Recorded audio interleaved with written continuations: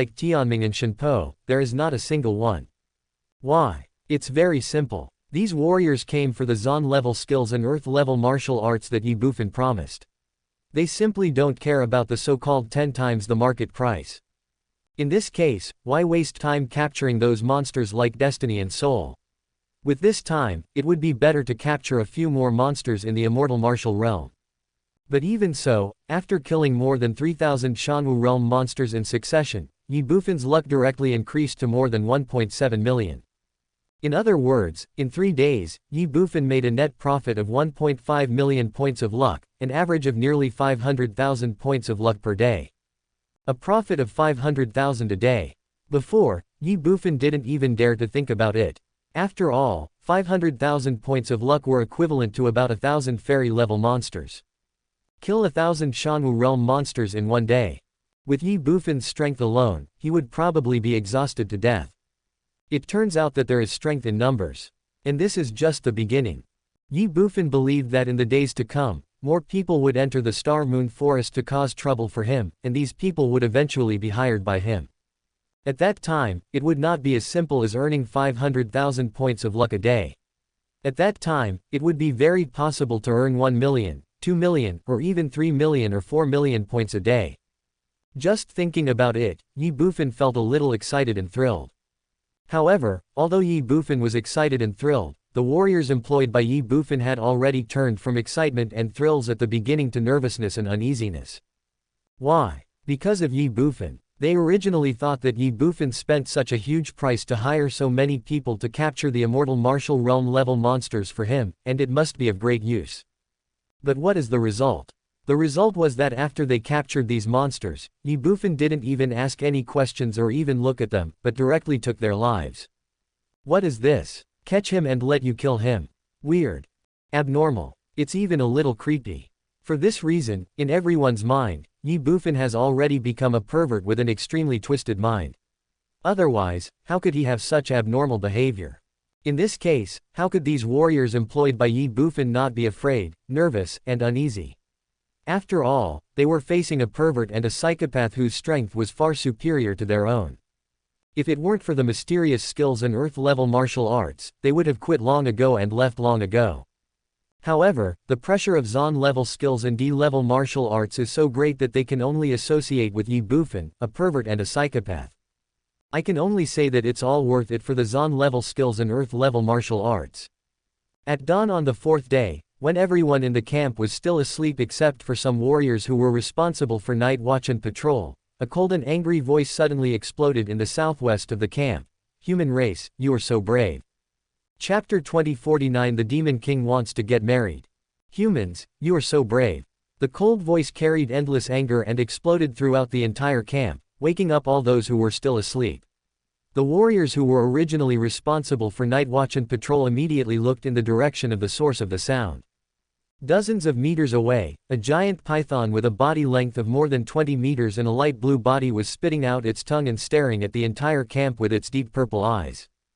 Behind the giant python, there were 13 equally huge monsters. The pressure released from them alone was enough to almost suffocate the warriors who were on night watch and patrol. This is obviously a monster that surpasses Taiyi's level. This is a demon beast from the Tiangong realm. And there were 13 of them. That's not all. The most terrifying thing was that when the warriors on night watch and patrol discovered the giant green python and the 13 Tiangong realm monsters, countless monsters surrounded them from all directions. Some of these monsters were from the Tianming realm, some were from the Shenpo realm, some were from the Shanwu realm and the Taiyi realm. There are many kinds of them, and their number has reached an extremely terrifying number. Faced with this sudden change, the warriors who were on night watch and patrol had to admit, or they had to face the fact, that is, they were surrounded by monsters. Gurgle. Thinking of this, the warriors couldn't help swallowing their saliva. They stood there stupidly, their legs trembling and their scalps numb. What's going on? Who is it? Damn it, you're calling my soul, it's so early in the morning, can't I sleep? At this moment, voices of anger and complaints suddenly rang out in the camp, and then all the warriors ran out of the tents one after another. This. Gurgle. After seeing the densely packed monsters coming from all directions, everyone in the camp couldn't help but swallow their saliva, and were speechless for a moment. The whole place was dead silent. The atmosphere is depressing. Ye Bufan was no exception in the crowd. He never expected that he and his group would be surrounded by a large group of monsters. But it was only a brief moment of distraction. Soon, Ye Bufan came back to his senses and locked onto the giant green python in the first possible moment. Ye Bufan felt an unprecedented sense of crisis from the giant green python. It was also the first time he felt the breath of danger after entering the Shanwu world. This giant python is very strong. How strong? Ye Bufan couldn't judge for the time being, but with Ye Bufan's current cultivation level of Tiangong realm, he couldn't see through the opponent's depth, so the opponent must be a strong man who surpassed the Tiangong level. This is a great monster from the Yuanfu realm. It is at least at the first level of Yuanfu. Call. When he thought of this, Ye Bufan's breathing stagnated, and a solemn look appeared in his eyes. If it was just a Yuanfu level monster, it would be easy to deal with. After all, no matter how powerful the Yuanfu was, it might be possible to defeat it.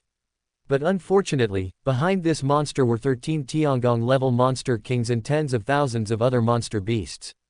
This was different. If a fight really broke out, their side would definitely not be a match for these monsters. Of course, compared to these, Ye Bufan was more curious about why this great monster from the Yuanfu realm would personally bring so many monsters to surround him.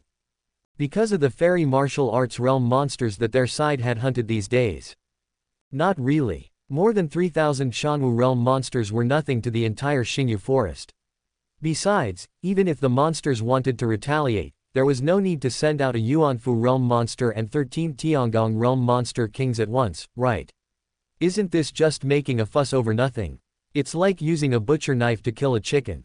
For this reason, Ye Bufan was a little confused and couldn't understand the demon clan's intentions for a while. While Ye Bufan was paying attention to the green giant python, the green giant python was also looking at Ye Bufan, and there was a very strange aura in its deep purple pupils. After a moment, the blue giant python looked at Ye Bufan calmly and said, "Human, are you the one who is wantonly hunting down the people in my territory?" That's right. Ye Bufan admitted it directly. Damn it. When Ye Bufan said this, the human warriors around him were shocked. They even looked at Ye Bufan with a hint of complaint and dissatisfaction in their eyes. After all, everyone can see that these monsters are here for revenge.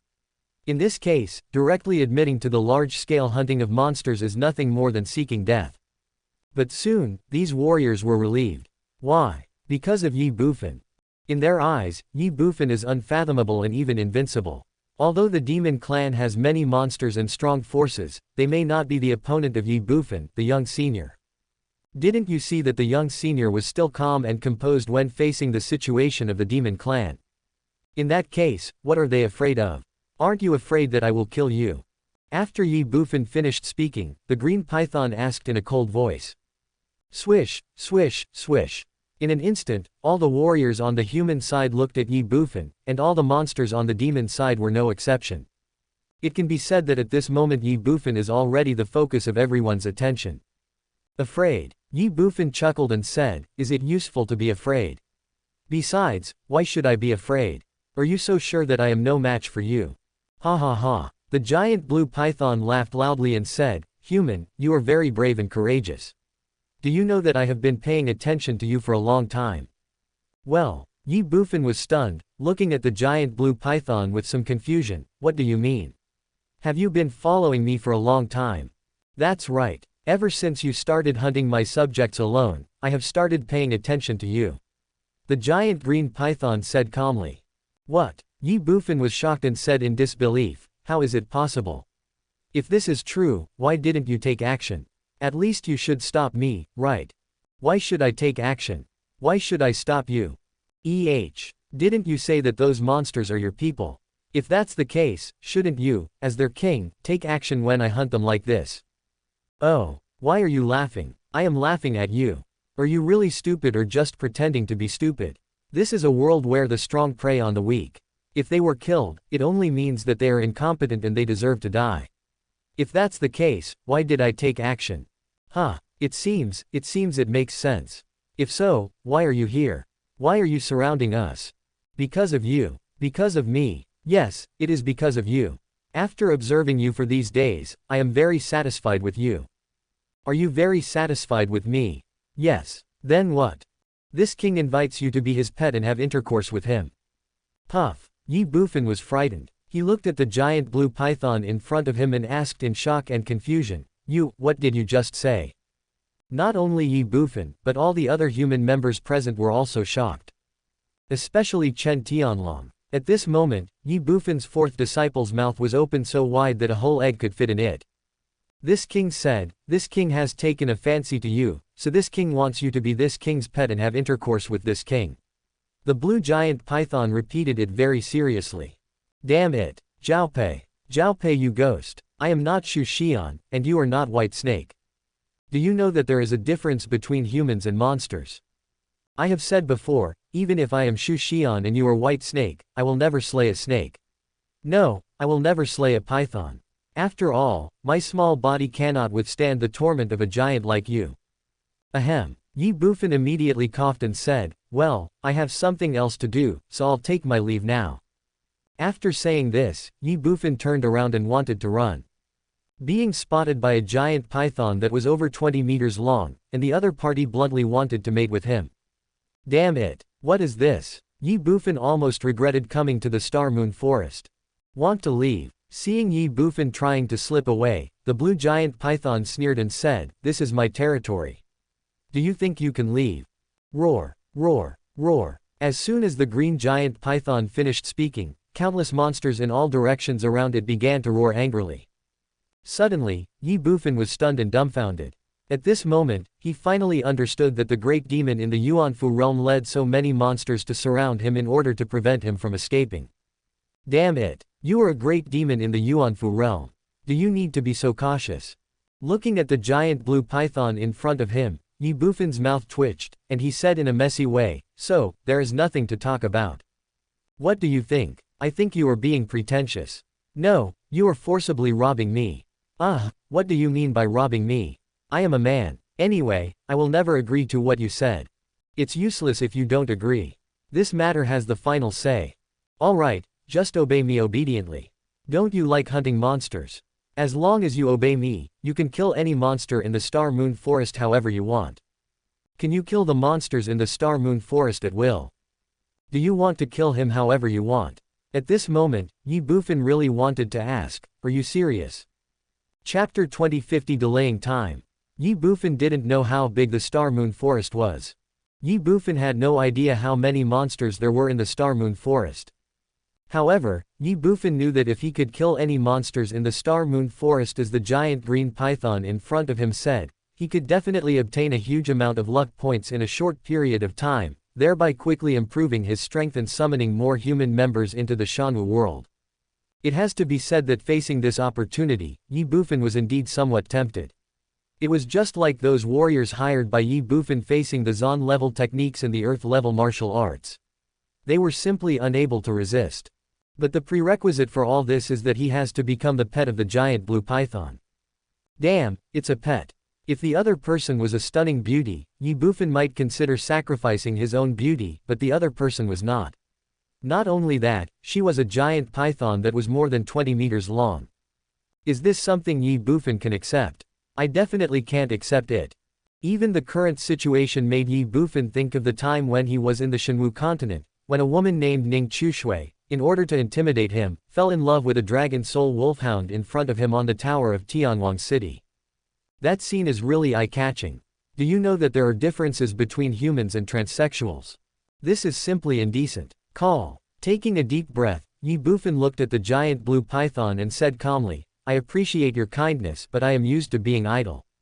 If you insist on keeping me in this Star Moon Forest, it would be more painful than killing me directly, so I can only refuse. When did I ever say I wanted to restrict your freedom? The blue giant python said this, and then added, as long as you make love with me and give birth to an heir, I can let you go at any time. Damn, you still want to have a baby with me. That's too much. The corner of Ye Bufan's mouth twitched. The others also had messy faces. How can I describe this demon king? Really, they were convinced and had no choice but to accept it. Ahem. The next second, Ye Bufan coughed lightly and said, how about you let me go back and think about it carefully? I'll give you an answer after I've thought it through. Oh. The blue giant python sneered, human, do you think I'm stupid? Let you go. Will you come back after I let you go? What's more, I never thought of asking for your opinion from the beginning to the end.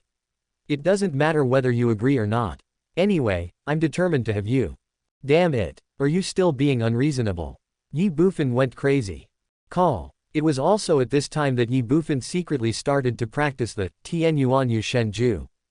There's no way, he is confident but not arrogant. There is a great demon in the Yuanfu realm, 13 demon kings in the Tiangong realm, and tens of thousands of demon beasts. Ye Bufan doesn't think that he can contend with them with his current cultivation level of the second level of the Tiangong realm. Fortunately, he has accumulated a lot of luck during this period of time. 1,700,000 luck. With Ye Bufan's current cultivation level of the second level of Tiangong, these good fortunes are enough to push his cultivation level to the fifth level of Tiangong. Although it may not be useful, it will at least increase the chances of winning. That is why Ye Bufan did not hesitate, and directly practiced the Tian Yuan Yu Shen Ju, in secret to consume his luck and improve his cultivation. But it takes time, so Ye Bufan had to buy time for himself. Hee. While practicing the Tian Yuan Yu Shen Ju, Ye Bufan smiled bitterly and looked at the giant blue python and said, "It seems that I have no choice. What do you think? In that case, I have a small request, I hope you can agree to it." What if the king doesn't agree? Is that so? If you don't agree, you may be disappointed. The most you can get is my body, but you will never get my heart. Of course, you may not care about these, but I can still commit suicide. If that happens, you will get nothing. Are you blackmailing me? I guess so. The giant blue python was furious. Then her expression turned cold and she said, "Tell me about it." Ye Bufan smiled and said, "It's not a big deal. Haven't you been secretly observing me for a long time? In that case, you must have noticed that I don't have any hobbies. I just like to kill monsters and bully the weak." After a pause, Ye Bufan continued, "Over the years, countless monsters have died at my hands. Some of them are from the Tianming realm, the Shenpo realm, the Shanwu realm, and the Tai realm, but none are from the Tiangong realm. So, I was thinking, can you let me kill a monster from the Tiangong realm for fun?" Damn it. Let you kill a Tiangong realm monster for fun? You are fucking crazy. As soon as Ye Bufan said this, all the human beings present were immediately shocked. This is the case with the human race. The demon clan was all furious. Especially the 13 monsters in the Tiangong realm. Court death. Presumptuous. Human boy, say it again if you dare. 13 Tiangong realm monsters glared at Ye Bufan and roared angrily. Shut up. But at this moment, the giant green python turned its head and roared at the 13 Tiangong realm monsters. The 13 Tiangong realm monsters immediately fell silent. The green giant python looked at Ye Bufan again and said, "What if I satisfy your request and you regret it again?" Shit, you're not really going to agree to him, are you? At this moment, not only the human race, but also all the monsters on the demon race were shocked, especially the 13 monsters in the Tiangong realm. They couldn't help but shiver. Regret. Ye Bufan shook his head and said, "I am a man of my words. I keep my promises and never lie to anyone, especially women." "As you wish." The green giant python said this in a cold voice, then swept its tail and directly wrapped around a tiger demon of the second level of Tiangong not far behind her. "My lord, please spare my life." The tiger demon let out a cry of surprise instantly. Unfortunately, the blue giant python ignored her. She used her tail to exert some force, and the tiger demon fainted immediately. Then she used her tail to slam the tiger demon of the Tiangong second heaven in front of Ye Bufan and said, "Kill it." Seeing this scene, Ye Bufan was completely stunned. You agree now. He originally wanted to embarrass the giant green python in this way so as to buy himself some time to improve his cultivation, but he didn't expect that the giant green python would agree directly. This is the demon king of the Tiangong realm. Are you really willing to do so? Don't you feel any pain at all?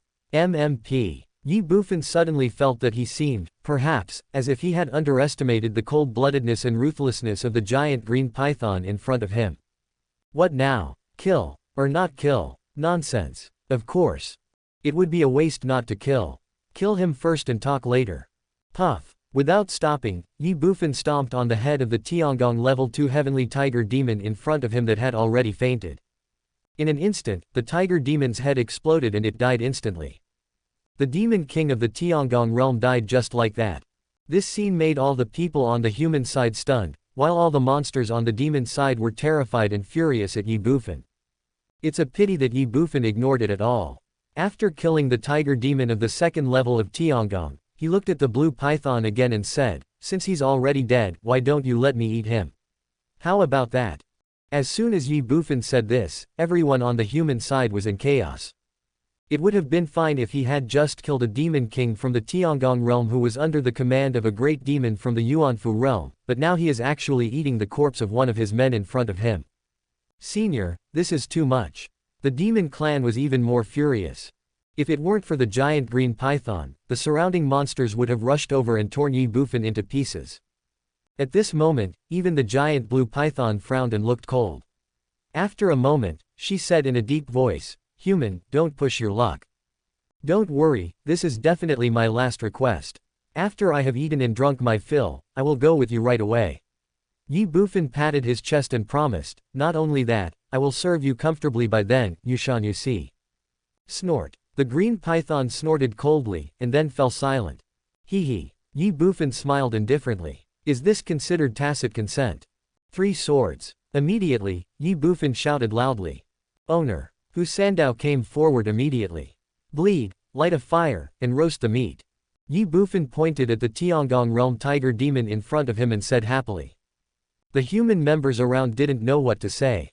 This guy actually wanted to eat a demon king from the Tiangong realm in front of the great demon from the Yuanfu realm. The most important, or most unbelievable, thing was that the great demon from the Yuanfu realm actually acquiesced. What the hell was going on? Of course, compared to all these, the people present were more concerned about what they should do.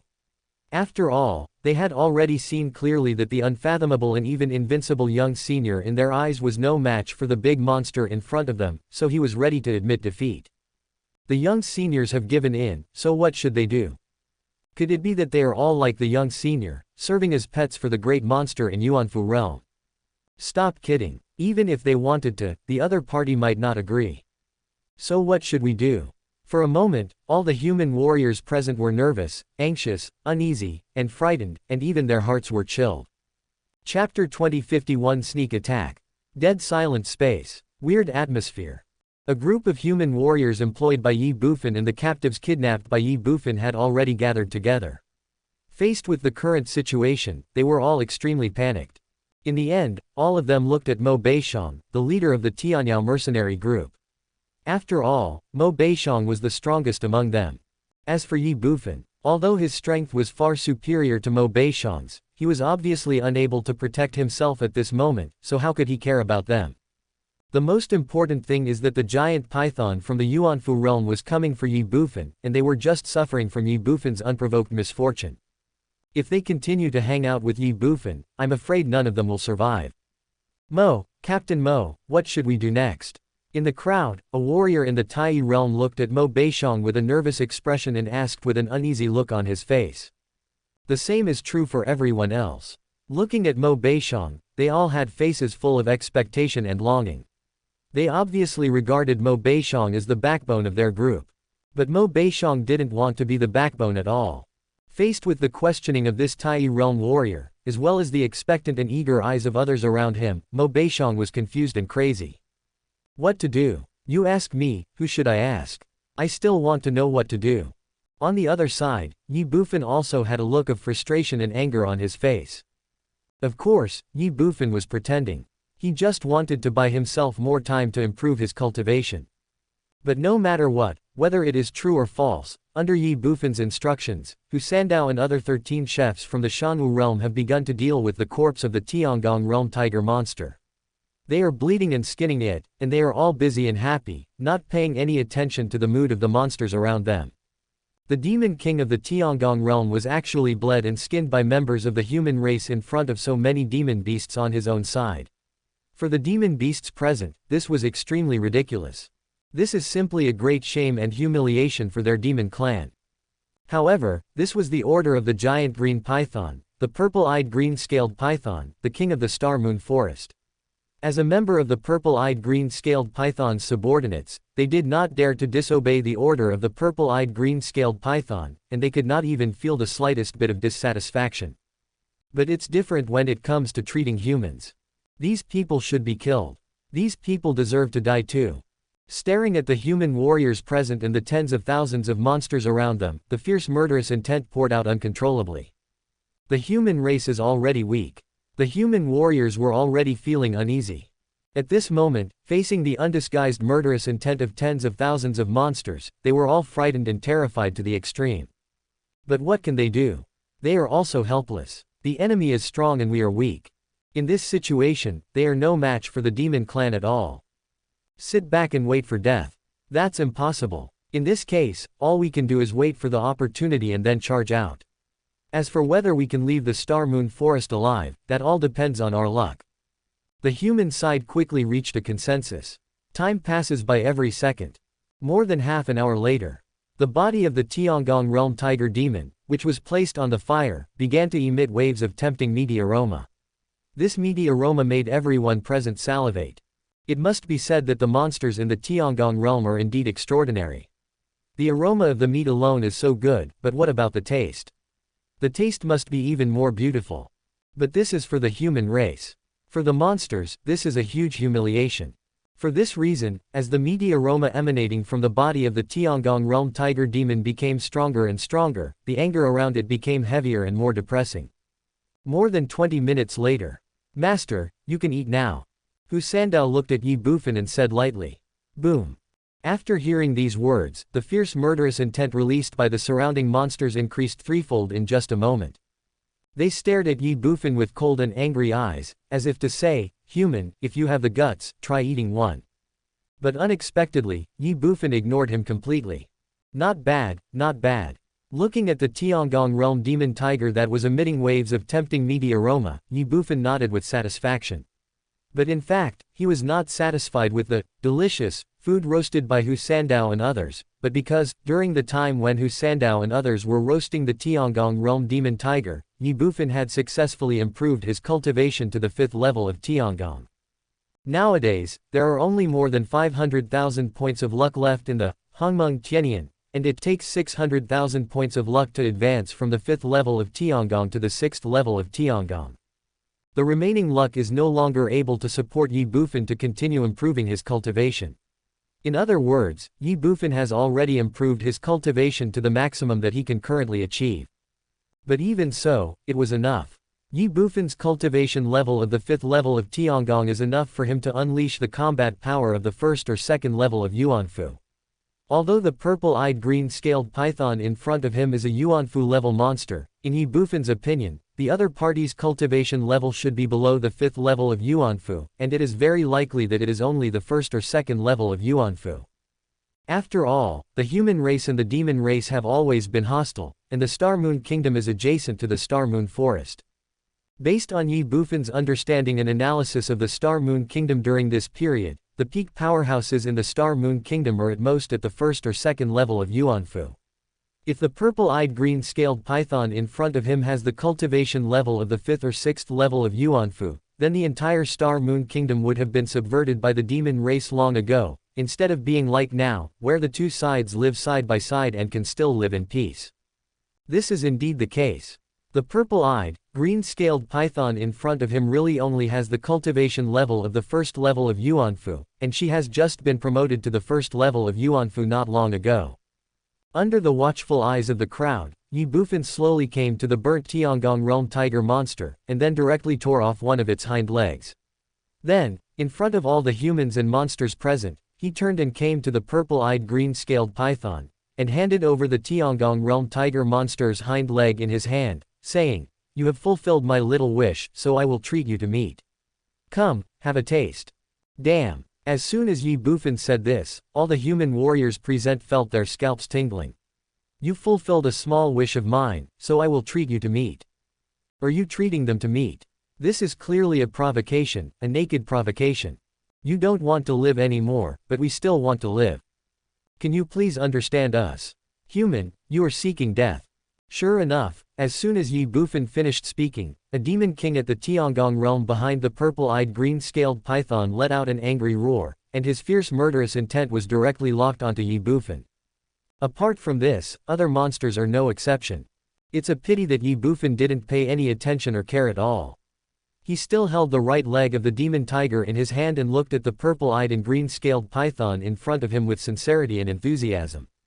At this moment, the purple-eyed green-scaled python was already furious, but she still held back and said, "No, this king is not used to it. Can't get used to it." Ye Bufan was stunned at first, then he responded with an, "Oh," and said, "Look at my memory. You monsters have always eaten raw food, so you are naturally not used to eating cooked food." Changing the subject, Ye Bufan said, "But then again, this cooked food is much more delicious than raw food. If you don't believe me, try it." As soon as he finished speaking, Ye Bufan threw the demon tiger's hind legs in his hand directly towards the purple-eyed and green-scaled python in front of him. Son of AB*TCH. The purple-eyed green-scaled python was already burning with rage.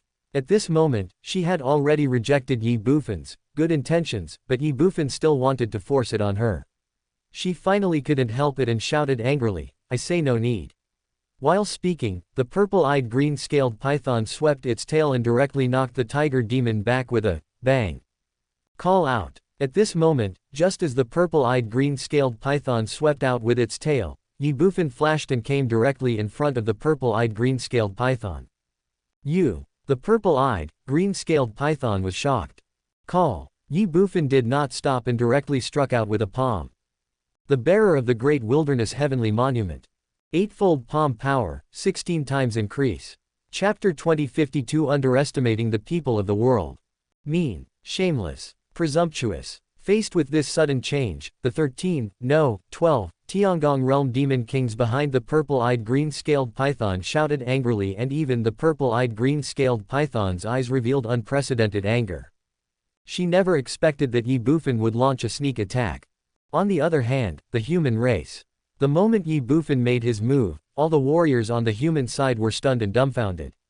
They originally thought that Ye Bufan would surrender, but they didn't expect that he would actually take the initiative to launch a sneak attack on the purple-eyed green-scaled python.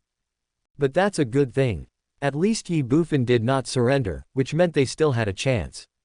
In fact, at this moment, they wished that Ye Bufan could kill the purple-eyed, green-scaled python in front of him with just one palm.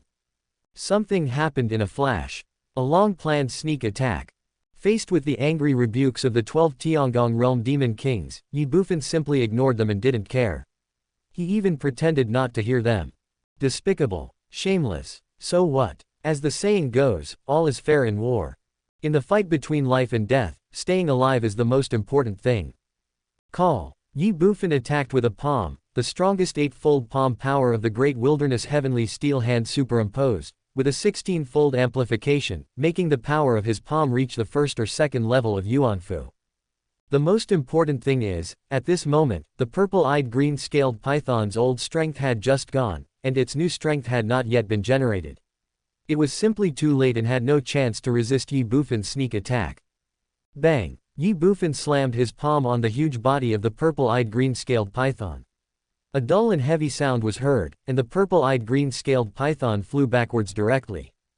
Bang! Bang! Bang! In the blink of an eye, the purple-eyed and green-scaled python knocked down 3 trees as thick as a human waist in succession, and then its huge body fell heavily onto the open space more than 10 meters away. "Your Majesty! Your Majesty! Your Majesty!" Seeing this scene, the 12 demon kings in the Tiangong realm shouted in shock. Roar! Roar! Roar! The other monsters also roared angrily. The human race was overjoyed. A palm strike sent the purple-eyed, green-scaled python from the Yuanfu realm flying. The young senior is really awesome. The human race was overjoyed, but Ye Bufan frowned. He looked at the purple-eyed, green-scaled python more than 10 meters away with heavy eyes, and an ominous premonition emerged in his heart. Really? Ha ha ha. In just a moment, the purple-eyed green-scaled python that was more than 10 meters away had already raised its huge head, looked at Ye Bufan, and laughed loudly. Good, very good, very good. Changing the subject, the purple-eyed, green-scaled python said, "Human, since that move just now was a sneak attack, then I think it should be the strongest attack you can perform, right?" Ye Bufan frowned. The purple-eyed, green-scaled python continued, "Do you know why I agreed to your impolite request before? Do you know why I was already furious but still forbearing? Because, I cannot see through you. Yes, I just can't see through it. Although I have been observing you in secret for a long time, I still cannot tell what level of warrior you are. In my eyes, you are like a mysterious existence. So, this king has been forbearing all this time. So, even though you were ready to surrender and had already shown your incompetence, I did not directly take action to abduct you by force. But now, although you attacked me by surprise, I also saw through your strength. Since the attack just now was a sneak attack, then it must be your strongest attack, right? The second level of Yuanfu, very good strength. But this is not enough. Although I have just advanced to the Yuanfu realm and have only reached the first level of Yuanfu cultivation, my combat power has already reached the sixth level of Yuanfu. You are doomed to fail. So, just obey me obediently. Buzz. Hearing this, Ye Bufan's heart was shocked. Just promoted to Yuanfu realm. He only has the cultivation level of the first level of Yuanfu, but has the combat power of the sixth level of Yuanfu. At this moment, Ye Bufan suddenly came to his senses, or rather, he finally realized that despite all his calculations, he had missed the most important point, which was that cultivation was not equal to combat power. Just like myself, I currently only have the cultivation level of the fifth level of Tiangong, but I can burst out the combat power of the first or second level of Yuanfu. If this is the case, if I can fight across levels, why can't others? I can only say that I underestimated the people in this world. The combat power of the sixth level of Yuanfu. Facing the purple-eyed, green-scaled python in front of him, Ye Bufan was helpless and even angry. Hold head high. The purple-eyed, green-scaled python let out a long howl, and then rushed straight towards Ye Bufan. Previously, she had been worried about Ye Bufan's strength and had not taken action yet. Now that she knew Ye Bufan's strength, she naturally would not continue to endure. Boy, from now on, you will stay in this Star Moon Forest and serve me as my pet.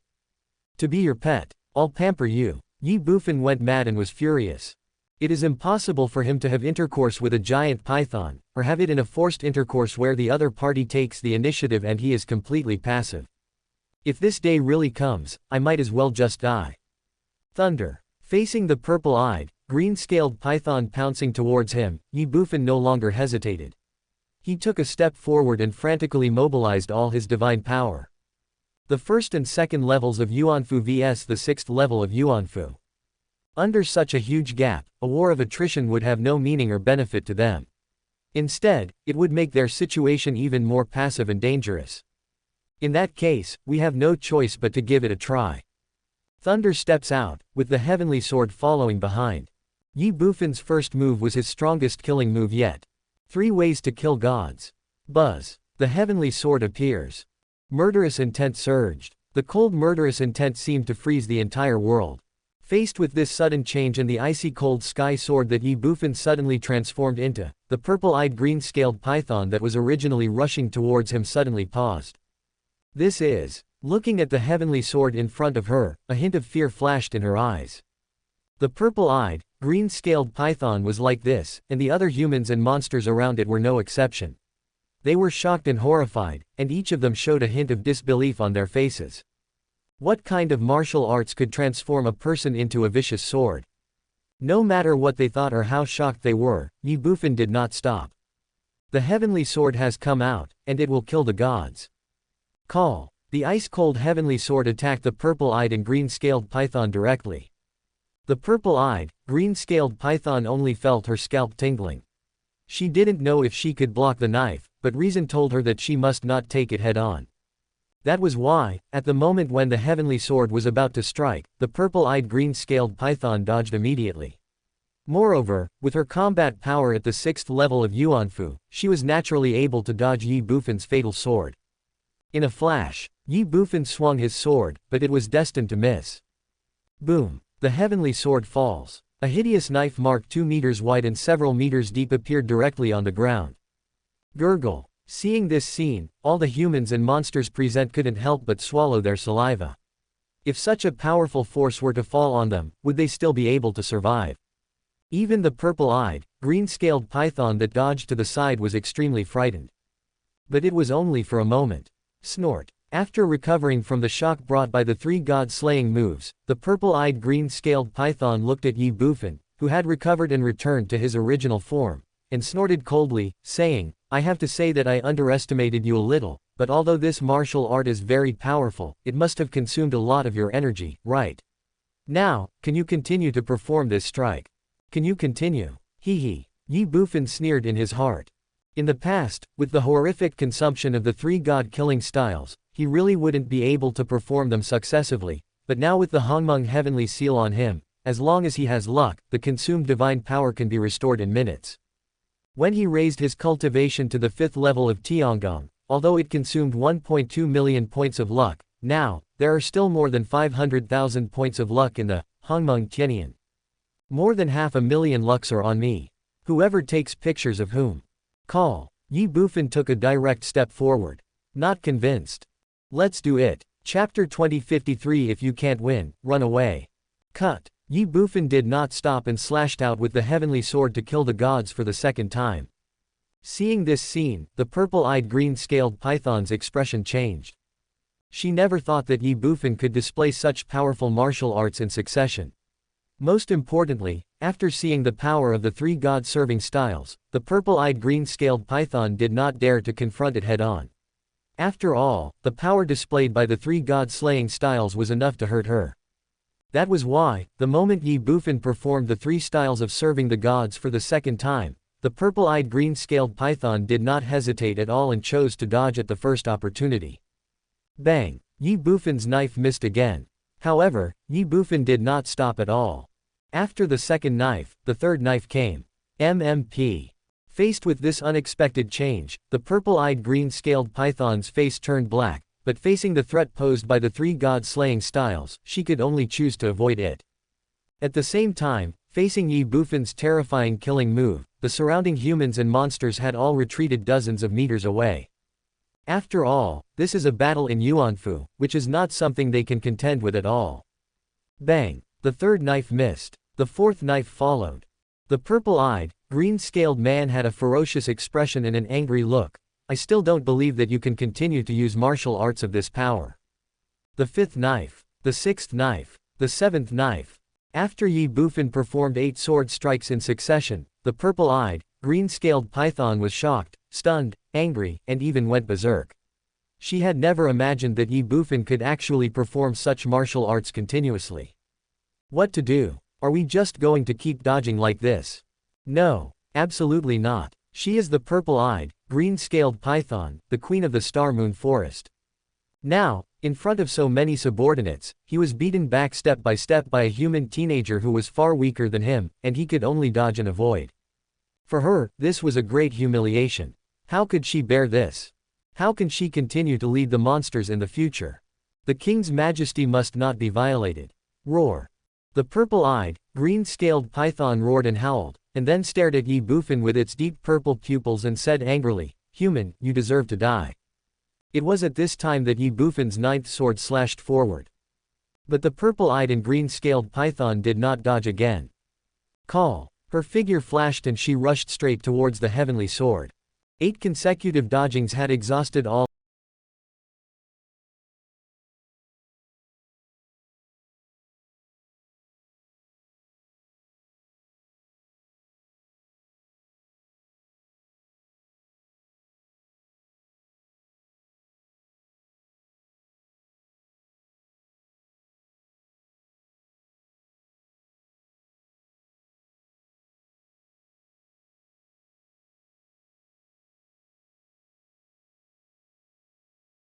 In the deep pit, the heavenly sword transformed by Ye Bufan was in a stalemate with the purple-eyed green-scaled python. Ye Bufan's heavenly sword was seen clinging to the purple-eyed green-scaled python's tail, while a layer of light blue energy film appeared around the purple-eyed green-scaled python. The cyan energy film tightly isolated Ye Bufan's heavenly sword blade from the purple-eyed green-scaled python's scales, making it difficult for the heavenly sword's power to hurt the purple-eyed green-scaled python in the slightest. This is the body-protecting Tiangong, a special ability of Tiangong realm warriors. Its function is somewhat similar to Ye Bufan's Tiangong Fumo Gong, except that Ye Bufan's Tiangong Fumo Gong can only defend against attacks from fists and feet, but cannot withstand the damage caused by weapons. Of course, Ye Bufan's Tiangong Fumo Gong can both defend and rebound damage, while the body-protecting Tiangong of Tiangong realm warriors can only defend, but cannot rebound damage. All in all, each has its own strengths. At this moment, the purple-eyed green-scaled python's protective Tiangong directly blocked the power of Ye Bufan's heavenly sword, protecting itself from harm. But the body-protecting Tiangong is not invincible. That is why, facing Ye Bufan's god-killing heavenly sword, the purple-eyed green-scaled python's body-protecting heavenly gang could only hold out for a moment. Bang! Under the heavenly sword, the chi was destroyed. Base. Ye Bufan slashed directly at the scales of the purple-eyed green-scaled python with his sword. Sparks flew out and the scales of the purple-eyed green-scaled python were directly shattered. Puff! The next second, blood splattered. A 7 or 8 inch wound appeared directly on the tail of the purple-eyed, green-scaled python, and blood spurted out of the wound like a spring. Roar! The purple-eyed, green-scaled python felt so much pain that it couldn't help but let out a long howl. At the same time, her huge snake tail, with the force of thunder, swept down fiercely on Ye Bufan's body. Bang! A dull and heavy sound was heard, and Ye Bufan's body flew backwards like a kite with a broken string, and landed heavily on the ground with a bang 10 meters away. A lightning-fast confrontation. Blood was oozing from the corner of Ye Bufan's mouth. The purple-eyed and green-scaled python's wound was bleeding. The two seemed evenly matched, and both suffered losses. But that is not the case. It was only a 7 or 8 inch wound, which was nothing for the purple-eyed green-scaled python's body that was more than 20 meters long. Such a wound only caused him pain. But Ye Bufan is different. The attack from the purple-eyed green-scaled python just now had caused him considerable internal injuries. This was because Ye Bufan's physical body had also reached the 5th level of the Tiangong heaven. Otherwise, if it were any other martial artist of the 5th level of the Tiangong heaven, after being hit by the purple-eyed green-scaled python, even if he didn't die, he would be half-crippled. The next second, Ye Bufan covered his chest, stood up with great effort, and wiped the blood from the corner of his mouth. He looked at the purple-eyed green-scaled python and smiled calmly, not bad. While speaking, Ye Bufan secretly started to practice the Tian Yuan Yu Shen Ju. For Ye Bufan, although the injury was serious, as long as he had good luck, he would be able to recover quickly through the Tian Yuan Yu Shen Ju. It's a pity that the purple-eyed and green-scaled python is unaware of this. Faced with Ye Bufan's extremely provocative words, and the harm she had caused to itself, the purple-eyed green-scaled python was so angry that it was about to lose its mind. Roar! She let out a long howl. Then he no longer hesitated and rushed towards Ye Bufan with thundering rage.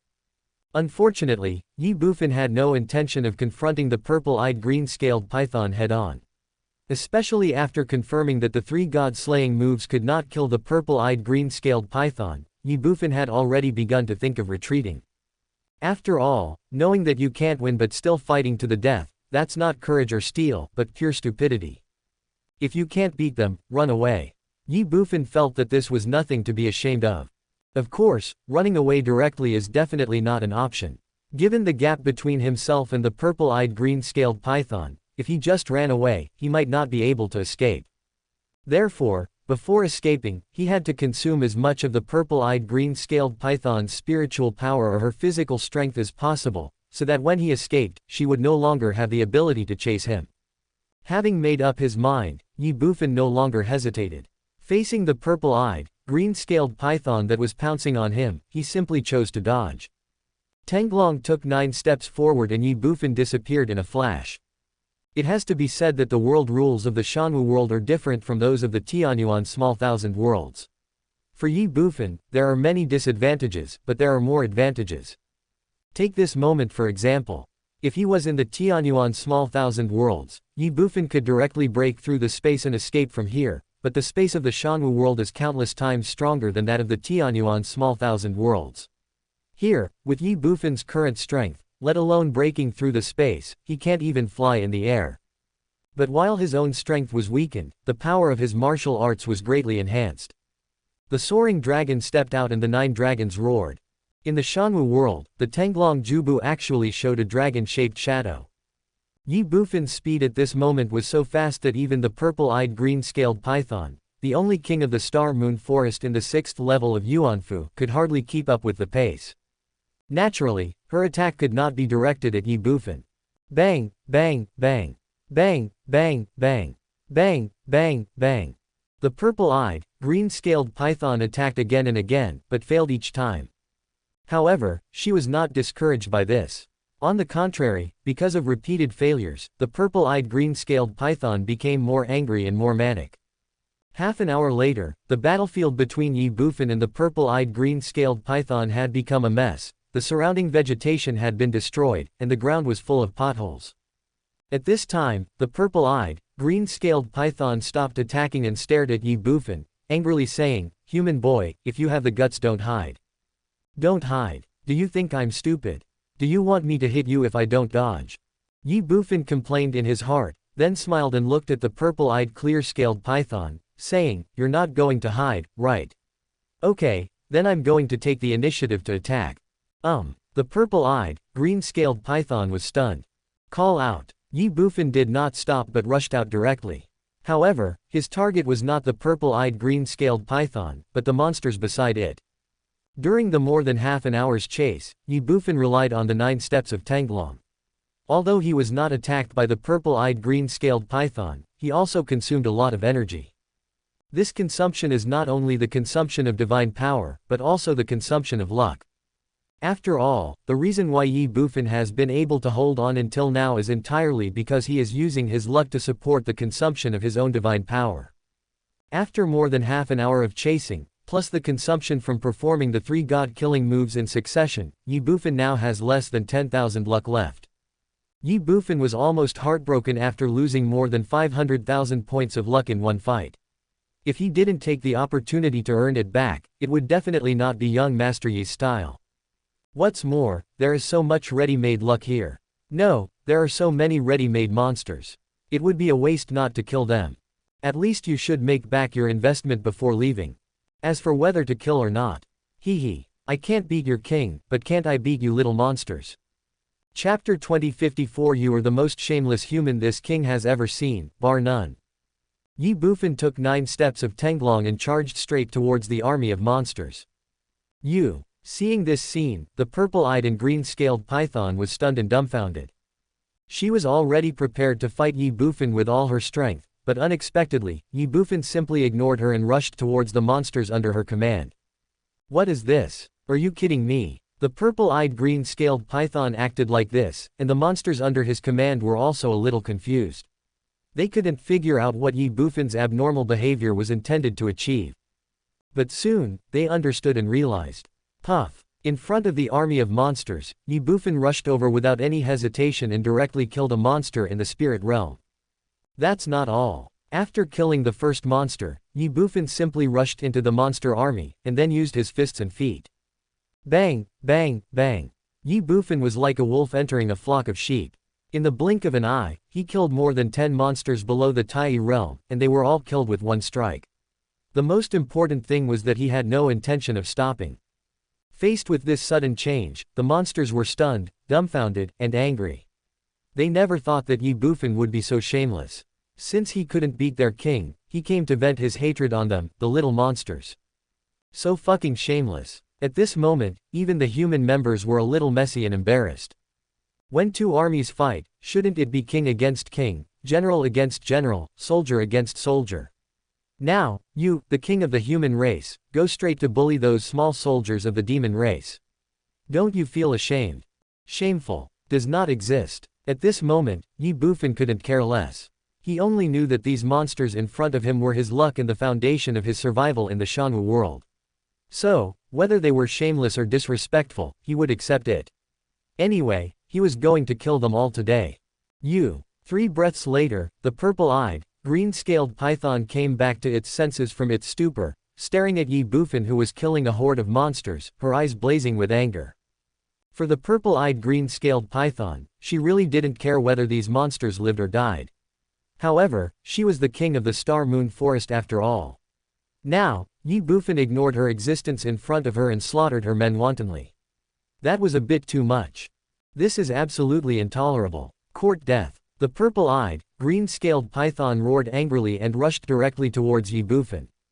Call out. Among the army of monsters, the purple-eyed green-scaled python had just arrived, and before she could make a move, Ye Bufan had already taken the 9 steps of the Tenglong and appeared in the other direction of the army of monsters. At the same time, he used the Great Wilderness Sky Steel Hand to strike out one after another, just like chopping melons and vegetables, unscrupulously reaping the lives of the surrounding monsters. Seeing this scene, the purple-eyed green-scaled python was confused and crazy. She swore that she had never met a human as shameless as Ye Bufan in her lifetime. But what can she do? She was also helpless. She is also very tired. Stop him for me. Immediately, the purple-eyed and green-scaled python let out an angry roar. She always remembered that there was not only herself here, but also the 12 demon kings of the Tiangong realm under her command. Since she alone could not do anything to Ye Bufan, she would let the 12 demon kings cooperate with her to take down Ye Bufan. As for those monsters in the Tai realm, or below the Tai realm, they were actively ignored by the purple-eyed green-scaled python. After all, with their strength, they were no match for Ye Bufan. Swoosh, swoosh, swoosh. As soon as the purple-eyed green-scaled python finished speaking, the 12 Tiangong realm demon kings rushed towards Ye Bufan together, preparing to capture Ye Bufan together with the purple-eyed green-scaled python. It's a pity that they underestimated Ye Bufan's shamelessness. The demon king of Tiangong realm. Under normal circumstances, Ye Bufan might be interested in competing with them. After all, every demon king in the Tiangong realm has at least 10,000 points of luck. But now, there are monsters everywhere. Will Ye Bufan bother with these Tiangong realm monster kings? Stop kidding. With Ye Bufan's current strength, although he can completely defeat the Tiangong realm level demon king, it takes time, at least tens of seconds, or even longer. With this much time, Ye Bufan might as well kill a few more Tai realm or Shanwu realm monsters. After all, Ye Bufan could kill monsters of this level with one strike. Quantitative change leads to qualitative change. Ye Bufan believed that in the current situation where monsters were everywhere, the luck he could gain by killing monsters below the Tiangong level in the same amount of time would definitely far exceed that of directly killing monsters at the Tiangong level. If that's the case, why should I bother with these demon kings in the Tiangong realm? To use Qian Duoduo's words, Mr. Qian makes tens of millions of dollars every minute, so how could he be interested in the tiny profits you bring? Hee hee. Go play sometime. That was why, when the 12 Tiangong realm demon kings and the purple-eyed green-scaled python surrounded and attacked him, Ye Bufan chose to avoid them. Anyway, there are monsters everywhere here, and we can kill them wherever we go. Under the 9 steps of Tenglong, Ye Bufan kept changing his position and continued to reap the lives of the surrounding monsters.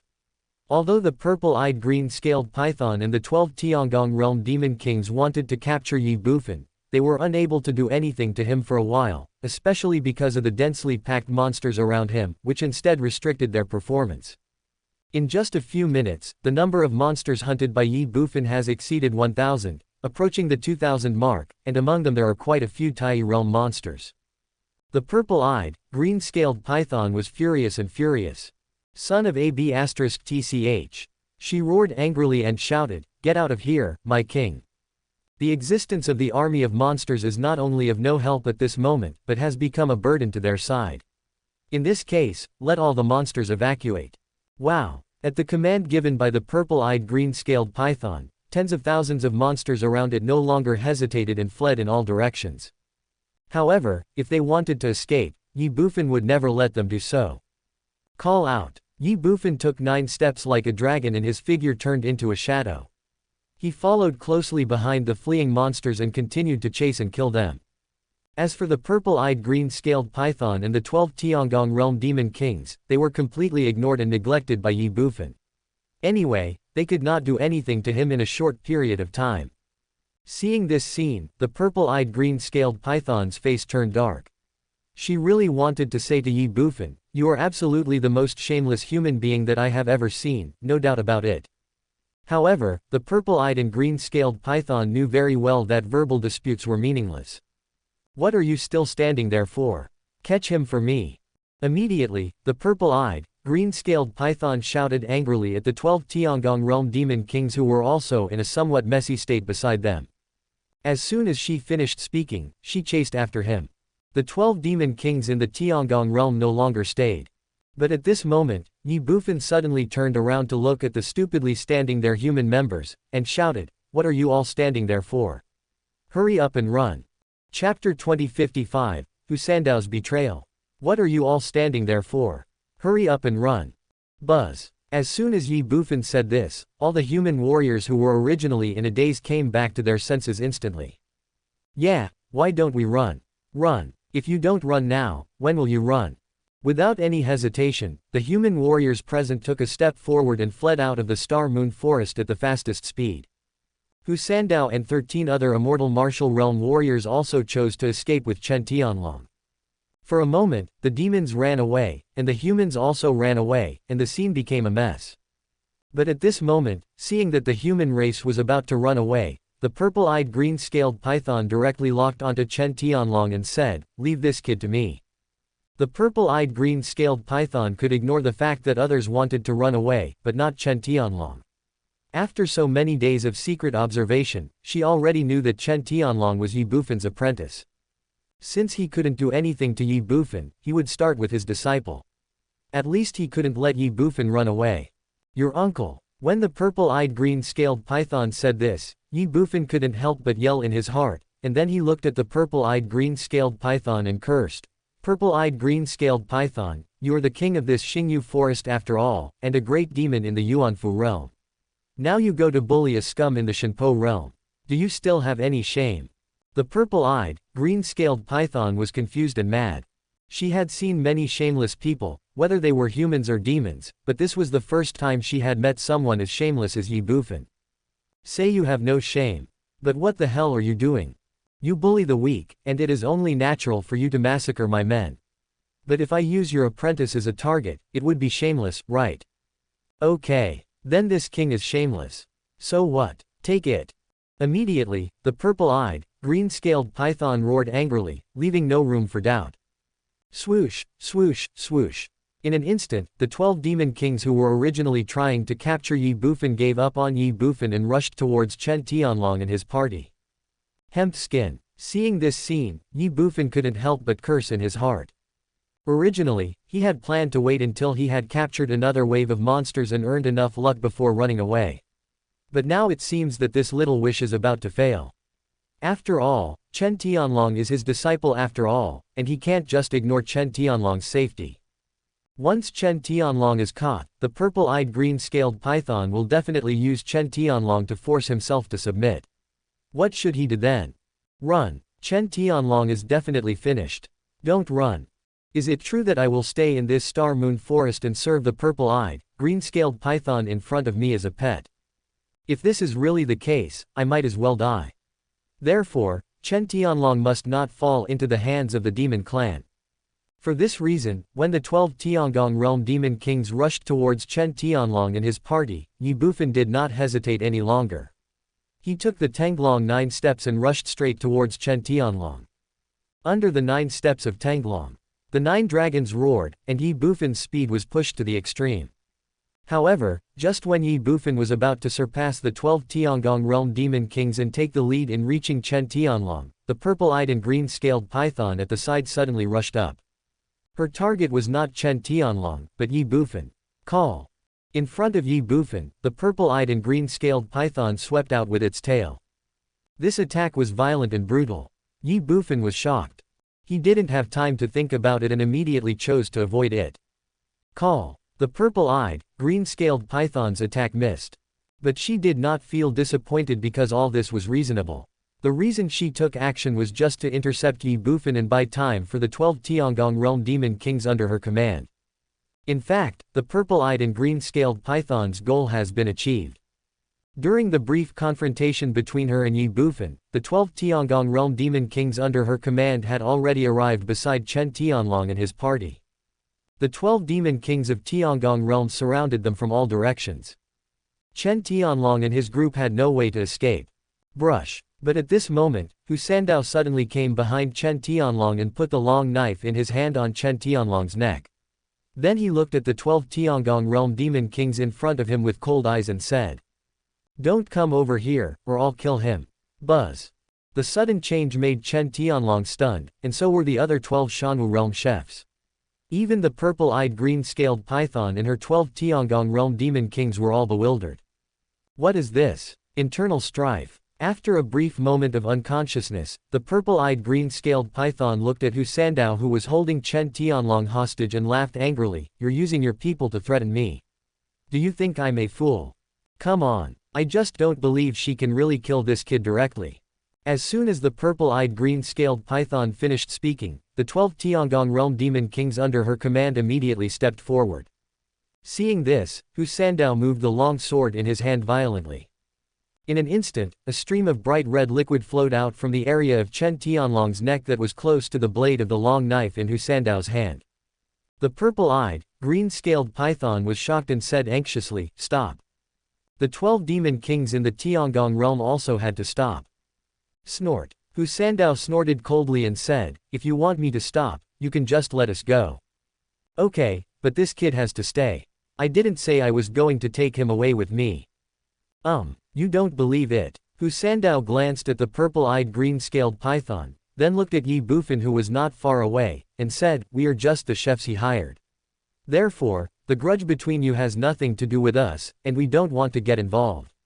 Let us go, and this kid is yours. Otherwise, at worst, we can just part ways." The purple-eyed, green-scaled python looked at Hu Sandao with a suspicious look, and then looked at Ye Bufan not far away. At this moment, Ye Bufan's brows were furrowed, his face full of anger, as if Hu Sandao's betrayal at the last minute had angered him. But even so, the purple-eyed green-scaled python still couldn't be sure whether what Hu Sandao said was true or false, nor did it know whether the relationship between them and Ye Bufan was really just an employment relationship.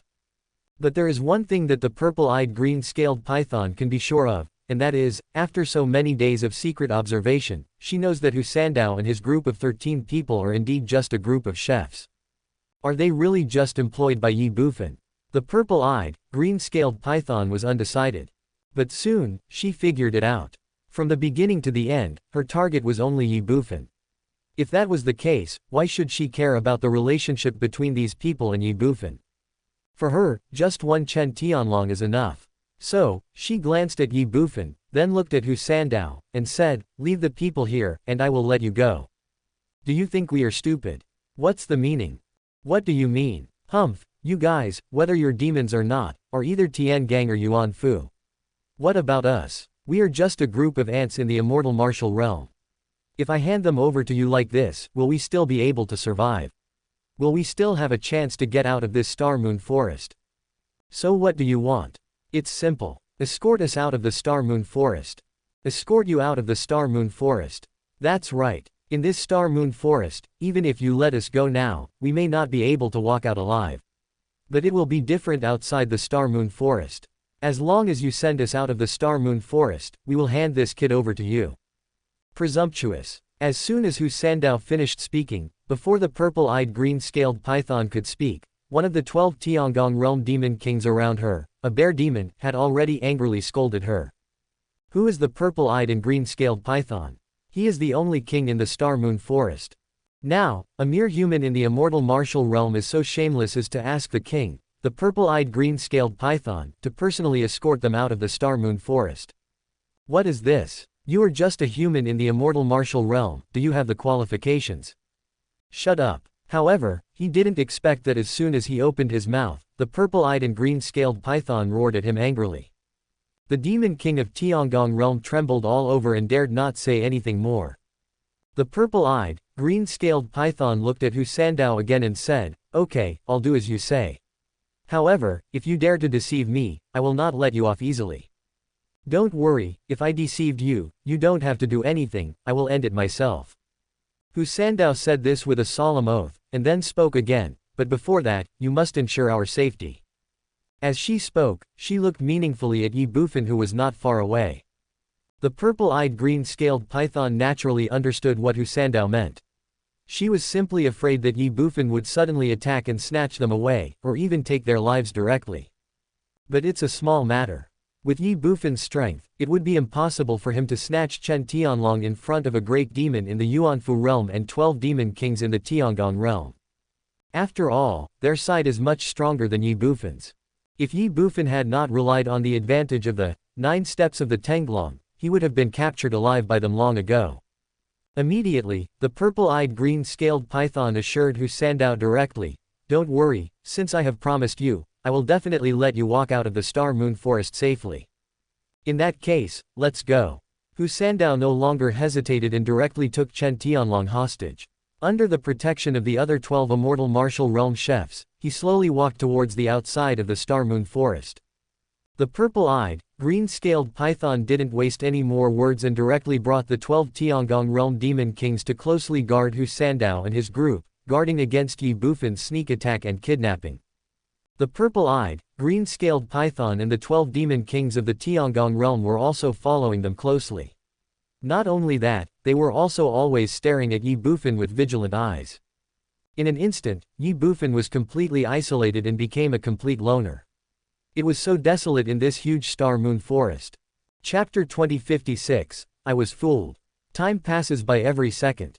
Hu Sandao and his group held Chen Tianlong hostage and walked cautiously out of the Star Moon Forest. During this time, they were also constantly on guard against sneak attacks and kidnappings by the demon clan. But they were obviously worrying too much.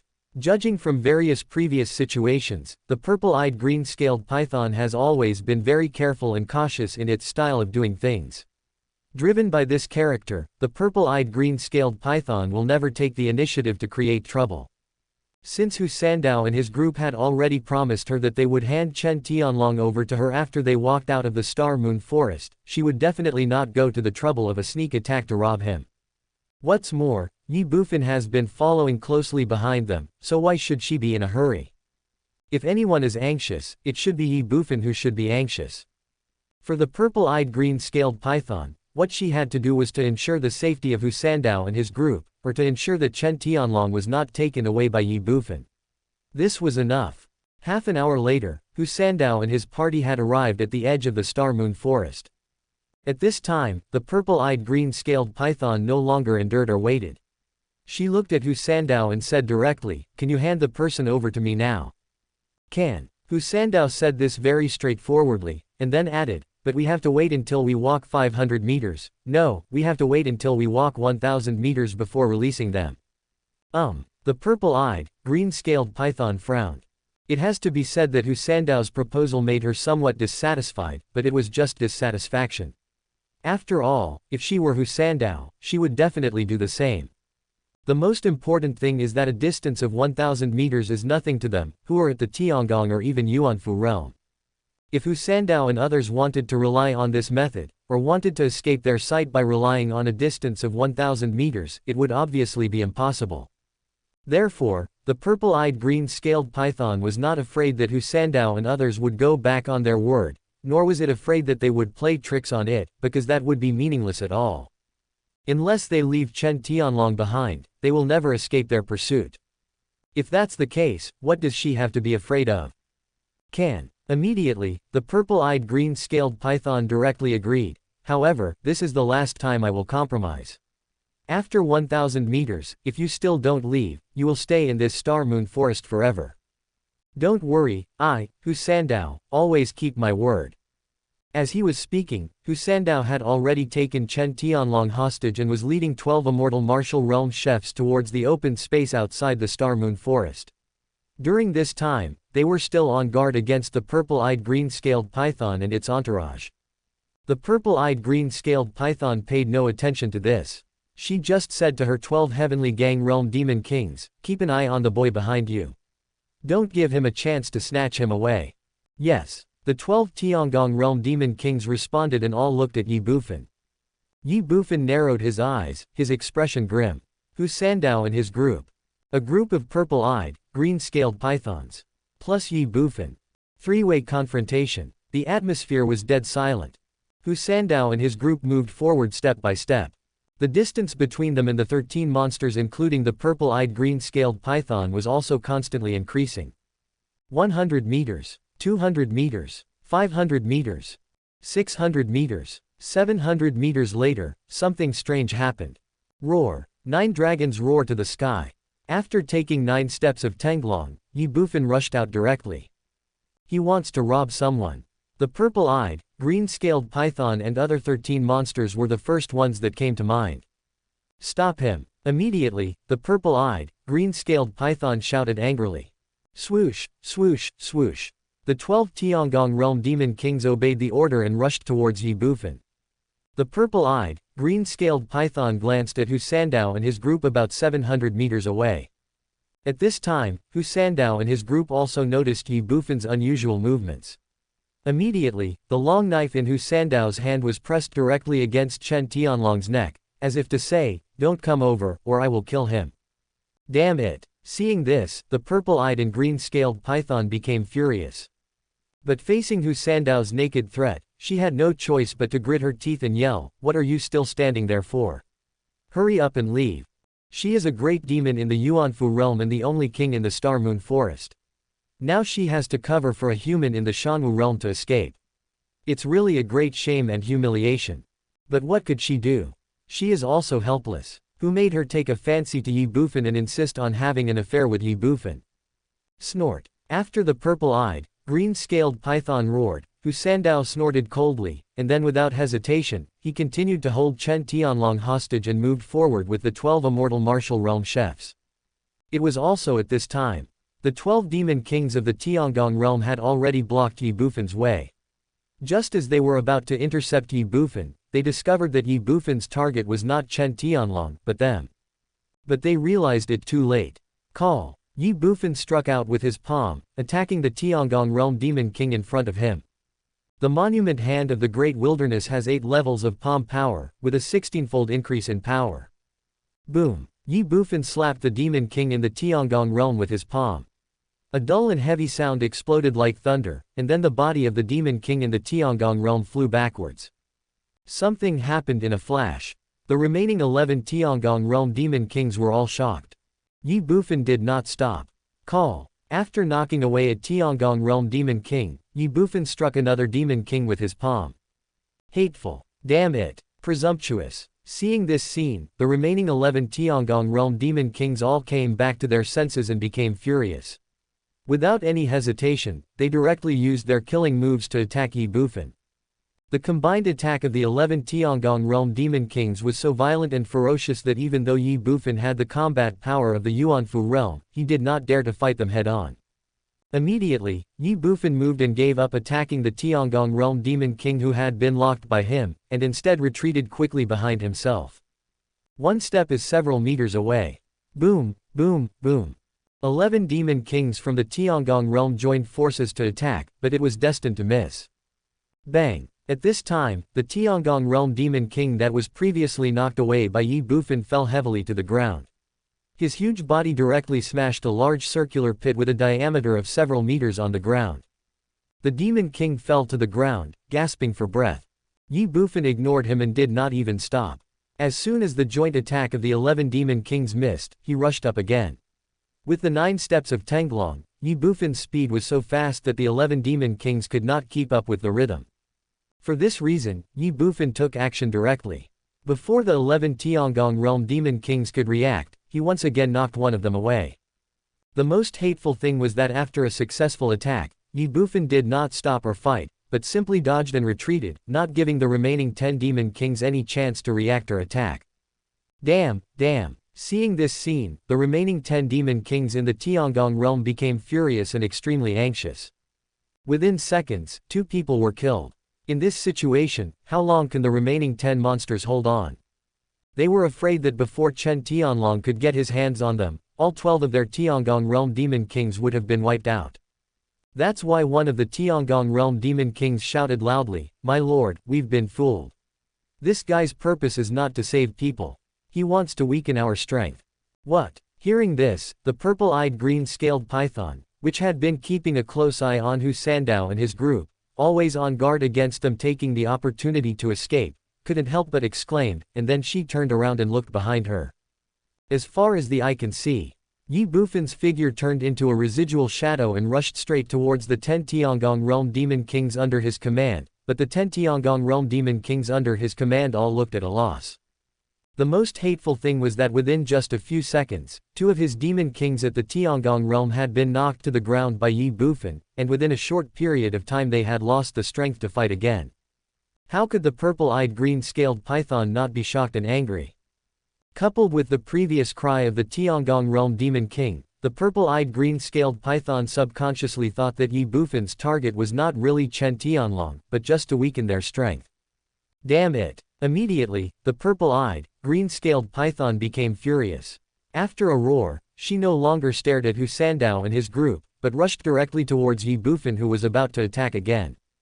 Don't think that the purple-eyed green-scaled python really doesn't care about the demon kings under her command just because she was willing to sacrifice a demon king of the Tiangong realm in order to please Ye Bufan. Actually, not entirely true. The reason why the purple-eyed green-scaled python did this before was simply because she could still afford a demon king in the Tiangong realm. Or, in other words, in her eyes, exchanging a demon king for Ye Bufan was definitely not a loss. Of course, it is limited to a demon king in the Tiangong realm. If there are more, it won't work. After all, there are only 13 Tiangong realm demon kings in the entire Star Moon Forest. Now one of the 13 demon kings in the Tiangong realm has died and 2 have been seriously injured. If Ye Bufan kills a few more of them, it will be disastrous. So, the purple-eyed green-scaled python attacked without hesitation, and she had to attack as well. As for Chen Tianlong, Hu Sandao and others, at this moment, the purple-eyed and green-scaled python could no longer care about so many things. However, things in this world are always unpredictable. At the moment when the purple-eyed and green-scaled python rushed towards Ye Bufan suddenly changed direction. He was originally preparing to attack the 10 Tiangong realm demon kings, but suddenly he rushed towards Chen Tianlong and his group not far away. Buzz. Faced with this sudden change, the purple-eyed green-scaled python couldn't help but be shocked. She widened her eyes, and 3 words instantly emerged in her mind: I've been fooled. Unfortunately, it's too late. She was in a rapid state and had no way to change her direction at this moment, nor did she have the ability to intercept Ye Bufan under such circumstances. Call out. In the blink of an eye, Ye Bufan's figure had passed by the purple-eyed green-scaled python. A cool breeze blows on your face. The purple-eyed and green-scaled python was furious. Chapter 2057 Human Race, You Can't Escape. As the king of the Star Moon Forest, the purple-eyed green-scaled python is not only not stupid, but even very smart. At this moment, she understood clearly that she had been fooled. Hu Sandao and his group were in the same group with Ye Bufan, and their so-called hostage-taking of Chen Tianlong was all fake. But it was too late. Ye Bufan's figure quickly passed by the purple-eyed and green-scaled python. It's unintentional. One step ahead means being ahead at every step. Even if the purple-eyed and green-scaled python wanted to intercept it at this moment, it was too late. Something happened in a flash. Ye Bufan arrived beside Chen Tianlong in an instant. Damn human race. At this time, the purple-eyed green-scaled python had stabilized its body. She came to her senses, glared at Ye Bufan, and said, "Kill them all for me." As the king of the Star Moon Forest, the purple-eyed green-scaled python has its limits in patience. Although she wanted Ye Bufan to be her pet and have intercourse with her, Ye Bufan's repeated provocations had obviously angered her. The purple-eyed green-scaled python was furious and had lost all its patience. Human race. A pet. Jiaopei. Since you can't get it, just destroy it. Call out. As soon as he finished speaking, the purple-eyed, green-scaled python rushed out. At this moment, she had already formed the intention to kill. Roar, roar, roar. After the purple-eyed green-scaled python, the remaining Master Tiangong realm demon kings also roared angrily, and then followed the purple-eyed green-scaled python and rushed towards Ye Bufan and his group. The 11 monsters were full of murderous intent and came with great momentum. Oh, Ye Bufan sneered. If it were before, facing the purple-eyed green-scaled python with murderous intentions, he might really be in trouble. But now, since he has come to Chen Tianlong's side and is now outside the Star Moon Forest, there is nothing to be afraid of facing this great demon in the Yuanfu realm and 10 demon kings in the Tiangong realm. Want to catch yourself? Maybe next life. Ye Bufan waved his hand. In an instant, a human member appeared in front of him out of thin air. Although these human members have no cultivation and are even as weak as ants, they have the advantage of numbers. Moreover, all Ye Bufan needs to summon them is a little luck from each person. 100,000 people means 100,000 points of luck. Although Ye Bufan's previous crazy slaughter in the Star Moon Forest did not recover all his losses, he did earn back more than 200,000 points of luck. That is why Ye Bufan can still afford the loss of these 100,000 points of luck. 100,000 people suddenly descended upon the Shanwu world. The dark mass blocked the way between Ye Bufan and the purple-eyed and green-scaled python. At a glance, it seemed that there were people everywhere. Faced with this sudden change, the purple-eyed green-scaled python and the 10 Tiangong realm demon kings under her command could not help but stop. They were stunned and stupid. Who are these people? Where are they from? Appearing out of thin air. Is this a magic trick? The demon clan was confused. The human race did not stop for even a moment. Kill. Endless shouts of killing rang out.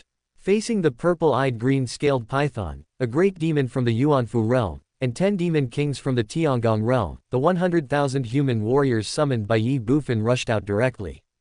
Oh shit. Seeing this scene, the purple-eyed and green-scaled python was shocked. Not only the purple-eyed and green-scaled python, but also the 10 Tiangong realm demon kings under her were no exception. How could a mere ordinary mortal, who didn't even have the cultivation base of the heavenly fate realm, dare to charge at a great demon from the Yuanfu realm and 10 demon kings from the Tiangong realm on his side? Damn it. What did they think? Aren't they afraid of death? The purple-eyed green-scaled python and his companions actually guessed correctly on this point. The 100,000 human beings in front of them were indeed not afraid of death. In other words, all the human beings in the Tianyuan small thousand worlds were not afraid of death. Why? They have immortal bodies and cannot die at all. Since you can't die, why fear death? In an instant, 100,000 human beings had surrounded the purple-eyed green-scaled python and the 10 Tiangong realm demon kings under her command. Then, kill. 100,000 human races attacked the purple-eyed, green-scaled python and its group simultaneously. A great monster from Yuanfu realm. Demon king of Tiangong realm. So what? Although we are mortals, we have immortal bodies. As long as the Lord God is willing, if you kill us once, we can be resurrected once. You can kill us infinitely and we can be resurrected infinitely. I just want to ask you, are you afraid? Bang, bang, bang. 100,000 human races started beating and kicking the purple-eyed green-scaled python and the 10 demon kings of the Tiangong realm. That's right, punching and kicking. After all, summoning weapons also requires a corresponding amount of luck. Now the landlord's surplus food is running low, and Ye Bufan is reluctant to spend more luck to summon weapons. What's more, to the purple-eyed green-scaled python and the 10 Tiangong realm demon kings under her command, there is no difference between these ordinary human beings holding weapons and being unarmed. If that's the case, why bother? A master was beaten to death with random punches. With our fists, we can beat you until you doubt your life. In fact, the purple-eyed green-scaled python and the 10 Tiangong realm demon kings under her command did begin to doubt their lives. After all, in their impression, the vast majority of human race members were timid and cowardly, especially when facing opponents who were stronger than them. But what about now? This group of human ants actually dared to attack them, and their method of attack was actually the same punching and kicking that ordinary people use when fighting. You are a jerk. Are you guys the funny ones hired by the monkey? Kill. After a brief moment of unconsciousness, the purple-eyed, green-scaled python let out an angry roar. As soon as she finished speaking, her huge snake tail swept out directly. Bang, bang, bang. Where the snake's tail passed, hundreds of humans flew backwards and died. The moment the purple-eyed, green-scaled python made its move, the 10 demon kings in the Tiangong realm under his command no longer hesitated, and did not stop to attack directly. Bang, bang, bang. In an instant, the figure flew backwards and his life disappeared. As soon as the 11 monsters took action, the human side had already lost thousands of people. But so what? Just 1,000 people. Compared to the huge number of 100,000 people, a mere 1,000 people are nothing. If you kill 1,000 people, we will kill 1,000 more. Like a moth flying into a flame, it has no fear of death. Anyway, we're going to fight you today. Use our flesh and blood to fight for a chance of survival for the Lord God. You'll never get away unless you kill us all. Hundreds of meters away. Walk. After summoning 100,000 people, Ye Bufan no longer hesitated. He shouted loudly, then grabbed Chen Tianlong beside him, and said to Hu Sandao and others. If you can run away, go find Fatty Qian. If you can't, forget it. Yes. Hu Sandao and others responded. Ye Bufan did not stop, took the Tenglong 9 steps and fled directly with Chen Tianlong. He knew very well that the 100,000 ordinary human members he summoned could not stop the purple-eyed green-scaled python and the 10 Tiangong realm demon kings under her. If he didn't leave now, he was afraid he would never be able to leave. After Ye Bufan escaped, Hu Sandao and the other 13 chefs in the immortal martial realm no longer hesitated and fled in all directions. Asshole. Seeing this scene, the purple-eyed and green-scaled python became furious and let out a long roar. How could she not understand that Ye Bufan wanted to use these 100,000 people to hold her back and buy herself enough time to escape? But even though she understood it clearly, she was helpless when faced with the 100,000 humans around her who knew that they would only die if they flew into a flame, but still refused to give in. After all, she is just Yuanfu, not Wuji. In the Shanwu world, only warriors who have reached the Wuji realm have the ability to fly in the air. If she is Wuji, she can directly pass by these human beings in front of her and chase Ye Bufan. But unfortunately, she is not. If not, then it is impossible to fly in the air. Since he couldn't fly in the air, he couldn't directly get past the encirclement of the human race in front of him. It's hateful and even more despicable. The purple-eyed, green-scaled python was extremely angry and mad. Boom, boom, boom. In her madness, her attacks became more fierce and brutal. Unfortunately, it's all useless. For the human members present, no matter how fierce or cruel you are, it will be of no avail, because we are not afraid at all. After more than 2 minutes, all 100,000 human beings were killed or injured. The purple-eyed, green-scaled python and the 10 demon kings under her command finally escaped, but Ye Bufan had already disappeared. Roar. In a rage, the purple-eyed and green-scaled python roared towards the sky. Then, her deep purple pupils with a cold light looked towards the Star Moon Kingdom, and she said resolutely, "Human race, you can't run away." Chapter 2058, Canyon City Falls, the Demon Clan arrives. Human, you can't run away. Yes, you can't escape. As the saying goes, the monk can run away but the temple cannot. In the eyes of the purple-eyed green-scaled python, even if Ye Bufan ran out of the Star Moon Forest, he would definitely not be able to escape from the Star Moon Kingdom. In that case, what did she have to worry about? As soon as she finished speaking, she shouted again, "Black Wind!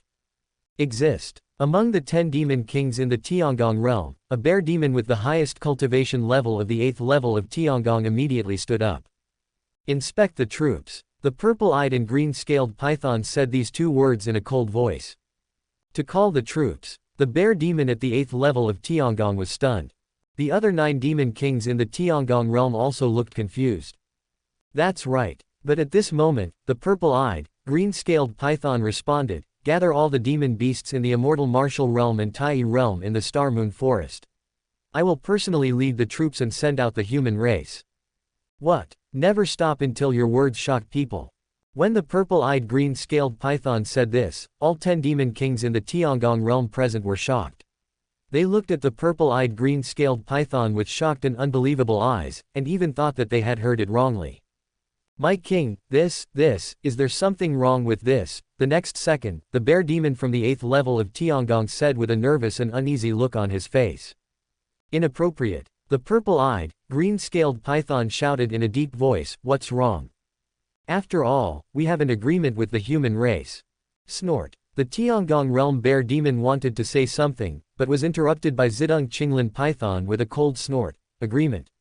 The so-called agreement is just an agreement reached when both parties are equal in strength to ensure their respective interests. Now that I have advanced to the Yuan Mansion, why should I abide by this so-called agreement? Remember, the rules are always made by the strong. Also, you are just a soldier under my command. What qualifications do you have to influence my decision? Just do whatever I tell you to do. Why are you talking so much nonsense?" "Yes, my king." Faced with the anger of the purple-eyed, green-scaled python, especially the chilling coldness in her eyes, the Tiangong realm bear demon trembled and dared not persuade her anymore. "In that case, why don't you go quickly?" The purple-eyed, green-scaled python shouted again. Yes, I will do it right away." The bear monsters in the Tiangong realm responded one after another and left. Snort. The purple-eyed, green-scaled python snorted coldly and ignored the Tiangong realm bear demon. Instead, it looked in the direction where Ye Bufan was fleeing. It said with a stern and resolute look, "Human, you can't run away. Since I have set my eyes on you, then you should obey me obediently and be my pet. Inspect the troops. Go to war. The human race was sent to fight. The purple-eyed, green-scaled python has gone mad. 2 days later, outside the Star Moon Forest, the demon clan gathered an army of 300,000 immortal martial realm warriors. Later, under the command of the purple-eyed green-scaled python, the 300,000 troops directly invaded the Star Moon Kingdom. 3 days later, the demon clan took over 7 small towns around the Star Moon Forest with an unstoppable force. The battle came too fast, too fiercely, and too suddenly. The human race didn't even have the chance to react.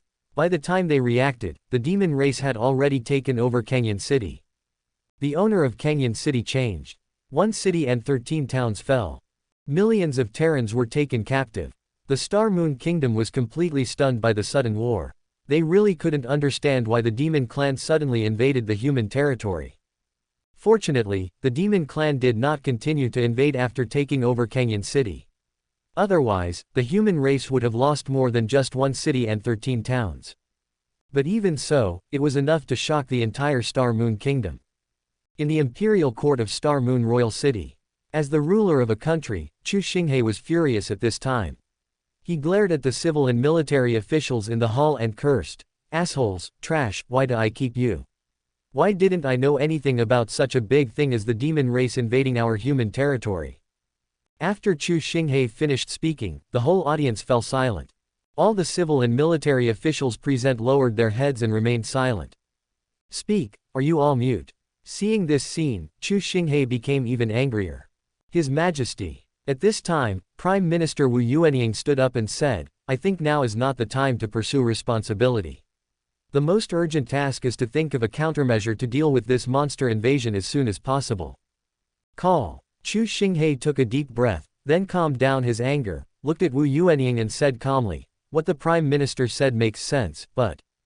Changing the subject, Chu Xinghe said with some embarrassment, "At present, the 3 ace armies of the kingdom, the Black Dragon Army and the Bailan Army, are both stationed in the northern fortress with the old general, and the northern barbarian kingdom outside the northern fortress has always been eyeing our Xingyu kingdom covetously. If we withdraw the Black Dragon Army and the Bailan Army to deal with it, I am afraid that it will give the northern barbarian kingdom an opportunity to take advantage of it." Wu Yuanying was stunned. "That's right," Chu Xinghe exclaimed, and suddenly looked at Wu Qianyan who was standing beside the generals, and said, "Qianyan, is your Kanglang army outside the royal city?" Wu Qianyan's mouth twitched and he looked directly at Wu Yuanying. Wu Yuanying's mouth twitched as well.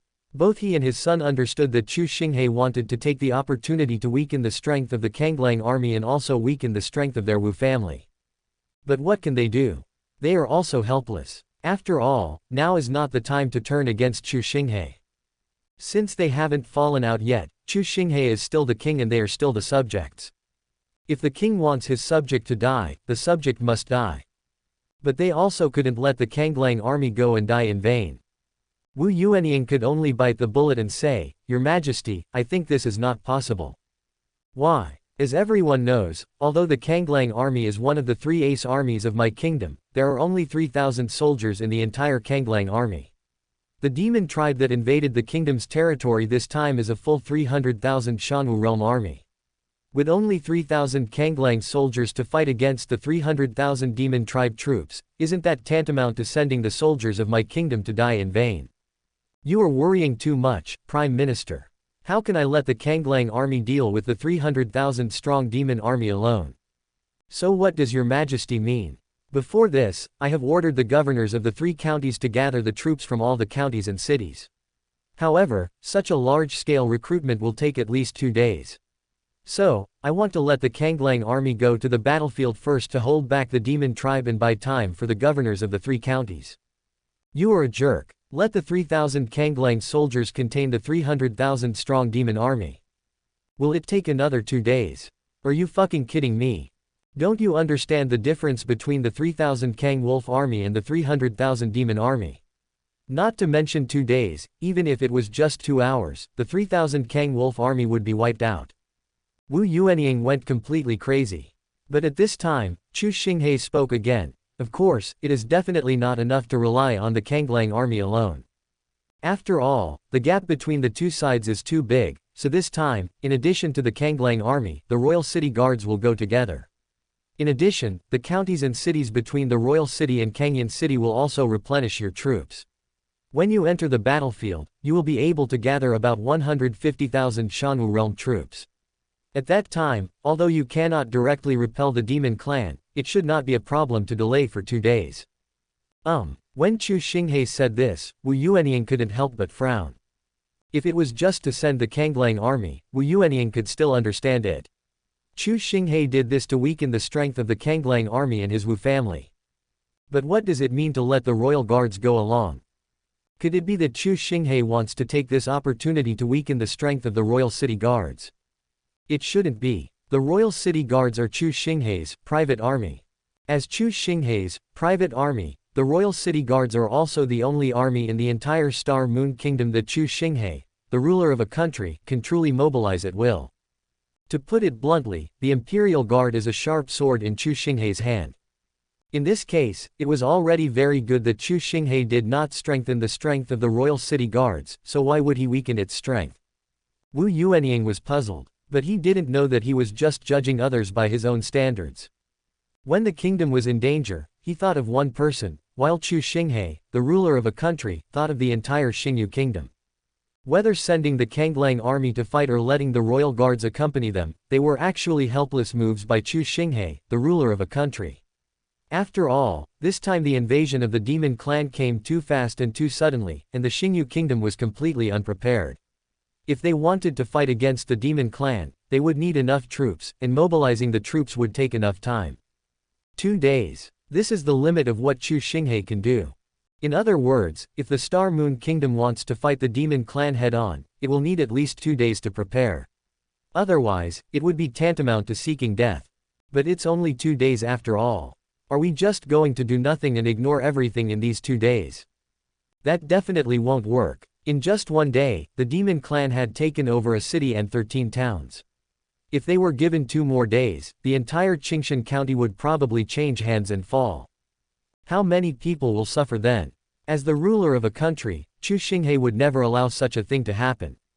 Therefore, he could only use this method, regardless of casualties, to delay the demon army, by time for the kingdom's army to assemble, and give the people around Kangyan City a chance to escape. Boom. But at this moment, when Wu Yuanying was puzzled, a violent aura suddenly swept in from outside the palace, followed by another shout. Who? How dare the demon tribe break into the palace and seek death? Take it from me. The sudden change stunned Chu Xinghe, Wu Yuanying and other civil and military officials in the hall. Report. The next second, a member of the Imperial Guards rushed in from outside the hall and knelt in the center of the hall. Facing Chu Xinghe, he said anxiously, the demon tribe is attacking. Your Majesty, please evacuate as soon as possible. Well, hearing this, everyone was stunned again. Chu Xinghe frowned and asked, how many monsters are here? Your Majesty, 1. The member of the guards spoke truthfully. What the hell? All the civil and military officials present were completely stunned. Not only the civil and military officials, but even Chu Xinghe, the ruler of a country, was a little confused. A demon dares to break into the human palace. Are you kidding me? The strength between the Star Moon Kingdom and the Star Moon Forest is equal. In this case, even if the king of the Star Moon Forest came to the human palace, he would only die. But unfortunately, there are still some monsters who dare to come alone. What do the demons want to do? In other words, what does this demon who broke into the palace want to do? Are you looking for death? Before Chu Xinghe and the others could think about it, an angry voice sounded outside the hall. The human race often says that when 2 countries are at war, they will not kill the envoys. Is this a lie? I'm telling you, I'm here on behalf of my demon king, the purple-eyed green-scaled python king, to deliver a message to your human king. Anyone who knows what's best for you should get out of my way. I'll have your human king come see me as soon as possible. Chapter 2059, Crazy Demon King, Absolute True Love. The human race often says that when 2 countries are at war, they will not kill the envoys. Is this all a lie? I'm telling you, I'm here on behalf of my demon king, the purple-eyed green-scaled python king, to deliver a message to your human king. Anyone who knows what's best for you should get out of my way. I'll have your human king come see me as soon as possible. The sound of shouting, a domineering tone. Inside the hall, Chu Xinghe and the others were all stunned. Originally they were still curious and surprised. When the demons were actively invading human territory, why would a demon beast come to the human palace? But I didn't expect that the other party was here to deliver a message. Immediately, Chu Xinghe, as the ruler of a country, said directly, "Let's go out and take a look." After saying this, he walked out of the hall. The civil and military officials present no longer hesitated and followed Chu Xinghe's footsteps. Outside the hall, hundreds of guards were surrounding a monster. The monster was none other than the 8th level Tiangong bear monster that had been following the purple-eyed green-scaled python. "It's you, Black-Wind Howling Moon Bear." The moment he saw the bear monster, Chu Xinghe couldn't help but exclaim. As the ruler of the Star Moon Kingdom and the king of the human race, Chu Xinghe naturally knew some of the situations inside the Star Moon Forest. The Black-Wind Howling Moon Tiger in front of him was the second king in the Star Moon Forest. His status within the demon race was similar to that of Wu Yuanying, the prime minister of the human race, second only to one demon and above all others. At this time, Black-Wind Howling Moon Bear also noticed Chu Xinghe. He sneered, then glanced at the guards surrounding him and said, "Chu Xinghe, is this how you humans entertain guests?" "How to entertain guests? What kind of guest are you?" Chu Xinghe snorted in his heart, but still waved his hand and said, "Everyone, leave." His Majesty. Hearing this, all the members of the royal guard were stunned. "Stand back." Chu Xinghe immediately shouted loudly. Yes, the members of the royal guards no longer hesitated and chose to retreat directly. Oh. Seeing this scene, Black-Wind Howling Moon Bear sneered. To be honest, the royal city guards were nothing in his eyes. If he hadn't come here for an important matter, he would have probably started a massacre long ago. The next second, Chu Xinghe didn't say any more nonsense. He looked directly at Black-Wind Howling Moon Bear and asked coldly, "Black-Wind, what are you doing in my human palace?" "Of course I am here at the order of my lord to deliver a message to you humans."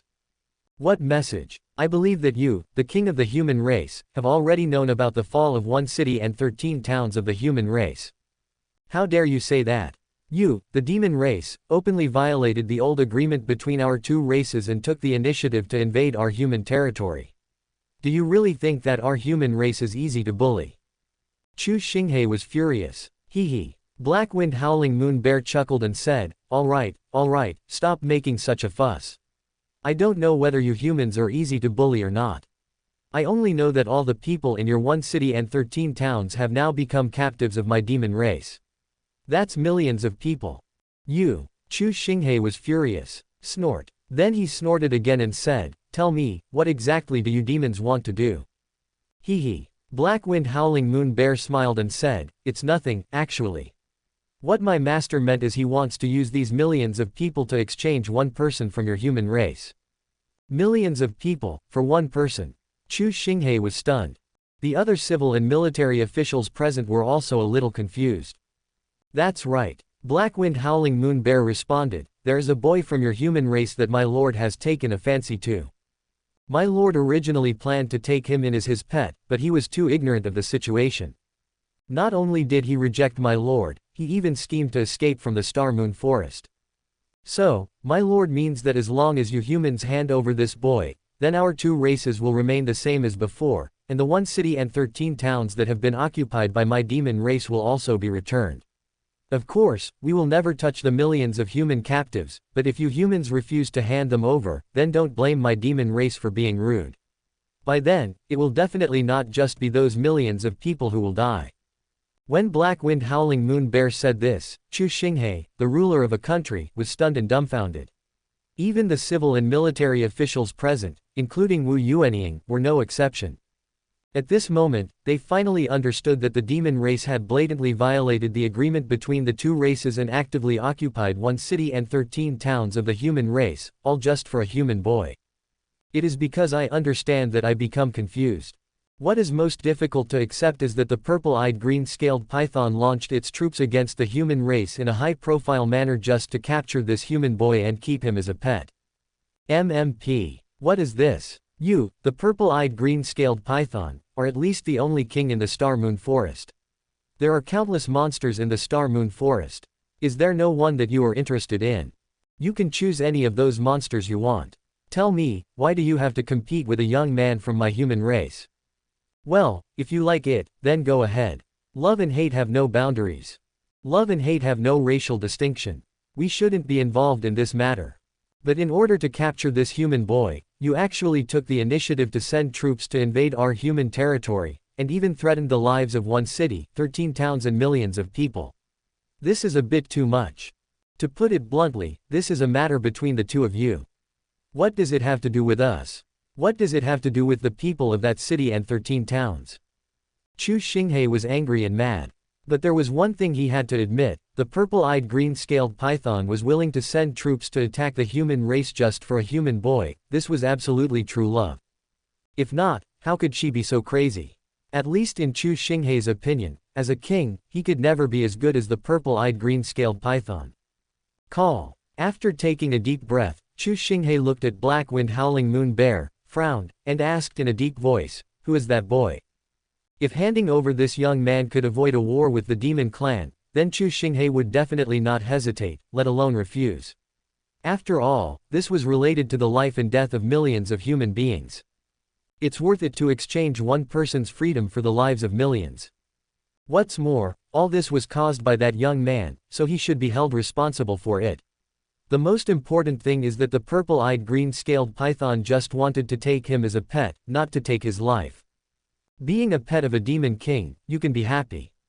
However, what Chu Xinghe didn't know was that if Ye Bufan knew of his thoughts, he would definitely kill him, and even skin him alive, leaving his body exposed for 3 days. Become the demon king's pet. Still secretly happy. Why the hell don't you go by yourself? That's him.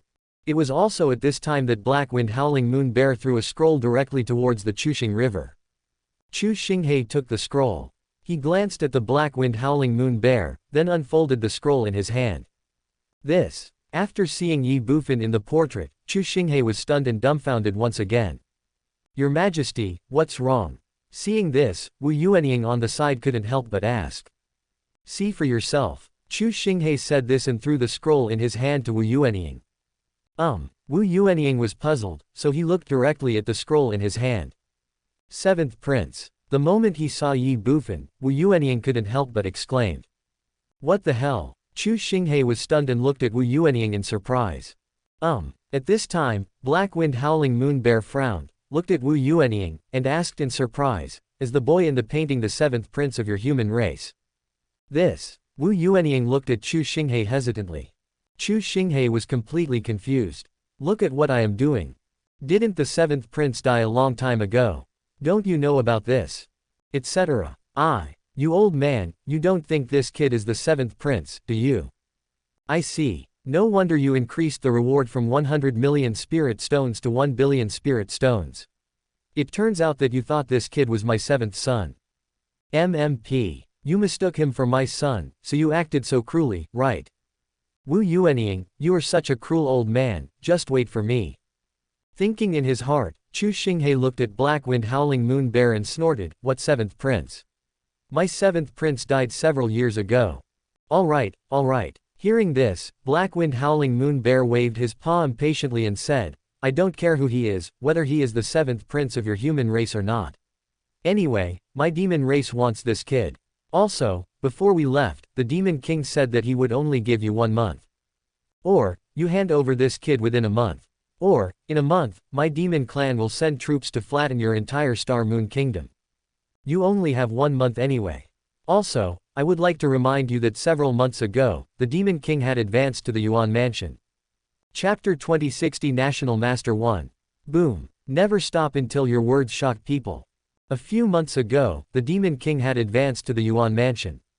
Black Wind Howling Moon Bear's simple words made Chu Xinghe and other human leaders present tremble in their hearts. They were shocked and even more terrified. They never imagined that the purple-eyed green-scaled python had actually transcended the shackles of the Tiangong realm and entered the Yuanfu level, and that was several months ago. Tiangong, Yuanfu. The difference of 1 level is a world of difference. Facing a strong man in the Yuanfu realm, even if he has just advanced to the 1st level of Yuanfu, it is definitely not something a Tiangong realm warrior can contend with.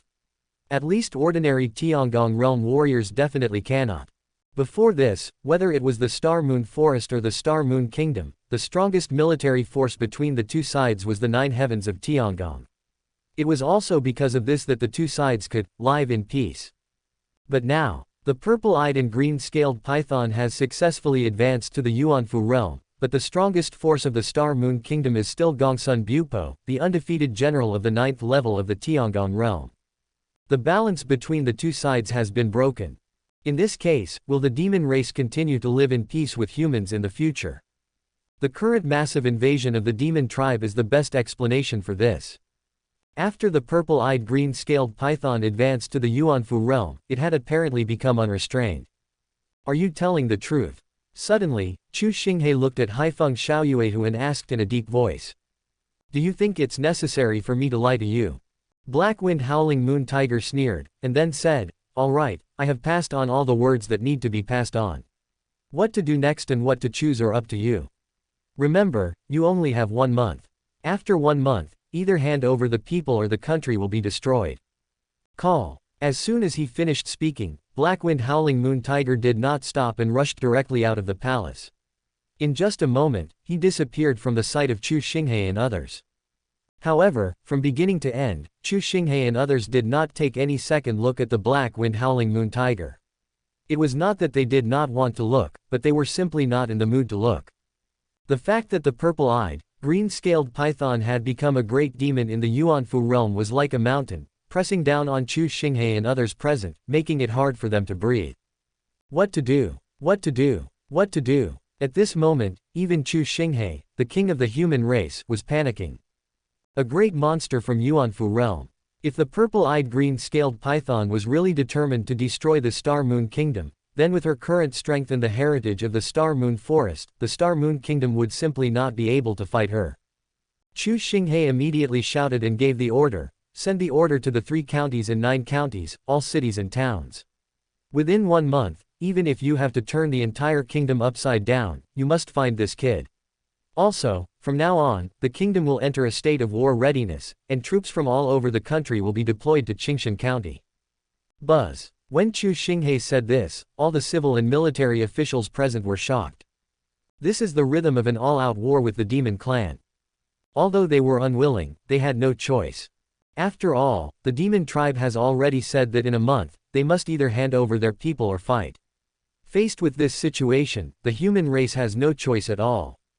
Unless they can find Ye Bufan within a month and capture him and hand him over to the demon clan, but, can they really find and capture Ye Bufan within a month? You know, the fact that the Wu family offered a bounty on Ye Bufan was no secret at all to them, or to the entire Star Moon Kingdom. That's a sky-high bounty worth billions. But even so, did the Wu family succeed? No. Such a long time has passed, and the Wu family hasn't caught a single hair of Ye Bufan. Even $1 billion bounty couldn't do anything to Ye Bufan. Now, can they really find and capture Ye Bufan within a month?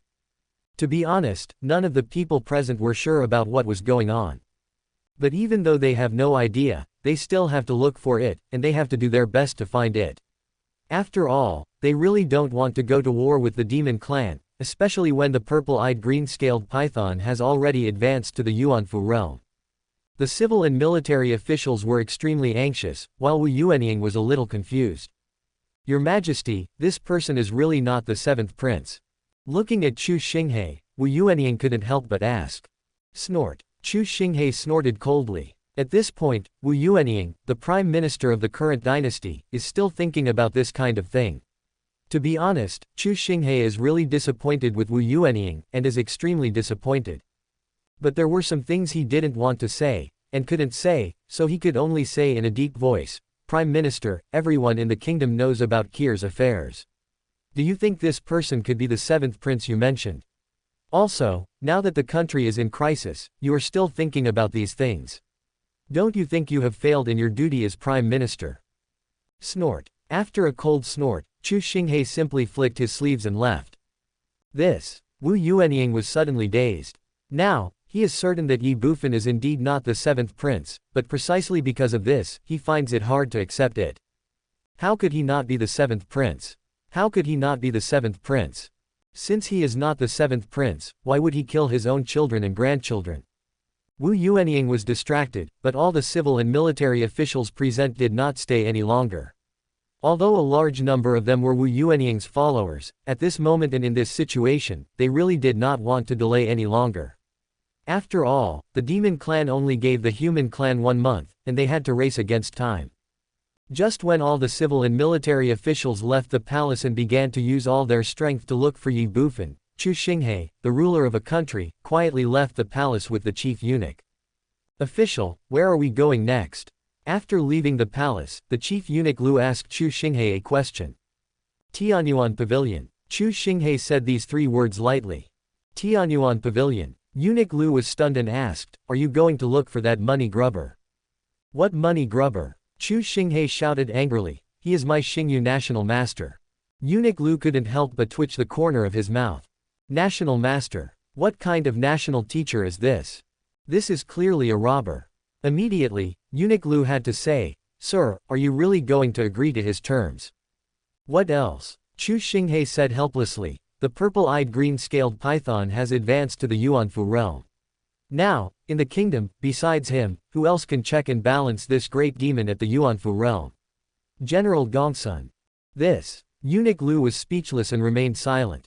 Yes, within the kingdom, apart from the money grubber of mysterious origin in Tianyuan Pavilion, who else can check and balance the purple-eyed green-scaled python, a great monster in the Yuanfu realm?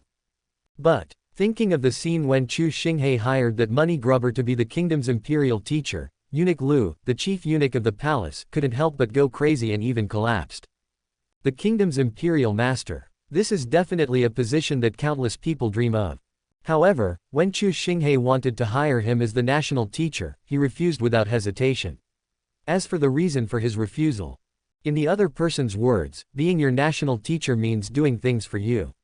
Since I'm doing things for you, shouldn't you pay me? There is nothing wrong with this. Chu Xinghe agreed readily at that time.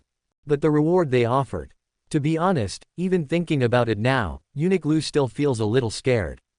The registration fee is 2 billion. The service fee is 2 billion. The hiring fee is 2 billion. The sincerity fee is 2 billion. All the various expenses add up to 200 billion. This is 200 billion. The wealth accumulated by the kingdom's treasury over the years is only more than 400 billion. As soon as the other party opened his mouth, he offered half of the national treasury's wealth. That's all. If the 200 billion spirit stones could be used to hire a Yuanfu realm expert to rule the Star Moon Kingdom, then it would not be a big deal for the Star Moon Kingdom. Not only would it not be a loss, it would be a huge profit. But do you really think that these 200 billion alone can allow the other party to rule the Star Moon Kingdom? Stop kidding. 200 billion is just the beginning. In the other party's words, if you give me 200 billion, I will be your national teacher. Of course, I am just a national teacher in name only. To put it bluntly, I only take the money and do nothing. Of course, if you want me to do something for you, it's okay, but I'll have to charge extra for that. How much does it cost? Not expensive. Hourly rate. 1 million a minute. Any time less than 1 hour will be counted as 1 hour. 10% off monthly subscription. 20% off for annual subscription. These are the other party's exact words. In other words, the starting cost for hiring the other party is 60 million. 60 million an hour. Who can afford this price? The most important thing is that before this price, you still have to give him 200 billion. This Nima. They are worse than robbers and worse than bandits. Chu Xinghe was scared away at that time. There's nothing I can do, he's poor. Even though he owns a country, he really can't afford to hire the other party. Today, 200 billion is 200 billion. 60 million an hour, so be it. Faced with the huge threat posed by the purple-eyed green-scaled python, a great demon in the Yuanfu realm, Chu Xinghe was really at a loss. He could only come to this national teacher to discuss the matter. Unfortunately, he obviously underestimated this person from Tianyuan Pavilion. Chapter 2061, Imperial Master 2. Tianyuan Pavilion is located in the core area of the central square of Wangcheng. This was originally the intersection of the 4 main streets of the royal city, east, south, west, and north. However, a few days ago, this area was awarded to a foreign businessman by Chu Xinghe, the ruler of a country.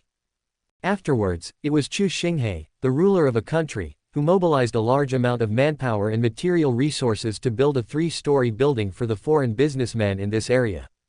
Then, this foreign businessman named this place, Tianyuan Pavilion, and the 3 words on the plaque of Tianyuan Pavilion were written by Chu Xinghe, the leader of a country. The king personally gave land, houses, and calligraphy as gifts. This lineup is awesome, but do you think this is the end? Hee. Then you have underestimated Tianyuan Pavilion and the boss behind it. As a member of the royal city, everyone still clearly remembers that on the day when Tianyuan Pavilion opened, people who came to give gifts directly filled the 4 main streets near Tianyuan Pavilion. Each of these people is either rich or noble. There are princes and ministers. There are also wealthy businessmen. Even Chu Xinghe, the ruler of a country, came in person to present gifts. For this reason, Tianyuan Pavilion became famous throughout the entire Xingyu royal city just after its opening, and is now known to everyone in Xingyu royal city. As for what Tianyuan Pavilion does, it is said that everything can be sold and bought in Tianyuan Pavilion. As long as you have treasures, you can sell them, and as long as you have money, you can buy them. However, at present, Tianyuan Pavilion only operates one project. What? Performance. Performance of the half-demons. The dance of the Fairy Feather tribe, accompanied by the music of the Heavenly Sound tribe. Although it was just a simple dance performance, it conquered all the men and a few women in the royal city as early as the public performance on the first day of Tianyuan Pavilion's opening. The fairy dance and the divine song have become a legend in the royal city. Tianyuan Pavilion holds 38 performances of this kind every day, each lasting 5 minutes. As for the cost, Tianyuan Pavilion only charges an admission fee. How much? Ordinary people, that is, humans without cultivation, are given 10 low-grade spirit stones each. Each warrior in the Destiny realm will receive 100 low-grade spirit stones. Each warrior in the Shinpo realm will receive 1000 low-grade spirit stones. Each warrior in the Immortal Martial realm will receive 10,000 low-grade spirit stones. Each warrior in the Tai realm is given 100,000 low-grade spirit stones. For each Tiangong realm warrior, 1 million low-grade spirit stones are given. Each warrior in Yuanfu realm is given 10 million low-grade spirit stones. Of course, this is only the cost of one show. If you want to watch a second show, or more, you will have to pay the admission fee again. Don't give. If you don't give it to me, then I won't show it to you. Break in by force. That's even more unacceptable. Don't you even look at the grand display of Tianyuan Pavilion when it opened. The most important thing is that when the boss behind Tianyuan Pavilion just entered the city, he beat Wu Qianyan, the eldest son of the Prime Minister Wu Yuanying, and even hung him on the city wall for 3 days, but nothing happened. In the end, it was Wu Yuanying, the Prime Minister of the time, who came personally to apologize. With this situation, who would dare to provoke Tianyuan Pavilion? Provoke him. That would be like challenging the Emperor's will and would be courting death. As for the omissions, that doesn't even exist. After each performance, Tianyuan Pavilion would clear the venue, and after everyone had left, the admission fee would be collected again and a new group of audiences would be allowed into Tianyuan Pavilion. The performance lasts 5 minutes and the venue needs 20 minutes to be cleared. In this case, how could there be any omissions? In short, without paying the entrance fee, you can't even enter the gate of Tianyuan Pavilion. As for why the fees charged to warriors of different levels are completely different, Tianyuan Pavilion has already given an explanation. It is not easy for warriors with low cultivation to make money, so just consider it as a benefit for them. Too expensive. Complain. Protest. Totally useless. If you have any objections, you don't have to come.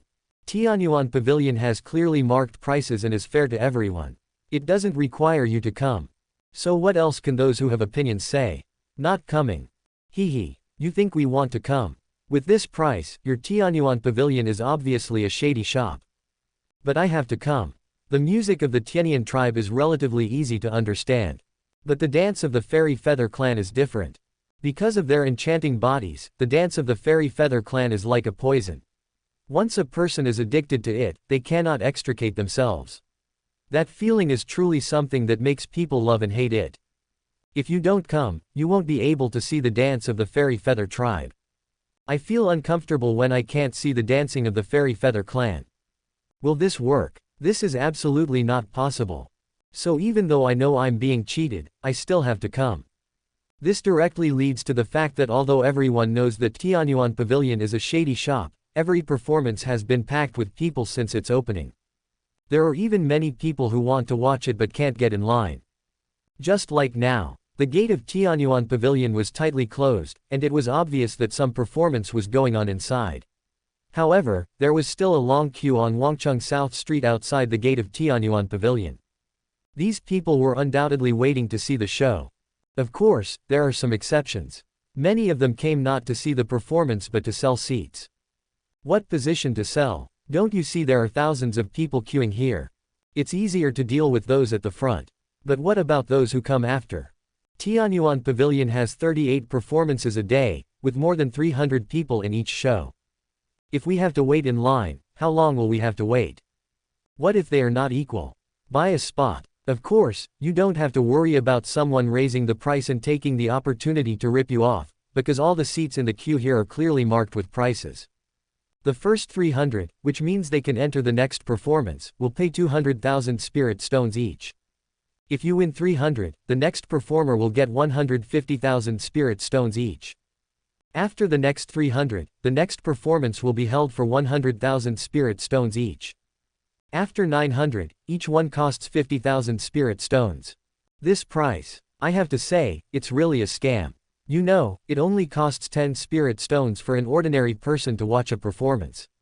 Even for warriors at the Destiny Realm, the Spirit Realm, or the Immortal Martial Realm, the cost of watching a performance is cheaper than the cost of buying a seat. But there is nothing we can do, someone is selling it. Not only are there people selling, but there are also people buying, and there are quite a few buyers. After all, this is the Star Moon Royal City. There are many wealthy people in this city. To them, 100,000 or 200,000 spirit stones are really nothing. Moreover, the dance of the Fairy Feather tribe is so alluring and enchanting, how can you miss it? Not only should you watch it, but you should also come to watch it every day, every time, so that your life will not be in vain. Of course, not everyone can sell this position. Those who sell positions are all recruited by the behind-the-scenes boss of Tianyuan Pavilion through public recruitment before the opening of Tianyuan Pavilion. Yes, it is that blatant. But what can we do? After all, Tianyuan Pavilion is someone else's property. As for the rest of us, even if you want to sell, no one dares to buy. Even if someone bought it, it would be useless. Didn't you see that there were people on both sides of the line to maintain order? Do you really think they were here to maintain order? They were here to keep an eye on those who were selling fake tickets. At this moment, at the end of the team, the chief eunuch Lu glanced at the long queue in front of him, then looked at Chu Xinghe beside him, and said with a bitter and messy face, "Sir, do we want to buy a seat?" Buying a location. Chu Xinghe couldn't help but twitch the corner of his mouth. Ever since the boss of Tianyuan Pavilion entered the royal city, his every move has been under Chu Xinghe's surveillance. Therefore, Chu Xinghe is very clear about the meaning of the three words, buy a position. He had been somewhat disdainful of this matter before. After all, in Chu Xinghe's opinion, no one would be stupid enough to waste hundreds of thousands of spirit stones. But now, Chu Xinghe found that he was wrong, and very wrong. Looking at the shills in the team holding signs with clearly marked prices, he gritted his teeth and said, "Buy." What if you don't buy it? Although he didn't come to watch the performance, he still had to enter Tianyuan Pavilion. Such a long line. Thousands of people are waiting. If he really queues up obediently, how long will he have to wait? 1 hour? Or 2 hours? Chu Xinghe doesn't have that long to wait. Yes. Immediately, Eunuch Lu responded and walked to the front of the team. Chu Xinghe naturally followed. After a while, Eunuch Lu came back and looked at Chu Xinghe with some embarrassment and said, "Sir, there are no more places in the top 300. There are only the top 600 places in the next round." Hearing this, Chu Xinghe couldn't help but twitch his mouth. He knew very well that the money grubber of Tianyuan Pavilion had hired a total of 600 people when it opened, and these people did nothing every day but queue up here. The most important thing was that they were all distributed relatively evenly among the team. To put it bluntly, among the 300 people in each performance, there would be 40 to 50 inches stooges, arranged by him. If no one buys a seat, these people will not give up their seats. They will follow others into Tianyuan Pavilion to watch the show.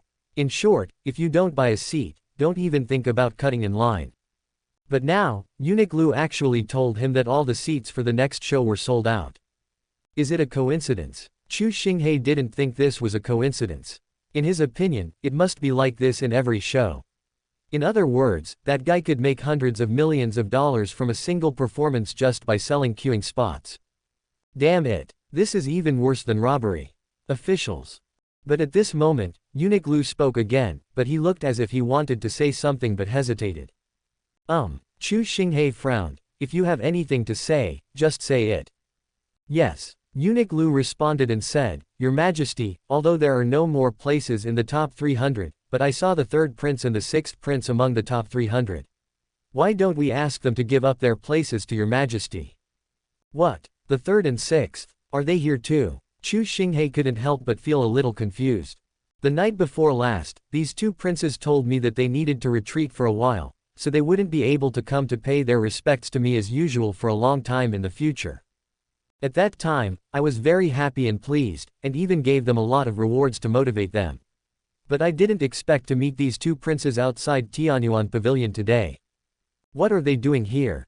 Retreat. Shut up. Chu Xinghe could figure it out even with his toes. The so-called retreat and cultivation of the two princes was fake. What was real was that they came to Tianyuan Pavilion to watch the charming dance of the half-demons of the Shanyu clan. At this moment, he was immediately furious. Chapter 2062, Imperial Master 3. If a child is not taught, it is the father's fault. Seeing the two princes being so obsessed with material things and indulging in beauties, Chu Xinghe, as a father, could not help but be angry and furious. But no matter how angry he was, as the ruler of a country, Chu Xinghe still had some restraint. At least he knew very well that now was definitely not the time to teach the two princes a lesson. After all, if he really taught the two princes a lesson in front of so many people, it would not only be a loss of face for the two princes, but also his, Chu Xinghe's, and even the entire royal family's face. The most important thing is that Chu Xinghe knew very well that the two princes really could not be blamed for this matter. Who can be blamed? Blame that money grubber. Blame those enchanting half-demons. After all, Chu Xinghe was there when Tianyuan Pavilion was first opened, so he witnessed with his own eyes the stunning dancing of the 10 girls from the Fairy Feather clan. Coupled with their charming bodies and the fairy music of the Tianian clan, even Chu Xinghe, the ruler of a country and a strong man in the Tiangong realm, almost got lost in it, let alone the third prince and the sixth prince, who were just scum in the Shenpo realm. But even so, Chu Xinghe was still very angry. In order to catch a glimpse of the erotic dance of those half-demons, the two guys actually learned to lie. He also practiced in seclusion. Shut up. To put it more seriously, they are committing the crime of deceiving the emperor. Call. After taking a deep breath, Chu Xinghe's eyes filled with anger swept directly to the 300 people at the front of the team. Soon, he locked onto the third prince and the sixth prince among these 300 people. The two men were standing one after the other at the front of the 300 people. Immediately, Chu Xinghe stepped directly towards them. As for the eunuch Lu beside Chu Xinghe, at this moment, he had obviously felt Chu Xinghe's anger, so he didn't say anything more and could only follow Chu Xinghe silently. In front of the team, the sixth prince Chu Tian stood behind the third prince Chu Xing, and said with a bitter and helpless look, "Third brother, if we watch one more show, we will be out of money. What should we do? It's just money, what are you afraid of? Can a living person be suffocated to death by urine?" The third prince Chu Xing said this with great confidence, and then added, "Don't worry, I, your third brother, have already thought about this matter. After watching this, we will go to those officials' homes for a stroll." Well, the sixth prince Chu Tian was a bit dull to begin with, and at only 11 years old, he didn't understand much about the ways of the world. So when the third prince said this, the sixth prince was stunned for a moment, and then asked in confusion, "Third brother, why do you go to those officials' homes? Can you get rich by just going to their homes? My dear brother, are you stupid?" The third prince rolled his eyes and said speechlessly, "Who are we? What is our status? We go to the homes of these officials to give them face. Shouldn't they give us some benefits? But wouldn't this be a bad thing? If father knew that we accepted bribes from those officials, then we would definitely be punished.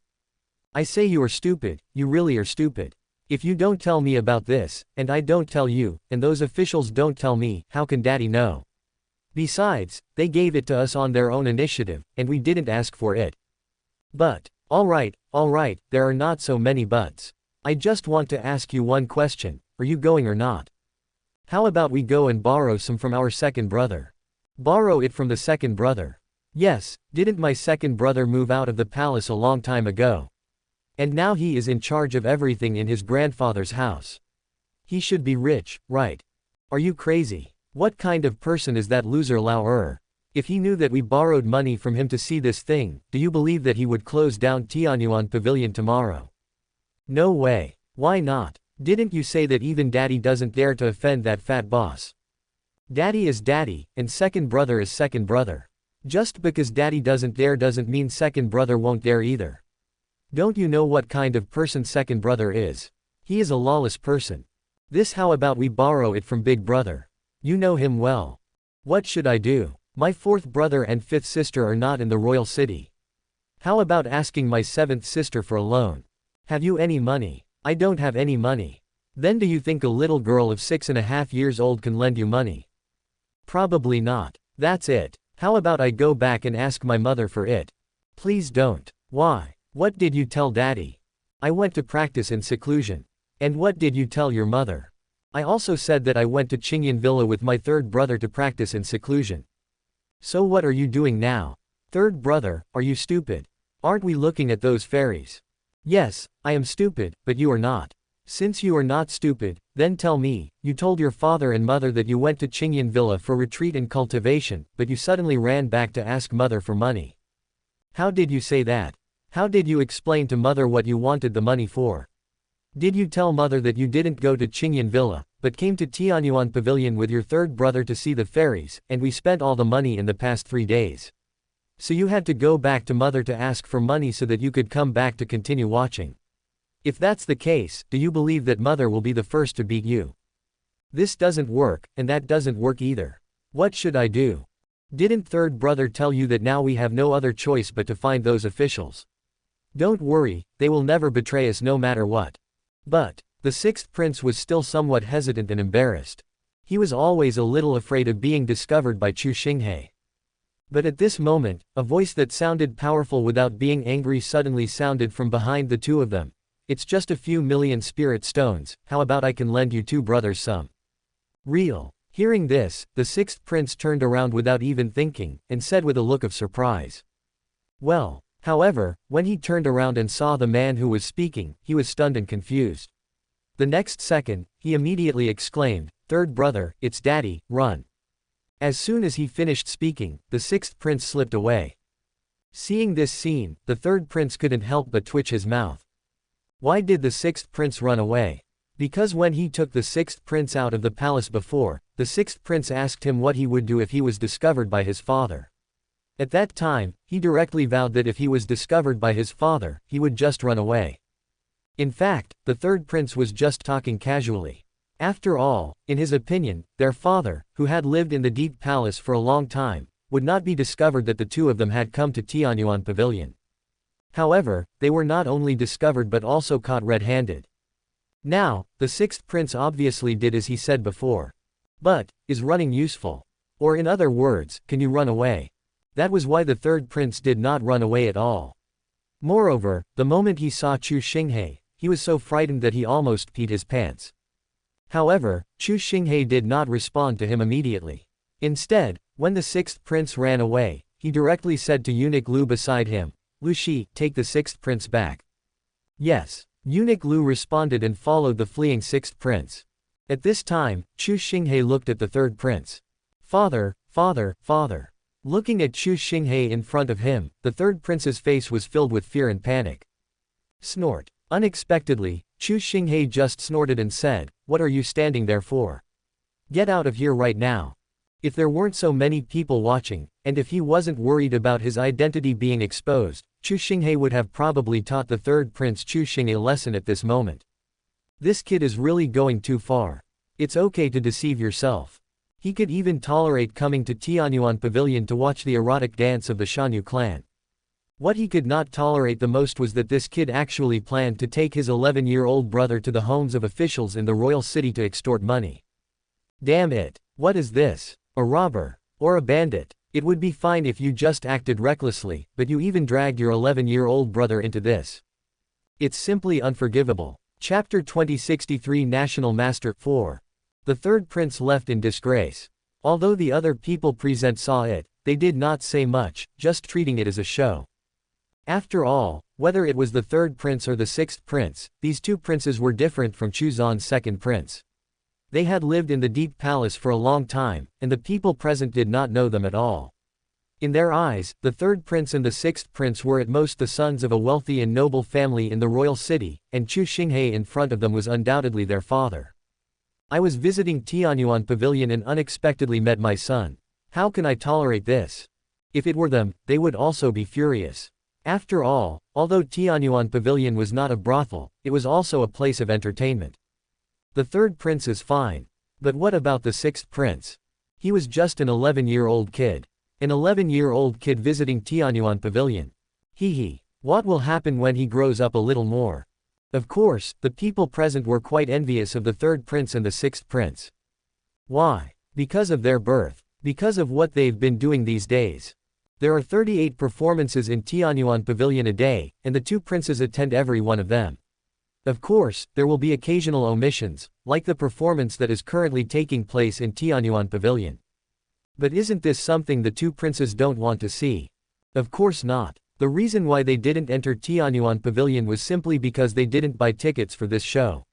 To put it bluntly, they couldn't cut in line. That's right, it's about buying tickets and cutting in line. The third prince and the sixth prince bought tickets for every show and cut in line at every show. 200,000 per game. 38 shows a day. 114 shows in 3 days. In other words, just for cutting in line to buy tickets, the third prince and the sixth prince had each spent 22.8 million low-grade spirit stones. 22,800,000 per person. For two people, that's 45.6 million. Of course, the two princes could not buy tickets for the next round every time. There were many times when they could only buy tickets for the next round, just like now. Then it's not 200,000, but 150,000. But even so, the difference is only 50,000 spirit stones. Moreover, over the 3 days, the two princes could only buy tickets for a very small number of shows, and the total number would definitely not exceed 20. Therefore, the amount of spirit stones they spent during these 3 days was definitely more than 40 million. This is 40 million. How many people here can come up with such a huge amount of spirit stones as 40 million? Even if they could afford it, they might not be willing to spend it lavishly at Tianyuan Pavilion. After all, the 40 million might very well be all their property. But the third prince and the sixth prince are different. That was an absolute lavish spending. He didn't even frown. In this case, how could those present not be envious? They were envious, but Chu Xinghe was furious. More than 40 million was spent in 3 days. And it's just to watch the half-demon performance in Tianyuan Pavilion. These two prodigal sons. When we get back, I'll show you how I'll deal with you. Call. After driving the third prince away, Chu Xinghe took a deep breath, then suppressed the anger in his heart and stood directly at the place where the third prince was originally. No one present said much about this. My son has run away, so it is only natural for me to take his place and go into Tianyuan Pavilion to watch the performance. What else can outsiders like them say? Not to mention them, even those people in Tianyuan Pavilion who were used to maintain order, did not interfere or obstruct. After all, the position of the third prince was bought from them. Since it was bought from them, there was no such thing as fake tickets. Since it was not fake tickets, it was naturally not their business. 3 minutes later, the performance in Tianyuan Pavilion had obviously ended. The door of Tianyuan Pavilion was opened and people inside came out one after another, but each of them still looked as if they were not satisfied, and many of them were even still commenting on it. There is no doubt that the Fairy Feather Clan's beautiful dance has completely eroded the will of these people, occupied their souls, and made them immersed in it, unable to extricate themselves. Chu Xinghe was helpless and worried about this. Why? Because if this goes on, the money of these people will be drained away by Tianyuan Pavilion sooner or later. What will they do after they lose their money? Restrain yourself. Not coming to Tianyuan Pavilion. Don't you want to watch those half-demons performances? There may be such people, but definitely not too many. It's not that Chu Xinghe looks down on the people in his kingdom, but because he is very clear about the terrifying nature of those half-demons. Below the level of immortal warriors, almost no one can resist their charm. I have no money, but I still want to see the show. What to do? The only option is to take risks and kill people and rob them of their money. What will the Star Moon Kingdom look like at that time? A country does not rule over another country. Crime is rampant. This is definitely not what Chu Xinghe, the ruler of a country, wants to see. He has thought about stopping it, but he has no idea how to stop it, nor does he have the ability to stop it. Above Tiangong is the powerful Yuanfu. A strong man like the boss behind the Tianyuan Pavilion is obviously not someone that the Xingyu Kingdom can contend with, or even provoke. If you can't afford to offend, you can only endure it. This was also one of the reasons why Chu Xinghe wanted to hire the other party as the national teacher. He wanted to use this method to bring them closer together so that the other party could exercise some restraint. Of course, it was just some appropriate restraint.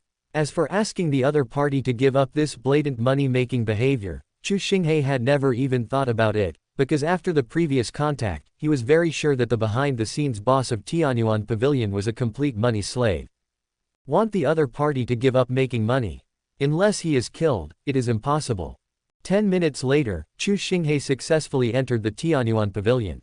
This was his second time entering the Tianyuan Pavilion, so he was not unfamiliar with everything inside the Tianyuan Pavilion. The entire Tianyuan Pavilion has 3 floors in total. The first floor is a spacious hall with a stage in the center that is 8 meters long and wide. Except for the side facing the gate, there are 100 seats on each of the other 3 sides.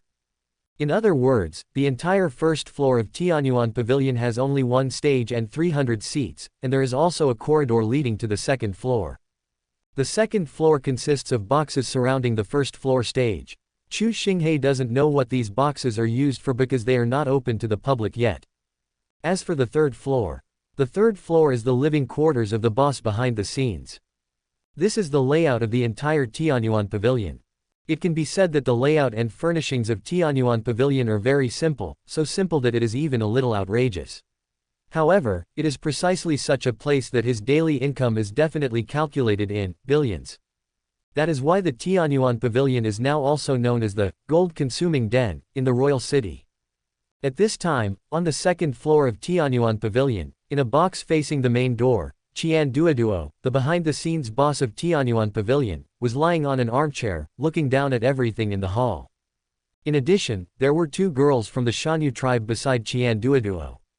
They were Xiao Chen and Xiao Lu, who were in the carriage with Qian Duoduo last time. One of them was massaging Qian Duoduo's legs, while the other was massaging his shoulders. That scene, that treatment, if they were seen by the people in the hall, they would probably be envious to death. It's a pity that they can't see it. The entire second floor of Tianyuan Pavilion has 28 private rooms, all of which are very private. You can see everything outside from inside the rooms, but from outside the rooms, you cannot see the scenery inside the rooms at all. When the 300 fat sheep for the next performance, 300 spectators entered the Tianyuan Pavilion one after another, Qian Duoduo, who was on the second floor, immediately noticed Chu Xinghe in the crowd. Hee. Qian Duoduo immediately smiled calmly and said, "The biggest fat sheep in your kingdom is finally here. Xiao Qian, go and serve this fat sheep to Master Qian." Fat sheep? Who is it? Xiao Qian was stunned and asked instinctively. Ball. Qian Duoduo pursed his lips in anger, looking at Chu Xinghe in the hall and said, "Isn't it him, the king of Xingyu Kingdom, the biggest and fattest fat sheep in the kingdom?" Puff. Hearing this, Xiao Qian and the other girl burst out laughing immediately. Treating the ruler of a country as the biggest and fattest sheep in the kingdom. That's enough. If Chu Xinghe, the ruler of a country, heard these words, he would probably be so angry that he would die. However, Xiao Qian left the box immediately.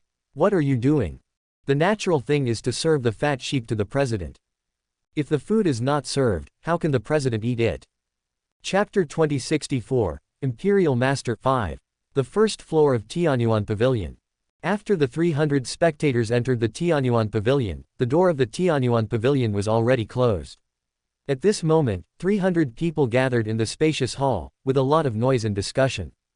Although they knew the performance was about to begin, the people present were still a little impatient.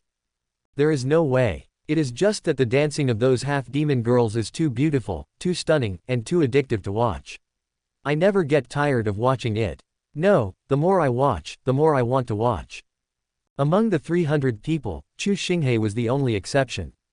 Although the dance of the Fairy Feather clan was very charming, it was not enough to make Chu Xinghe, a Tiangong realm expert, fall in love with it. He came here only to find Qian Duoduo to discuss state affairs. That was why Chu Xinghe just sat quietly in a seat in the hall, saying nothing, doing nothing, and even simply closed his eyes.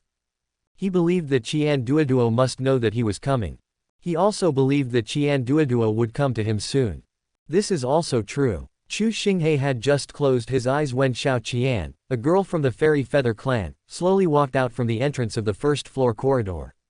The moment she appeared in front of everyone present was stunned. Is Xiao Qian beautiful? Beautiful. Very beautiful.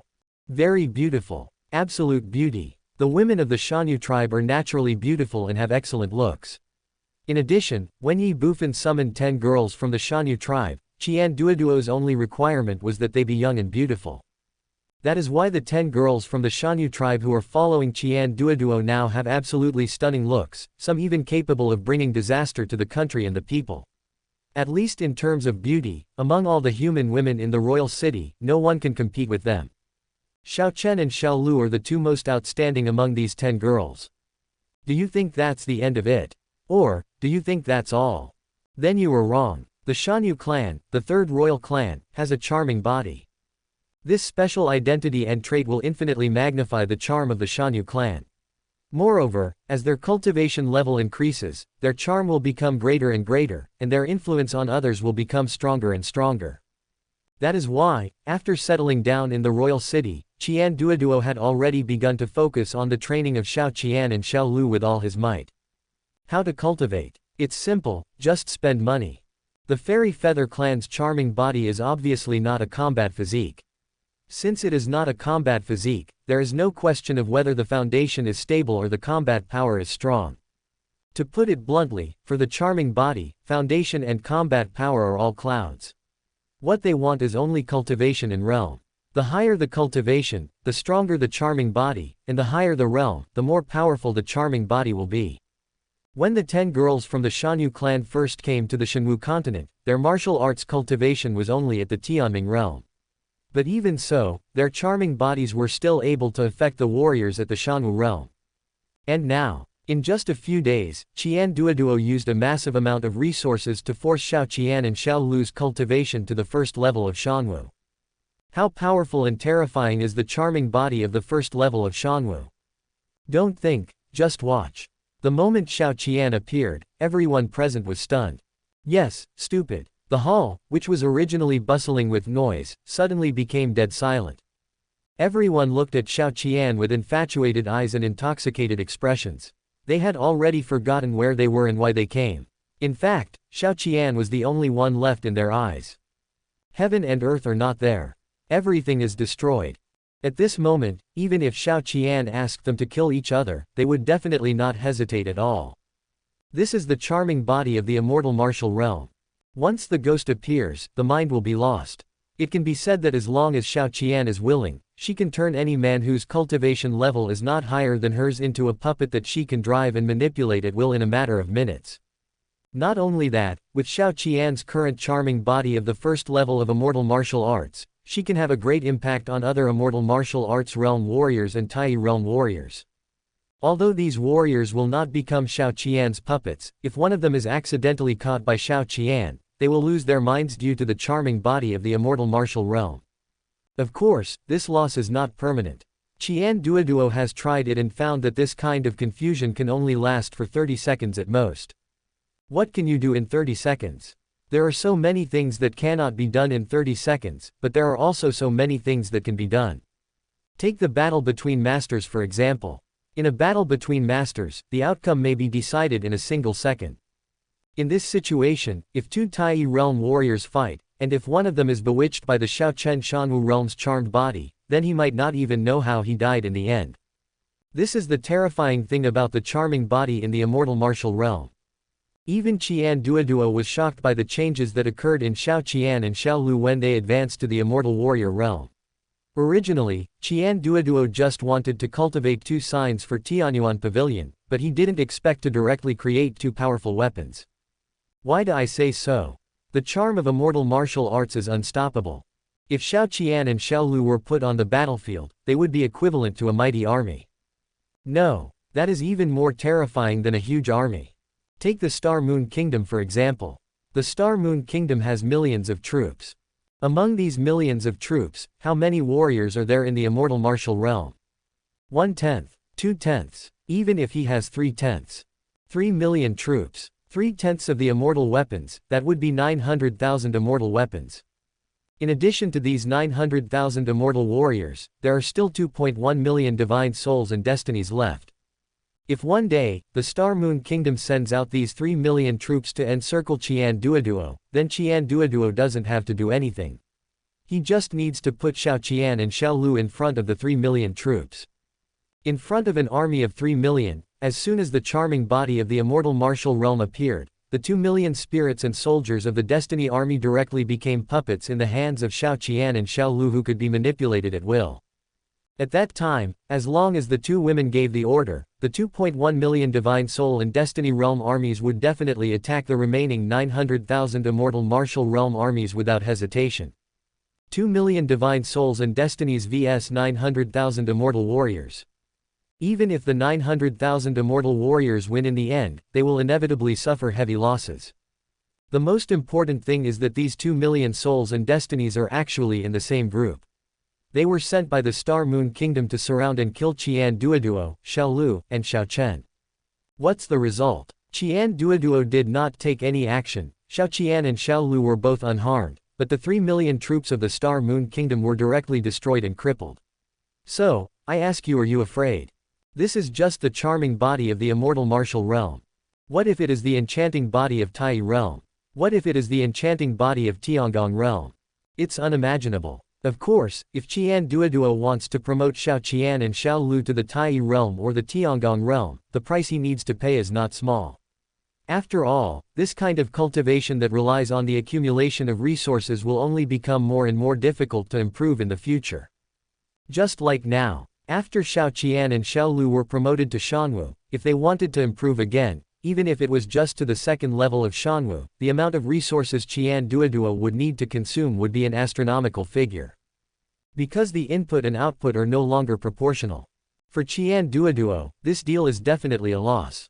That is why Qian Duoduo complains every day about why the Shanyu clan only has charming bodies but no luck in their bodies.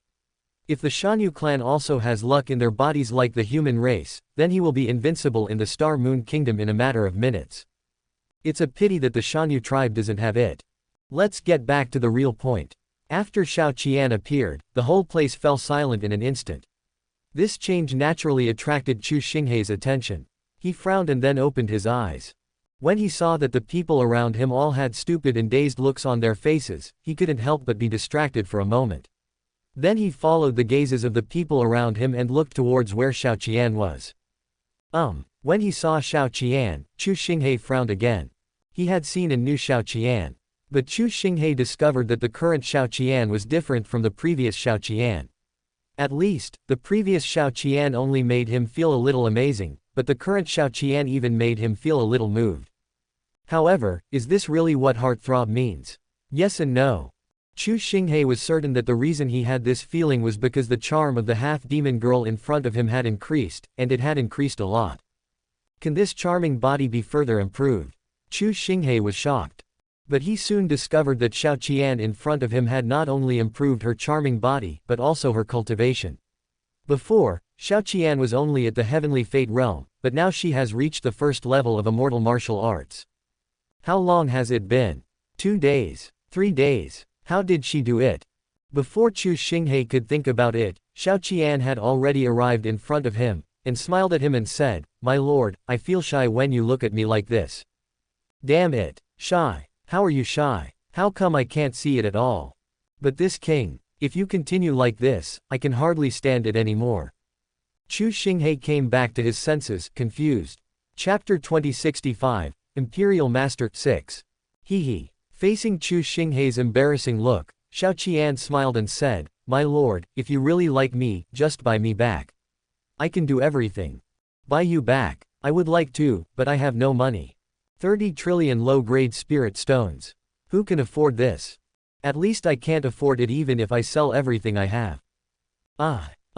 What can't be afforded? What does this king buy you for? I have 3,000 beauties in my harem, how could I be short of a mere half-demon like you? Haha, you're overthinking it. This king is not that kind of person. Ahem. Chu Xinghe immediately chuckled and said, Miss Xiao Qian, stop joking.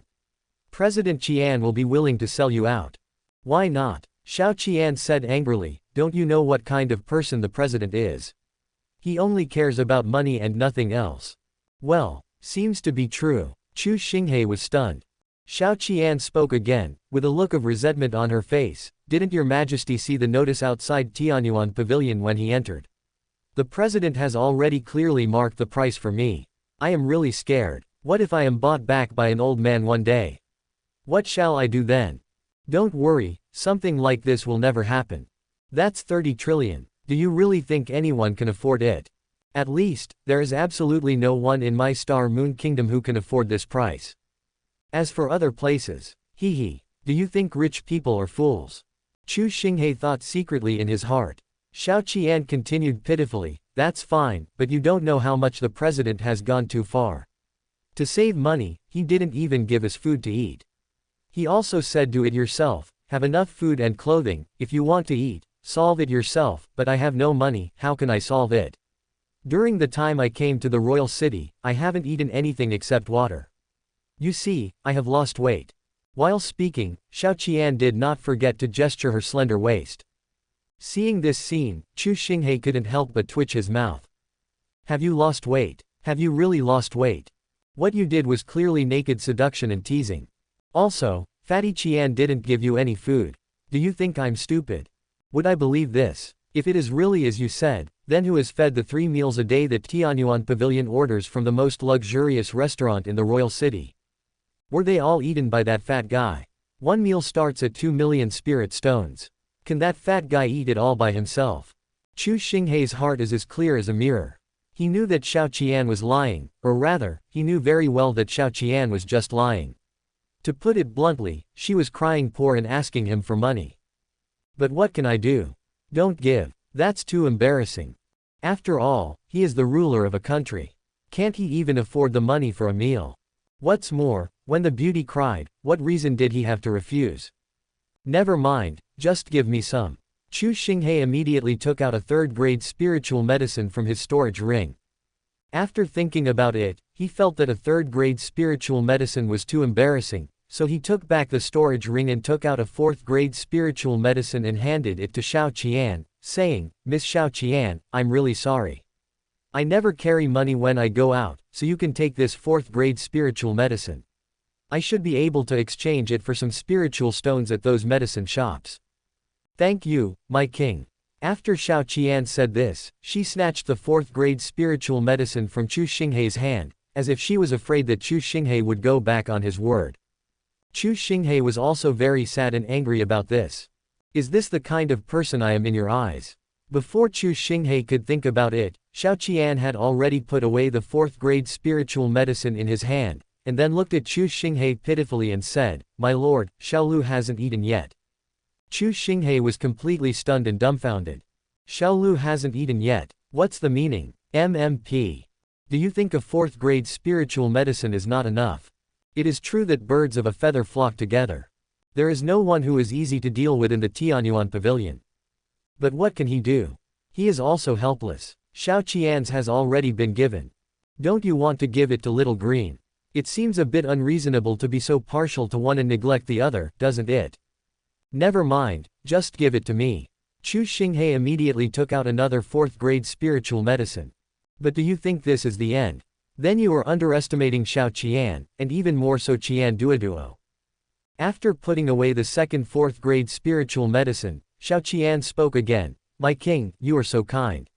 Compared with you, the president is just a scumbag. That is. Can your president, that miser, be compared with me? Chu Xinghe felt very happy. Although I lost 2 4th-grade spiritual herbs, it was worth it to have Xiao Qian's praise. At least it was not a big loss. After all, happiness is priceless. But at this moment, Xiao Qian changed the subject and spoke again. But my king, Xiao Yu and the others haven't eaten yet, how about? The smile on Chu Xinghei's face froze instantly and turned the color of liver. You have more than 20 beauties in Tianyuan Pavilion, do you want me to pay for all of you? Chu Xinghei immediately said with some embarrassment, Miss Xiao Qian, it's not that I don't want to help you, it's really I came here in a hurry, and I only have these 2 4th-grade spiritual herbs. My lord, a 3rd-grade elixir will also work. Xiao Qian said lightly. Chu Xinghei suddenly felt desperate. But what can he do? Are you just going to turn around and leave? Damn it. In this way, wouldn't the 2 4th-grade spiritual medicines be wasted? In the end, after Chu Xinghei paid 2 4th-grade spiritual medicines and 18 3rd-grade spiritual medicines, he was welcomed by Xiao Qian to the box on the 2nd floor of Tianyuan Pavilion where Qian Duoduo was. Ha ha. As soon as Chu Xinghei arrived, Qian Duoduo stood up and greeted him with a smile. Your Majesty's visit to Tianyuan Pavilion is really an honor for our Tianyuan Pavilion. President Qian, you are joking. It is I who should be the one disturbing you. Chu Xinghei changed his depressed mood and said with a smile while looking at Qian Duoduo. Your Majesty, how can you say that you are disturbing me? I, Fatty, welcome you to my Tianyuan Pavilion. Come, Your Majesty, please take a seat. Qian Duoduo said this and directly invited Chu Xinghei to sit on a chair nearby. Qian Duoduo's enthusiasm really made Chu Xinghei a little bit unable to adapt, but he was now thinking about the huge threat of the purple-eyed green-scaled python, so he didn't pay too much attention to it. He sat down on the reclining chair and looked at Qian Duoduo and said, President Qian, you sit down too. No hurry, no hurry. Qian Duoduo smiled and said, Xiao Lu, serve the tea. Our best tea. Okay, President. Xiao Lu responded and walked out of the box. At this time, Qian Duoduo looked at Chu Xinghei again and said, Your Majesty, just come if you said you would. Why bring a gift? It's so awkward. Well, Chu Xinghei couldn't help but be stunned. Give a gift. What gift? I don't think I have any gifts for you. Also, where is the gift? Why didn't I see it? Before Chu Xinghei could think about it, Qian Duoduo spoke again. Xiao Qian, why are you still standing there? Can you please be a little polite and accept the gift from His Majesty? Puff. Hearing this, Xiao Qian laughed out loud, but still came to Chu Xinghei, straightened his expression, stretched out his hand and said, Your Majesty. Suddenly, Chu Xinghei became confused and crazy. At this moment, how could he not understand what was going on? Have you ever thought about giving more money and gifts? No, never, never. But now, Qian Duoduo had said it first, what else could he do? Should he tell him that he hadn't prepared any gifts for him? Chu Xinghei really couldn't say this. What's more, if he really said that, how could he talk to Qian Duoduo next? There is definitely nothing to talk about. That's it. The same goes for Fatty Qian. This Tianyuan Pavilion is simply a den of thieves, and the people living here are a bunch of robbers. If possible, Chu Xinghei really wanted to just pack up and leave. But there are not so many ifs in this world. If there was, he wouldn't be here at this moment. What to do? Give it to me. Not only must you give it, but you can't make it lightly. Why? Didn't you hear what Fatty Qian said, that what you brought is a big gift? Do you understand what a big gift is? At this moment, Chu Xinghei was really tired. Chapter 2066, Imperial Master 7. Black Shop, Swindlers, Money Slaves. This is Chu Xinghei's final evaluation of Qian Duoduo and Tianyuan Pavilion. As the ruler of a country, Chu Xinghei has come into contact with all kinds of people, but this is the first time he has met a scoundrel like Qian Duoduo who will do anything for money. Of course, there was one thing about Qian Duoduo that Chu Xinghei agreed with and was very pleased about. What? That is, Qian Duoduo at least has a bottom line. He cheats and defrauds, but never robs. Although Qian Duoduo's actions seemed like robbery, he really didn't rob. At least he didn't use force to force anyone to do anything. Take the matter of the national teacher for example. Qian Duoduo asked for 200 billion right away. Is it a lot? A lot. Very much. But even if Qian Duoduo doesn't want to be the so-called national teacher, he still forcefully demands 200 billion from Chu Xinghei.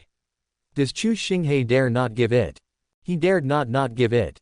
Because in Chu Xinghei's eyes, Qian Duoduo is a powerful person in the Yuanfu realm. Who can withstand the wrath of the Yuan mansion? At least with the national strength of the Star Moon Kingdom, it is absolutely impossible to compete with it. So, let alone 200 billion, even if it's 300 billion or 400 billion, as long as Qian Duoduo asks for it, Chu Xinghe has to give it even if he doesn't want to. But Qian Duoduo didn't do that. To use Qian Duoduo's words, he is a businessman, not a robber, and what he pursues is a transaction in which both parties are willing to buy and sell. Although Chu Xinghe had it all in quotation marks in his mind, at least Qian Duoduo really didn't rob the person directly, nor did he ever think about robbing him. To put it bluntly, he relies on his ability to deceive people. No, he relies on his ability to make a living, and this is also what makes Chu Xinghe feel at ease. At least he might be cheated but he won't be robbed. Call. After taking a deep breath, Chu Xinghe calmed himself down, then took out a small jade bottle from his body and handed it to Xiao Qian, who was standing in front of him with her hand outstretched. The jade bottle was very small, and there was only one thing inside it, which was a pill, a 6th grade Yuanfu realm level pill, named P1 pill. What is P1 Dan? Open the heavenly gate and establish Yuan Palace. The P1 pill is actually a kind of pill that helps warriors of the 9th level of Tiangong to break through to the Yuanfu realm. In the Shanwu world, martial arts are divided into 9 realms. In the realm of destiny, one can temper the body. The realm of spirit and soul, opening the spirit and soul. Immortal martial realm, cultivating the spirit and soul. In the Tai realm, the body and the soul merge to achieve a martial arts body. In the Tiangong realm, spiritual power turns into Gang, which has infinite uses. At this point, or in other words, after reaching the 9th level of Tiangong, all of the warrior's spiritual power has been transformed into Tiangong Qi. At this time, due to the brutality of Tiangong Qi, it is obviously no longer possible for the warrior to improve further, or to continue to rely on his flesh and blood to condense more Tiangong Qi. What to do? The only option is to open the Yuan Mansion. Yuanfu is actually a small world within a body. After opening the Yuan Mansion, the warrior can continue to absorb more Tiangong Qi, and then continue to improve his cultivation and enhance his strength from the inside out. This is the transformation of life and the sublimation of martial arts. Therefore, the Yuanfu realm is actually a huge transformation in the martial arts system of the Shanwu world. Similarly, it is also a huge bottleneck in the 9 realms of martial arts. It is definitely easy to break this bottleneck. The chance of success for an ordinary Tiangong 9th level warrior is only 30%. For those with excellent talents, 40% or 50% are qualified. Among the geniuses, 60% to 70% are geniuses. 80 to 90% of them are monsters. As for 100%, a 100% success rate. Maybe, but definitely not many. Once the opening of the Yuan Mansion fails, the warrior's entire cultivation will be lost. Therefore, most of the warriors at the 9th level of Tiangong will not easily break through to the Yuanfu realm. Many of them have never even thought about taking this step. The risks are simply too great.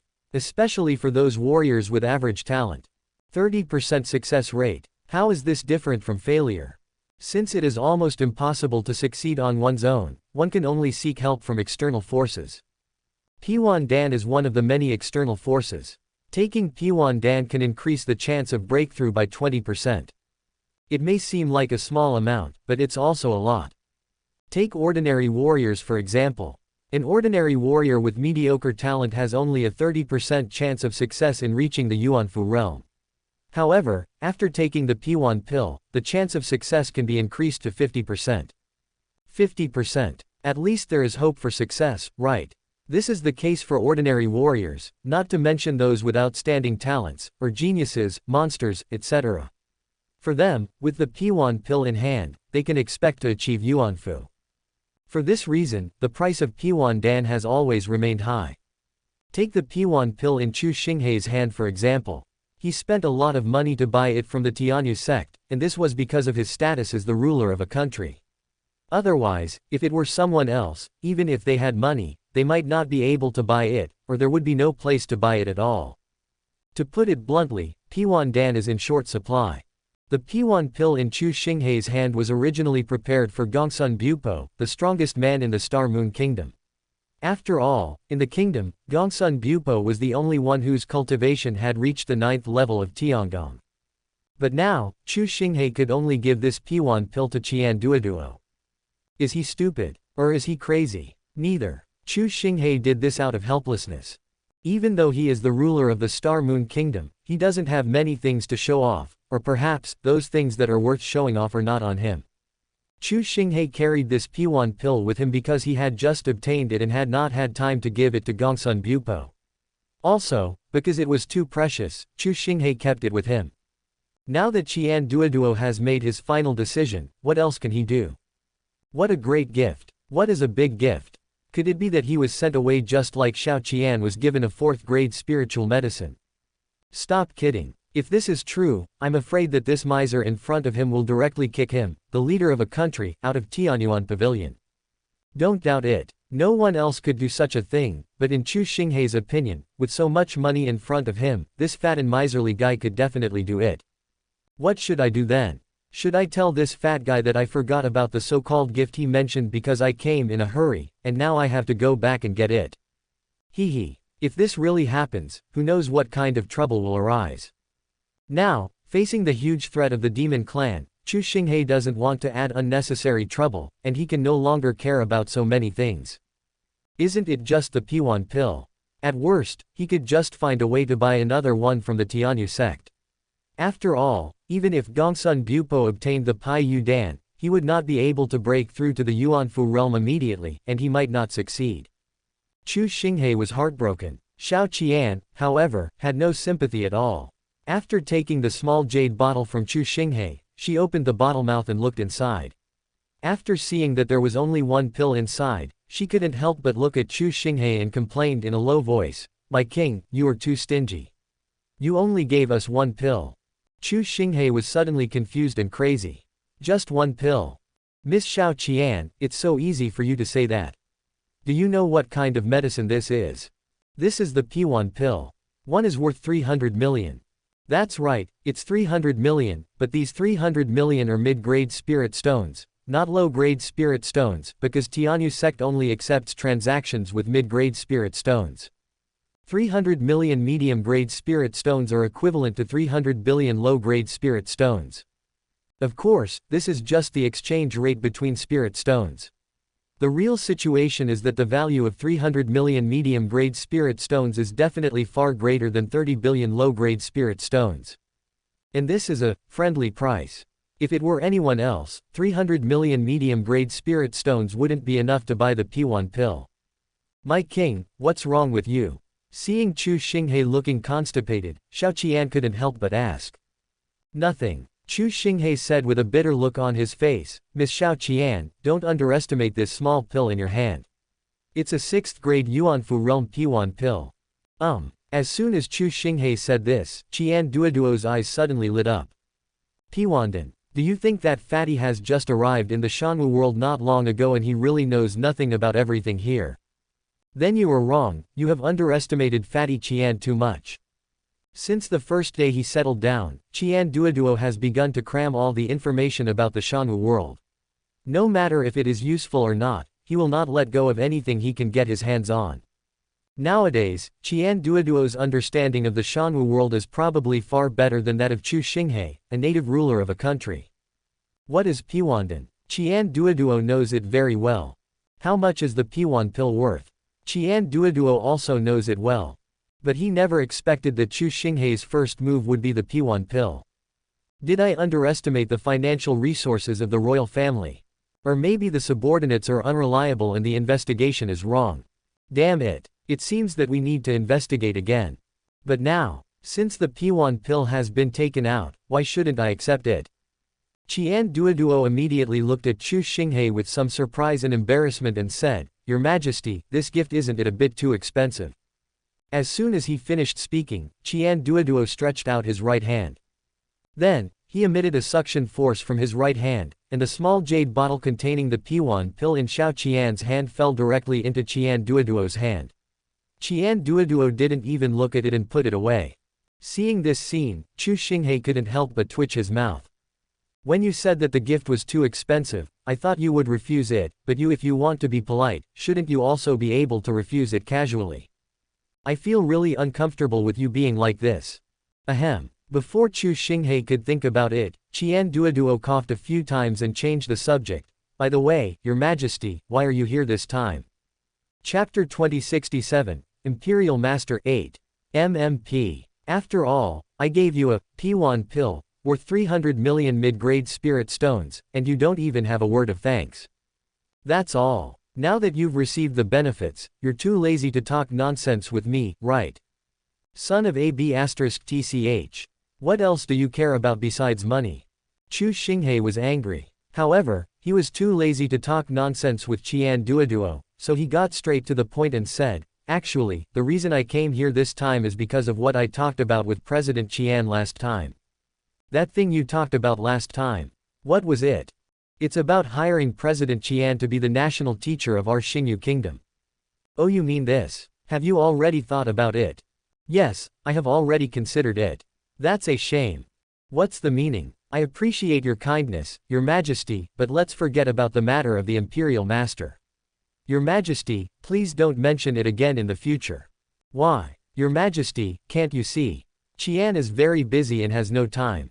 You busy? You are busy for nothing. Do you think that I don't know that you do nothing except listening to music and watching dancing in Tianyuan Pavilion every day? You don't have to do anything else.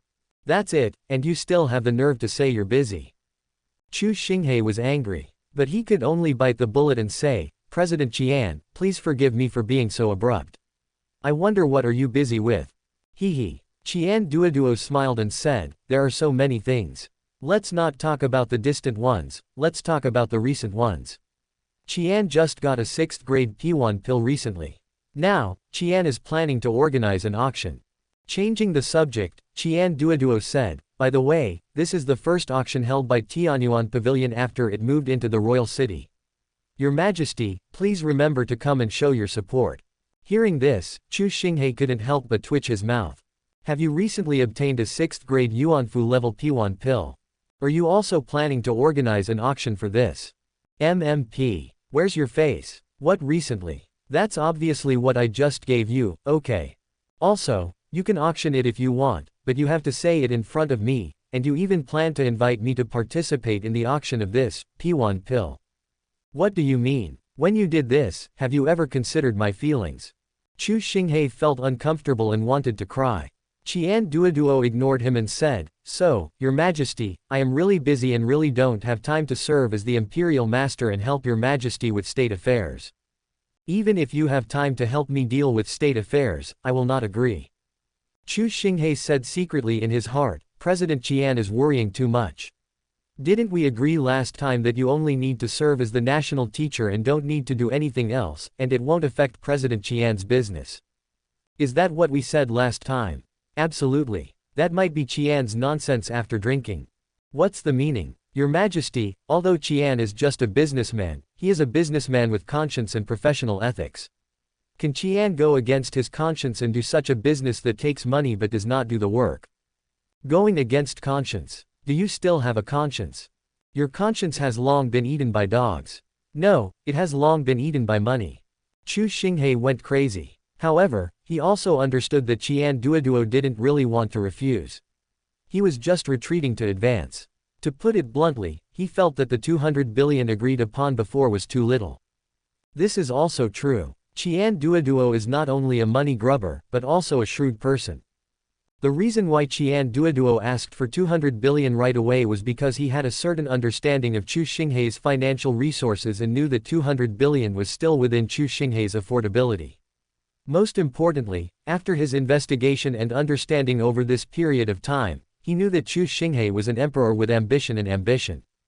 For an ambitious emperor, could he tolerate the existence of a family like the Wu family that could influence the government? Could he tolerate a sect like the Tianyu sect that was above the kingdom? He can't. How can I allow others to sleep soundly beside my bed? For an ordinary emperor, the Wu family and the Tianyuan sect are existences that they cannot tolerate, let alone an emperor like Chu Xinghe who is ambitious and has ambitions. The reason why he didn't take action yet, or in other words, the reason why he turned a blind eye, was simply because he did not have enough strength and confidence to completely overthrow the Wu family and the Tianyuan sect. But once he has this strength, he will definitely take action, and his action will be earth-shattering. Therefore, Qian Duoduo believed that as long as Chu Xinghe was still in power and still alive, he would definitely come to find him again, it was just a matter of time. In this case, Qian Duoduo naturally had to seek greater benefits for himself. As for the 200 billion, that was actually just Qian Duoduo's casual remark. It would be best if Chu Xinghe agreed. If Chu Xinghe doesn't agree, Qian Duoduo won't be in a hurry. After all, with the premise of 200 billion, even if Qian Duoduo takes a step back, how much can he give up? The final transaction price must be over 150 billion. But he didn't expect that Chu Xinghe would come to him again so soon. As for why, a person with a lot of money has a clear mind. It's simply because of the sudden invasion of the demon tribe. Qian Duoduo actually knew this a little earlier than Chu Xinghe. He had already received the news when the demons invaded the 13 towns of Kenyan City. This is the strength of Qian Duoduo, and it was also the strength of the former Linglong Chamber of Commerce. Although they had only entered the Shanwu world and settled in the Xingyu kingdom for a few days, the intelligence network they had secretly established had already far surpassed the royal family of the kingdom. For this reason, the moment Chu Xinghe entered Tianyuan Pavilion, Qian Duoduo had roughly guessed the purpose and intention of his visit this time. Although Qian Duoduo didn't know why the demon race suddenly launched a large-scale attack on the human race, nor did he know that the purple-eyed green-scaled python had been promoted to a great demon in the Yuanfu realm, this did not prevent Qian Duoduo from raising the price and taking the opportunity to blackmail. Of course, Chu Xinghe didn't know that Qian Duoduo already knew everything. He only knew that Qian Duoduo was going to raise the price. Helplessly, he could only ask, "President Qian, please tell me a number." "Your Majesty, look at what you are saying. Is this a matter of money?" Qian Duoduo said this with some resentment and embarrassment, and then added, "This is really not a matter of money. If it is really just a matter of money, then it is easy to solve. After all, Qian can at least make 180 billion by just holding an auction. This is really Qian doesn't have time. MMP. Can you make 180 billion by holding an auction? You are stealing money." Chu Xinghe was furious and mad. However, thinking of what Qian Duoduo had done during this period of time, Chu Xinghe fell silent again. After all, considering Qian Duoduo's methods, this possibility was not impossible. But is this the point? This is not. The point is, Qian Duoduo said that he could earn 180 billion from an auction, and the reason he refused me was because he had to hold an auction, so he didn't have time. What does this mean? That's exactly what I mean. Want to hire me as your kingdom's imperial teacher? Can. Let's make up for Mr. Qian's loss first. How much? Mr. Qian can make a profit of 180 billion from an auction. How much do you think he should give? 300 billion, how about that? Looking at Qian Duoduo, Chu Xinghe said something through gritted teeth. 300 billion. Qian Duoduo was stunned and looked at Chu Xinghe in surprise. That's right. Chu Xinghe said solemnly, "This king has paid 300 billion to hire President Qian to serve as the national teacher of my kingdom. Not only that, during President Qian's tenure, if this king needs President Qian, the fee will be calculated separately." Chapter 2068, Imperial Master 9. Isn't this not good? Looking at Chu Xinghe's sincere expression, Qian Duoduo said with some embarrassment, "We have already agreed before that we only want 200 billion. Your Majesty is doing this now. Do you think that Qian is the kind of person who is greedy for money?" He, aren't you? Chu Xinghe complained in his heart, but could only say against his will, "President Qian is joking. This is not what I meant. It's just that I feel bad for causing inconvenience and loss to President Qian. This extra 100 billion is my compensation to President Qian. But, isn't this too much? Not much, not much. Compared with President Qian's loss, my 100 billion is nothing. Forget it, this money Qian still can't accept it. President Qian, do you look down on me?" Chu Xinghe's face darkened, and he said with some dissatisfaction and resentment. But in fact, he was almost furious. This fat guy clearly wanted the 300 billion, but he still looked very embarrassed. What did he want to do? He clearly wanted me to force the money on him. MMP. It's true. She wants to be a whore and also want to be a saint. It's so abominable. The next second, Qian Duoduo said calmly, "Your Majesty is serious. How could Qian look down on you? You are the ruler of the Star Moon Kingdom. In that case, let's just make it a deal." Chu Xinghe made the decision directly. Qian Duoduo hesitated for a moment, and then said with some embarrassment, Well, since His Majesty has said so much, then I can only agree. If not, it would be really ungrateful. Call. After Qian Duoduo finished speaking, Chu Xinghe couldn't help but breathe a sigh of relief. Finally accepted it. Is it easy for him, Chu Xinghe? As the leader of a country, he has to force money on people. MMP. That feeling was really like screwing a dog. Fortunately, Qian Duoduo finally agreed. In this way, his efforts will be worth it. The next second, Chu Xinghe spoke again. In that case, I will have someone deliver the 300 billion to President Qian later. No, it should be delivered to the State Master. Thank you for your help. Qian Duoduo said lightly. It should be. Chu Xinghe smiled slightly, then changed the subject and said, by the way, I have something else to discuss with President Qian. Oh. Qian Duoduo was quite curious and asked, what's the matter? This. Chu Xinghe hesitated for a moment and said, it's like this. I shouldn't interfere with the affairs of the State Master. But State Master, you also know that the talents performed in your Tianyuan Pavilion are somewhat special and are not suitable for people who are too young to watch. So, State Master, can you limit the age of those who enter the Tianyuan Pavilion to watch the performances? At least there is no need to let in those who are 11 or 12 years old, right? After a pause, Chu Xinghe continued, of course, I am only giving advice to the Imperial Master. As for how to proceed, the Imperial Master will decide for himself, and I will never interfere. When saying this, Chu Xinghe was really nervous. After all, cutting off someone's financial resources was like killing their parents. What's more, he wanted to cut off the financial resources of a miser like Qian Duoduo. Once he was angered, Chu Xinghe couldn't imagine what kind of situation would happen. Therefore, Chu Xinghe was only giving Qian Duoduo some advice. He had no intention of influencing Qian Duoduo's thoughts, let alone interfering forcibly. Quote. What? Unexpectedly, as soon as Chu Xinghe finished speaking, Qian Duoduo exclaimed in disbelief, there is an 11 or 12-year-old kid coming to my Tianyuan Pavilion. Hearing this, Chu Xinghe couldn't help but twitch his mouth. Don't tell me, you don't know anything about this. Hee. If that's the case, then you really think I'm a fool. In fact, Qian Duoduo did know about this. Not only did he know, he was also very clear that the two sons Chu Xinghe was referring to were his two sons, the third prince and the sixth prince of the Star Moon Kingdom. But so what? Isn't the prince's money still money? If you don't make money, you're AB** starred.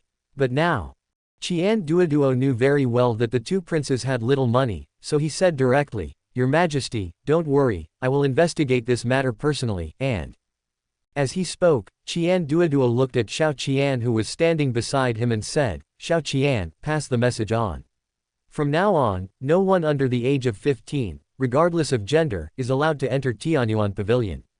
Yes, President. Xiao Qian immediately responded with a smile. Thank you, Imperial Master. Although he knew that Qian Duoduo was acting, Chu Xinghe was still grateful. After all, Qian Duoduo was giving him face in disguise. Your Majesty, you are too kind. Qian Duoduo said lightly, a little ashamed, speaking of which, I should thank His Majesty. After all, this matter was indeed not well considered by me. Finally, Qian Duoduo added in his mind that it was such a waste to charge fat sheep like the third prince and the sixth prince only for a queuing fee. From now on, no one under the age of 15 is allowed to enter Tianyuan Pavilion. Want to come in? Yes, pay the money. You are allowed in as long as you pay the money, and you don't have to worry about your elders at home finding out. How come it wasn't known? It's very simple. Tianyuan Pavilion has a front door and a back door. Others enter from the front door, and you, VIPs who have paid enter from the back door. Moreover, as a VIP, you naturally have to receive the treatment that a VIP deserves, so after you, VIPs enter Tianyuan Pavilion, you will all be arranged in the private rooms on the second floor. This way no one will find out, right? Tisk tisk. This president is such a genius. Qian Duoduo smiled secretly. However, he didn't know that if Chu Xinghe knew about his thoughts, he, the ruler of a country, would be so angry that he would vomit blood. I asked you to forbid young people from entering Tianyuan Pavilion, but you actually came up with another way to make money. You really know how to make money. It's a pity that Chu Xinghe had no idea what Qian Duoduo was thinking. In his opinion, since Qian Duoduo had already agreed to him, there was no need for him to worry about this matter anymore. Chu Xinghe stopped talking about this matter immediately and returned to the original topic, saying, "Oh, there is one more thing that I need to discuss with the State Master." "Your Majesty, please speak." Is the Imperial Master talking about the recent events in Canyon City? Canyon City. Qian Duoduo pretended to be confused. What's going on in Canyon City? It's like this, Chu Xinghe said calmly. Just yesterday, within our kingdom, including Canyon City, 1 city and 13 towns have been completely occupied by the demon race. What? Qian Duoduo was shocked and stood up suddenly and asked, "Are these monsters looking for death?" He. Chu Xinghe smiled bitterly and said, "Master, you don't know that the demon tribe is really not seeking death this time. They came fully prepared." "Are you prepared?" "Yes, they dare to be so unscrupulous only because the king of their Star Moon Forest, the purple-eyed green-scaled python that was originally at the 9th level of the Tiangong realm, has successfully advanced to the Yuanfu realm." After a pause, Chu Xinghe continued, "National Master, you also know that although there is only one level difference between Tiangong and Yuanfu, especially between Tiangong 9th Heaven and Yuanfu 1st Heaven, there is a world of difference between them. Take this purple-eyed green-scaled python for example. She is extremely talented. When she was at Tiangong 9th Heaven, she already had the combat power of Yuanfu 1st or 2nd Heaven. But it doesn't matter. After all, the kingdom still has the undefeated General Gongsun sitting in charge. Like the purple-eyed green-scaled python, he is also at Tiangong 9th Heaven, but has the combat power of Yuanfu 1st or 2nd Heaven. This is also the biggest reason why our human race has been able to live in peace with the demon race over the years, because no matter whether it is the human race or the demon race, we can't do anything to each other in terms of high-end combat power. But it's different now. The purple-eyed green-scaled python has successfully advanced to the Yuanfu realm. With her talent, her combat power is probably no less than that of an ordinary Yuanfu 5th or 6th level heavenly warrior. With such strength, it is clear that old General Gongsun is no longer her opponent. If the purple-eyed green-scaled python attacks, no one in my kingdom will be able to fight it. So, what I mean is that once the purple-eyed green-scaled python makes a move, I ask the Imperial Master to lend a helping hand to my Star Moon Kingdom. Of course, I will never treat the Imperial Master unfairly." What the hell? When Chu Xinghe said this, Qian Duoduo was completely stunned. Purple-eyed, green-scaled python. A great monster from Yuanfu realm. MMP. Didn't that kid say that there were no Yuanfu realm level strongmen in this area? What is this now? The purple-eyed, green-scaled python from the 1st level of Yuanfu. That's all. This guy only has the cultivation level of the 1st level of Yuanfu, but he has the combat power of the 5th or 6th level of Yuanfu. The 5th or 6th level of Yuanfu. Although Master Qian is extremely talented and can fight across levels, but in the final analysis, Master Qian's cultivation is only the 6th level of Tiangong. Even if he bursts out with all his strength, he only has the combat power of the 1st or 2nd level of Yuanfu. The 1st and 2nd levels of Yuanfu vs the 5th and 6th levels of Yuanfu. Isn't this just seeking death? Chapter 2069, Imperial Master 10. Yes, it's just seeking death. In Qian Duoduo's opinion, he was definitely no match for the purple-eyed, green-scaled python. What to do? Should he tell Chu Xinghe that he couldn't beat the opponent and let him find someone else? Or should he think of other ways? No. Absolutely not. If this is true, doesn't it mean that he has told Chu Xinghe that what he said when he entered the royal city, about killing a Yuanfu realm person with a slap, was pure bragging? At that time, how can I survive in this royal city? The most important thing is, once Chu Xinghe knows that he is no match for the purple-eyed and green-scaled python, will he continue to employ himself as the national teacher of his kingdom? Stop kidding. Chu Xinghe is not stupid. He would never waste 300 billion low-grade spirit stones in vain and continue to waste time on himself. In this case, won't the cooked duck fly away? That's 300 billion. Even if it means cheating, I have to trick him into getting it. Qian Duoduo immediately made up his mind and said, "It's just a great demon in the Yuanfu realm. Your Majesty, don't worry. If she doesn't make a move, it's fine. But if she dares to make a move, I will slap her to death." Thank you very much, Imperial Master. Chu Xinghe finally breathed a sigh of relief and said with gratitude. However, He didn't realize that when Qian Duoduo uttered these bold words, Xiao Qian beside him was stunned, stupid, and even shocked. Chu Xinghe didn't know Qian Duoduo's cultivation level or strength, but Xiao Qian and other girls from the Shanyu and Tianyan tribes knew it very well. Qian Duoduo's real cultivation level is only the 6th level of Tiangong. Although he has outstanding combat power, with his current cultivation level, he can only unleash the combat power of the 1st or 2nd level of Yuanfu. A warrior with the combat power of the 1st or 2nd level of Yuanfu could kill a monster with the combat power of the 5th or 6th level of Yuanfu with just 100 palm strikes. MMP. President, you are drifting. Wrong. President, you are bragging a little too much, aren't you? If you really have to fight this green-scaled python, what will you do? How will you end it? Are you afraid that you will just die? The most important thing is that you boasted so much, but you didn't even blush or feel nervous, as if everything you said was true and factual. You really acted like Xiao Qian, I can't help but accept it. Hee. Xiao Qian was thinking. Qian Duoduo had already smiled, looking at Chu Xinghe and said righteously, Your Majesty, you are too kind. As a member of the human race, it is my responsibility to resist the monster race. That's right. Changing the subject, Qian Duoduo suddenly asked, The Star Moon Kingdom and the Star Moon Forest have been living in peace for such a long time. Now the demons are suddenly attacking. Is it just because their king has advanced to become a great demon in the Yuanfu realm? Why does Qian Duoduo ask this? Just out of curiosity. No. As a qualified profiteer, Qian Duoduo always remembers the famous saying, curiosity kills the cat. He is also well aware that all curiosity is likely to be exploited by those with ulterior motives. Therefore, Qian Duoduo has always had little curiosity, or even no curiosity at all. The reason why he asked this now was simply because he couldn't defeat the purple-eyed, green-scaled python. What to do if you can't win? If you can't defeat them, you can only solve the problem from other aspects. If it really cannot be solved, then sorry, everyone, Qian can only pat his butt and leave this Star Moon Kingdom. Of course, before leaving, Qian will definitely have to make some more money, at least get the 300 billion first. This is what Qian Duoduo is thinking at this moment. Yes, it's so shameless. Unfortunately, Chu Xinghe knew nothing about this. Facing Qian Duoduo's inquiry and curiosity, he just sighed and said, National Master, you don't know that this time, our Xingyu kingdom has also suffered an unexpected disaster. Oh. Qian Duoduo was quite interested and asked, What do you mean?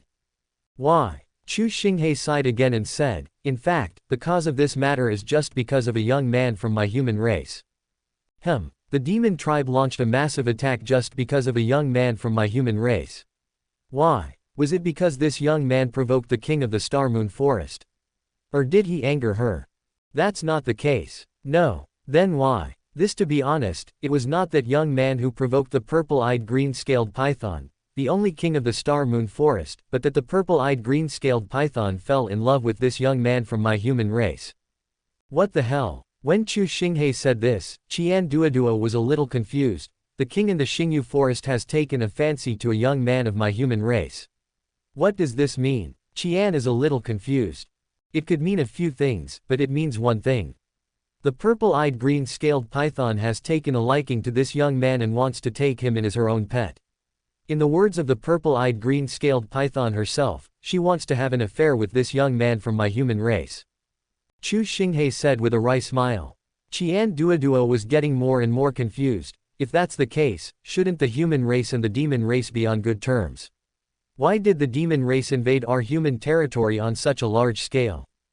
It's because that boy didn't want to be the purple-eyed green-scaled python's pet, and he eventually escaped from the Star Moon Forest by some unknown means. The purple-eyed green-scaled python couldn't find him, so it directly launched its army to invade our Star Moon Kingdom.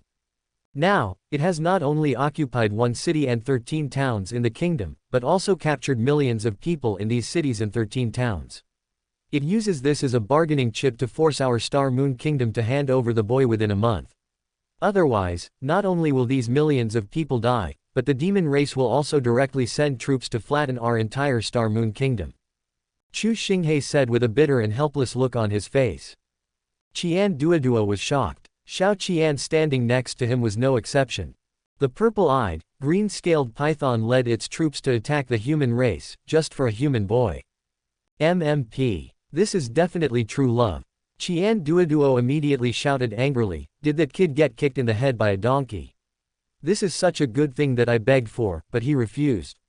And he just ran away." Well, Chu Xinghe was stunned and said, "National Master, what are you doing? What is this and that? Is what Qian said wrong?" Qian Duoduo said, and then said with anger, "Who is the purple-eyed green-scaled python? She is the only king in the Star Moon Forest. Her status in the Star Moon Forest is the same as your status as a human king in the Star Moon Kingdom. In fact, her status in the Star Moon Forest is far higher than yours. After all, the demon race is different from the human race. The demon race has a strict hierarchy, and there is no so-called noble family or wealthy family like the human race. To put it bluntly, the entire Star Moon Forest is ruled by the purple-eyed green-scaled python." What does that mean? This means that once the young man becomes the purple-eyed green-scaled python, he will instantly own the entire Star Moon Forest. MMP, that's the entire Star Moon Forest. In the Star Moon Forest, monsters roam everywhere, and spiritual materials are everywhere. How many people dream of this? If all of this were sold, what a horrific fortune it would be. Now, the young man is within his reach, but he actually refused and ran away.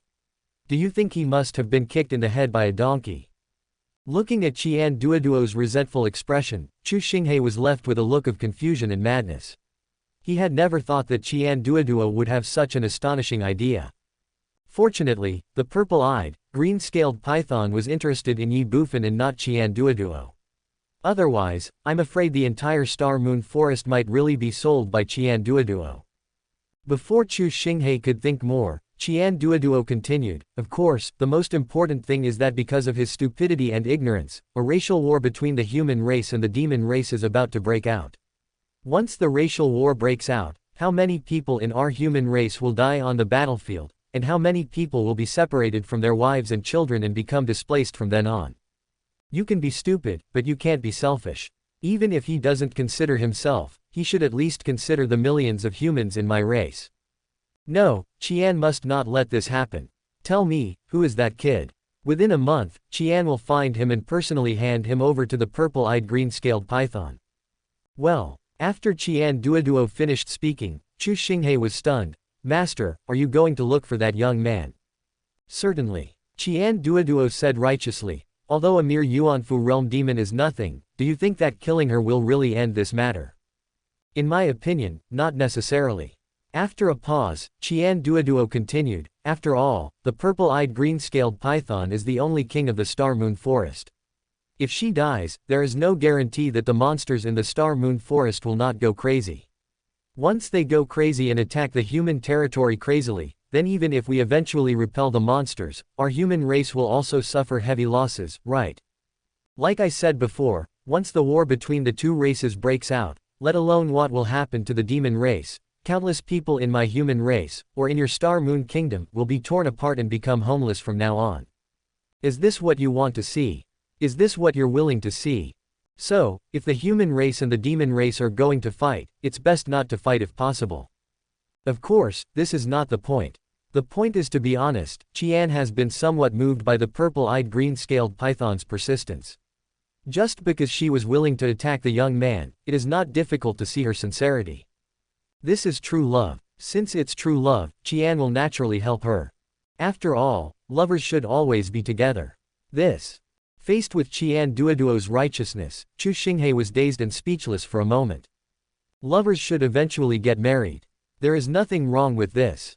And Qian Duoduo is right, killing is indeed not the most effective way to solve the problem. But although Chu Xinghe thought so, Xiao Qian next to him didn't think so. President Yi, is what he thinks in his heart really the same as what he says? Bullshit. In Xiao Qian's opinion, Qian Duoduo said and did this because he clearly knew that he could not defeat the purple-eyed green-scaled python, so he wanted to sacrifice the young man in order to preserve his transcendent status in the Star Moon Kingdom. This is also true. Of course, Qian Duoduo thinks longer term than Xiao Qian. The purple-eyed, green-scaled python took a fancy to a human boy. The human boy ran away. The purple-eyed and green-scaled python did not hesitate to attack the human race. At this time, if I find that kid and send him to the purple-eyed green-scaled python, then shouldn't the purple-eyed green-scaled python thank me as the matchmaker? Can I take this opportunity to expand my business to the Star Moon Forest? That's right, Qian Duoduo thought so.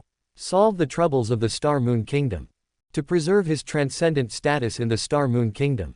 At the same time, expand the business to Xingyu Forest. It definitely kills 3 birds with 1 stone. So why wouldn't he do it? As for finding someone, he's not bragging about how rich he is, but this is really not difficult at all for him. Do you really think Qian Duoduo did nothing during this period? Stop kidding. Who is Qian Duoduo? That's a profiteer.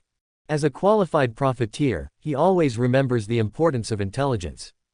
Because of this, in just a few days, Qian Duoduo had remotely controlled the 81 major shopkeepers and 360 minor shopkeepers of the former Linglong Chamber of Commerce to establish an extremely terrifying intelligence network in the Star Moon Kingdom.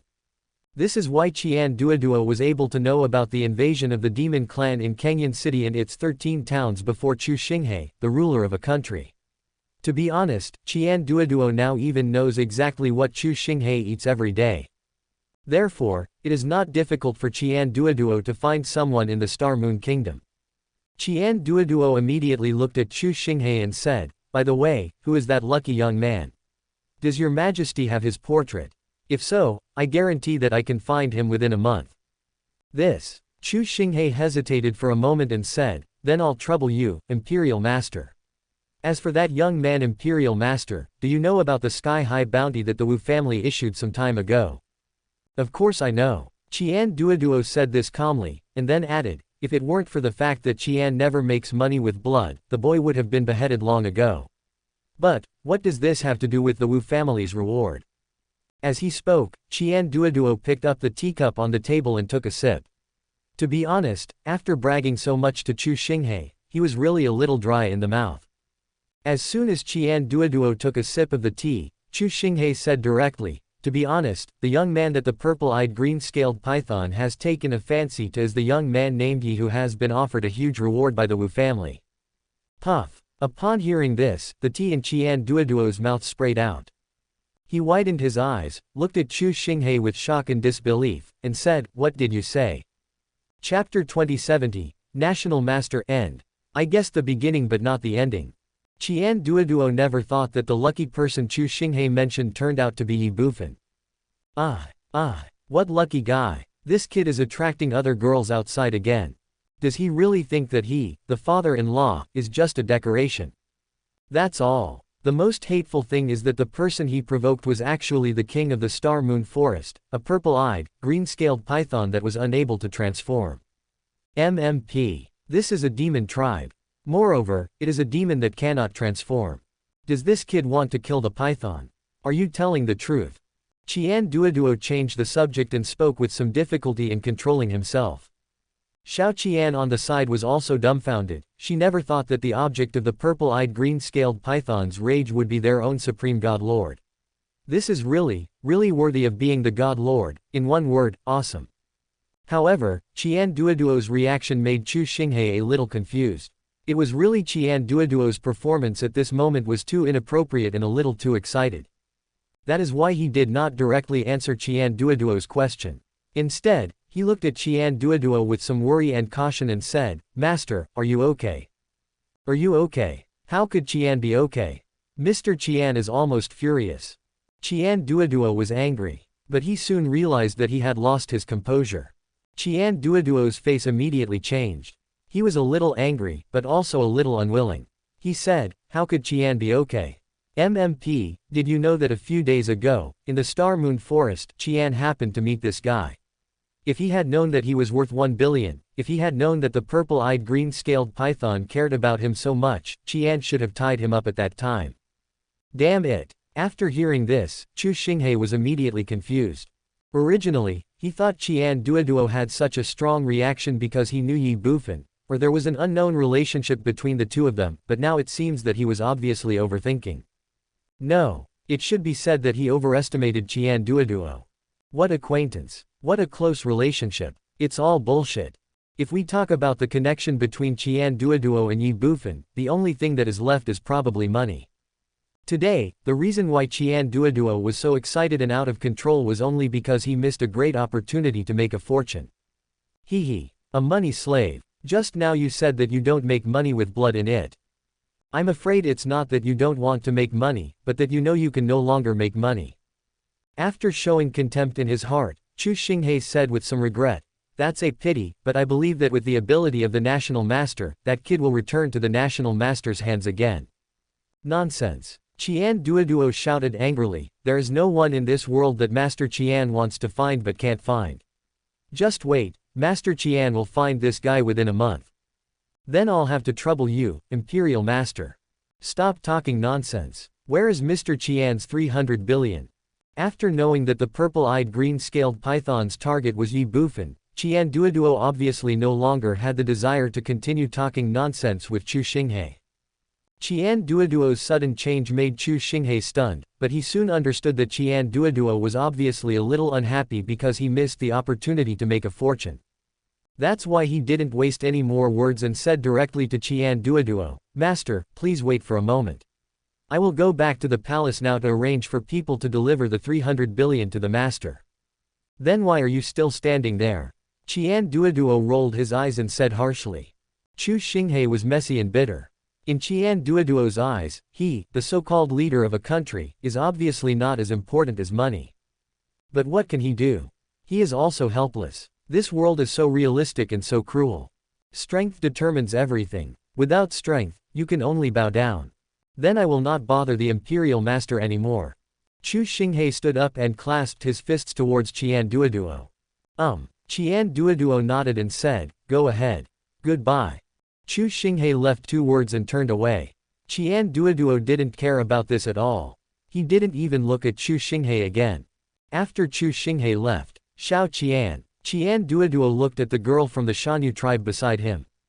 President Xiao Qianjing waited for Qian Duoduo's instructions. Qian Duoduo hesitated for a moment, then frowned and said, "Pass the order down, find that brat for me as quickly as possible." Well, Xiao Qian was stunned, and asked in confusion and astonishment, "President, you are looking for the Lord God, don't you really want to hand the Lord God over to that purple-eyed green-scaled python? Why so much nonsense?" Qian Duoduo shouted, "Go quickly." Well, Xiao Qian was stunned again. Yes, but she still responded softly. After all, as a subordinate, or because of Ye Bufan's order, she must and could only follow Qian Duoduo's instructions unconditionally. Xiao Qian left. Soon, the entire Star Moon Kingdom, including the Star Moon Royal City, all 81 major shopkeepers and 360 minor shopkeepers under the former Linglong Chamber of Commerce received Qian Duoduo's orders. Immediately afterwards, the entire Linglong Chamber of Commerce, now the Tianyuan Chamber of Commerce, began to run rapidly like a machine under the operation of 81 major shopkeepers and 360 minor shopkeepers. How many people are there in Tianyuan Chamber of Commerce now?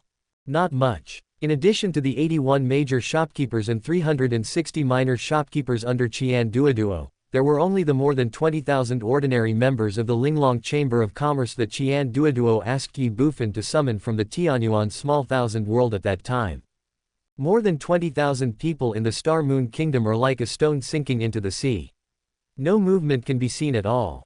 It is definitely not a matter of a day or two to find someone in the Star Moon Kingdom with these 20,000 people. But does the Tianyuan Chamber of Commerce really have only more than 20,000 people? Yes, that's all. But the influence of these 20,000 people is so great that it is unimaginable. Why? Because they were all members of the Linglong Chamber of Commerce in the past, they were the best of the best. These people have been doing almost only one thing these days, which is to linger in the major cities of the Star Moon Kingdom, win people's hearts, cultivate spies, and build an intelligence network belonging to the Tianyuan Chamber of Commerce for Qian Duoduo. Although Qian Duoduo's intelligence network has not been completely perfected in just a few days, with only these 20,000 people, the Tianyuan Chamber of Commerce can already influence tens of millions of people. Whether these people are loyal or not is unknown and unimportant. What is important is that they can all be used by Qian Duoduo, and they are all distributed in the 3 counties and 9 counties of the Star Moon Kingdom, as well as in various cities and towns. Just this is enough. To put it bluntly, these tens of millions of people are now Qian Duoduo's eyes. It is precisely because of this that Qian Duoduo is confident that he can find Ye Bufan. Tianyuan Chamber of Commerce operates secretly and rapidly. Millions of people in the Star Moon Kingdom were frantically searching for Ye Bufan. Of course, this is just the Tianyuan Chamber of Commerce. If the power of the kingdom's officials is added, at this moment, the number of people looking for Ye Bufan in the entire Xingyu Kingdom must have exceeded 100 million. But can we really find Ye Bufan if there are more people? Not necessarily. Royal City, Tianyuan Pavilion. Less than half an hour after Chu Xinghe left, eunuch Lu came again. This time, he came on Chu Xinghe's orders and brought 4 things to Qian Duoduo: betrothal money, official uniform, imperial edict, and seal. From this moment on, Qian Duoduo became the true national master of the Star Moon Kingdom. However, Qian Duoduo obviously doesn't care too much about the title of national master. After all, the title of national master cannot be spent as money. At most, it will make it easier for him to abuse his power for personal gain in the Star Moon Kingdom. That's right, it's abusing power for personal gain. When Qian Duoduo agreed to Chu Xinghe's appointment as the national teacher, he had already thought about how to use the title of national teacher to gain greater benefits for himself in the Star Moon Kingdom. To put it bluntly, Qian Duoduo is planning to become a Tangguan. Of course, this is a later story. After eunuch Lu left, Qian Duoduo threw aside the official uniform, seal, and imperial edict of Chu Xinghe, and set his sights on the huge reward that Chu Xinghe used to hire him as the national teacher. This is 300 billion low-grade spirit stones. With the exchange rate of 1,000 between spirit stones and luck, the 300 billion low-grade spirit stones are equivalent to 300 million points of luck. Even if Ye Bufan can only obtain 1% of them, it is still a full 3 million points of luck. What can 3 million points of luck do? 3 million luck can directly push Qian Duoduo's cultivation to the Yuanfu level, and it is not just as simple as the first or second level of Yuanfu. At that time, having Qian Duoduo was really awesome. What is purple-eyed and green-scaled python? What is the great monster in Yuanfu realm? Will Mr. Qian be afraid of you? Master Qian was a senior master who had killed a powerful Yuanfu realm master in seconds. If you dare to cause trouble, Mr. Qian will destroy you. If you don't believe me, try it. This is also the reason why Qian Duoduo is so anxious to find Ye Bufan. To put it bluntly, Fatty Qian had his eyes on the 3 million points of luck. He was afraid that if he didn't find Ye Bufan as soon as possible, he would have nothing to do with the 3 million points of luck. Without these 3 million points of luck, how could Fatty Qian be promoted to Yuan Mansion? Without the cultivation base of Yuanfu realm, how could Fatty Qian continue to show off in the Star Moon Royal City? 3 million luck. That was Qian's hard-earned money. We absolutely cannot let that kid named Yi ruin it. He must be found immediately. Chapter 2071, 8 million in windfall, Master Yi becomes rich overnight. Qian Duoduo is looking for Ye Bufan. Chu Xinghe is looking for Ye Bufan. All the civil and military officials in the court were also looking for Ye Bufan. It can be said that all the powerful people in the entire Star Moon Kingdom were looking for Ye Bufan's whereabouts. Plus the sky-high bounty offered by the Wu family earlier. Nowadays, more than 90% of the people in the kingdom are looking for Ye Bufan. More than 90% of the population.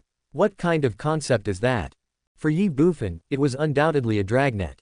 At this point, he was afraid that there was nowhere to hide.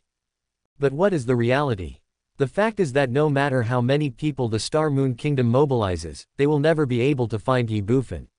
At least, they will never be able to find Ye Bufan unless Ye Bufan shows up on his own initiative. So, where is Ye Bufan now? 3 days ago, after Ye Bufan and Chen Tianlong escaped from the Xingyu forest, they went straight back to Qingshan town. Ye Bufan originally wanted to keep Chen Tianlong in Qingshan town and in the Chen family, but he didn't expect that the entire Chen family had already moved out of Qingshan town and moved to Xingyu Royal City.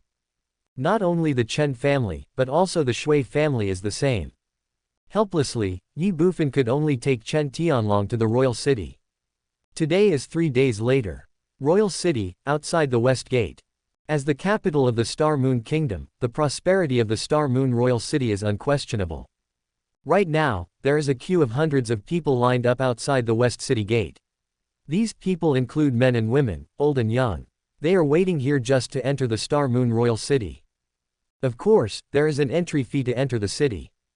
How much? Each person only has one spirit stone. It may not seem like much, but for the royal family, it is a considerable income. After all, there are at least 1 million people traveling to and from the Star Moon Royal City every day. At this time, among the hundreds of people in the team, Chen Tianlong was also queuing up, waiting to enter the Star Moon Royal City, but in this team, there was no sign of Ye Bufan. Is Ye Bufan not here? Of course not. If Qian Duoduo or the former members of Linglong Chamber of Commerce were present, they would find someone very familiar to them in the current team. Who? Long Xiaobao. Of course, this is not the real Long Xiaobao. Ye Bufan just disguised himself as Long Xiaobao through the martial art, Thousand Faces illusion. After all, this is the Star Moon Royal City, the territory of Wu Qianyan and Wu Yuanying. Although Ye Bufan is not afraid of them, he still thinks that he should keep a low profile. A few minutes later, Chen Tianlong successfully entered the Star Moon King City. Although Ye Bufan had not entered the city yet, there were only 3 people between him and Chen Tianlong. The waiting of 3 people didn't take much time at all. Ye Bufan still waited patiently. But at this moment, buzz. Inside Ye Bufan's body, the Hongmeng sky seal shook violently. Buzz, buzz. Immediately afterwards, the Hongmeng sky seal shook several times. What's going on? This sudden change made Ye Bufan stunned. The heavenly seal vibrates, and luck is gained. Ye Bufan knew that only when he obtained good luck would the Hongmeng sky seal vibrate, and the frequency of the vibration also depended on the amount of good luck. The more luck you have, the stronger the frequency. The less luck you have, the weaker the frequency. Ye Bufan had experienced such situations countless times. But this time, Ye Bufan felt that the frequency of the vibration of the Hongmeng sky seal was stronger than any previous time, and it happened several times in a row. Ye Bufan was stunned and even a little confused. Immediately, he no longer hesitated and immersed his mind directly into the Hongmeng sky seal. Buzz. The next second, as Ye Bufan's mind entered the Hongmeng sky seal, several messages were transmitted from the Hongmeng sky seal one after another. Luck. Plus 300000. When Ye Bufan saw this number, or rather, that long string of zeros, he was shocked. 1, 2, 3, 4, 5, 6. 6 zeros. A full 3 million in luck benefits. Damn it. Are you kidding me? 3 million luck. Where did it come from? Ye Bufan was not only shocked, but also a little confused. Now, he did nothing except waiting in line to enter the city, so these 3 million lucks naturally had nothing to do with him. If it wasn't him, then it could only be the 3 million fortunes brought to him by the creatures belonging to the Tianyuan small thousand world that he had summoned before. But this is 3 million. You know, although the creatures in the Tianyuan small thousand world can earn luck for Ye Bufan can only get 1% of all their income. In other words, the person who provided him with these 3 million points of luck actually gained 300 million points of luck directly at that moment. What does 300 million points of luck mean? Ye Bufan felt his scalp tingling just thinking about it. He immediately thought of Qian Duoduo. After all, in Ye Bufan's opinion, among all the living beings summoned by him, the only one who could obtain so much luck at once was Qian Duoduo. This was soon confirmed. Not only was it confirmed, but it also made Ye Bufan even more confused, because the following pieces of information were transmitted by Hongmeng Tianyan. The servant of God Qian Duoduo was awarded the position of the kingdom's imperial teacher.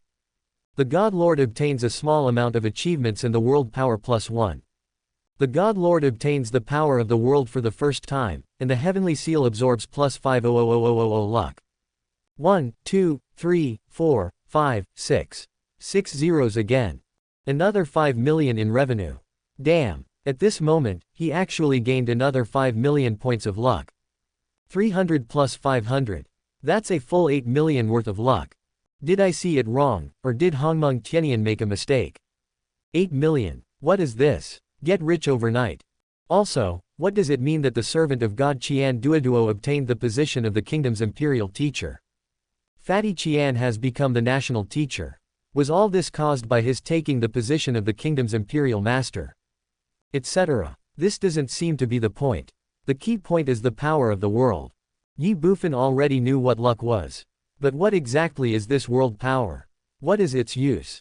Just +1 can increase your luck by 5 million. Buzz. Before Ye Bufan could think more, the Hongmeng sky seal shook violently again. What happened again? Ye Bufan was almost unable to react at this time, but he immediately accepted the information transmitted by Hongmeng Tianian. The God Lord obtains the power of the world. Hongmeng Dao Ling can be activated. Activate. Damn. This information made Ye Bufan's mouth twitch involuntarily. I haven't figured out what the world power is yet, and now a Hongmeng Daoling has appeared. Should I activate it? Activate it, sir. Thinking in his heart, Ye Bufan subconsciously said, I choose not to activate it. Buzz. After Ye Bufan finished speaking, the Hongmeng heaven seal shook violently again, and then another message came, the Lord God refused to activate the Tao spirit. Without the control of the Tao spirit, the heaven seal cannot bear the power of the world.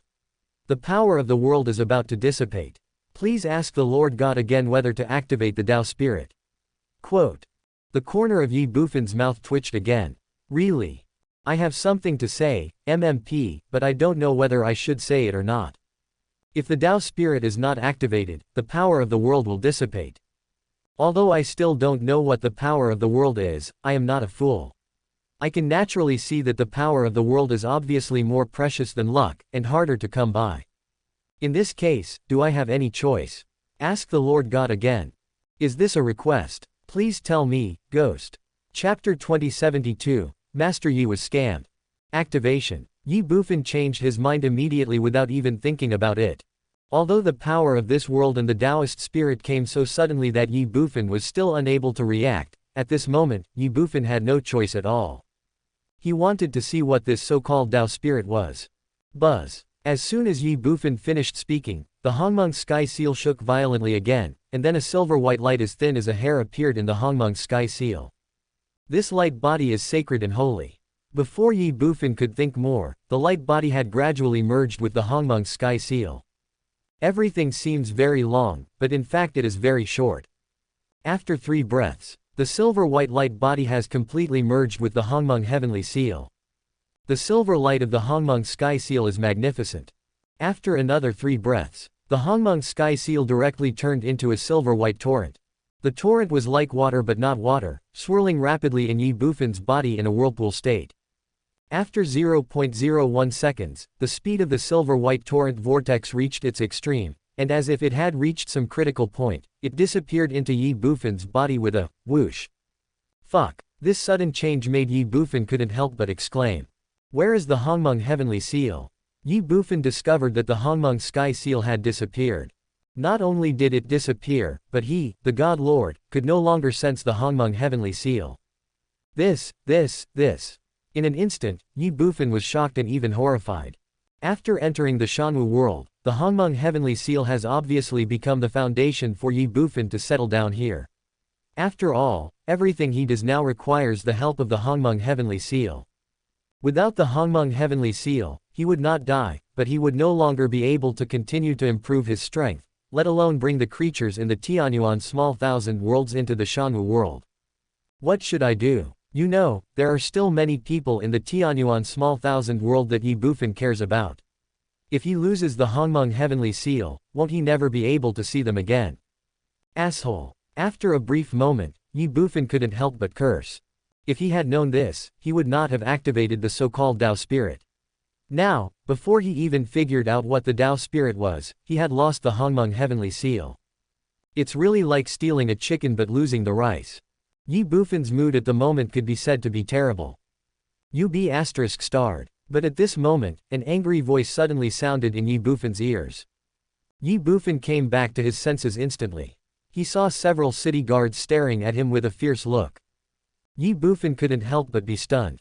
One of the city guards stared at him, somewhat angrily and dissatisfiedly. Are you going into the city or not? If not, get out of here and don't bother others. Well, Ye Bufan was stunned again. He looked around and found that everyone around him was looking at him with very strange eyes, as if to say, where did this idiot come from? Can you please stop wasting time here? The corner of Ye Bufan's mouth twitched. He was bitter and even more embarrassed. Then he looked at the city guards in front of him and said repeatedly, Go in, go in, go in, I'm going into the city. Pay the entrance fee as soon as you enter the city. Okay. Ye Bufan immediately handed over a low-grade spirit stone. Come in. After the city guards put away the spirit stones, they shook their hands and said impatiently. Ye Bufan didn't waste any more words and walked straight into the Star Moon Royal City. After he entered the Star Moon Royal City, before he had time to look for the whereabouts of the Hongmeng Sky Seal, he discovered that Chen Tianlong was missing. That's right, it's gone. At least in Ye Bufan's sight, there was no trace of Chen Tianlong. Suddenly, Ye Bufan couldn't help feeling a little confused. This Star Moon Royal City is simply in conflict with me. Otherwise, how could it be possible that he had just entered the Royal City and had lost the Hongmeng Sky Seal, and now had lost Chen Tianlong in the blink of an eye? Of course, Qian Duoduo has to blame for this. If Qian Duoduo hadn't suddenly given him some kind of world power, he wouldn't have activated the Dao Spirit. If he hadn't activated the Dao Spirit, the Hongmeng Sky Seal wouldn't have disappeared. If the Hongmeng Sky Seal hadn't disappeared, he wouldn't have lost his mind. If he hadn't lost his mind, he wouldn't have forgotten to stare at Chen Tianlong. If he hadn't forgotten to stare at Chen Tianlong would naturally not have disappeared from his sight. It's okay now. The Hongmeng Heavenly Seal was gone, and Chen Tianlong was also lost. MMP. Ye Bufan was angry and even irritated. Are you looking for someone, little brother? But at this moment, a faint voice suddenly sounded behind Ye Bufan. Ye Bufan frowned and turned to look. I found a white-haired old man in green clothes looking at me kindly. Without waiting for Ye Bufan to speak, the old man in green asked again, little brother, have you been separated from your family? What's up? Ye Bufan did not answer the other party, but asked a question in return. Well, the old man couldn't help but be stunned. He obviously didn't expect Ye Bufan to react like this. But soon, the old man came to his senses. Then he looked at Ye Bufan and spoke again, saying lightly, it's nothing, it's just if you really want to find someone, I, an old man, may be able to help you. No, Ye Bufan refused directly. There is no free lunch in the world. Ye Bufan doesn't believe that the old man in front of him will help him for no reason. What's more, does it require outsiders to interfere in such matters as finding someone? Not necessary at all. Just ask for more money. For this reason, Ye Bufan left a word and ignored the old man in front of him, but walked towards the royal city on his own. He was preparing to meet up with Qian Duoduo. Unexpectedly, the old man ran directly to Ye Bufan and blocked his way. Ye Bufan frowned and asked, what do you mean, old man? The old man did not answer Ye Bufan, but stared at him and asked with a smile, young brother, you are not from our royal city, right? This doesn't seem to have anything to do with you, does it? This matter has nothing to do with me, but I'm new here, so I may not know much about the situation in this royal city. As an elder, I naturally need to remind you of some things. No need. Although the old man had good intentions, Ye Bufan still rejected him. The old man suddenly became a little angry. No, it should be said that I am a little crazy. After all, he had good intentions, but Ye Bufan didn't even ask and just directly refused, and his rejection was so decisive. Doesn't he know how to cooperate? This happened once. This happened twice. This kid really doesn't play by the rules. How can the old man bear this? While going crazy, the old man had obviously lost his patience. The next second, he shouted, help, someone is being beaten. Well, Ye Bufan couldn't help but be stunned. Did you hit someone? What kind of beating? Who hit you? Bang. Before Ye Bufan could think about it, the old man in front of him had already fallen straight to the ground. The moment he fell, he closed his eyes, as if he had fainted. Ye Bufan was suddenly confused. What is going on? But he soon understood what was going on, because the moment the old man fell to the ground, 3 burly men rushed up and surrounded him. Boy, do you still have any humanity? That's right. This old man is already quite old. How could you still have the heart to do that to him? Little brother, can't we just talk it out? Why do you have to resort to violence? Look, the old man is already quite old. What will we do if you beat him up? The 3 big men demanded an answer angrily. This scene instantly attracted the passers-by around. A few seconds later, dozens of people gathered around Ye Bufan, the old man, and the 3 big men, and they were all looking at Ye Bufan and pointing. At this moment, a young girl suddenly rushed out from the crowd. After she shouted, Grandpa, she rushed to the old man and cried, Grandpa, what's wrong with you? Wake up. The old man fell to the ground. Crying girl. This scene immediately won the sympathy and pity of the vast majority of people around, and naturally, Ye Bufan became the evil villain in everyone's eyes. Where is Ye Bufan? Faced with this series of changes, Ye Bufan was shocked. At this moment, he clearly didn't understand what was going on. This was clearly a scam. No, this is more than just a scam. Ye Bufan was certain that the old man's kindness in helping him was fake, or in other words, he wanted to get close to him in this way so as to achieve some purpose of his own. What is the purpose? It's nothing more than money. To put it bluntly, the old man wanted to defraud himself. It's a pity that he failed. And then, when the fraud failed, he simply tried to commit fraud. MMP. What kind of royal city is this? Is there still any law in this royal city? Ye Bufan was already a little annoyed because of the unexplained disappearance of the Hongmeng Sky Seal and the disappearance of Chen Tianlong. At this moment, the behavior of the old man and his group was like adding fuel to the fire. It's a pity that the old man and his group knew nothing about this. Staring at Ye Bufan, one of the three burly men suddenly said calmly, "Little brother, no matter what the reason is, you shouldn't hurt people directly, right? What's more, the one you hurt is an old man who is powerless. However, things have already happened, and there is no point in saying these things. How about this, you give the old man and the girl some compensation, and this matter will be over, otherwise." What else? Ye Bufan smiled and looked at the burly man who was speaking. Chapter 2073, People from Tianyuan Chamber of Commerce. Otherwise. The big man chuckled. Otherwise, we brothers will have to enforce justice today. Although we won't take your life, teaching you a lesson is the least we can do. As soon as the big man finished speaking, he, together with the other two big men, clenched their fists and slowly walked towards Ye Bufan step by step. The threat and intimidation they intended were self-evident. Yet, the people watching on the scene all cheered. Oh. Seeing this, Ye Bufan just sneered, then looked at the three burly men in front of him who were approaching him step by step and said, "I want to see what qualifications you have to say the 4 words, acting on behalf of heaven." As soon as he finished speaking, Ye Bufan directly displayed his cultivation level of the 5th level of Tiangong. Boom! The terrifying aura accompanied by endless pressure instantly swept the entire place. The momentum was as heavy as a mountain. The aura was as ferocious as that of a ferocious beast. In just a moment, the whole place was silent. Gurgle. The onlookers couldn't help swallowing their saliva, and their bodies couldn't help shaking and trembling. Bang! Bang! Bang! The three burly men simply sat down on the ground. You. Looking at Ye Bufan, they were shocked and even terrified. Originally in their eyes, Ye Bufan was just a little fat sheep. After all, Ye Bufan was young and his strength must be limited. This was also the biggest reason why they chose Ye Bufan. But who would have thought? This is not a little fat sheep at all. This is clearly a big bad wolf. That momentum, that pressure. He is definitely a powerful person in the Tai realm. Why is it Tai realm? Because the aura Ye Bufan displayed at this moment has far surpassed the immortal martial realm, so he definitely cannot be just a warrior in the immortal martial realm.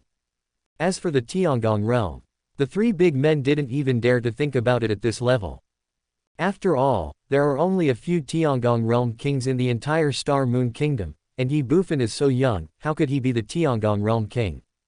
But even so, it was enough for the three big men. After all, the cultivation level of these three of them is only at the level of spirit. Shenpo vs Tai. The gap between two great realms. I was afraid that the other party could kill me with just one slap. In an instant, the three burly men were already half-hearted. Ye Bufan didn't care about these. Aren't you going to teach me a lesson? Come on, why did you stop? Ye Bufan said with a sneer as he looked at the three big men slumped on the ground in front of him. Lesson. Teach your sister a lesson. With your strength, how can we teach you a lesson? The three big men were terrified. Bang. The next second, one of the big men got up from the ground, but immediately knelt down in front of Ye Bufan and begged for mercy. Senior, we know we are wrong. We shouldn't have offended you. Please be magnanimous and spare our lives. Bang. Bang. Hearing this, the other two big men immediately knelt down in front of Ye Bufan and begged for mercy in a trembling voice. Yes, Senior, please be magnanimous and spare our lives. We have an 80-year-old mother to support and a 3-year-old child to take care of. We really can't have any accidents. Seeing the three big men begging for mercy, everyone around them remained silent. They were not only angry, but also heartbroken. It was clearly the young man's fault, but now the three brave men are begging for mercy. It really shows that the world is going downhill and people's hearts are no longer as they used to be. But what can they say? This world is so cruel and realistic. The strong can do whatever they want. The weak can only survive. But at this moment, Ye Bufan suddenly said, "Old man, where are you in such a hurry to go?" Well, when Ye Bufan said this, everyone present was stunned. Old man. They instinctively looked at the old man, only to find that the old man had not only woken up, but was also pulling his granddaughter and tiptoeing more than 10 meters away. Such a scene made everyone present stunned again. They were stunned and even more confused. Isn't this old man already fainted? What is this now? Before they could think about it, the old man and the girl had already stopped. Of course, if possible, the old man would naturally not want to stop just like that, but now that he has been discovered by Ye Bufan, he has to stop. The next second, the old man turned around, looked at Ye Bufan awkwardly and said, "Well, young senior, I still have some things to do at home, so I'll take my leave first." After saying this, the old man wanted to leave again. "Don't." Unexpectedly, Ye Bufan rejected him directly and said, "You can't just leave like this. After all, I haven't compensated you yet." The old man's mouth twitched. "Compensation? Do I dare to take your compensation?" "No, no." Immediately, the old man waved his hands and said, "The old man is really fine, there is no need for compensation. Let's not meet again." "That won't do." Ye Bufan insisted on paying compensation. "I am a man of my word. If I say I will compensate you, then I must give it to you. If I don't, it would seem that I am bullying the weak. However, seeing how you are now, it seems that you are not seriously injured. In this case my compensation seems a bit unreasonable." Yes, yes. The old man said repeatedly, "I am really fine, and the compensation is indeed a bit unreasonable, so, let's just forget it." Hee. Ye Bufan smiled and said, "Don't worry, it's just an injury. It's not a big deal. Anyway, I have already beaten you once, so it doesn't matter if I beat you again." What the hell? The old man was stunned by what he heard. "Fight again. With your strength, if I were beaten by you, I would be crippled." No, absolutely not." The old man shook his head repeatedly and said, "Senior, really, you don't have to pay." Snort. Upon hearing this, Ye Bufan snorted coldly, and then said angrily, "You said you don't need it, so you don't need it. I said I will compensate you, so I must compensate you. Call out." As soon as he finished speaking, Ye Bufan disappeared from the spot in a flash, and when he appeared again, he had already arrived in front of the old man and the girl. Bang! Seeing this, the old man was so frightened that he fell to his knees and said in a hurry, "Young senior, I know I was wrong. I will never do such a thing again. I beg you to be magnanimous and forgive me this time." Wow! As soon as the old man said this, the whole audience was in an uproar. Scam! Scam! It turns out these people are in the same group. It turns out they were trying to scam me. Damn it! Looking at the old man and his entourage, the eyes of everyone present immediately changed from sympathy and pity at the beginning to anger and hatred. However, Ye Bufan obviously didn't care too much about these people's attitudes and thoughts. Looking at the old man who kept begging for mercy, Ye Bufan's face darkened and he said, "Under normal circumstances, I really wouldn't argue with people like you. However, you shouldn't have bumped into me when I was in a very bad mood. Since you bumped into me, you must pay the price for it." After a pause, Ye Bufan continued, "Today, I will not take your life, but I will break both of your legs. This shouldn't be too much, right?" Boom. Hearing this, the old man's heart was shocked. "Cut off your own legs? Wouldn't that mean I'm useless?" No, absolutely not. But what can I do?" Seeing that begging for mercy was useless, the old man looked at Ye Bufan and shouted in a deep voice, "You can't do this, old man, I am from the Tianyuan Chamber of Commerce. If you dare to break my legs, my Tianyuan Chamber of Commerce will never let you go. Also, our president is a strong man in the Yuanfu realm, and you can't mess with him." Chapter 2074 Master Bao, I am sorry to have made you laugh. Are you from Tianyuan Chamber of Commerce? Ye Bufan was stunned by the old man's words. What is Tianyuan Chamber of Commerce? That was actually the former Linglong Chamber of Commerce. The president the old man mentioned was none other than the fat guy Qian Duoduo. Is this old man from Tianyuan Chamber of Commerce? How is that possible? Although Fatty Qian values money like his life and has done many things like cheating and defrauding, he would not do something as shameful as fraud, nor would he bother to do it, right? However, Ye Bufan's extremely unexpected reaction made the old man mistakenly think that Ye Bufan was afraid, so the old man stood up and looked at Ye Bufan smugly and said, "Boy, are you afraid now? Let me tell you, it's too late. If you don't give me 100,000 or 80,000 as compensation for what happened today, you can't leave."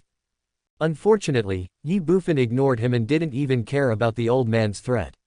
He just looked at him and asked in a deep voice, "Are you really from Tianyuan Chamber of Commerce?" "Why, you don't believe it?" The old man sneered. "I'm telling you, it's useless for you to disbelieve me. I am from the Tianyuan Chamber of Commerce. Not only me, but he, him, and she are also from the Tianyuan Chamber of Commerce." The old man pointed at the girl and 3 other big men beside him. After hearing this, the people around fell silent again. Tianyuan Chamber of Commerce. These 4 words are no longer unfamiliar to the people in the royal city. In fact, in just a few days, the Tianyuan Chamber of Commerce has become famous throughout the royal city. Especially the Tianyuan Pavilion under the Tianyuan Chamber of Commerce, which is an existence that is both hated and loved in the hearts of countless people in the royal city. Of course, this is actually nothing. The real reason why everyone in the royal city attaches so much importance to the Tianyuan Chamber of Commerce is because of the unfathomable president behind the Tianyuan Chamber of Commerce. You know, he was the powerful man who made Chu Xinghe, the ruler of a country, take the initiative to make friends with him. That is why, in today's Xingyu royal city, if we were to talk about the people that you should not mess with, they would definitely be the people from Tianyuan Chamber of Commerce. None of the people present had expected that the old man and his group were actually from the Tianyuan Chamber of Commerce. For a moment, the look in their eyes when they looked at Ye Bufan began to show some sympathy and pity. After all, in their opinion, to offend the people of Tianyuan Chamber of Commerce was definitely Ye Bufan's greatest misfortune. But is this really the case? Of course not. Let's not talk about the relationship between Ye Bufan and Qian Duoduo. Even if there is nothing between the two of them, with Ye Bufan's current cultivation level of the 5th level of Tiangong, he is not afraid of Qian Duoduo at all. Therefore, this is not Ye Bufan's misfortune at all, but the greatest misfortune of the 5 old men. Of course, that's not the point. The point is, are these 5 people really from Tianyuan Chamber of Commerce? Ye Bufan was actually a little skeptical. After all, Ye Bufan knew very well who Qian Duoduo was. Although Fatty Qian values money like his life and sometimes uses some despicable methods, at least he has a bottom line. At least all his transactions are conducted with mutual consent. But what about these 5 people now? Scam. What's the difference between this and robbery? However, there is no need to think too much about this matter, and there is no need to guess too much. Whether these 5 people are from Tianyuan Chamber of Commerce or not will become clear after meeting Qian Duoduo. Ye Bufan immediately looked at the old man and said, "So what about the Tianyuan Chamber of Commerce?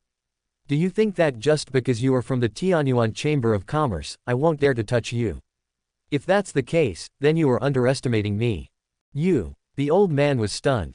"You what?" Ye Bufan sternly rebuked. "Today, I said I would break your legs, and I will definitely break your legs. This will not change, no matter who comes to help." As soon as he finished speaking, Ye Bufan made his move directly. "Call out." He kicked out fiercely, directly hitting the old man's left knee. The old man was shocked. He wanted to hide, but with his mere cultivation level of the Divine Soul Realm, how could he possibly dodge the attack of Ye Bufan, a strong man whose combat power was comparable to that of the 1st or 2nd level of the Yuan Mansion? In a flash, bang, Ye Bufan kicked the old man directly on his left knee. Click, the sound of bones breaking was heard. "Ah!" The old man screamed. He fell directly to the ground, covering his knees with his hands and rolling over. Hiss. Seeing this scene, everyone present couldn't help but swallow. Even the young girl and the 3 big men beside the old man looked at Ye Bufan in disbelief. They never thought that after the old man showed the sign of Tianyuan Chamber of Commerce, Ye Bufan would dare to take action. Suddenly, an ominous premonition arose in their hearts. They felt that this time, they seemed, as if, or might have really kicked against an extremely hard iron plate. Ye Bufan didn't care about what the people around him thought. After crippling the old man's left leg with one blow, he stepped forward again, intending to cripple the old man's other right leg. Seeing Ye Bufan approaching, the old man could only endure the severe pain from his left knee and said through gritted teeth, "Boy, you are dead. I am from the Tianyuan Chamber of Commerce. If you dare to touch me, the Tianyuan Chamber of Commerce will not let you go. Shut up." But at this moment, an angry shout suddenly rang out from the crowd. Well, the sudden sound made everyone stunned. Afterwards, everyone looked in the direction of the voice, even Ye Bufan was no exception. In the crowd, a man in blue walked out quickly. Hee. The moment he saw the man, Ye Bufan showed a faint smile on his face. Although Ye Bufan did not know this person, but as the God Lord of the Tianyuan Small Thousand Worlds, Ye Bufan could be sure that this person must be from the Tianyuan Small Thousand Worlds. Since he was from the Tianyuan Small Thousand Worlds, he must be a member of the Tianyuan Chamber of Commerce without a doubt. Seeing Ye Bufan's words, the old men all looked happy. When the man came in front of Ye Bufan and the old man couldn't help but ask for help. "Manager Wang, you have to make the decision for me." This guy knew that I was from the Tianyuan Chamber of Commerce, but he still interrupted me. Bang. However, before the old man could finish his words, the man in green kicked him to the ground. The old man was suddenly confused. He looked at the man in blue and asked in confusion, "Manager Wang, what are you doing? What's this? When did you become a member of Tianyuan Chamber of Commerce?" The man in blue shouted angrily. Well, the old man was stunned for a moment, then said in surprise, "Manager Wang, didn't you say that as long as you pass the assessment, you can enter the Tianyuan Chamber of Commerce and become a member of the Tianyuan Chamber of Commerce? If you pass the assessment, you can become a member of our Tianyuan Chamber of Commerce, but have you passed?" I'll pass it soon. Right away. Haha, stop daydreaming. Let me tell you, your group has all failed the assessment. Why?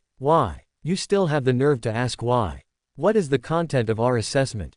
Isn't the assessment just it doesn't matter if you cheat or fool around, as long as you don't steal, rob, or hurt anyone, and you earn 10,000 low-grade spirit stones in one day, that's enough. When the old man said this, everyone present couldn't help but twitch their lips. Even Ye Bufan was no exception. Don't steal, don't rob, don't hurt others. There is nothing wrong with this restriction. But, whether this is a lie or confusion, what does it mean? Is this how your Tianyuan Chamber of Commerce recruits people? However, the man in green didn't care about these things. He just looked at the old man and angrily scolded, "Do you remember it clearly? Then tell me, what are you doing now?" Us. The old man was speechless. "Why, you can't tell." The man in green sneered and said, "Fake news. How could you think of that? What's the difference between what you did and robbery? The most abominable thing is that you dared to use the sign of the Chamber of Commerce to threaten others. What do you think of the Tianyuan Chamber of Commerce? We are businessmen, not robbers. Tell me, why should I let you pass? Also, it's fine if you guys are just trying to touch someone's porcelain, but you actually tried to touch a Yuanfu realm expert's porcelain. Did you get kicked in the head by a donkey? Or do you think you've lived too long and want to give yourself some excitement?" What? When the man in green said this, everyone present was shocked. They immediately looked at Ye Bufan, with an unprecedented look of fear in their eyes. Is this young man a strong man in Yuanfu realm? Bang! Bang! The old man and others were so frightened that they collapsed to the ground. The man in green ignored the 5 old men, nor did he care about the reactions of the people around him. Instead, he looked directly at Ye Bufan and saluted with a smile, saying, "Master Bao, I'm sorry to have embarrassed you." Chapter 2075 Ye Xiao enters Tianyuan Pavilion.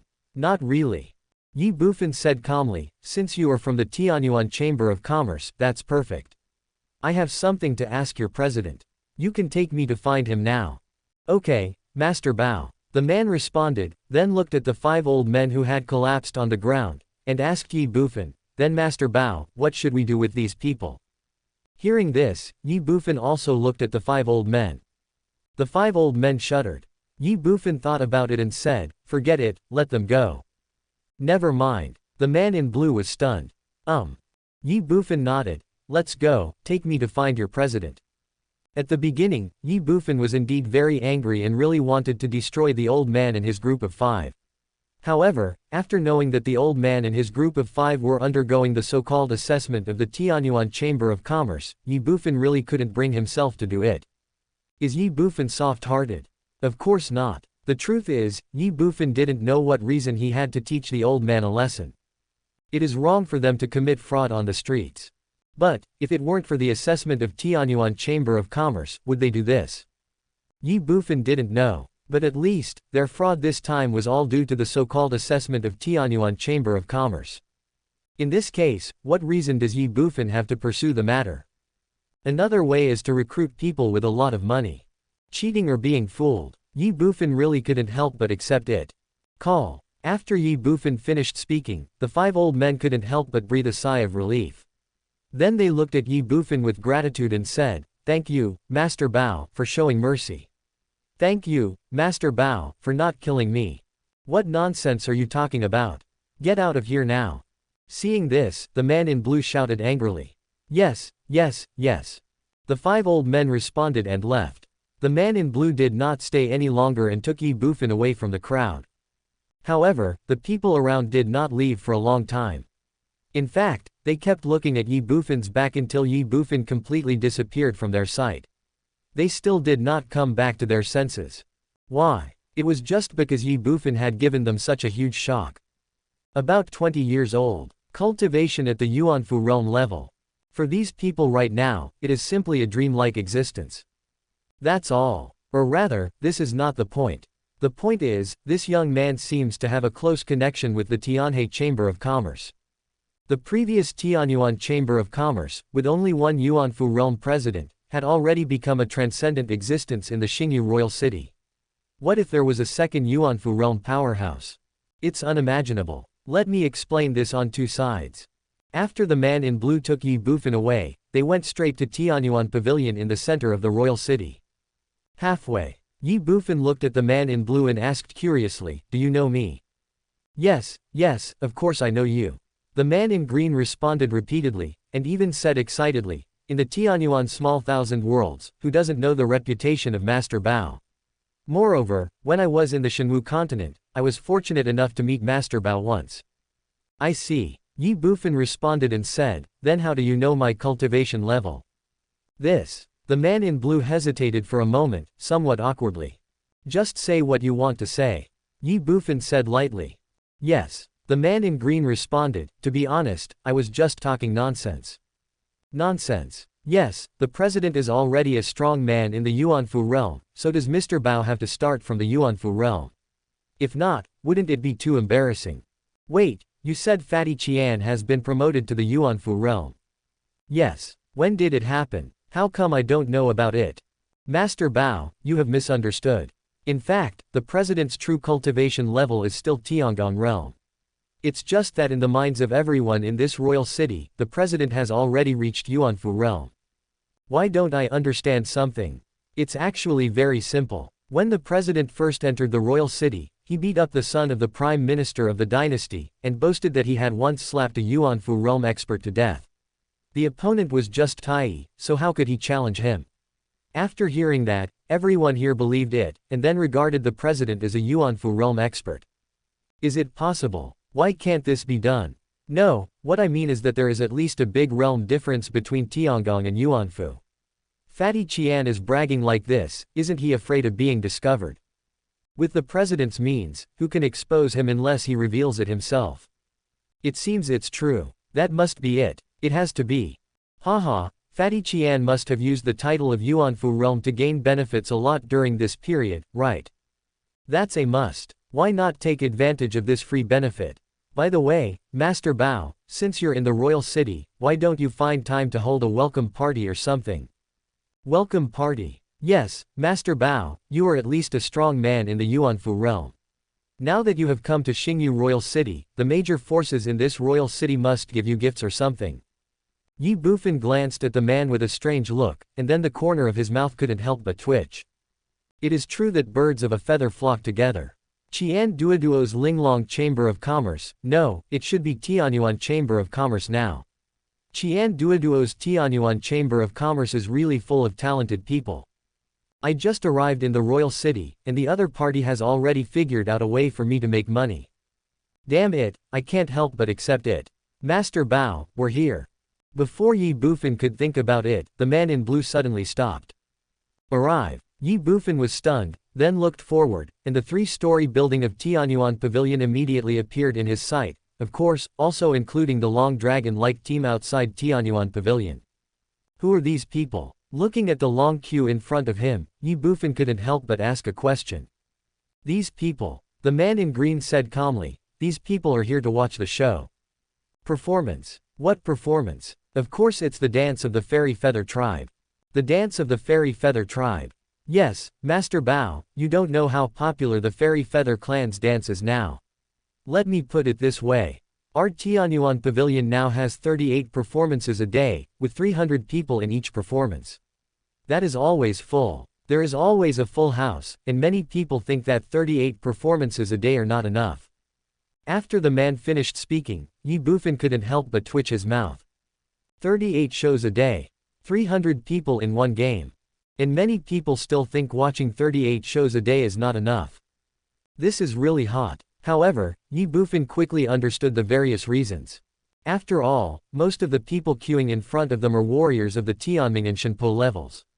How could warriors of this level resist the charming body of the Shanyu clan, the third royal clan? To put it bluntly, these people were not here to watch the show, but were bewitched by the Fairy Feather Clan's enchanting body. Thinking of the scene when he first came into contact with the enchanting body a few days ago, Ye Bufan gave these people in front of him a sympathetic look. The fat man is still the same fat man, and he is still good at making money. This is not a performance at all. He is clearly robbing money. With the charming bodies of the Shanyu clan, these people will not stop patronizing Qian Duoduo's business as long as their pockets are not emptied by Qian Duoduo. This is the terrifying thing about the enchanted body. Once you try it, you will become addicted. I can't stop. But this has nothing to do with Ye Bufan. Soon, he entered the Tianyuan Pavilion under the guidance of the man in blue. The lobby on the first floor of Tianyuan Pavilion. As soon as Ye Bufan came in, Qian Duoduo on the second floor had already spotted him. Long Xiaobao. Looking at Ye Bufan, Qian Duoduo was stunned. Wrong. Soon, Qian Duoduo frowned and said, this boy is not Long Xiaobao. The next second, Qian Duoduo suddenly realized, okay, so you little b** starred used the thousand faces illusion to change your appearance. No wonder Mr. Qian's people couldn't find you no matter how hard they tried. Chapter 2076 Uncle Qian is really worried about you. Qian Duoduo immediately recognized that Long Xiaobao in front of him was Ye Bufan, and immediately ordered Xiao Qian beside him, Xiao Qian, go and bring this little b** starred up. Upon hearing this, Xiao Qian rolled her eyes at Qian Duoduo. Little b** starred. As a member of the Tianyuan Small Thousand Worlds, the only one who dares to address the God Lord like this is probably Qian Duoduo. This is absolutely disrespectful to the God Lord. However, Xiao Qian also knew the relationship between Qian Duoduo and Ye Bufan, so she just rolled her eyes at Qian Duoduo and didn't say anything else. Yes, she responded and left the box directly. After a while, Xiao Qian came back and Ye Bufan followed her into the box.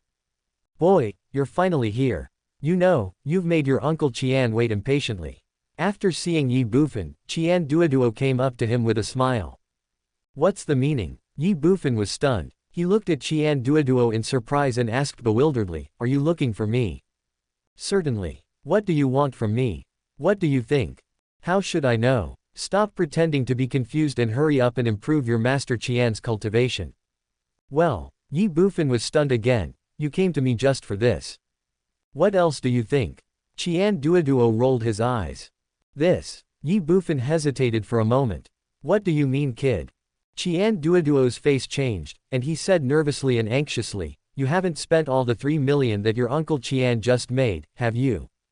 No, that's good. No, that's good. Qian Duoduo patted his chest, then changed the subject and said, since there is none, then why are you still standing there? Hurry up, Master Qian wants to be promoted to the Yuanfu realm.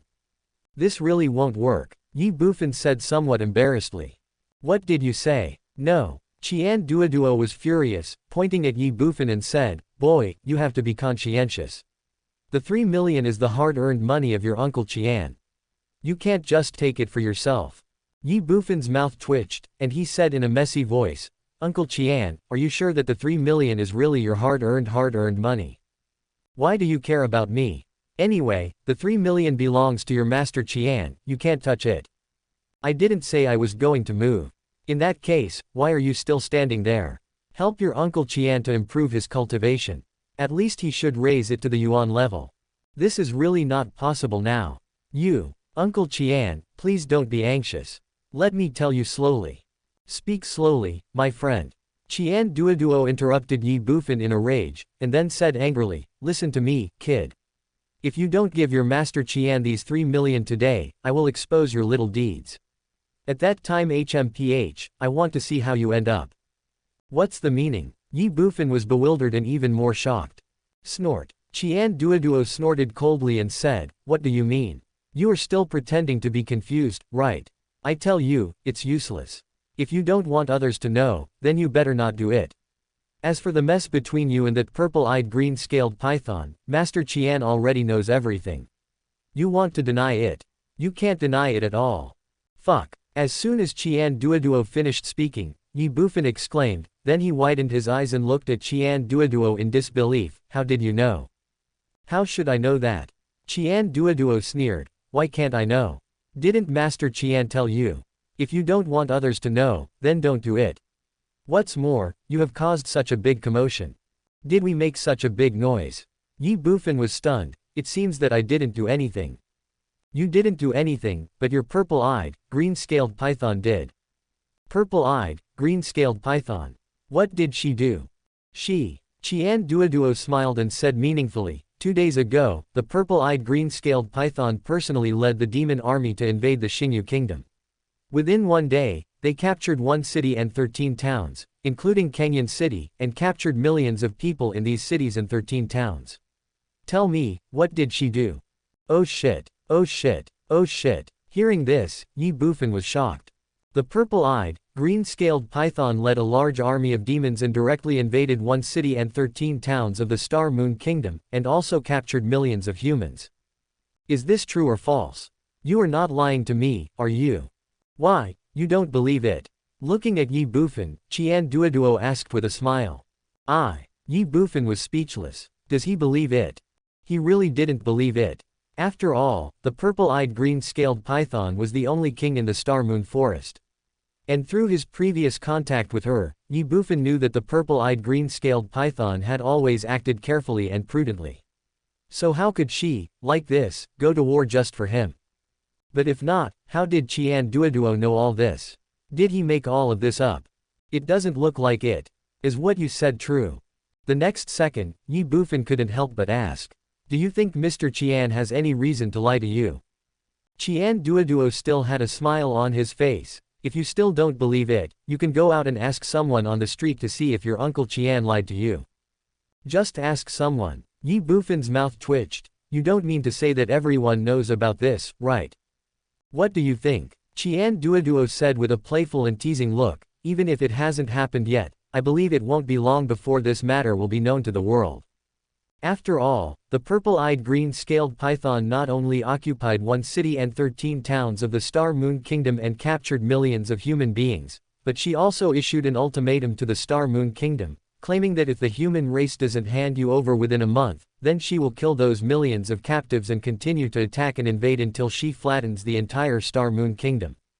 Tisk tisk. At this point, Qian Duoduo sighed and said, I have heard many stories of people risking their lives for a beautiful woman, but this is the first time I have encountered someone risking their lives for a handsome man.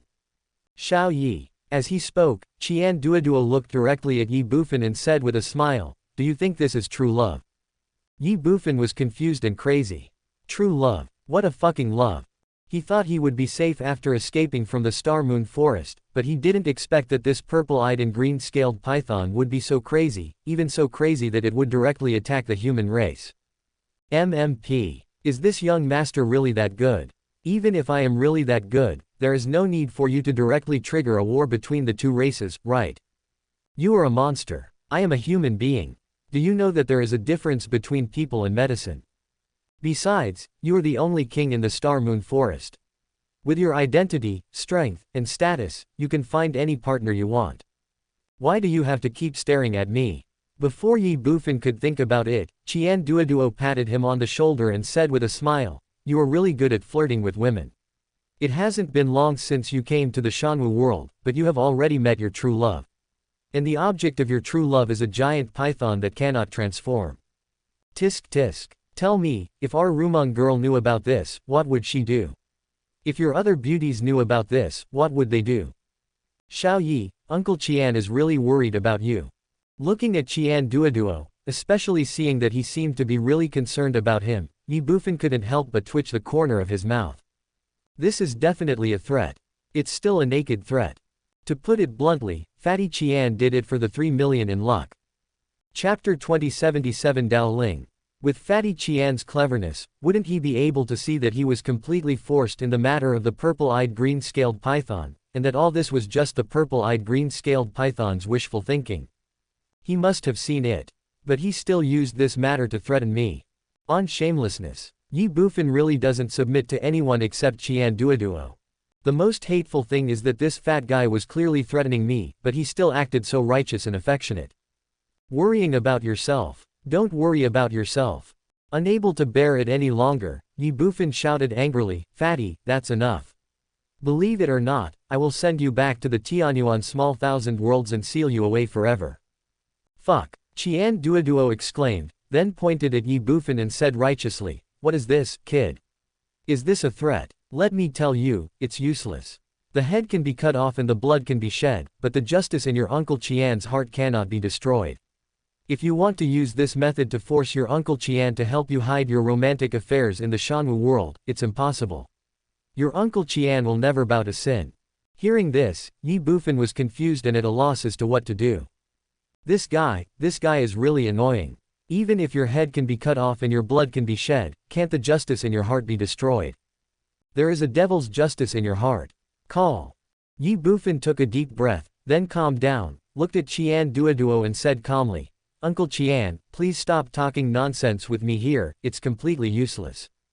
So, you are determined to monopolize your Uncle Qian's hard-earned 3 million. Ye Bufan's mouth twitched, and he said helplessly, I've already said it, it's not that I don't want to give it to you, but there's really nothing I can do now. Reason. The heavenly seal is gone. I don't care wait, what did you say? The heavenly seal is gone. Do you really think your Uncle Qian is a 3-year-old kid? The heavenly seal is in your body, how could it be gone? In fact, the heavenly seal is gone. It has disappeared, and Uncle Qian has to blame you for this. Blame me? Why do you blame me for this? Uncle Qian just took the position of the Imperial Master of the Star Moon Kingdom not long ago, right? How do you know that? Don't worry about how I know this. Just tell me if this is true or not. Then do you know what this young master, no, should I say, what Hongmeng Tianyan obtained when you became the kingdom's Imperial Master? What? The power of the world. World power. What is that? I am not very clear about what the power of the world is, but after obtaining the power of the world, the Hongmeng Heavenly Seal passed on a message to me, that is, whether to rely on the power of the world to activate the Hongmeng Daoling. Hongmeng Daoling. What the hell is that? How should I know? Then what? Then I chose to activate it. And then what? And then the Heaven Seal was gone. Qian Duoduo's mouth twitched, and he looked at Ye Bufan in confusion and said, Are you sure you're not kidding your Uncle Qian again? Do you think I look like this? Picture. Ye Bufan was messy. Qian Duoduo asked seriously, is the Heavenly Seal really missing? It's really gone. Then can you still summon the creatures of Tianyuan Shaochen world now? What do you think? After Ye Bufan finished speaking, Qian Duoduo frowned. Although Qian Duoduo always looks cynical, when it comes to serious and important matters, he will never be vague and will definitely be more serious than anyone else. After a brief silence and contemplation, Qian Duoduo spoke again and said calmly, the Heavenly Seal should still be in your body. The reason why it disappeared should be related to the activation of the Tao Spirit. In other words, the activation of the Tao Spirit takes time, and during this period, the Heavenly Seal was blocked by some force, which caused you to be unable to sense the existence of the Heavenly Seal, so wait a little longer. That's what I thought. Ye Bufan responded, and then said, it's just that I don't know how long it will take for this spirit to be successfully activated.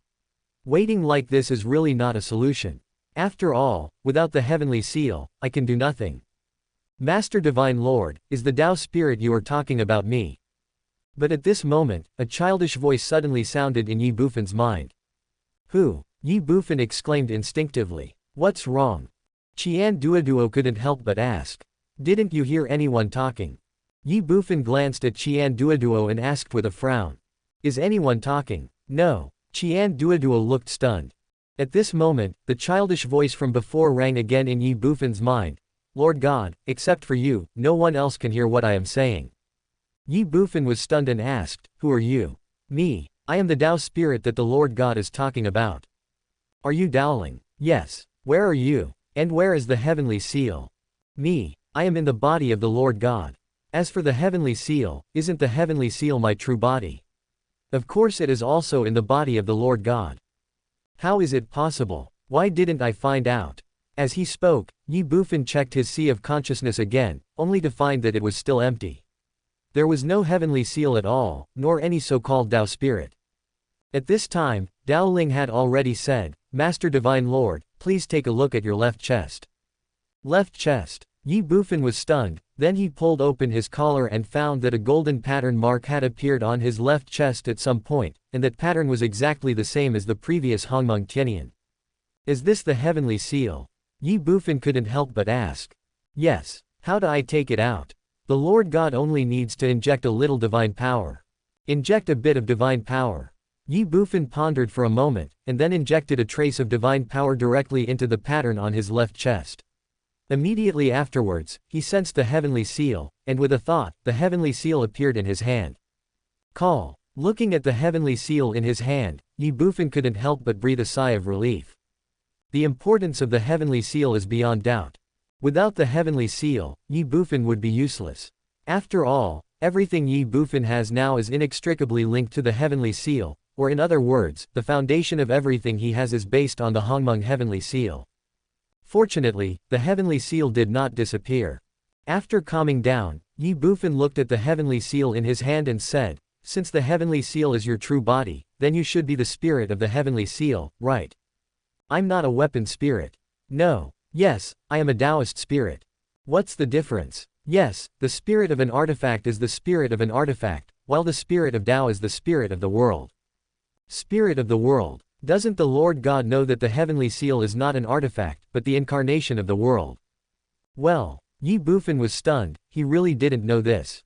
He originally thought that the heavenly seal contained the Tianyuan small thousand worlds, but he didn't expect that the heavenly seal was actually the incarnation of the Tianyuan small thousand worlds. After a pause, Ye Bufan continued, Since the heavenly seal is the incarnation of the world, does that mean that the Tianyuan small thousand worlds still exist? Tianyuan small thousand worlds. Is it the world where the Divine Lord was previously? That world no longer exists. Didn't you say that Tianyan is the incarnation of Tianyuan Shaoqianji?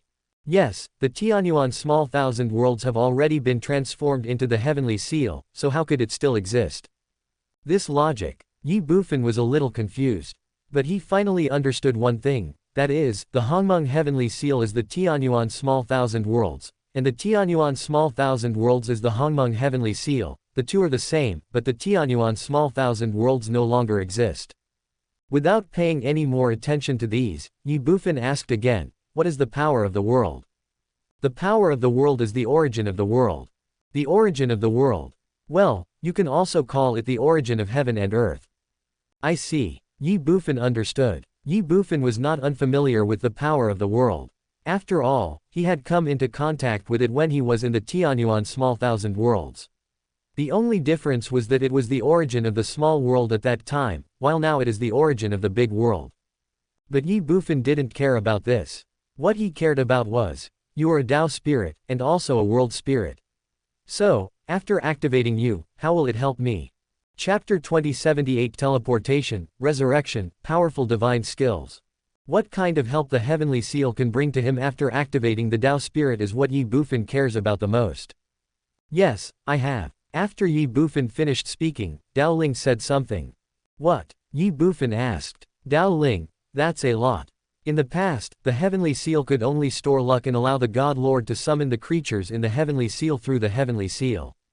But now, with me, the heavenly seal can evolve into various weapons. Evolved into various weapons. Yes, if the Lord God needs a long sword, then the heavenly seal can be transformed into a long sword. If the Lord God needs a long spear, then the heavenly seal can also be transformed into a long spear. In short, the heavenly seal can be transformed into any appearance and any grade of weapon, even a Taoist weapon. Of course, the prerequisite is that a corresponding amount of luck needs to be consumed. Consume your luck and evolve your weapon. Ye Bufan was shocked. He had never thought that the Hongmeng Tianyan had such ability. Doesn't that mean that he could get any weapon he wanted in the future? Etc. Suddenly, Ye Bufan was stunned and said, "You said that the heavenly seal can evolve into any grade of weapon. For example, if I evolve the heavenly seal into an ordinary weapon, and this ordinary weapon is damaged or directly scrapped after fighting with other weapons, what will happen to the heavenly seal? Will the heavenly seal also be damaged or directly scrapped? Of course not. The heavenly seal is the incarnation of the world. How could it be easily damaged or directly scrapped? Unless it is a power at the level of a Holy Spirit, it is impossible to have any impact on the heavenly seal. So, even if the heavenly seal evolves into a mortal weapon, after the mortal weapon is destroyed, the heavenly seal will still be intact." "Yes. That's good," Ye Bufan responded, and then asked, "What else? In addition to being able to evolve into any weapon, does the heavenly seal that activates the Tao spirit have any other abilities?" "Of course there is. In addition to being able to evolve weapons, they can also help the Lord of Gods teleport and revive." "Teleport. Resurrection. Yes. What's the meaning? Are you asking about teleportation or resurrection? Let's talk about teleportation first. Okay, so-called teleportation is actually instant movement. It allows the Lord God to move directly from his current position to the side of a living being in a certain Tianyuan small thousand world, regardless of space or distance. Fuck. Hearing this, Ye Bufan was shocked. Ignore space, ignore distance, and transfer directly. Yes. Are you sure you're not teasing me again? No. At this moment, Ye Bufan really didn't know what to say. Ignore space. Ignore distance. Instant transfer. This ability is simply incredible. Take the time in the Star Moon Forest for example.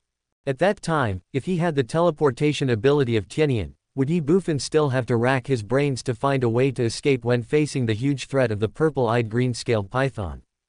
Not necessary at all. Want to run? Just get out of here. With the Sky Seal's ability to teleport, the purple-eyed green-scaled python couldn't stop it even if it wanted to. It can be said that this Tianyan's teleportation is definitely a life-saving skill. With it, as long as Ye Bufan is not killed instantly, it will be difficult for him to die even if he wants to. As for the restriction that he could only transfer to a certain creature in the Tianyuan small thousand world, it was nothing to Ye Bufan. After all, no matter who he escaped to, as long as he could save his life, it was enough. Moreover, with this premise, Ye Bufan has already planned that no matter where he goes in the future, he will summon a few creatures from the Tianyuan small thousand worlds and let them settle down there. Even if it is a place he has never been to, he can arrange for the creatures of Tianyuan Shaoqianji to go there. When the creatures of Tianyuan Shaoqianji are spread throughout the entire Shanwu Great World. Tisk tisk. A cunning rabbit only has 3 burrows, but young Master Yi has tens of thousands of burrows. So, let me ask you whether you are afraid or not. This is just teleportation, what about resurrection? Looking at the Hongmeng Heaven Seal in his hand, Ye Bufan couldn't wait to ask, does resurrection mean that you can come back to life after death? It means that I will also have an immortal body in the future. Master Divine Lord, you think too much. Huh, what does that mean? Doesn't this resurrection mean coming back to life from the dead? Resurrection does mean coming back to life from the dead, but it can only revive the living beings of the Tianyuan small thousand worlds, not the Lord God. If the Lord God dies, then he is truly dead. Fuck, why? Ye Bufan was dissatisfied and even furious. As human beings, other humans are immortal, but he, the God Lord, is not. That would be fine, but now that a resurrection has finally appeared, it is only for other people, and there is no share for him, the God Lord. How can Ye Bufan tolerate this? Facing Ye Bufan's anger and dissatisfaction, Dao Ling said awkwardly, the Lord of Gods is the Lord of the world. He has the world power of the Tianyuan small thousand worlds on him. The world power of 2 different worlds cannot be integrated. Therefore, the Lord of Gods really cannot use the world power of the Shanwu Great World to revive himself. As for the Tianyuan small thousand worlds, the Tianyuan small thousand worlds no longer exist. Since the world no longer exists, where can the world power come from to provide the Lord of Gods with the power to revive himself? So, Lord of Gods, you understand. I don't know a thing. Ye Bufan couldn't help but curse. Am I really the Lord God? Should the Lord God suffer such unfair treatment? If this is true, it would be better for this God to quit. Etc. Suddenly, Ye Bufan seemed to have thought of something. He was stunned for a moment, then looked at the Hongmeng Tianyuan and said, "What did you just say? Is it because I have the world power of the Tianyuan small thousand worlds in my body and cannot integrate the world power of the Shanwu great world that I cannot be resurrected?" Yes. You mean, resurrection still requires the help of the world's power? Yes. What about teleportation? Teleportation doesn't also require the help of the world's power, right? Certainly. Ye Bufan was confused and crazy. Just now he was still feeling excited and thrilled by the power of teleportation, but now, the 4 words, power of the world, were like a basin of cold water poured on Ye Bufan, chilling him to the bone. The power of the world. The power of the world. This Nima. As the original power of a world, is it so easy to obtain? Stop kidding. Take Ye Bufan himself for example. He has been in the Shanwu world for so long, but he has not gained any world power yet. The only drop of world power he has was earned by Qian Duoduo after he became the kingdom's national teacher. It is conceivable how difficult it is to obtain the power of the world. Moreover, even if Ye Bufan didn't ask, it was not difficult for him to guess that using teleportation or resurrection would definitely not be supported by just a little bit of world power. In this situation, whether it is teleportation or resurrection, what are these 2 magical skills if not just for show? It's really fucked up. It really is true that there is no free lunch in the world. What to do? Is that just the way it is? If he really let it go like this, if he really left these 2 powerful skills unused, Ye Bufan was really afraid that he would be punished by God. Thinking about it, he asked, "How do I obtain the power of the world?" It's very simple. Dao Ling said calmly, "As long as the creatures of Tianyuan's small thousand worlds can achieve some major achievements in the Shanwu Great World, I can use these achievements to absorb a part of the world power from the Shanwu Great World." Just like the fat man beside the Lord of Gods, he became the state teacher of the kingdom where the Lord of Gods is now, which is equivalent to being recognized by this world. Then, didn't I draw a little world power from it to activate it? You mean, as long as you improve your status and position, you can gain the power of the world? That's about right. If I become the ruler of this kingdom, how much world power can I obtain? This. What? Can't calculate. No. What is that? Yes, even if the Lord God becomes the ruler of a country, he cannot obtain the power of the world, even a little bit. Fuck, what does that mean? Fatty Qian can get some world power by becoming the national teacher, but I can't even get a little world power by sitting on the position of the leader of a country. Yes, because of your special status as a divine lord, you cannot obtain the power of the world by yourself.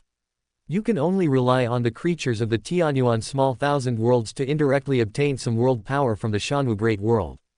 It's fine that I don't have an immortal body, and I can tolerate not being able to use resurrection. Now you're telling me that I can only rely on others to obtain the power of the world. Little Dowling, tell me, do you want to cause trouble?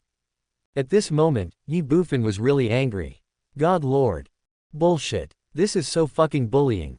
Chapter 2079 Uncle Qian, I am really troubled.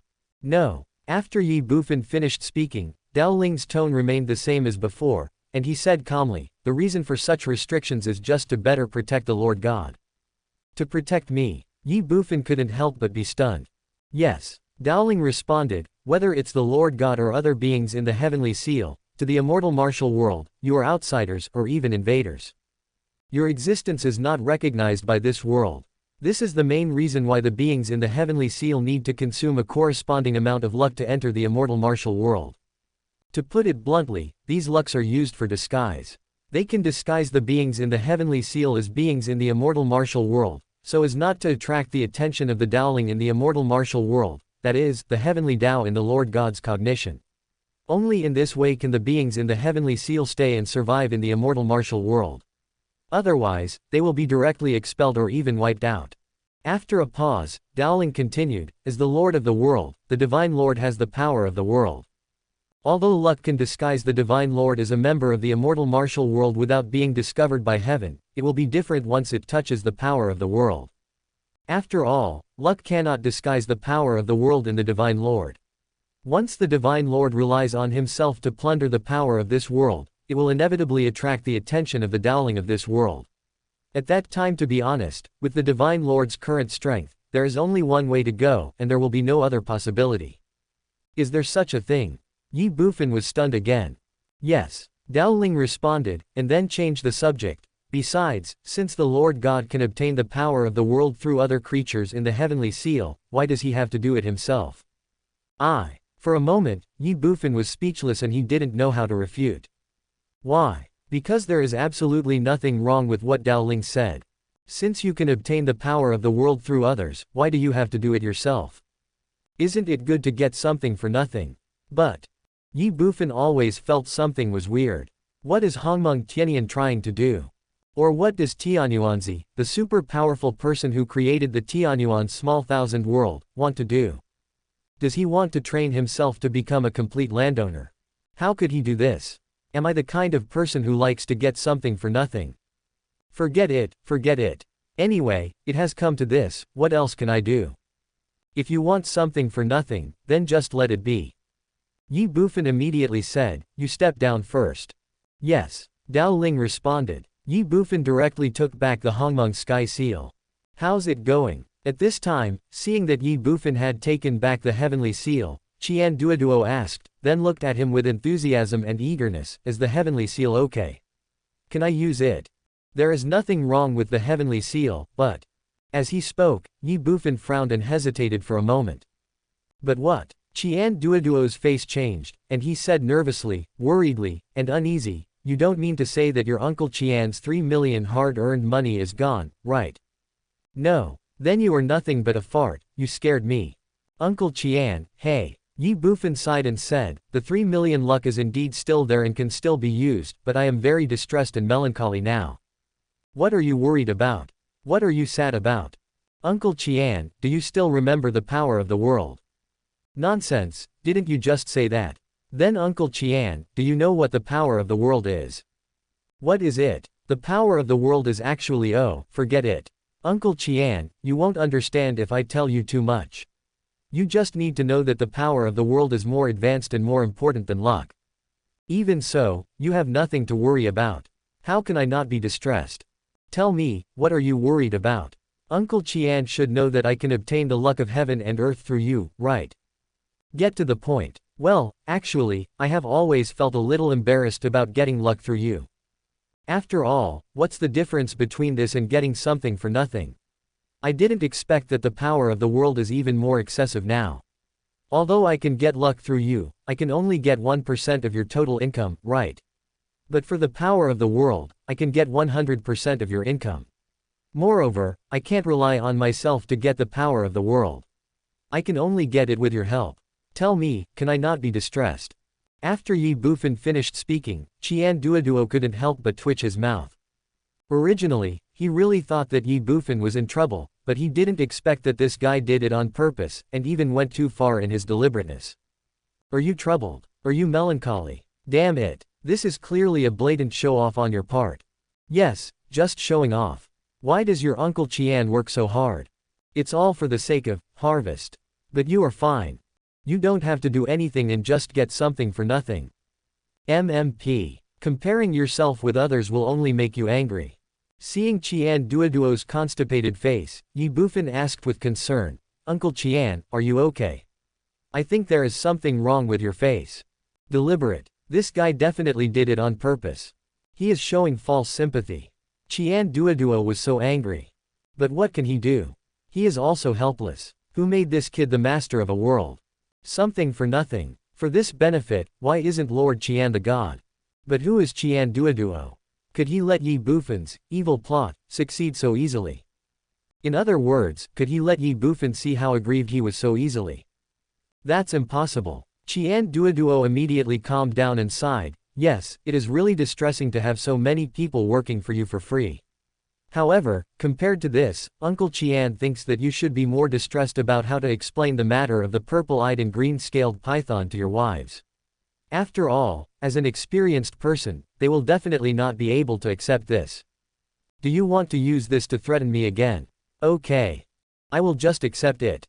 Ha ha. Thinking about this, Ye Bufan smiled awkwardly, then looked at Qian Duoduo and said flatteringly, Uncle Qian, look at what you said, we are friends, it's just 3 million, can I still take advantage of your hard-earned money? Come on, I will use this 3 million to help you improve your cultivation and strength. That's more like it. Qian Duoduo suddenly felt a little proud. Unexpectedly, Ye Bufan suddenly added, anyway, after spending these 3 million, you will earn me another 30 million, or even 300 million. Qian Duoduo couldn't help but twitch the corner of his mouth, and his face turned even darker. Who is he with Qian Duoduo? He is always the one who takes advantage of others, and no one can take advantage of him. Even Ye Bufan is no exception. Moreover, Ye Bufan and Qian Duoduo seemed to have developed a tacit understanding that neither of them would feel comfortable without a fight. The most important thing was that over the years, from the Shenwu continent to the Tianhui heaven, and then to the vast universe of the Tianyuan small thousand worlds, Qian Duoduo and Ye Bufan had secretly competed countless times, but most of the time, Qian Duoduo won. To put it bluntly, Ye Bufan couldn't get any advantage from Qian Duoduo at all. But what about now? Lord God Ye Bufan directly cured Qian Duoduo. Whether active or passive, whether willing or not. Even though he had a lot of money, he was destined to only work for Ye Bufan. How can we play this? There's no fun in this. That's all. Ye Bufan actually mentioned this matter again in front of him. If this isn't rubbing salt into his wounds, then what is this? Unable to bear it any longer, Qian Duoduo shouted angrily, Little B****, that's enough, Master Qian is your father-in-law, father-in-law, father-in-law, do you know? Yes. Ye Bufan said calmly, but, Tianian doesn't know that you are my father-in-law, so it still has to take the luck and world power it should take. Qian Duoduo was confused and crazy. I really can't continue chatting today, it's too damn infuriating. You're so cruel. Qian Duoduo immediately glared at Ye Bufan and said, hurry up, give your uncle Qian 3 million of luck, and then get out of here quickly. Chapter 2080 Master Chu wants to become a disciple. Uncle Qian, look at what you said. How can I be cruel? You are my father-in-law. I can be cruel to anyone except you. Besides, I have only been here for a short while. How can you just chase me away? Ye Bufan said with a smile. Qian Duoduo's face turned pale and he was extremely angry. Of course, Ye Bufan also stopped when he saw that he was ahead, and did not continue to dwell on this topic. Instead, he looked at Qian Duoduo and said calmly, come on, just do as Uncle Qian said, and I will first give you a 3 million luck infusion. Although 3 million is not a small amount, don't forget that when Qian Duoduo became the kingdom's imperial master, Ye Bufan not only gained a little world power, but also received a reward of 5 million luck. In other words, even if he lost these 3 million, Ye Bufan would still have 5 million. Since there are still 5 million left, why bother about the 3 million? The most important thing is that Ye Bufan knows very well who Qian Duoduo is. Since he asked for the 3 million, he must have his own intention and purpose for doing so. For this reason, Ye Bufan did not say much and directly infused Qian Duoduo with his qi. However, Ye Bufan's behavior surprised Qian Duoduo. Even a little surprised. Who is Ye Bufan? Qian Duoduo is very clear about this. Just as Ye Bufan knew Qian Duoduo also knew Ye Bufan. The 3 million was just something Qian Duoduo said casually. He was sure that Ye Bufan would bargain with him. But unfortunately, Ye Bufan didn't have that. What does this mean? This shows that Ye Bufan still has plenty of luck. But where did he come from? Qian Duoduo doesn't know. At this moment, he no longer had time to think about these things, because Ye Bufan's energy had already begun to flow into his body. Qian Duoduo sat cross-legged and entered into a state of cultivation. 3 million fortunes are poured into the body. Qian Duoduo's cultivation level skyrocketed. The 7th level of Tiangong. The 8th level of Tiangong. The 9 levels of Tiangong. After more than half an hour, the 3 million lux were exhausted, and Qian Duoduo had broken through the bottleneck between Tiangong and Yuanfu, directly raising his cultivation to the 2nd level of Yuanfu. I have to say, the qi-infused body is indeed abnormal.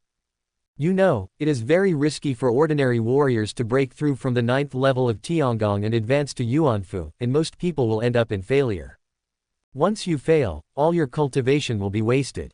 For this reason, ordinary warriors at the 9th level of Tiangong do not dare to easily attack the Yuanfu realm. But the flow of qi into the body is different. What genius! What monster! What are the chances of a breakthrough?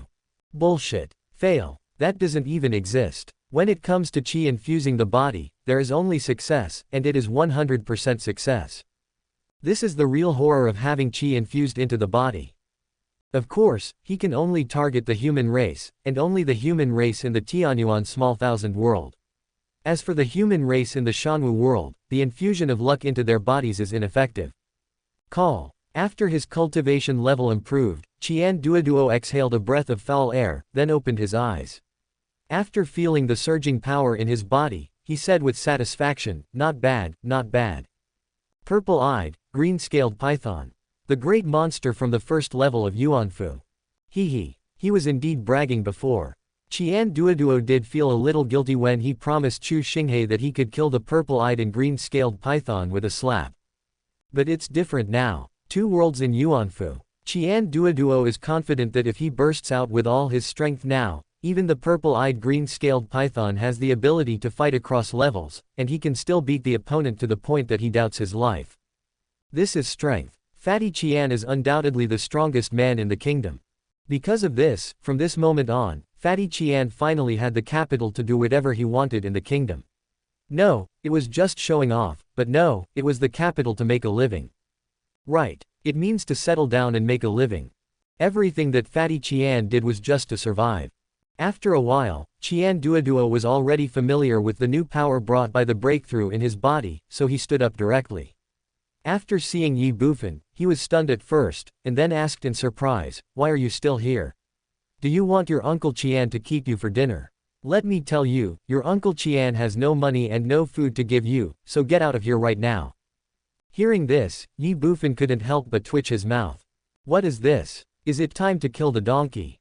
However, Ye Bufan also knew that Qian Duoduo didn't really want to drive him away, so he didn't care too much and just said, "I want to ask Uncle Qian to help me find someone."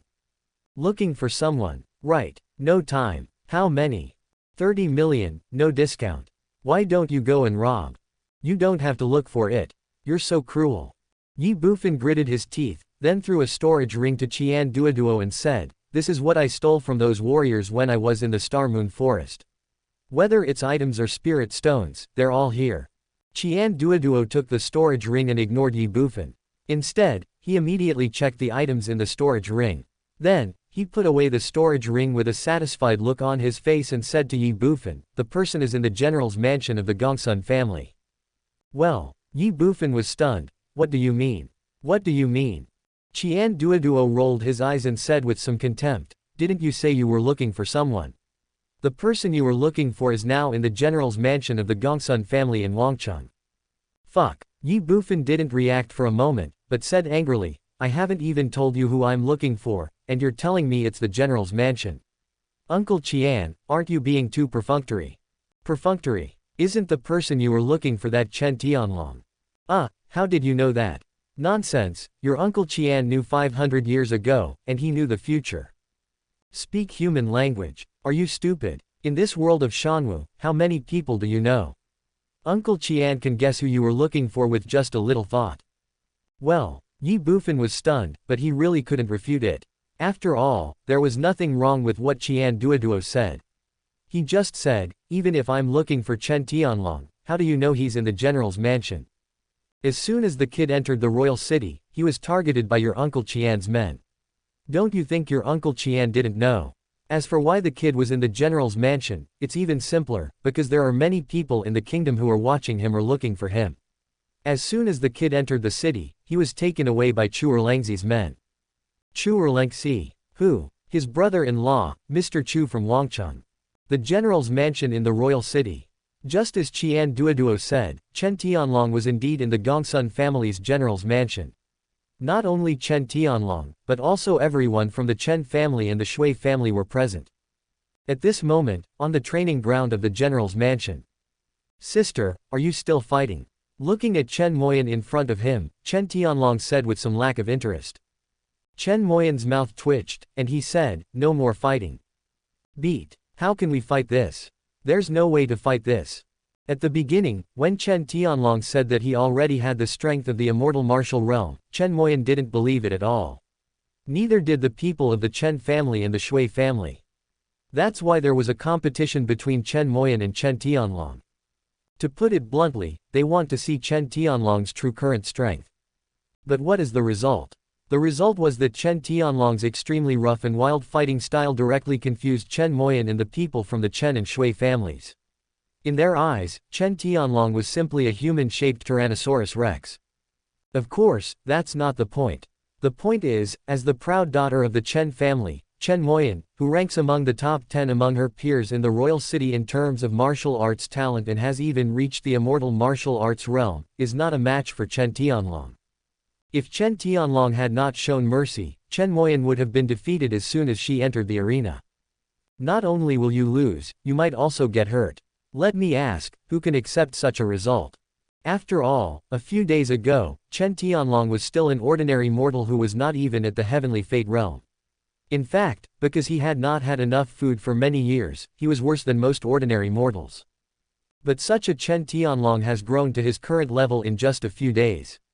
If people from the Chen and Shui families had not seen it with their own eyes, they would not have believed it at all. Even after seeing it with their own eyes, they still felt it was a little unreal. It's really too crazy and unbelievable.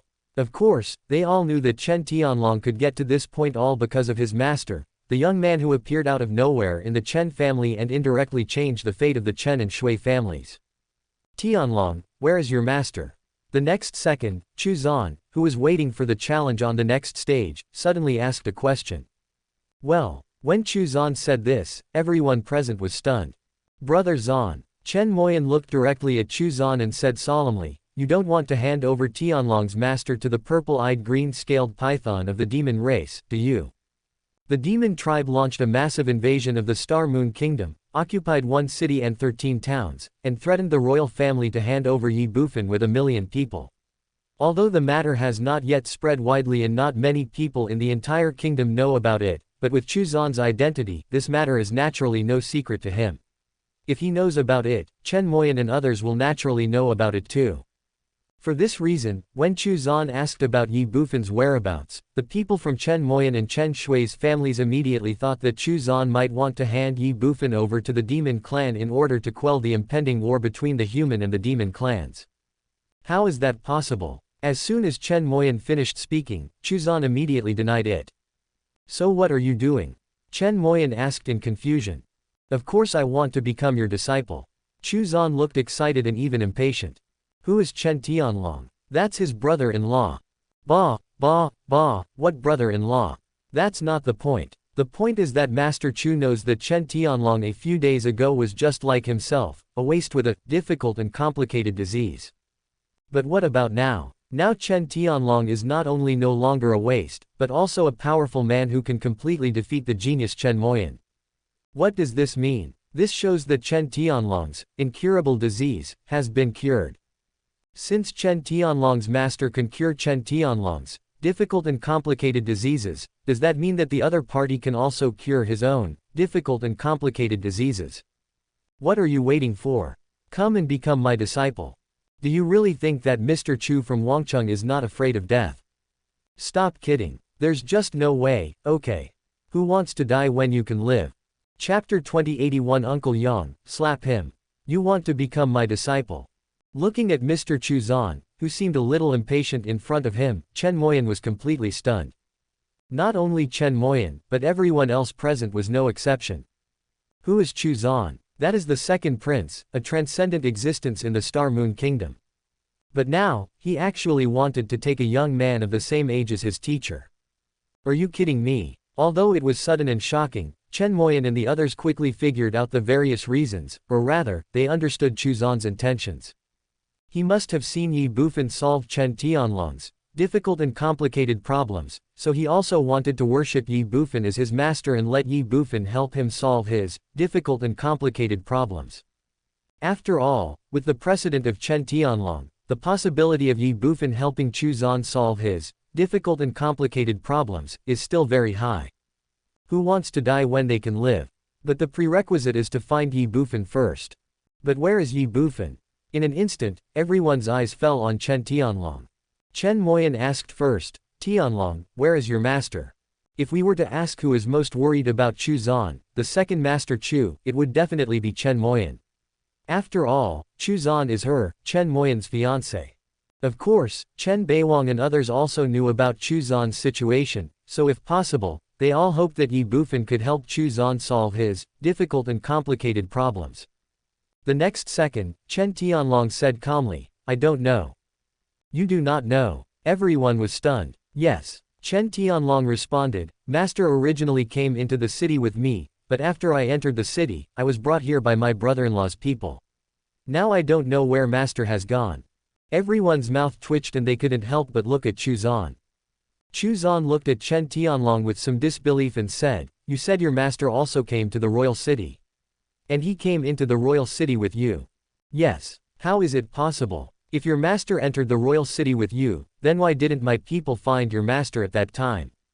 Ye Bufan is now a famous figure in the entire Star Moon Kingdom. Countless people know him, recognize him, and pay attention to him. Under such circumstances, how could he possibly enter the Star Moon Royal City quietly?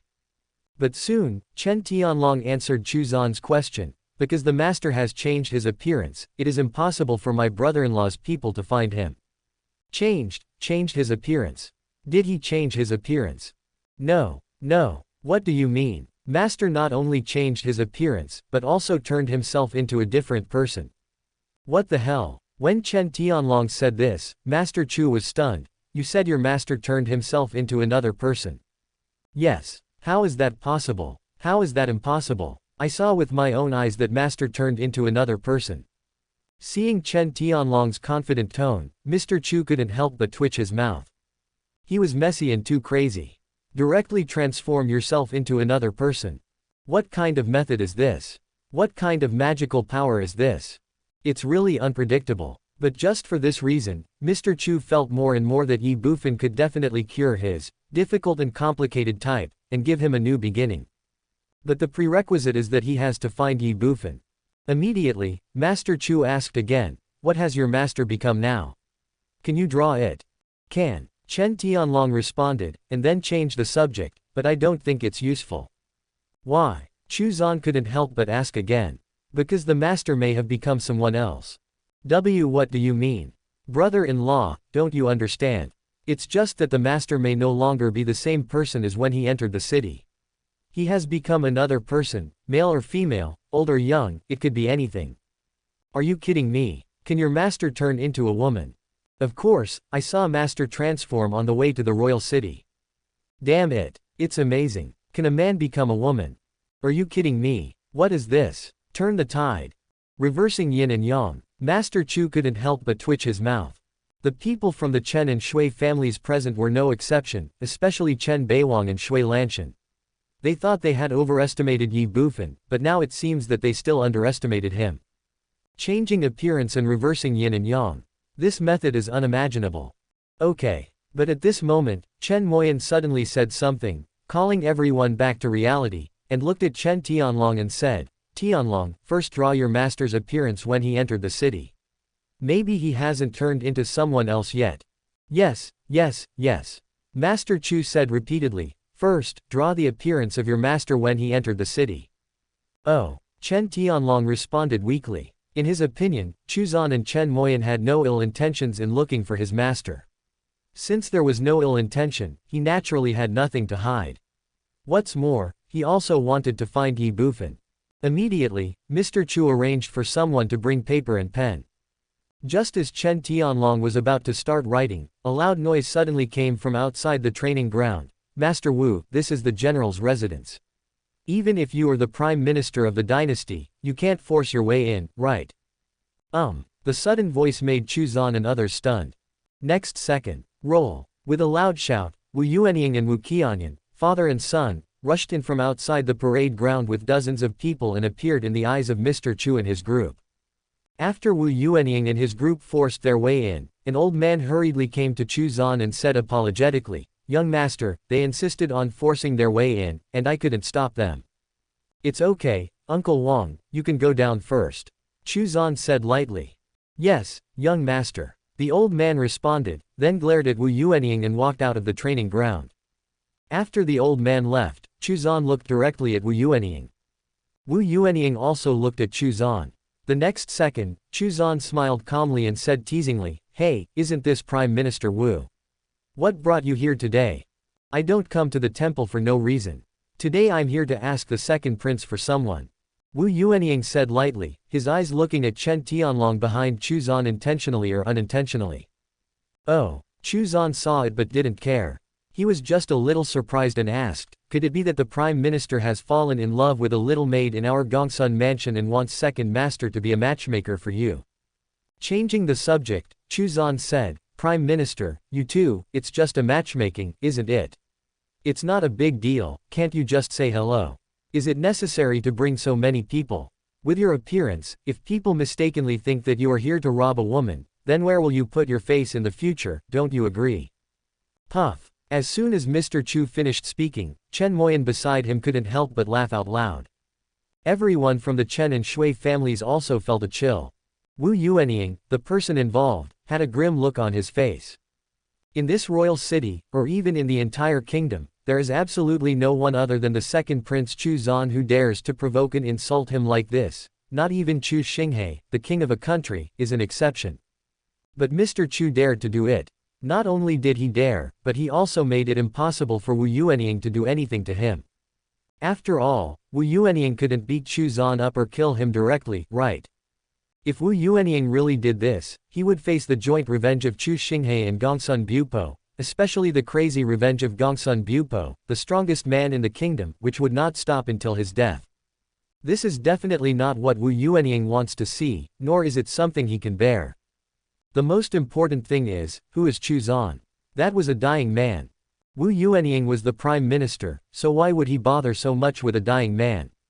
That is why, even in the face of Chu Zan's unscrupulous provocation, even though he was resentful and furious, Wu Yuanying still endured it. At least for now, he would not do anything to the second master Chu in front of him. But just because Wu Yuanying can tolerate it doesn't mean Wu Qianyan beside him can also tolerate it. Chu Zan, don't go too far. Pointing at Chu Zan, Wu Qianyan shouted loudly. Bold. Upon hearing this, Chu Zan immediately shouted angrily. The next second, he stared at Wu Qianyan and said, "Second master is the second prince of the kingdom, and Lord Wu is also the prime minister of the dynasty. What does a small leader of the Kanglang army like you have to do with our conversation?" "You." Wu Qianyan was furious. Chu Zan shouted, "Uncle Yang, slap your mouth. Chapter 2082 Don't even think about it, just dream on. Uncle Yang, slap your face." As soon as Chu Zan finished speaking, a figure appeared in front of Wu Qianyan. The person who came was none other than Gongsun Bupo, the strongest man in the kingdom, who was left by Chu Zan to protect Chu Zan's safety. He was Gongsun Yang, a strong man at the 5th level of Tiangong. Seeing Gongsun Yang suddenly appearing in front of him, Wu Qianyan was stunned for a moment, then he glared at Chu Zan who was not far away, and said through gritted teeth, "Chu Zan, you dare." "Second master, why don't I dare?" Chu Zan smiled calmly, and then continued, "As the saying goes, if the monarch wants his subjects to die, the subjects have to die. Although the second master is not the monarch, he is also a prince of a country. What about you? What is your identity? You are just a small leader of the Kanglang army. To put it bluntly, you are a servant of the second master's family. A servant can be beaten however the second master wants. What's the matter, you don't accept it?" Wu Qianyan was furious, his eyes spitting fire. But he didn't dare to refute, or he couldn't refute what Chu Zan said. Why? Because Chu Zan has made it very clear. If the king wants his subject to die, the subject must die. Although Chu Zan is not a monarch, he is also a prince of a country. If Wu Qianyan refuted or even resisted, it would be an act of insubordination. Does he dare to accept this charge? If he accepted the call, he would probably get into even bigger trouble. After all, everyone in the royal city knew that Master Chu Zan was a mad dog. If he bit him, he would either die or lose a layer of skin. At this moment, Wu Qianyan felt a little regretful. He regretted why he had interrupted just now. Wasn't that clearly causing trouble for himself? Wu Yuanying was furious when he saw Wu Qianyan acting like this. But what can he do? Now is not the time to turn against the Chu family. So, some things should be tolerated. Even if you can't bear it, you have to bear it. Therefore, he could only suppress the anger in his heart, and smiled at Chu Zan in front of him, saying, "Second Prince, Qian Yun didn't mean it. I think let it go." "Never mind." Chu Zan shook his head. "Master Wu, you are the Prime Minister after all, how can you say such irresponsible words?" After a pause, Chu Zan continued, "Without rules, there will be no order. If the servants under your command make mistakes and are not punished, wouldn't that only increase the tendency of the subordinates to rebel against their superiors?" "No, no, absolutely not. Second Master is at least a member of the kingdom, and he is also the second prince of the kingdom. He must not do such irresponsible things, and he must set a good example for everyone. So, Uncle Yang, what are you waiting for? Slap him." After Chu Zan finished speaking, Wu Yuanying couldn't help but twitch his mouth. "Without rules, there will be no order. There is nothing wrong with this." Wu Yuanying had no way to refute. Everyone in the royal city knows that you, Master Chu, are the most unruly. Now, you actually say this to me. Where's your fucking face?" Wu Yuanying was going crazy, while Wu Qianyan was filled with anger. But what can he do? Before Wu Qianyan could think more, Gong Sun Yang had already slapped him on the left cheek. "You." Suddenly, Wu Qianyan glared at Gong Sun Yang. Unexpectedly, before Gong Sun Yang could say anything, Chu Zan on the side said leisurely, "Uncle Yang, keep going, don't stop. If you don't beat him, this dog slave won't learn his lesson." As soon as Chu Zan finished speaking, Gong Sun Yang slapped him again. Wu Qianyan was bewildered and stupid. Facing Gong Sun Yang, a powerful warrior at the 5th level of Tiangong, he didn't know whether to resist or not. In the end, he could only look at Wu Yuanying beside him for help. Unexpectedly, Wu Yuanying glanced over again. Why? Because Wu Yuanying was also angry. As a member of the royal city, Wu Qianyan knew very well who Chu Zan was. Moreover, when he came, Wu Yuanying had specifically told him not to speak if he could. But what is the result? Wu Qianyan still ignored his words. "It's okay now. You only think of me after you suffer a loss. Don't you think it's a little late?" Wu Yuanying's disregard made Wu Qianyan despair. Gong Sun Yang did not stop. He slapped Wu Qianyan again and again. The whole place was dead silent. Everyone has different thoughts. However, Chu Zan seemed to feel that this was not enough, so he came directly to Chen Moyan, put his arm around her waist, looked at Wu Qianyan in front of him and said unscrupulously, "Wife, are you relieved?" Upon hearing this, Chen Moyan rolled her eyes at Chu Zan, but in fact, she felt very relieved and touched in her heart. After all, she could see that Chu Zan was clearly venting his anger for the Chen family. The next second, Chu Zan spoke again, "Wife, if you still feel unsatisfied, it's okay. Anyway, the second master has plenty of ways to deal with him. If he dares to touch my wife's family, I will make him suffer." That's right, Mr. Chu is so arrogant and so insolent. The eldest son of the Prime Minister's mansion. The leader of the Kanglang army. So what? I'm telling you clearly now that I'm taking revenge on you. What? You don't accept it? If you don't agree, bite me. Faced with Chu Zan's unscrupulous and blatant revenge, Wu Qianyan clenched his fists together, and his heart was extremely angry, but he still did not dare to resist. Time passes by every second. 5 minutes later. Wu Qianyan's head had been beaten so hard that it was swollen like a pig's head. At this time, Wu Yuanying on the side could not help but speak up. "Second Prince, is that enough? You have scolded me and vented your anger. Shouldn't we get down to business?" Chu Zan smiled and said, "Okay, since the Prime Minister has spoken, then I will give you this face. Uncle Yang, stop it. We will continue fighting next time we have a chance." "Yes." Gong Sun Yang responded and retreated behind Chu Zan. Wu Qianyan was furious. "Call again next time. Do you want a next time? Do you really think I'm a slave in your house? Just wait for me. One day, I will return today's shame to you 1,000-fold." Wu Qianyan was thinking in her heart, but Chu Zan ignored her. He looked at Wu Yuanying and said seriously, "Prime Minister, let's talk about your business. By the way, you have to tell your second master first which little maidservant in your second master's house you like, right? Otherwise how can the second master help you find someone? How can he help you with matchmaking?" Wu Yuanying's mouth twitched, and he said, "Second Prince, I am not looking for a woman, but a man." What? Chu Zan was shocked. Master Wu, you actually fell in love with a man from my Gongsun family. This is not good, right? After all, what you did is immoral, second master. Second prince, please respect yourself. I came here not for the romance you mentioned, but just to find Ye Bufan. Wu Qianyan couldn't bear it any longer and interrupted Chu Zan directly. Call. Hearing this, Chu Zan breathed a sigh of relief and said, Master Wu, next time you speak, can you finish your words at once?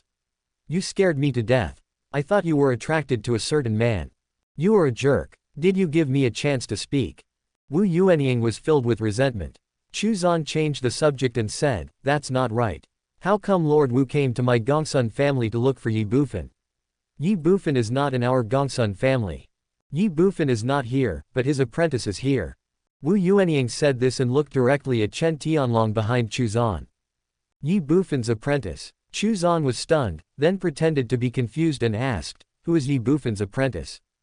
Snort. Wu Yuanying snorted coldly and said, Second prince, there is no need for you to pretend to be ignorant of the truth. Nowadays, everyone in the kingdom knows that Chen Tianlong behind you is Ye Bufan's apprentice. Really? Second master, why didn't I know? Chu Zan said in a daze, then turned to look at Chen Tianlong and said, Tianlong, is Ye Bufan your master? Chen Tianlong hesitated for a moment. The reason for this was that he did not quite understand what Chu Zan meant, and for a moment he did not know whether Chu Zan wanted him to admit it or deny it. However, before Chen Tianlong could think about it, Chu Zan spoke again. Looking at you like this, is Ye Bufan really your master? After a pause, Chu Zan continued, since Ye Bufan is really your master, then this matter is easy to handle. Isn't Master Wu looking for your master? Then you can tell him the whereabouts of your master. Chen Tianlong hesitated again. What? Chu Zan was a little surprised and asked, you don't know where your master is? Seeing this, everyone present couldn't help but feel a little confused. Chen Tianlong was even more confused. I don't think I said anything. The next second, Chu Zan said to Chen Tianlong with a reproachful look on his face, Tianlong, your brother-in-law is going to have a good talk with you about this matter. As a disciple, how can you not even know where your master is? You don't care about your master at all, don't you? After saying that, Chu Zan looked at Wu Yuanying again and said apologetically, Master Wu, you also heard that although Tianlong is Ye Bufan's apprentice, he doesn't know where Ye Bufan is now, so I'm sorry, I made you go for nothing, but it doesn't matter. Next time I know the whereabouts of Ye Bufan, I will send someone to inform Master Wu as soon as possible. Wait for next time, and send someone to notify me immediately. You are a jerk. Who do you think I am? Are you a fool? Are you trying to get rid of the truth by just doing this perfunctorily? Don't even think about it, just dream on. Chapter 2083. Come on, let's hurt each other. Wu Yuanying's face darkened, and he said, Second prince, you have to think carefully. Now, the demon tribe has already invaded for Ye Bufan. What's worse, 1 city and 13 towns of our Xingyu kingdom have fallen, and millions of people have been captured. As the prince of the kingdom, do you really want to push the entire kingdom into an irretrievable place because of your own selfishness? Oh. After Wu Yuanying finished speaking, Chu Zan sneered and said, personal selfishness. Prime Minister, you have the nerve to say that. Aren't you arresting Ye Bufan just to avenge your personal grudge? Wu Yuanying was furious. Okay. Chu Zan waved his hand and said, don't be so rude here. In a word, Ye Bufan is not in my general's mansion. If you want to find him, go somewhere else.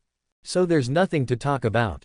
What's the matter? From what you said, are you planning to do something to your second master? Of course I don't dare, but... As he spoke, Wu Yuanying looked directly at Chen Tianlong who was standing aside, and said with a cold expression, since the second prince is determined to stop me, then I will have no choice but to offend him. What do you mean? Chu Zan's expression suddenly changed. It's nothing. Wu Yuanying said this calmly, and then added, Qianyan, take the person away. You dare. Upon hearing this, Chu Zan shouted angrily. Everyone from the Chen and Shui families were also shocked, and they immediately formed guards around Chen Tianlong. A sudden change. The two sides seemed to be on the verge of a fight. The atmosphere suddenly became weird, even depressing to the extreme. However, Wu Yuanying didn't care about these at all. He just shouted, Qianyan, what are you still standing there for? Yes, father. Wu Qianyan responded and then rushed out. If soft tactics don't work, then try hard tactics. It was obvious that the Wu father and son were trying to take the person away by force. Court death. Seeing this scene, Chu Zan was furious. Uncle Yang, stop him. Call out. As soon as Chu Zan finished speaking, Gongsun Yang rushed out directly, intending to intercept Wu Qianyan. Unfortunately, as soon as Gongsun Yang moved, Wu Yuanying stood in front of him and said in a deep voice, Old Yang, there is no need for us to get involved in the affairs between the younger generation, right? Call. Gongsun Yang ignored him and just struck out with a palm. Wu Yuanying naturally would not sit idly by and wait for death. In an instant, the two powerful Tiangong realm masters came into direct combat. Without Gongsun Yang's restraint and interception, it was obvious that no one present could do anything to Wu Qianyan, a martial arts expert at the second level of Tiangong. He flashed and came directly in front of Chen Tianlong. Kill. Upon seeing this, Chen Beiwang and others rushed out immediately with fierce shouts. It's a pity that the one with the highest cultivation among them is only at the 5th or 6th level of Shanwu. How could he be a match for Wu Qianyan, a king of the second level of Tiangong? Bang, bang, bang. After just one encounter, all the people from the Chen and Shui families were knocked to the ground by Wu Qianyan. If it weren't for his fear of Chu Zan, Wu Qianyan would have killed them on the spot. But even if not, the people from both families had temporarily lost their ability to move. Without the interference of the Chen and Shui families, Wu Qianyan looked directly at Chen Tianlong and said with a smile, Boy, do you want to go with me by yourself, or do you want me to take you away? Chen Tianlong was stunned. The next second, before he could speak, Chu Zan beside him was already furious. Wu Qianyan, you are so bold that you dare to hurt someone in my general's mansion. So what? Wu Qianyan looked at Chu Zan and said with a sneer. Yeah, so what? Wu Qianyan just hurt someone, and the person he hurt was not him, Master Chu. Under such circumstances, his grandfather, Master Chu's grandfather, Gongsun Bupo, the strongest man in the kingdom, would definitely not pursue the matter too much. This is also the reason why the Wu father and son dared to take direct action. Chu Zan was also helpless about this. After all, Chu Zan knew his own situation very well. It is true that Gongsun Yang is a strong man in the Tiangong realm. It is true that there are many soldiers stationed in the general's mansion. However, these can only protect the safety of Chu Zan alone. Like now, the Wu father and son want to abduct people by force, and such a powerful general really has no way to deal with them. Unless Gongsun Bupo is in the general's mansion. It's a pity he's not here. What to do? Are you just going to give in like that? Am I just going to watch my brother-in-law being taken away by the Wu father and son? No. If this is true, how can Mr. Chu put his face down? Most importantly, how should he face Chen Moyan afterwards? Chu Zan cursed in his heart. Wu family father and son. A strong person in Tiangong realm. So what? Who is he? He is Master Chu from Wangcheng. He has long since become indifferent to life and death. Not convinced. If you don't agree, just do it. Brush. The next second, Chu Zan directly showed a dagger and pointed it at Wu Qianyan and said, Wu Delang, try to move again. Wu Qianyan frowned, then looked at Chu Zan and smiled calmly. Why, are you planning to personally fight with me, Your Highness? Compete with your sister. Chu Zan yelled angrily, get out of here now, or don't blame your second master for being rude to you. Yeah, Wu Qianyan said with a teasing look, if that's the case, then I really want to see how the second prince intends to treat me rudely. Who is Chu Zan? He is the most useless person in the royal city. If it weren't for his identity as the second prince, if it weren't for the protection of Gongsun Bupo, the strongest man in the kingdom, anyone in the royal city could torture him to the point of doubting his life. Such a loser wants to be rude to me. Why? With the dagger in his hand. In Wu Qianyan's opinion, this is a joke, the biggest joke in the world. Puff. The next second, Chu Zan stabbed himself directly in the left thigh with a knife. Well, Wu Qianyan was stunned by the sudden scene. Not only Wu Qianyan, but also the people from the Chen and Shui families who were lying on the ground were stunned. Stab yourself with a knife. What is Mr. Chu doing? But at this moment, Chu Zan looked at Wu Qianyan who was a little dazed in front of him, sneered, and said, Wu Delang, aren't you very awesome? Okay, since you are so awesome, let's hurt each other. Second Master wants to see, if Second Master dies in this general's mansion today, can your Wu family father and son still survive for 7 days? Buzz. When Chu Zan said this, everyone present was shocked. Especially Wu Qianyan. You. Looking at Chu Zan, he was shocked and angry. What is Mr. Chu doing? Is he threatening me, or is he threatening me with his life? Moreover, this threat is very deadly. After all, as the only bloodline heir of the Gongsun family, if Chu Zan died, Gongsun Bupo, the strongest man in the kingdom, would definitely go crazy, even mad. The most important thing is, as long as Chu Zan dies today, no matter whether he committed suicide or was murdered, Gongsun Bupo will definitely hold the Wu family responsible. Can his Wu family withstand the crazy revenge of a man who controls more than 70% of the kingdom's troops and is the strongest man in the kingdom? Stop kidding. Not to mention that he is just a Wu family, even the royal family may not be able to withstand it. That would definitely be a situation where both sides would perish together.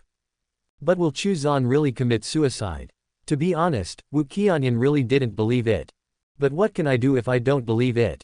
Don't be afraid of 10,000 things, just be prepared for the worst. Wu Qianyan can't afford the gamble, and neither can the entire Wu family. That is why Wu Qianyan remained silent.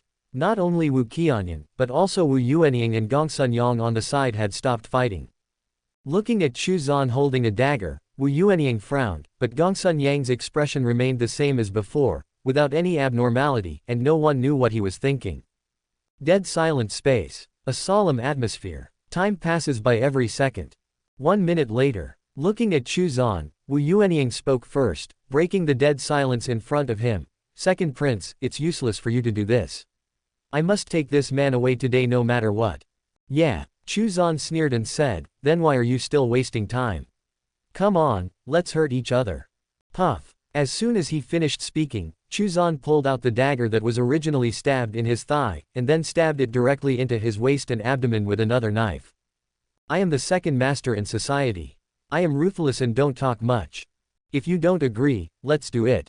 Chapter 2084 Wu Yuanying's sense of crisis. Faced with Chu Zan's decisiveness and resolve, Wu Yuanying couldn't help but twitch the corner of his mouth. And hurt each other. Hurt each other, you damn thing. If you have the guts, why don't you commit suicide for me to see? But Wu Yuanying didn't dare to say this, and couldn't say it no matter what.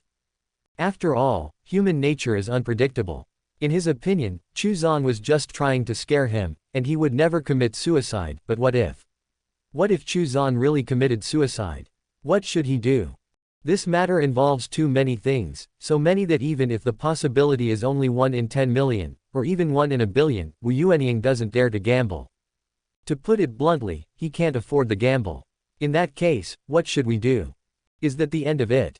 Looking at Chen Tianlong who was so close to him, Wu Yuanying felt really unwilling. Brother Zan. At this moment, Chen Moyan, who was lying on the ground, finally came to her senses.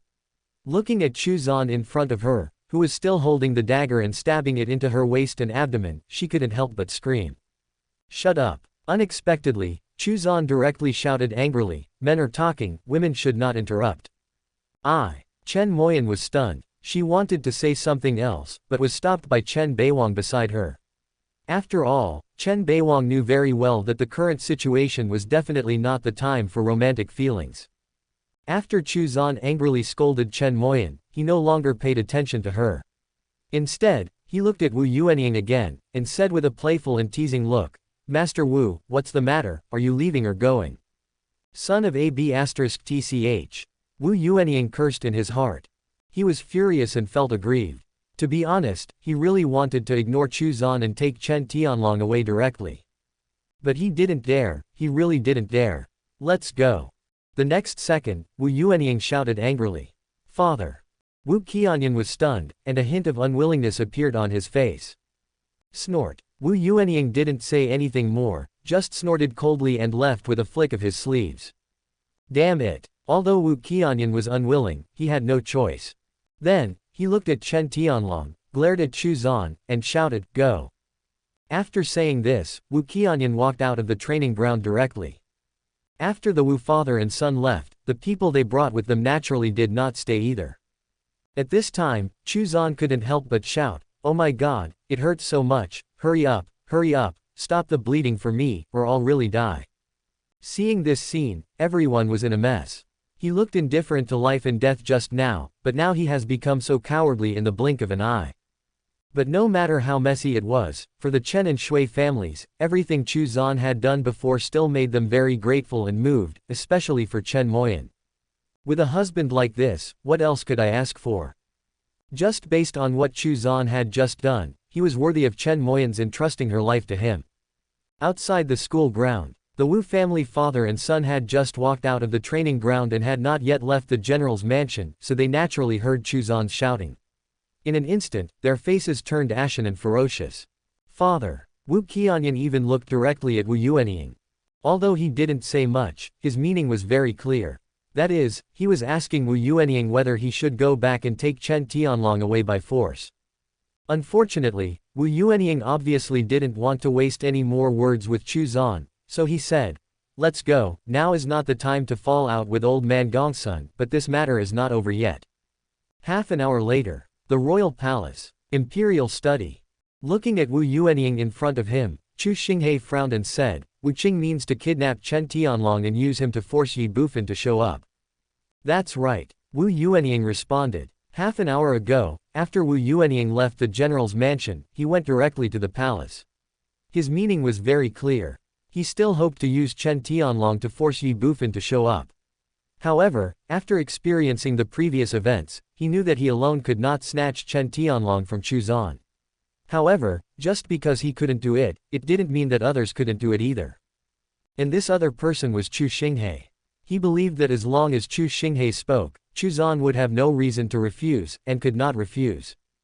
As for whether Chu Xinghe would accept his proposal, Wu Yuanying was not worried at all, because the demon clan only gave him 1 month, and he believed that Chu Xinghe, the ruler of a country, must be more anxious than himself. Unfortunately, Wu Yuanying miscalculated this time.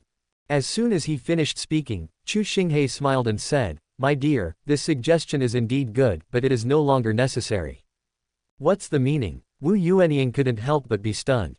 "My dear minister, you may not know that although the purple-eyed green-scaled python has advanced to the Yuan mansion, I have already found a way to deal with her. As for the demon army, I am a dignified human race, so why should I fear a fight?" Chu Xinghe said lightly. This, Wu Yuanying was stunned again. He looked at Chu Xinghe who was swearing in front of him, and said with a look of astonishment, "Your Majesty, have you found a way to deal with the purple-eyed green-scaled python?" "Yes," Chu Xinghe responded with a smile. "How is that possible?" Wu Yuanying looked unconvinced. "Who is the purple-eyed and green-scaled python?" "That is the only king in the Star Moon Forest, and now he is a great demon in the Yuanfu realm. With the current strength of the Star Moon Kingdom, it is impossible to contend with a great demon in the Yuanfu realm." But looking at Chu Xinghe's confident look, it doesn't seem like he is lying. "In that case, etc." Suddenly, Wu Yuanying thought of someone. "Tianyuan Pavilion, lots of money. That's right, it's him. If we talk about what kind of person and what kind of power in the Star Moon Kingdom can balance the purple-eyed green-scaled python in the Yuanfu realm, it must be Qian Duoduo of the Tianyuan Pavilion." Thinking of this, Wu Yuanying couldn't help but ask, "Your Majesty, have you gone to find that profiteer from Tianyuan Pavilion?" "Profligate businessman." Chu Xinghe smiled and said, "President Qian's ability to make money is indeed a bit unusual, but that's not important. What's important is that he has agreed to serve as the king's national teacher." "What?" Wu Yuanying was shocked. "He wants to be the imperial teacher of my kingdom." "Yes, this." Wu Yuan was speechless in English and his mood was extremely complicated. Who is Qian Duoduo? It is true that he is a veritable profiteer, but at the same time, he is also a strong man in the Yuanfu realm. What does it mean to be a strong man in Yuanfu realm? Wu Yuanying knew very well that it was absolutely an invincible existence in the kingdom. But even so, it doesn't matter. After all, in Wu Yuanying's eyes, Qian Duoduo is just a businessman. And what about him? But he was the prime minister of the time. A businessman, a prime minister. Obviously there won't be too much overlap between the two of them, let alone any conflict of interest. But it's different now. Qian Duoduo, the profiteer, unexpectedly became the imperial teacher of the kingdom. Why did he become the kingdom's imperial master? Did he ask for it? Or was it Chu Xinghe who proposed it? Although Wu Yuanying could not be sure of this was not the point. The point was that since Qian Duoduo had become the imperial master of the kingdom, he and Chu Xinghe must have reached some kind of agreement or consensus. This means that from now on, the royal family will have an additional Yuanfu realm expert to support them. The backing of Yuanfu realm. This moment, this point, this second, Wu Yuanying felt an unprecedented sense of crisis. He was panicked. Chapter 2085, the Wu family is ready to rebel. Yes, panicked. Originally, the mere presence of Gongsun Bupo had made Wu Yuanying somewhat cautious and he did not dare to act rashly. Now, with the addition of the unfathomable Qian Duoduo, the strength of the royal family had obviously far surpassed that of their Wu family. Most importantly, Wu Yuanying had a feeling that it would not be long before Chu Xinghe would take action against their Wu family. After all, no one could tolerate having power that was not under their control, not to mention that this person was the ruler of a country. And with the current strength of the royal family, once Chu Xinghe takes action, their Wu family will have no chance of winning at all, and they won't even have the opportunity to resist. As for why Chu Xinghe hasn't taken action yet, in Wu Yuanying's opinion, this was entirely caused by the demon clan. The demon tribe invades. Foreign threats are looming.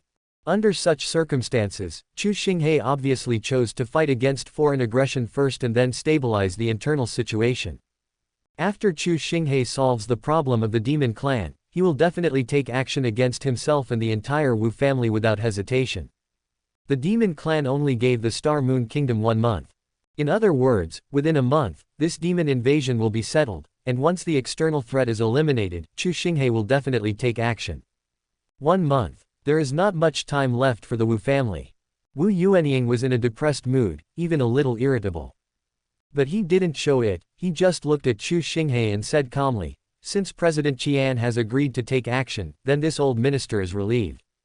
Your Majesty, if there is nothing else, I will take my leave first." Chu Xinghe responded. Wu Yuanying turned around and left. Chu Xinghe couldn't help but frown as he watched Wu Yuanying leave. After Wu Yuanying left, Chu Xinghe called out softly, "Lu Yuan." His Majesty. Outside the hall, eunuch Lu rushed in immediately.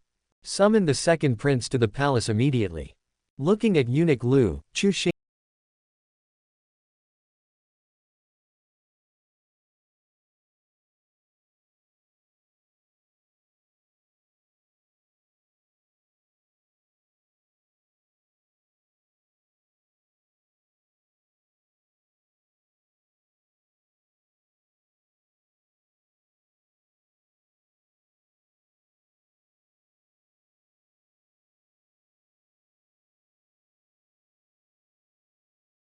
Chu Xinghe looked at eunuch Lu with a puzzled look, then took the memorial from his hand and unfolded it to take a look.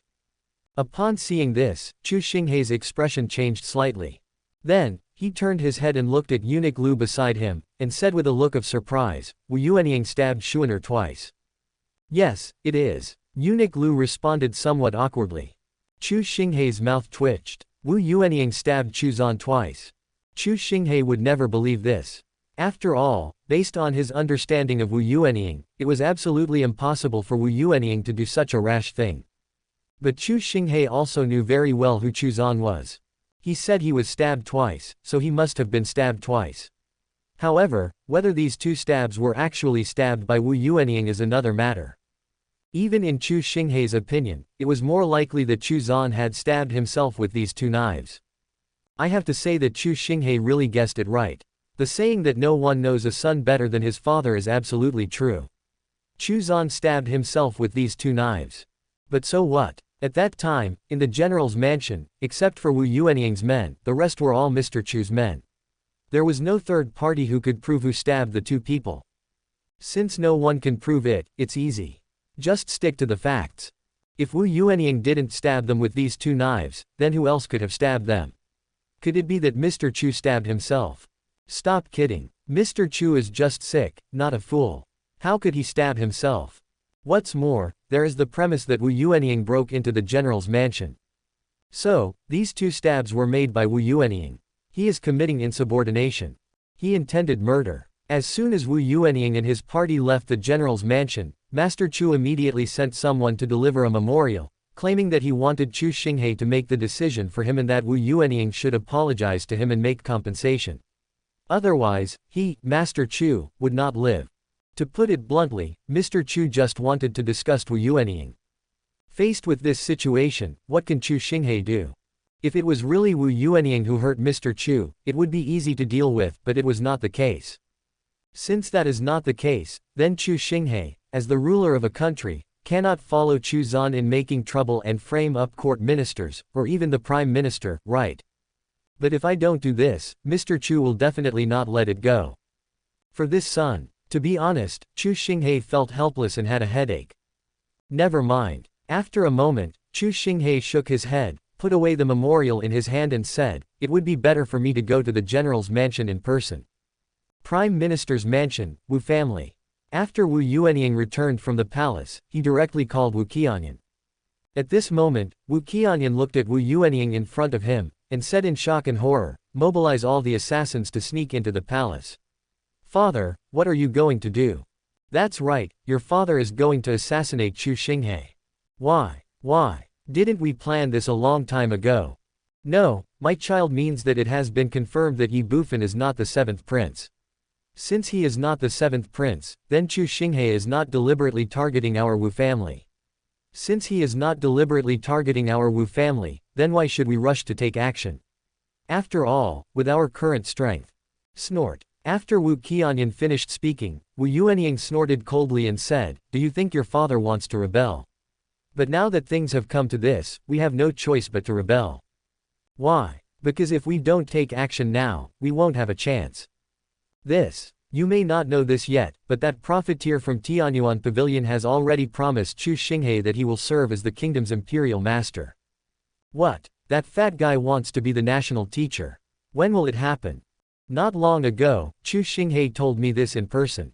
After a pause, Wu Yuanying continued, "Originally, Gongsun Bupo has already put us in a very passive position. Now with the addition of Qian Duoduo, if we really have to wait until Chu Xinghe makes a move, we will really have no chance at all. So the first to strike is the strongest, and the last to strike will suffer. We have no choice but to take action first." "I understand, father. I'll make the arrangements right away, but what?" "Father, our original plan was to send someone to sneak into the army and assassinate the old man Gongsun Bupo first, and then attack Chu Xinghe. Now although with our strength, after killing Chu Xinghe, we will definitely be able to control the royal city and support Ming-Er to succeed the throne, but Chu Xinghe's sudden disaster will definitely arouse the suspicion of the old man Gongsun. The most important thing is that he still controls more than 70% of the kingdom's troops. Don't worry, that old thing won't live much longer." What does father mean? My father intends to cooperate with the Tianyu sect." "What? Father wants to cooperate with the Tianyu sect?" "Yes. But father, the demands they made. Isn't it just 60% of the kingdom's annual revenue? We have already given them 30%, so what if we add another 30%? What's more, Qianyan, do you think we have any other choice? Once Chu Xinghe takes action, we will only die. If we lose our lives, what's the point of having these worldly possessions?" "Yes, father, what you said makes sense. I have learned my lesson. However, besides the old man Gongsun, there is also the profiteer from Tianyuan Pavilion. Does father also intend to let Tianyu sect take action?" "That profiteer?" Wu Yuanying sneered, and then said with disdain, "Do you think we need to ask the Tianyu sect to take action to deal with him?" After a pause, Wu Yuanying continued, "Although I don't know how Chu Xinghe persuaded him to take the position of the imperial master, based on our understanding of the fat man during this period of time, it must have something to do with money. To put it bluntly, Chu Xinghe must have promised him a lot of benefits. If that's the case, if Chu Xinghe can bribe him, why can't we?" Chapter 2086 The Second Fat Sheep. Royal City, Tianyuan Pavilion. After knowing that Chen Tianlong entered the general's mansion, Ye Bufan no longer paid much attention to him. Instead, he looked at Qian Duoduo and said lightly, "Uncle Qian, I need to find a place to improve my cultivation. Please arrange it for me." "Arrange it?" Qian Duoduo curled his lips and said angrily, "Why? Just because you said so, I can arrange it. You really don't know how to be polite. You really think of Uncle Qian's place as your own home, right? Uncle Qian, look at what you said. We are relatives to each other. Your home is my home, is there any difference? Ye Bufan said with a smile. Stop, stop, stop. What do you mean my home is your home? Is Mr. Qian very familiar with you? Qian Duoduo scolded him, then held out his hand and said, you want to practice with your uncle Qian, right? Sure, pay the venue fee first. Venue fee? Why, if you borrow your uncle Qian's place to do your own thing, shouldn't you pay him? Money, money, money, Uncle Qian, you are obsessed with money, right? I have already given you all my belongings. How can I have any money now? If you don't have money, you can use your luck to pay. Luck? The corner of Ye Bufan's mouth twitched. So this fat guy is eyeing the little bit of luck that I have. I've given you all 3 million. My cultivation has also helped you to reach the second level of Yuanfu. Are you still not satisfied? Roll. Immediately, Ye Bufan scolded angrily. How do you talk like that, kid? Qian Duoduo angrily scolded, after all, Uncle Qian is your father-in-law. With your attitude, do you still look like a son-in-law? You still know that you are my father-in-law. Nonsense, how could Uncle Qian forget about this? Haha, since you know that I'm your father-in-law, why are you still trying to trick me? Don't you feel guilty for doing this? What do you mean? Explain yourself clearly, kid. When did Uncle Qian cheat you? Do you have any idea about it? Since you've said that, Uncle Qian has to have a fight with you today. What do you mean Uncle Qian is cheating you? As the saying goes, brothers should settle accounts clearly. You are just Uncle Qian's son-in-law. Do you really want to eat and live for free at your uncle's place? Okay, I don't want to waste my time talking to you anymore, just make the arrangements. Give me the money first. You're not done yet, are you? Give me the money first. Money, money, money. What else do you care about besides money? Don't forget, you only have one daughter, Rumong. After you die, won't your money belong to Rumong? And I am Rumong's husband. Isn't her money mine? In other words, your money will belong to me sooner or later. In this case, do you still have to go to such great lengths to take advantage of me?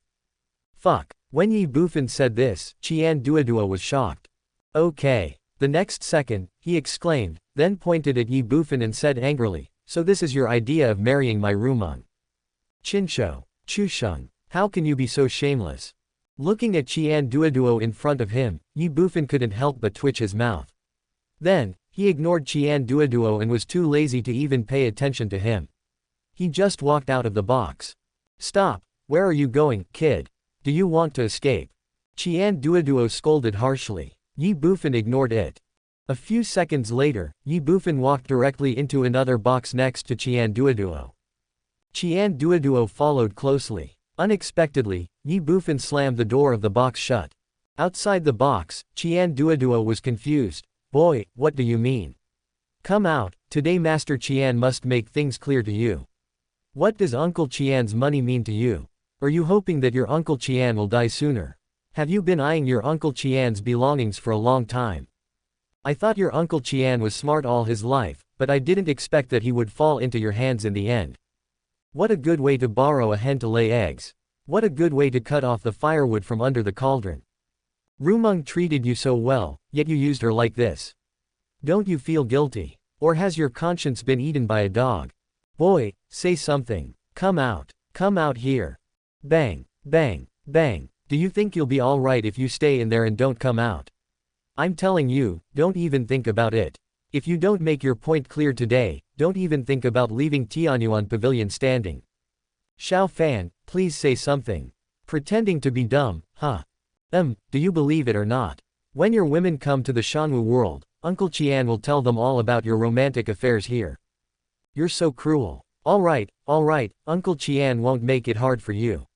I'll help you improve your Uncle Qian to a higher level and reach the third level of Yuanfu. Is that okay? Qian Duoduo said this. Inside the box, Ye Bufan couldn't help but twitch the corner of his mouth.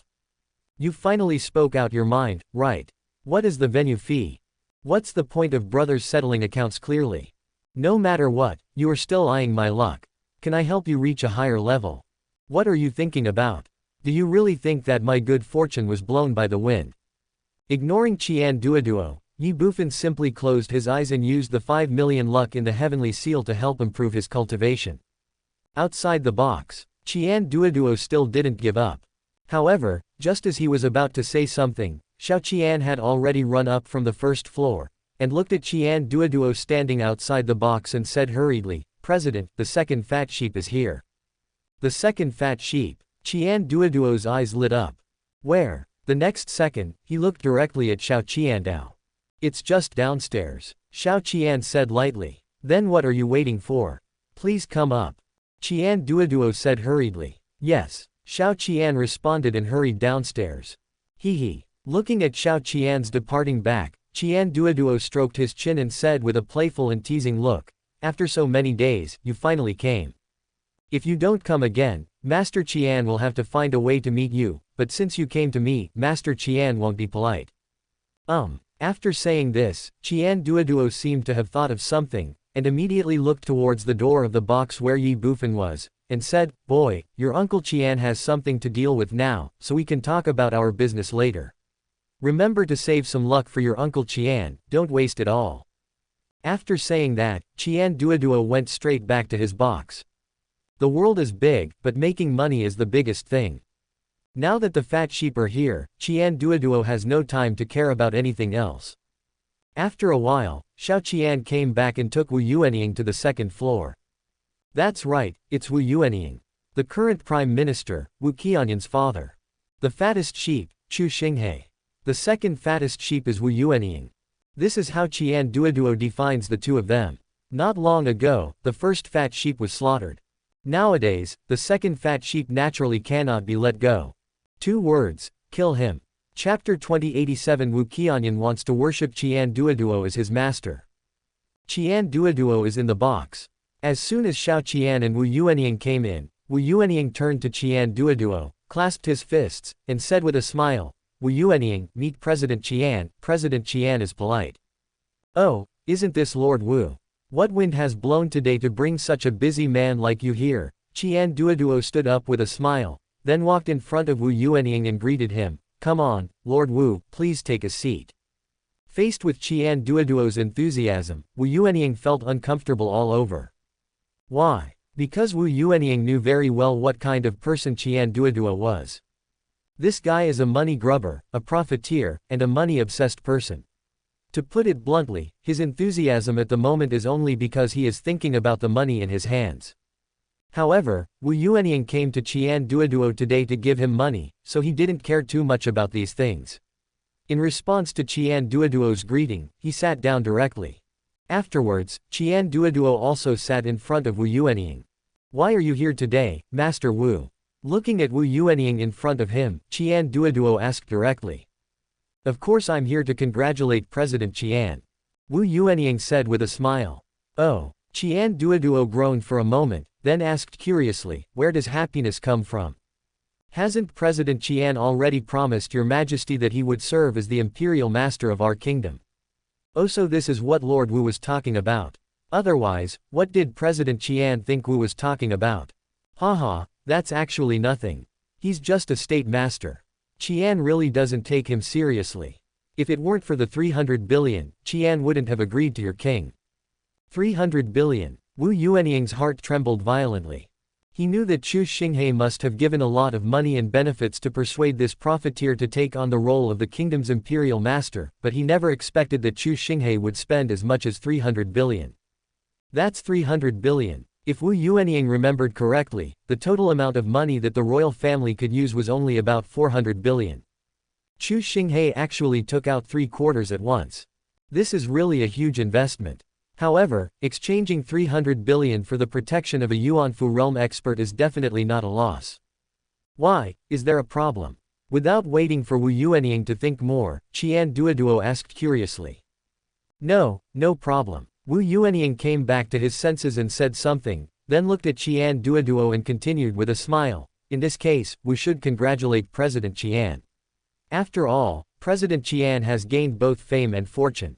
Hee. Qian Duoduo just smiled and didn't say much. He simply ended the conversation. Wu Yuanying couldn't help feeling a little embarrassed. But he was the prime minister of the dynasty after all, and he had experienced many ups and downs. This slightly embarrassing situation was nothing to him. Soon, Wu Yuanying adjusted his mentality, and looked at Qian Duoduo and said calmly, In fact, Wu Qian came here today. In addition to congratulating President Qian, I also want to discuss something with President Qian. Oh, Qian Duoduo was quite curious and asked, what's the matter? This. Wu Yuanying hesitated for a moment and said, to be honest, my son Qianyan wants to become President Qian's disciple.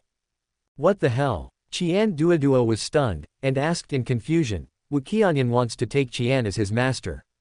Yes, Wu Yuanying responded. Suddenly, Qian Duoduo couldn't help but twitch the corner of his mouth. Wu Qianyan wants to be his disciple. Is this true or false?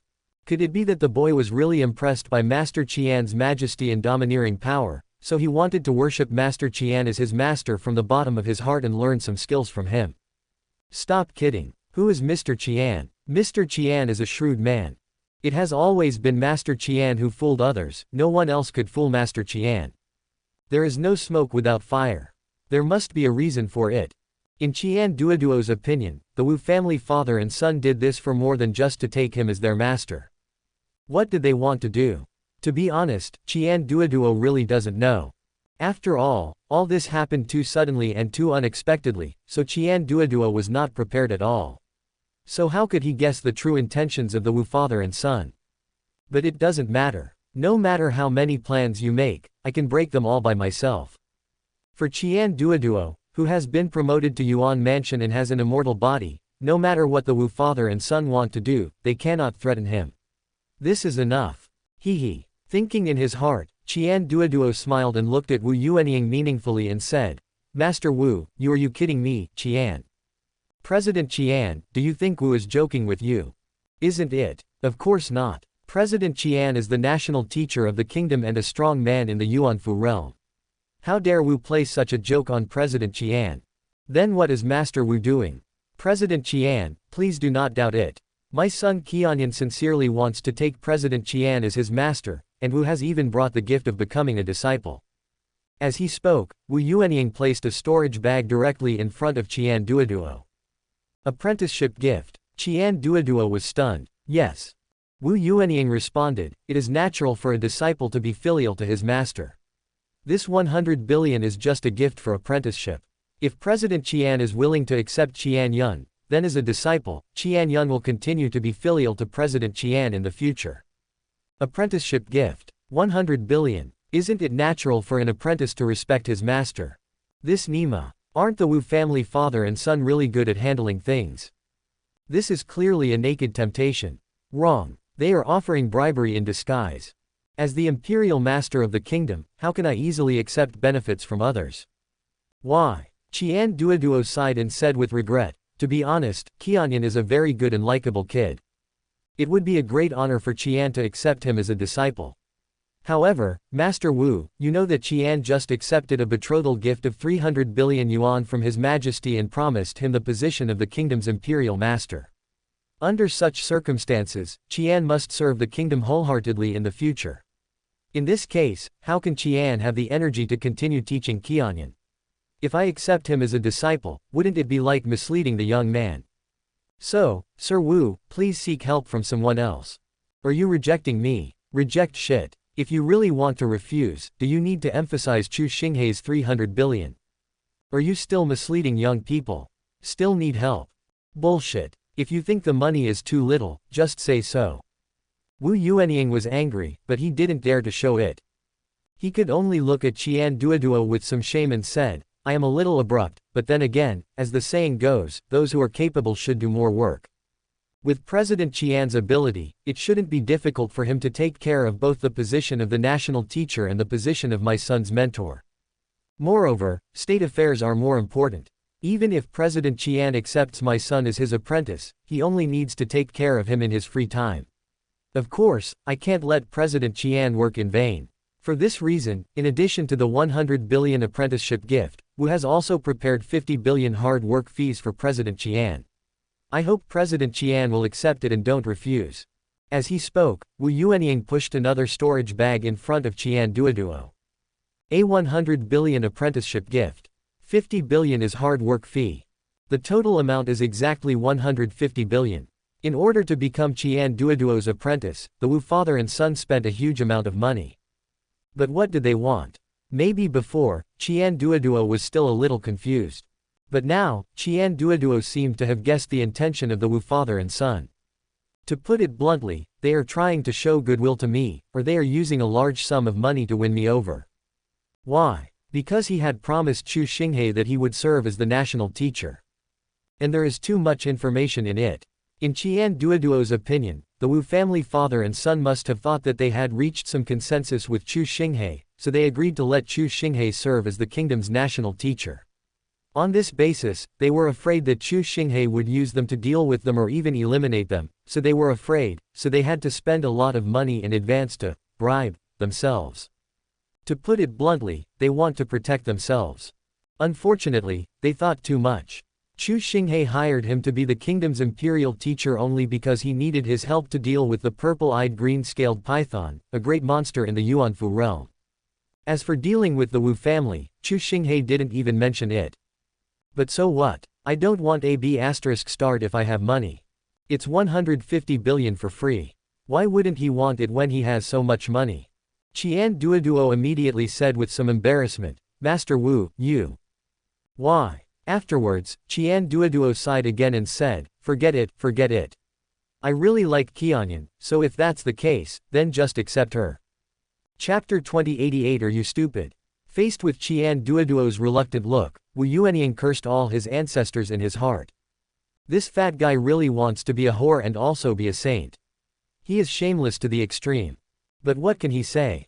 Shameless is also fine. Shameless as hell. Qian Duoduo's strength is unquestionable. At least Wu Yuanying is definitely no match for Qian Duoduo. On this basis, no matter how dissatisfied he was, or even how much he disliked and hated Qian Duoduo, Wu Yuanying could only endure it. Not only do you have to endure it, you also have to flatter him. Wu Yuanying immediately said with a smile, then we will first thank President Qian for his kindness on behalf of Qianyan. Of course, President Qian can rest assured that my son will be filial to you in the future. Brother Wu, your words are a bit polite, aren't they? Since Qian has accepted Qianyan as his disciple, we are a family from now on. Since we are a family, why should we be so polite? Qian Duoduo said lightly. Wu Yuanying was stunned. Brother Wu. Still a family. Your family is built on 150 billion, right? Hee. Thank you. My Wu family can't afford to support a family like yours. Although he thought so, Wu Yuanying still smiled and said, Brother Qian is right. However, even though we are a family, we still have to be polite. Why? Qian Duoduo sighed and said, You, forget it, do whatever you want, you will be Qian's family from now on anyway. Thank you, President Qian, for your kindness. Wu Yuanying said this, and then shouted again, Qianyan, what are you still standing there for? Come in and greet the master. As soon as Wu Yuanying finished speaking, someone pushed open the door of the box from the outside, and then Wu Qianyan walked in from outside the box. Bang! In front of Qian Duoduo, Wu Qianyan knelt on one knee and said, Disciple Qianyan, I pay my respects to the master. Okay. Qian Duoduo smiled and said a few words, then said with satisfaction, Get up. Thank you, master. Wu Qianyan stood up and said. Qian Duoduo responded, then looked at Wu Qianyan and said, Although Qian has decided to accept you as his disciple, the necessary tests are still necessary. Test. Wu Qianyan was stunned. Wu Yuanying was also a little surprised. Of course. Qian Duoduo said as if it was a matter of course, Qian is just a businessman. As a businessman, martial arts is only auxiliary, and business is the main business. Since you want to take Qian as your master, Qian will naturally test your business ability. After a pause, Qian Duoduo continued, Well, master will set a small goal for you first. It's not much. Just make 1 billion a day. What the hell? Make 1 billion a day.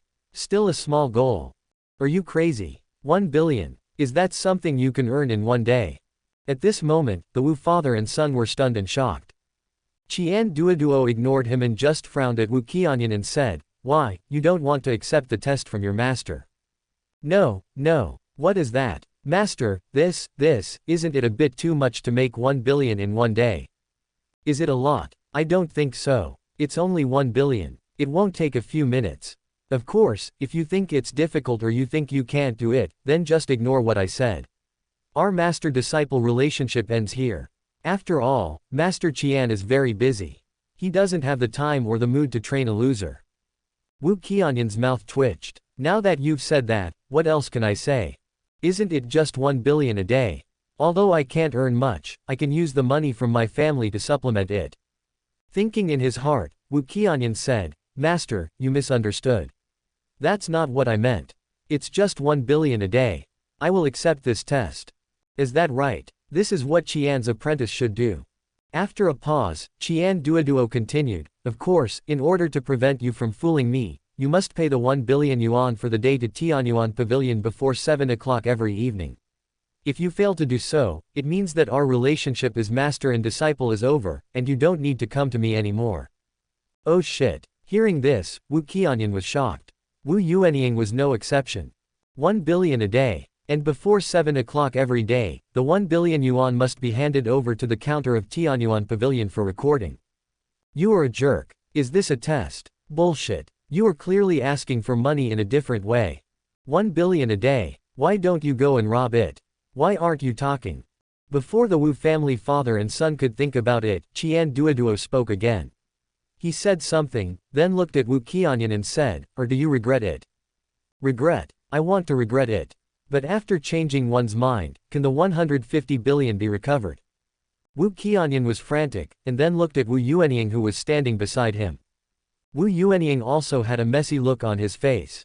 A fat man who cheats and defrauds money. Now he finally realized how shameless the man in front of him was. But what could he do? Once the arrow is shot, there is no turning back. At this point, they have no choice. Isn't it just 1 billion a day? 150 billion has been given, and what's still missing is just 10 billion a day. You wait, fat guy.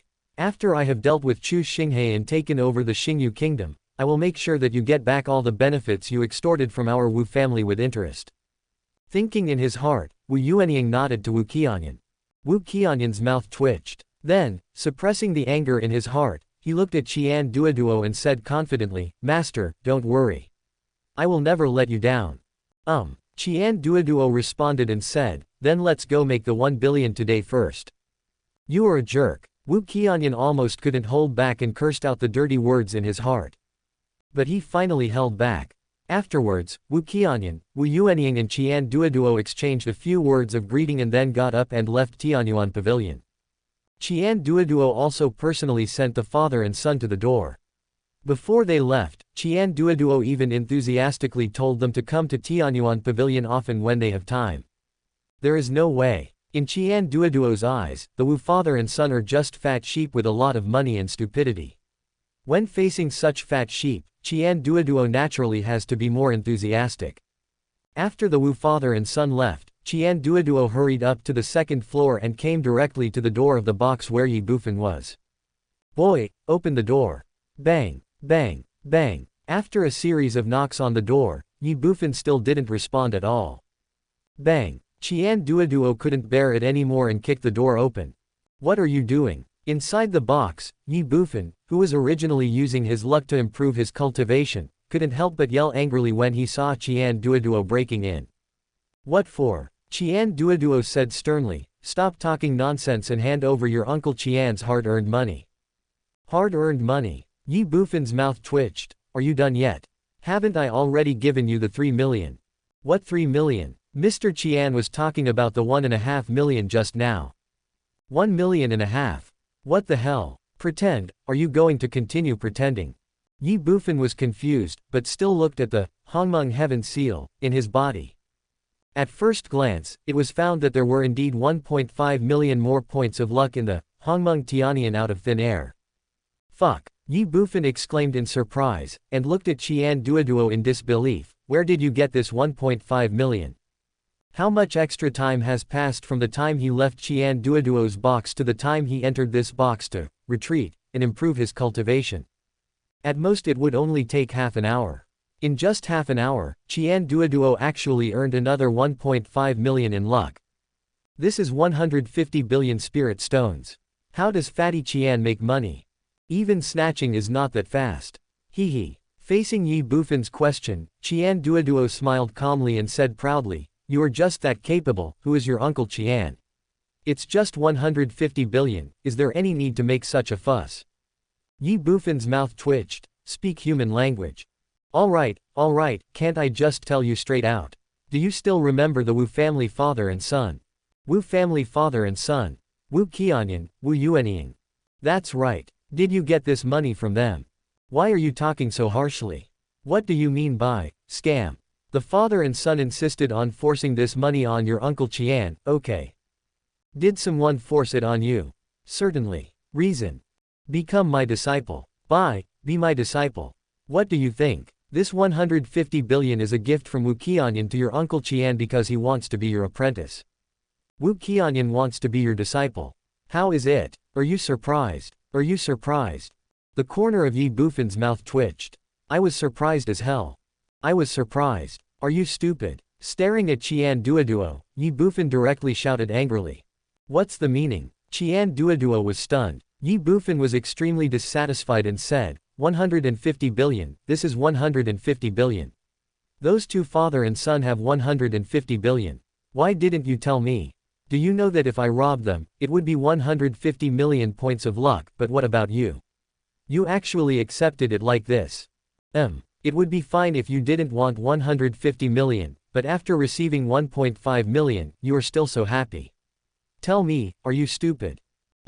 After Ye Bufan said this, Qian Duoduo was indeed dumbfounded and confused. 150 million. Yes. Since the Wu father and son have 150 billion spirit stones, why don't they let Ye Bufan just snatch it away? After converting it into luck, it would be 150 million. What can you do with 150 million points of luck? There is hope. A catastrophe is to be expected. Thinking in his heart, Qian Duoduo slapped himself in the face and said, what a loss. Master Qian will return the apprenticeship gift to them now. Chapter 2089. You are a robber, why do you have to pretend to be a good citizen? At this moment, Qian Duoduo finally realized what it meant to be shrewd all your life and foolish for a moment. He was only thinking about gaining benefits, but forgot the gap between himself and Ye Bufan. 1.5 million. 150 million. This is a full 100 times difference. It's like losing the watermelon and picking up sesame seeds. It's so fucking stupid. Of course, this is not Qian Duoduo's fault. After all, Qian Duoduo has always been a lone wolf. In other words, as the president of Tianhe Chamber of Commerce, he is like a person standing at the top of the food chain. Once the money is in his pocket, the dust has basically settled. Qian Duoduo has developed a habit over the years, so it is understandable that he ignored Ye Bufan in the matter of luck for a while. But even so, Qian Duoduo couldn't bear it. 99 times loss. If the money cannot be recovered, Qian Duoduo will probably suffer from sleeplessness for a long time. But, can this loss really be recovered? In other words, is it still useful to return these 150 billion spirit stones now? It has to be said that ideals are full, but reality is cruel. Although spirit stones can bring luck to Ye Bufan, each spirit stone cannot provide luck to Ye Bufan continuously within a certain period of time. In other words, even if Qian Duoduo returned the 150 billion to the Wu father and son, and Ye Bufan took it back, Ye Bufan would not be able to gain even a little bit of luck. At least in the short term there won't be any luck benefits. In this case, what is the point of Qian Duoduo's idea of returning 150 billion to the Wu father and son? Not only that, when Qian Duoduo said this, before Ye Bufan opened his mouth, in his mind, the heavenly seal Tao spirit had already said, Lord Divine Master, your idea will not work. What's the meaning? Ye Bufan couldn't help but be stunned. What do you mean? Qian Duoduo looked at Ye Bufan with some confusion and asked. I'm asking about the spirit of Taoism. Ye Bufan responded instinctively. Lots of money, of course. Tianyan Daoling continued, reporting to the Divine Lord, at present, you can only obtain a maximum of 1 million points of luck at a time, and the part exceeding 1 million is invalid. What the hell? I can only get 1 million luck at most at a time. Yes. What the hell, what do you mean? That's the same idea. Is this what I mean? What I mean is, why can I only get 1 million points of luck at most at a time? Because you are the Lord God. I'm so fucking. Ye Bufan was confused and crazy. He even had a word, MMP, in his mind, not knowing whether he should say it or not. Because I am the Lord God. That again. This is the reason again. Should those who are God's masters be inferior to others? What kind of logic is this? What kind of rule is this? It's so bullying. But is complaining useful? Obviously it didn't work. Ye Bufan knew that all of this had been planned by Tian Yuanzi long ago, and neither he nor Dao Ling had the ability to influence or change it. Oh. With no other options, Ye Bufan could only smile bitterly and complain. Since there is such a restriction, why didn't you tell me before? You didn't ask, Master Divine. The corner of Ye Bufan's mouth twitched. I didn't ask, so you didn't say it. There is really nothing wrong with this statement. But why do I want to hit someone so much? Before Ye Bufan could think about it, Tianyan Daoling spoke again. Of course, this number is not constant. As the Lord God's cultivation continues to improve, the maximum limit of your single acquisition of luck will continue to increase. As your cultivation level increases, will the maximum limit of luck that you can obtain at one time also increase? Ye Bufan was stunned and asked, how much will it increase? 10 times. 10 times. Yes, the Tiangong realm has 1 million, the Yuanfu realm has 10 million, the Wuji realm has 100 million, and so on. Each realm is 10 times the previous one. That's more like it. Ye Bufan responded. Tianyan Daoling spoke again. In addition, not only is there such a limit on the acquisition of luck, but also on the power of the world. I know, you've already said it before. Ye Bufan said this with some resentment and impatience. Did I say that before? Dao Ling was stunned. Nonsense. Ye Bufan shouted angrily, didn't you say that the power of the world can only be obtained through the creatures of the Tianyuan small thousand worlds, and that I myself cannot obtain the power of the world? No, Master Divine, you misunderstood. This is not what I meant. Not this. What is it? In addition to relying on the lives of the Tianyuan small thousand worlds to obtain the power of the world, you cannot forcibly rob it. You must obtain the recognition of this world. Can't rob. What do you mean? For example, let's take the fat man next to the Lord God. When he became the kingdom's imperial master, didn't he bring some benefits of world power to the Lord God? That's true, but what does it have to do with the robbery you mentioned? Of course it is related. It was the creatures of this world who took the initiative to invite him. They volunteered and wanted him to be the national teacher from the bottom of their hearts. So he could obtain the power of the world after he took the position of national teacher. But if the other party was not willing, then even if he forced the other party to let him take the position of national teacher of the kingdom, the fat man would not be able to obtain even a little bit of the power of the world. To put it bluntly, the acquisition of the power of the world must be a matter of mutual consent and cannot be forced.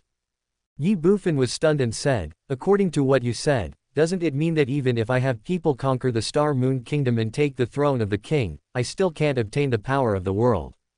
Yes, Lord God. It's your uncle. Ye Bufan couldn't help but curse. Originally, he was thinking of attacking kingdoms or demon tribes to allow the creatures of the Tianyuan small thousand world to quickly improve their status and position in the Shanwu world, so that he could obtain the maximum amount of world power in the shortest time. Ye Bufan had even made preparations. After summoning a certain number of people, he would directly attack the Xingyu kingdom and change the owner of his kingdom. However, he did not expect that Tianyan Daoling would tell him that the world power cannot be taken by force. Why? You are a robber, why do you have to pretend to be a good citizen? Besides, if luck is fine, why can't the power of the world? Ye Bufan was angry and irritated. But he knew very well that as the Lord God, he could oppose and express dissatisfaction, but all these oppositions and dissatisfaction were invalid. Because everything about the Hongmeng Heavenly Seal is based on the will of Tian Yuanzi, the first God Lord, Ye Bufan, the latecomer, has no right to change it. This is like a set of rules and regulations, constraining and restricting Ye Bufan. What can Ye Bufan do? Serve cold. Life is like that, if you can't escape it, then enjoy it to the fullest. Okay, you can leave now. Ye Bufan said to Tianyan Daoling very unhappily. Okay, Lord God. Tianyan Daoling said one sentence and then fell silent. At this time, Qian Duoduo looked at Ye Bufan, frowned and asked, what's going on? It's nothing, it's just that I can only get 1,000,000 points of luck at a time, no more than that. Ye Bufan said with a wry smile. Is there anything else? Qian Duoduo was stunned at first, then he was overjoyed. So, Mr. Qian didn't lose anything. Fortunately, he almost smashed the signboard. The corner of Ye Bufan's mouth twitched. Looking at Qian Duoduo, he just rolled his eyes at the other person. This fat guy is beyond help. Let me explain this on two sides. At Tianyuan Pavilion, the Wu family father and son had just left, while the Gongsun family's general's mansion had just welcomed Chu Xinghe, the lord of the kingdom. In the bedroom of Mr. Chu. Looking at Chu Xinghe, who was accompanied by eunuch Lu, Mr. Chu lay on the bed, covered with a quilt, and said weakly, "Father, why are you here? I'm sorry that I'm injured and can't pay my respects to you." After Chu Zan finished speaking, Chen Moyan, who was standing beside his bed, looked guilty. Chu Xinghe's mouth twitched. Is Chu Zan really that seriously injured? Bullshit. When Chu Xinghe first entered the general's mansion, Mr. Chu was still teasing Chen Moyan in the back garden.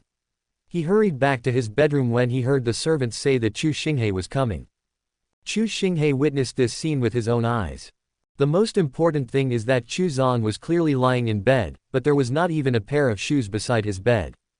So the question is, what about the shoes?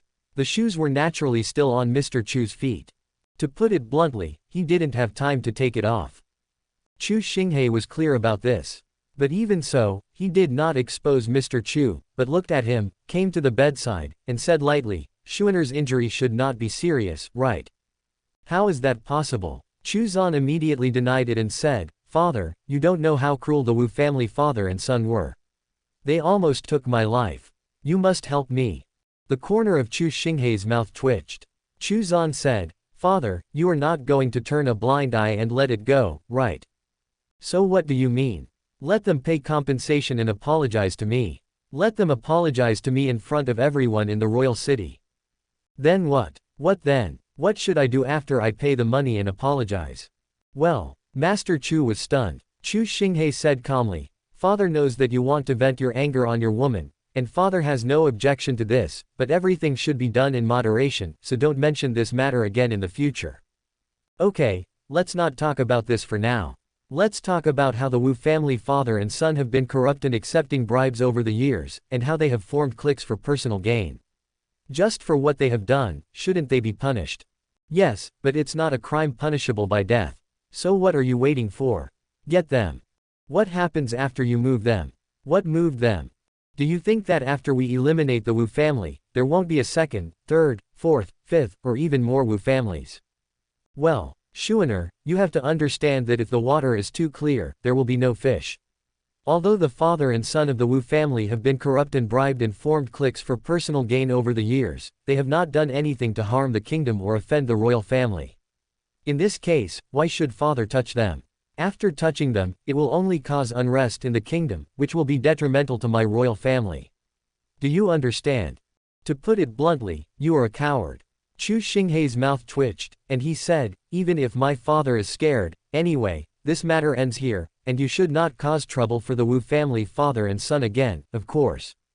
As he spoke, Chu Xinghe looked at Chen Moyan, then smiled and said, "As my daughter-in-law, I will not let your Chen family suffer any injustice for no reason. As for the grudges between your Chen family and the Wu family father and son, or between your Chen family and Wu Qianyan, I will let the Wu family give you an explanation on the day of your wedding with Schuener." Chen Moyan was stunned at first, then immediately bowed and said, "Thank you, your majesty. We're a family, there's no need to be so polite." Chu Xinghe said with a smile. Chu Zan pressed the issue, "What explanation do you plan to give? Don't ask me about this. I promise you will be satisfied." "That's what you said. Don't joke." "Okay, then I'll wait and see what you arrange. Now can we get down to business?" "Business? What business? Tell me about Ye Bufan." "Well, where is he now?" "Father, what do you mean?" Chu Zan frowned, looking slightly wary, and said, "You are not planning to hand him over to the demon tribe to quell the demon tribe's invasion of the kingdom, are you?"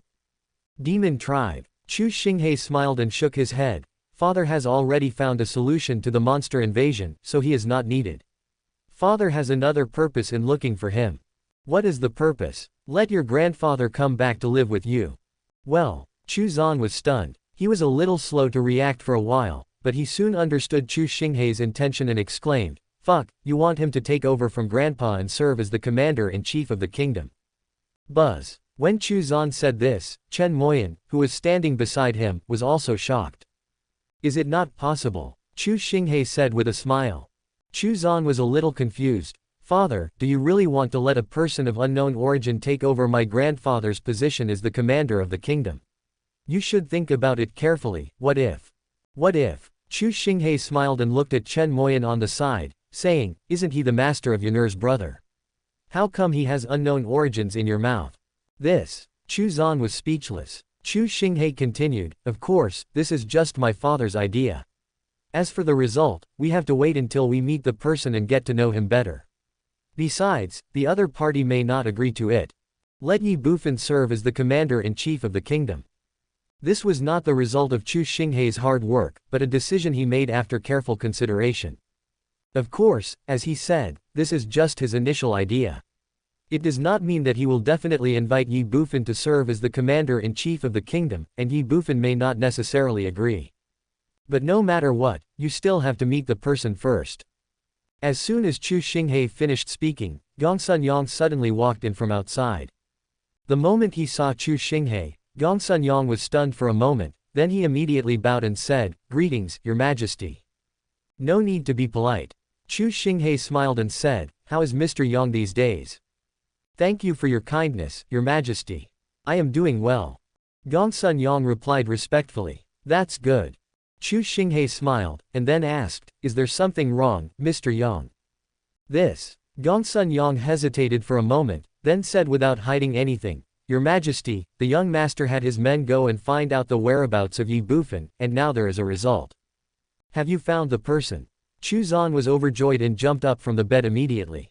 Yes. Gongsun Yang responded. Where are the people? Chu Zan and Chu Xinghe, father and son, asked at the same time. This. Gongsun Yang hesitated for a moment and said, the person is now in Tianyuan Pavilion. Tianyuan Pavilion. Master Chu was stunned. Chu Xinghe was also a little confused. Where is Tianyuan Pavilion? That's a den of money. That is even more of a romantic place. Is Ye Bufan in Tianyuan Pavilion now? What was he doing in Tianyuan Pavilion? Watch striptease. Not really. After all, Ye Bufan had just entered the royal city not long ago, how could he know the situation in Tianyuan Pavilion? The most important thing is that Qian Duoduo's origin is unknown, and Ye Bufan's origin is also unknown. And now, Ye Bufan went to Tianyuan Pavilion as soon as he entered the royal city. Is this really just a coincidence? Chapter 2090 Master. There must be a reason for everything being unusual. In Chu Xinghe's opinion, this is definitely not a coincidence. Could it be that these two people know each other? If not, why did Ye Bufan go to Tianyuan Pavilion as soon as he entered the royal city? Chu Xinghe thought so, and Mr. Chu Eri also thought so. Not only them, but Gongsun Yang also had the same reaction and thoughts when he received the news. Etc. Suddenly, Chu Xinghe seemed to have thought of something. He looked at Chu Zan, then at Gongsun Yang, and said, Old Yang, are you sure you didn't make a mistake? If Ye Bufan really entered the royal city and then entered the royal city, how could the city guards not have discovered it? You know, outside the Tianyuan Pavilion, I have arranged a team of 30 city guards to maintain order. This. Gongsun Yang hesitated for a moment. Ahem. Chu Zan coughed lightly, and then immediately explained, Father, you don't know that Ye Bufan has changed his appearance and has become a different person now. Changed his appearance and became a different person. Chu Xinghe was stunned, a little confused. Yes. Chu Zan responded, Old Yang, show his current portrait to the emperor for review. Yes, my lord. Gongsun Yang immediately took out a portrait from his body, then stepped forward and handed it to Chu Xinghe, saying, Your Majesty, please take a look. Chu Xinghe looked at Gongsun Yang with a suspicious look, then looked at Chu Zan, then he took the portrait handed over by Gongsun Yang and unfolded it to take a look. It would have been better if he hadn't looked at it. Once he looked at it, Chu Xinghe's face changed. Is this Ye Bufan? Chu Xinghe's expression was full of disbelief. After all, he had seen Ye Bufan's portrait before, and Ye Bufan's appearance had long been engraved in his mind, deep in his memory. But what about the person in the portrait now? Different heights. Different body shape. Different ages. Appearance is not acceptable. Temperament is not tolerated. All of this has almost nothing in common with Ye Bufan. This is clearly another person. Yes. Chu Xinghe was shocked, and Chu Zan smiled and said, although it is a little hard to believe, he is indeed Ye Bufan. This is undeniable and there is no need to doubt it. Hearing this, Chu Xinghe couldn't help but twitch his mouth. Directly turn yourself into another person. What kind of method is this? What kind of magical power is this? No wonder they couldn't find Ye Bufan. How the hell do I find it? Finding a needle in a haystack at least has a target. But now this. Take a portrait of one person and go find another person. It would be strange if you could find it. Call. After a moment, Chu Xinghe took a deep breath, calmed down his emotions and said, since the person has been found, and is in the Tianyuan Pavilion of the National Master, then this king may as well go and visit him. Tianyuan Pavilion. National teacher. Lots of money. Ye Bufan. Just thinking about it, Chu Xinghe felt his scalp tingling. He felt like he had been cheated again. I'm going too. As soon as Chu Xinghe finished speaking, Chuzan immediately said something. What are you going to do? You are not allowed to go. Chu Xinghe glared at Chuzan and refused instinctively. Where is Tianyuan Pavilion? Who is Qian Duoduo? If possible, Chu Xinghe hopes that Chuzan will never come into contact with Qian Duoduo in his life. But who is Mr. Chu? You said you won't go, so why not? After staring at Chu Xinghe, Master Chu vowed, I'm going to Tianyuan Pavilion. If anyone dares to stop me, I'll turn against him. Chu Xinghe's mouth twitched, and then he instinctively shouted angrily, what are you doing in Tianyuan Pavilion? That's where you should go, is it a place you can go? Nonsense. Chuzan shouted, of course the second master is going to become a disciple. Besides, why can't the second master go to Tianyuan Pavilion? There is no place in the royal city that the second master cannot go. Call out. As soon as he finished speaking, Chuzan jumped down from the. Chu Xinghe was stunned, and asked in confusion, what did you say you were going to do? I want to be your disciple. Who will you take as your master? Of course it's Ye Bufan, or that fat guy. You want to take Ye Bufan as your master. Is it not possible? Wait, let your father sort out your thoughts first. You want to go to Tianyuan Pavilion to worship Ye Bufan as your master. What's your reason? You want to worship him as your master, so there must be a reason. To survive. To survive. Father, you may not know yet. Know what? As for Mo Yan's younger brother, my brother-in-law, he was once a loser with complicated diseases like second master. But not long ago, after he became Ye Bufan's disciple, in just a few days, he not only got rid of the reputation of loser, but also beat Mo Yan so hard that he had no chance to fight back. What do you think, second master, should I become Ye Bufan's disciple? Is there anything else? Chu Xinghe looked at Chen Moyan with shock. Yes, sire. Chen Moyan responded, my brother's strength is indeed above mine. Oh shit. After getting Chen Moyan's confirmation, Chu Xinghe was shocked. Even though he was the ruler of a country, he could no longer maintain his previous calmness and composure. After all, Chu Xinghe already knew about Chen Moyan's talent. Chu Xinghe was also very clear about Chen Moyan's strength. It can be said that although Chen Moyan came from a small Qingshan town, in terms of strength and talent, she could definitely rank among the top 10 among all her peers in the royal city. It is not an exaggeration to say that such a person is a favored child of heaven. Where is Chen Tianlong? Although he is Chen Moyan's biological brother, he is a useless person who cannot practice. Now, Chuzan and Chen Moyan actually told him that Ye Bufan had trained Chen Tianlong into a genius who could completely defeat Chen Moyan in just a few days. This is fucking opera. Even if it's an opera, it can't be so fake, right? Before Chu Xinghe could think more, Chuzan had already pulled Chen Moyan out of the bedroom. As for becoming Ye Bufan's disciple, Master Chu couldn't wait even a moment longer. Of course, before going to Tianyuan Pavilion, he had to bring Chen Tianlong along. After all, Chen Tianlong is his brother-in-law, and he is Ye Bufan's apprentice. With this relationship, wouldn't it be more likely that Mr. Chu would succeed in becoming Ye Bufan's apprentice? As soon as Chuzan and the other person walked out of the bedroom, Chu Xinghe came back to his senses. Looking at their backs getting farther and farther away, Chu Xinghe did not stop them and did not say anything, but a look of determination appeared on his face. Mr. Chu from Wangcheng has failed to live to the age of 30. This has always been the biggest concern of Chu Xinghe, the leader of a country. If Ye Bufan can really save Chuzan and save Chuzan from his fate of not living past the age of 30, then, as a father, Chu Xinghe is willing to give everything for it. Thinking about this in his mind, Chu Xinghe followed him. Royal City, Tianyuan Pavilion. Not bad, not bad. Feeling the powerful strength brought by his promotion to the third level of Yuanfu, Qian Duoduo said with satisfaction, then looked at Ye Bufan and said, by the way, did you really not deduct your Uncle Qian's hard-earned money? What's the meaning? Ye Bufan was stunned instinctively.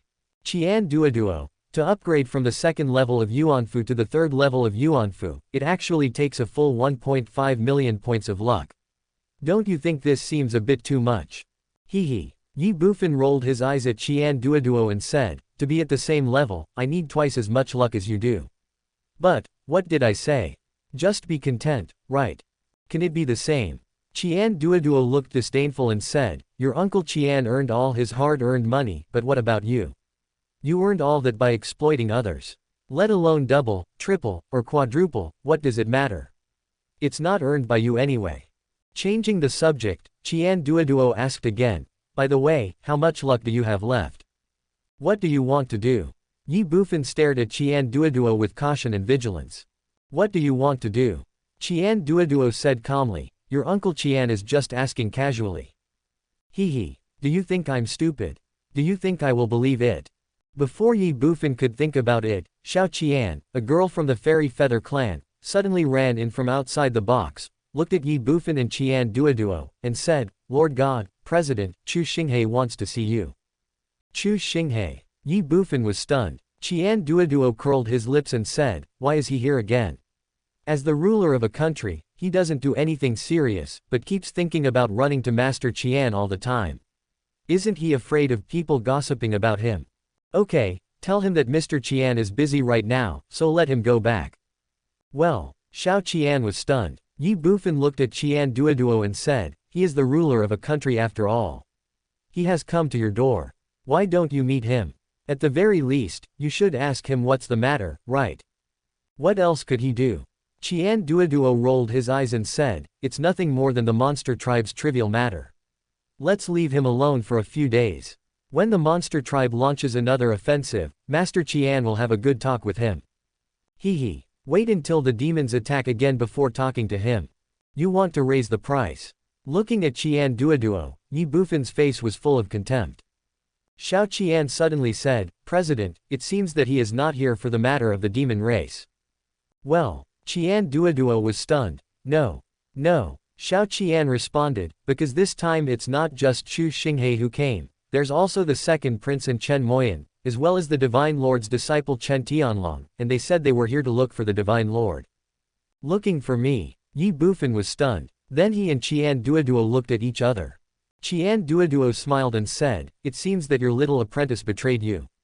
Hee. Ye Bufan sneered at Qian Duoduo, then looked at Xiao Qian and said, let them in. Yes, Lord God. Xiao Qian responded and walked out of the box. Do you need your Master Qian to step aside for a moment? At this time, Qian Duoduo looked at Ye Bufan and asked with a smile. Do you think it's necessary? Ye Bufan simply rolled his eyes at Qian Duoduo. Since Chu Xinghe and others already knew that he was in Tianyuan Pavilion, they must be able to guess that there must be some connection between him and Qian Duoduo. In this case, it makes no sense for Qian Duoduo to avoid the issue or not. What's more, do I need to hide the relationship between me and Qian Duoduo? Not necessary at all. The reason why he disguised himself as Long Xiaobao before was simply because his strength was not strong enough and he didn't want to cause himself more trouble. Now, with 5 million luck in hand, what else does Ye Bufan have to fear in this Star Moon Kingdom? A moment later, the fairy feather girl Xiao Qian brought Chu Xinghe, Chu Zan, Chen Moyan, and Chen Tianlong into the box where Ye Bufan and Qian Duoduo were. Bang! As soon as the 5 people entered the box, before the two sides had any eye contact, Chu Zan, the second master of Wangcheng, had already rushed in front of Ye Bufan, hugged his left calf and said, Master. Chapter 2091 Not Accepted. Fuck, who are you? Ye Bufan was so frightened by Mr. Chu's sudden action that he avoided him from a distance. Ye Bufan knew very well and was very sure that up to now, he had only accepted 4 disciples, namely Tan Tai Tianyi, Qin Heihuan, Zhen Weiwei, and Chen Tianlong. Tan Tai Tianyi, Qin Heihuan, and Zhen Weiwei are still in the Tianyuan Small Thousand world, and in this Shanwu world, Ye Bufan has only one disciple, Chen Tianlong. But Chen Tianlong was right next to him, so the person in front of him definitely couldn't be his apprentice. Could it be that he is Long Xiaobao's apprentice? Because he turned into Long Xiaobao, he recognized the wrong person. That's even more impossible. Xiaobao has never been to the Shanwu world, so how could he have a disciple in this world? So who is this guy? Ye Bufan couldn't help feeling a little confused. Ye Bufan was like this, and everyone else present was no exception. Especially Chu Xinghe and Chen Moyan. They knew that Master Chu wanted to take Ye Bufan as his master, but they never expected that Master Chu would kneel down as soon as they met and even call him master directly. Isn't this too sudden and too hasty? Didn't you see that even your future master was shocked by you? Also, who are you? You are Master Chu from Wangcheng. You are still the second Prince Xingyu. If you do this, where is your dignity and moral integrity? However, Chu Xinghe did not blame Chu Zan for this. After all, in his eyes, as long as Chu Zan was alive, that was more important than anything else. Of course, not blaming him doesn't mean that he agrees with Chu Zan's reckless behavior. After a brief moment of distraction, Chu Xinghe glared at Chu Zan and shouted, "Shuaner, what are you doing? Get out of here quickly." Well, Master Chu couldn't help but be stunned. But it was not because of Chu Xinghe's harsh rebuke, but because Ye Bufan avoided him far away that made Chu Zan realize his own recklessness. Immediately, he gave a bitter smile and then retreated back to Chu Xinghe. Snort. Chu Xinghe glared at Chu Zan fiercely, then looked at Ye Bufan and Qian Duoduo in front of him and said with a smile, "Excuse me for making a fool of myself, National Master and Brother Ye." At this time, Ye Bufan and Qian Duoduo also came back to their senses. Looking at Chu Xinghe, Qian Duoduo asked directly, "Your Majesty, what are you doing?" This. Chu Xinghe hesitated for a moment, then looked at Ye Bufan and said awkwardly, "To be honest, my son wants to take young Master Ye as his master. Please accept me as your master." Ye Bufan pointed at himself and said in surprise. Qian Duoduo was also a little confused. "Yes." Chu Xinghe responded and said, "I hope young Master Ye will help me." The corner of Ye Bufan's mouth twitched. "Accomplish. I'll help you, damn it. Who do you think you are? Is being the head of a country so awesome? I don't even know your son, okay. Why should I accept him as my disciple? Ha ha." Before Ye Bufan could speak, Qian Duoduo beside him had already smiled and said, "The second prince wants to take this boy as his master. It's not a big deal. It was decided so happily.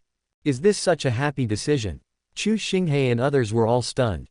Ye Bufan was furious. He shouted angrily at Qian Duoduo, "Fatty, shut up right there. When did I agree to take him in as my apprentice? How do you talk to your father-in-law? What's wrong with my father-in-law? Can my father-in-law make decisions for me without my permission? Believe it or not, I will beat you up.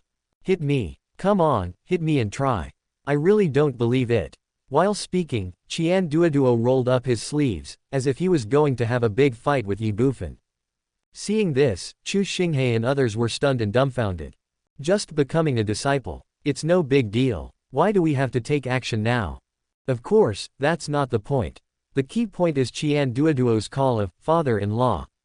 Previously, after knowing that Ye Bufan entered Tianyuan Pavilion, Chu Xinghe had been speculating about the relationship between Ye Bufan and Qian Duoduo, but he did not expect that these two were actually father-in-law and son-in-law. However, how could he know that Qian Duoduo did this on purpose? Qian Duoduo knew that Chu Xinghe must be very curious about the relationship between him and Ye Bufan, so he simply told Chu Xinghe directly in this more indirect way. As for Ye Bufan, he naturally did this to cooperate with Qian Duoduo.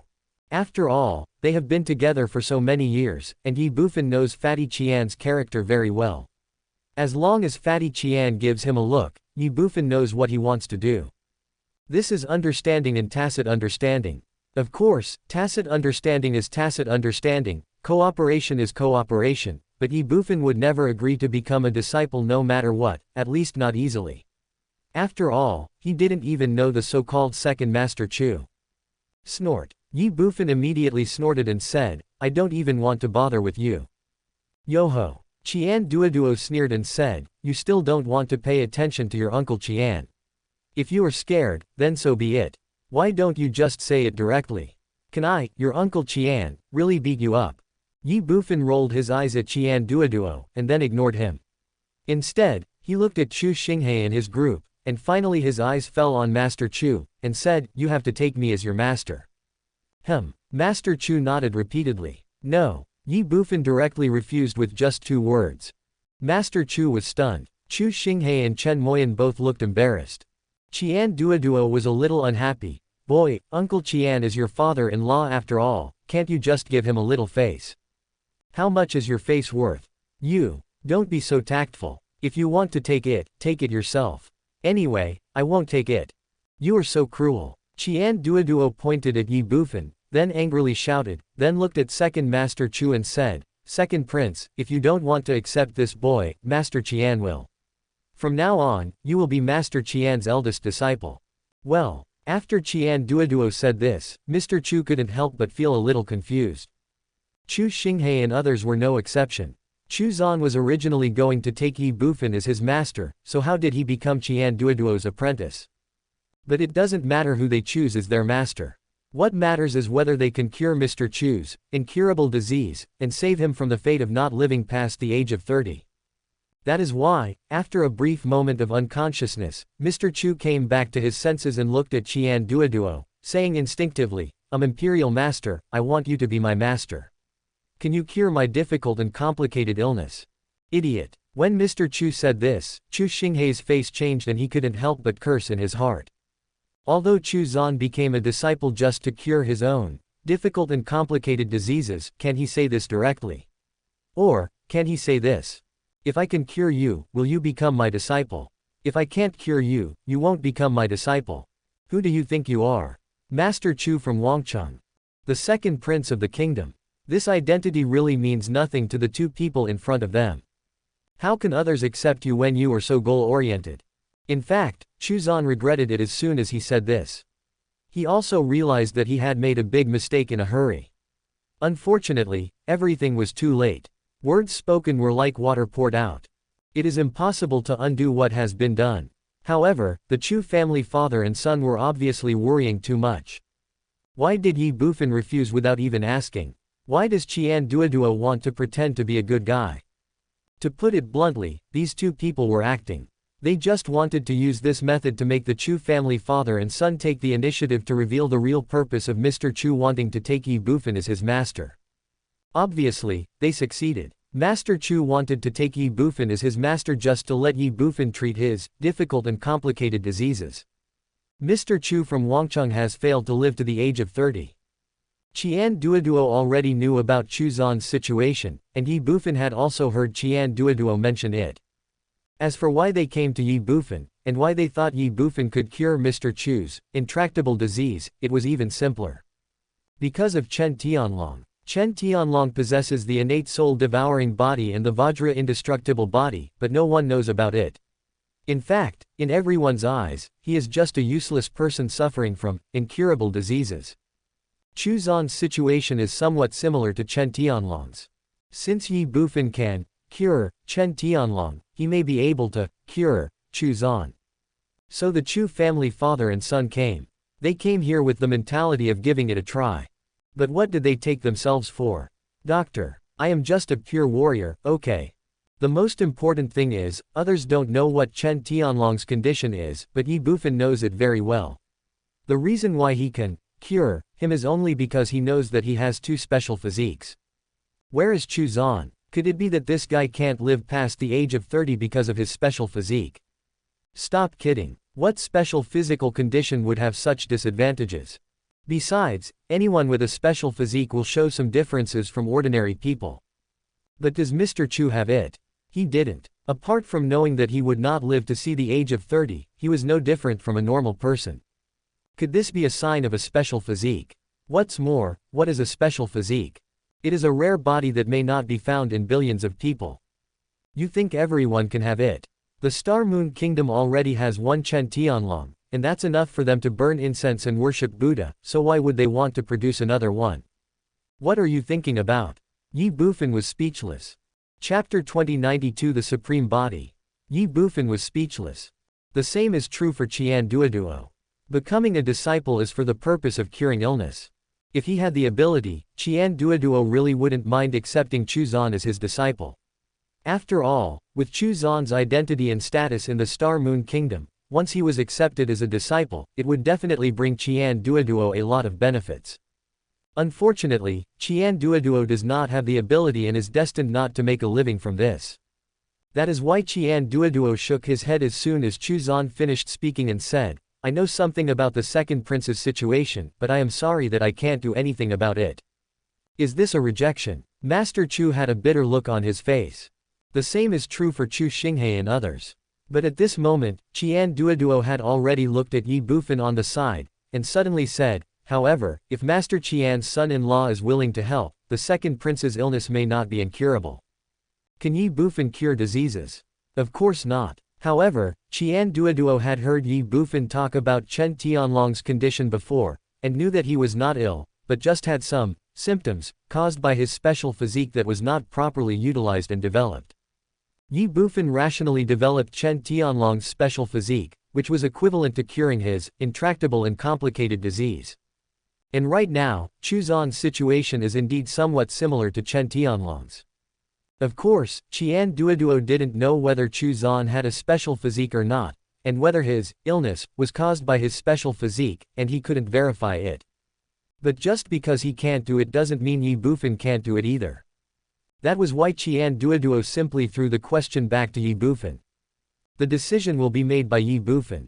Chu Zan and the others naturally didn't know what Qian Duoduo was thinking, but Qian Duoduo's words invisibly ignited the hope that had already been shattered in the hearts of Chu Zan and the others.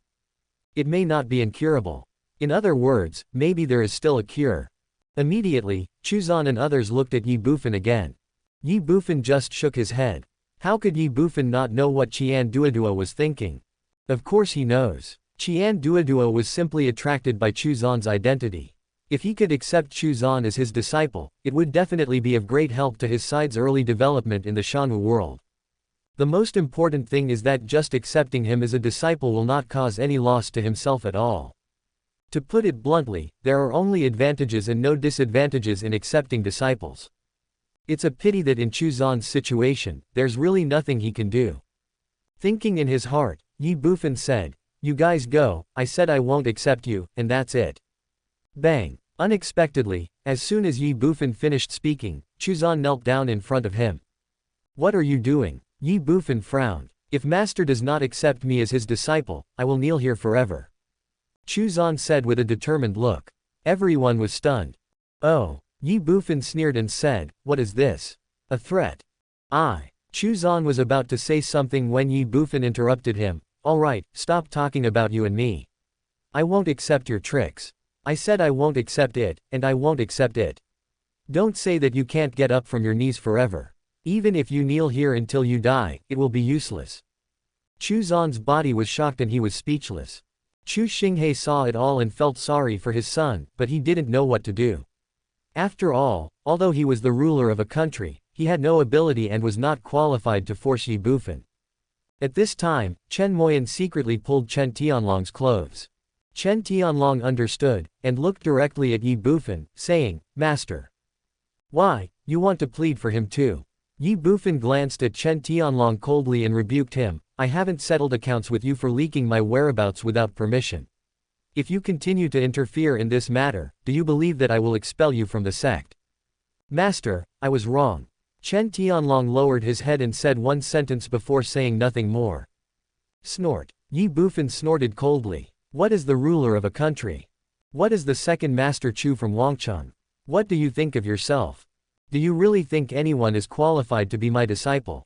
If you have a special physique, I might consider it. Unfortunately, you don't." Ye Bufan was thinking in his heart, and in his mind, Tianyan Dowling suddenly said, "Master Divine Lord, he has a special physique."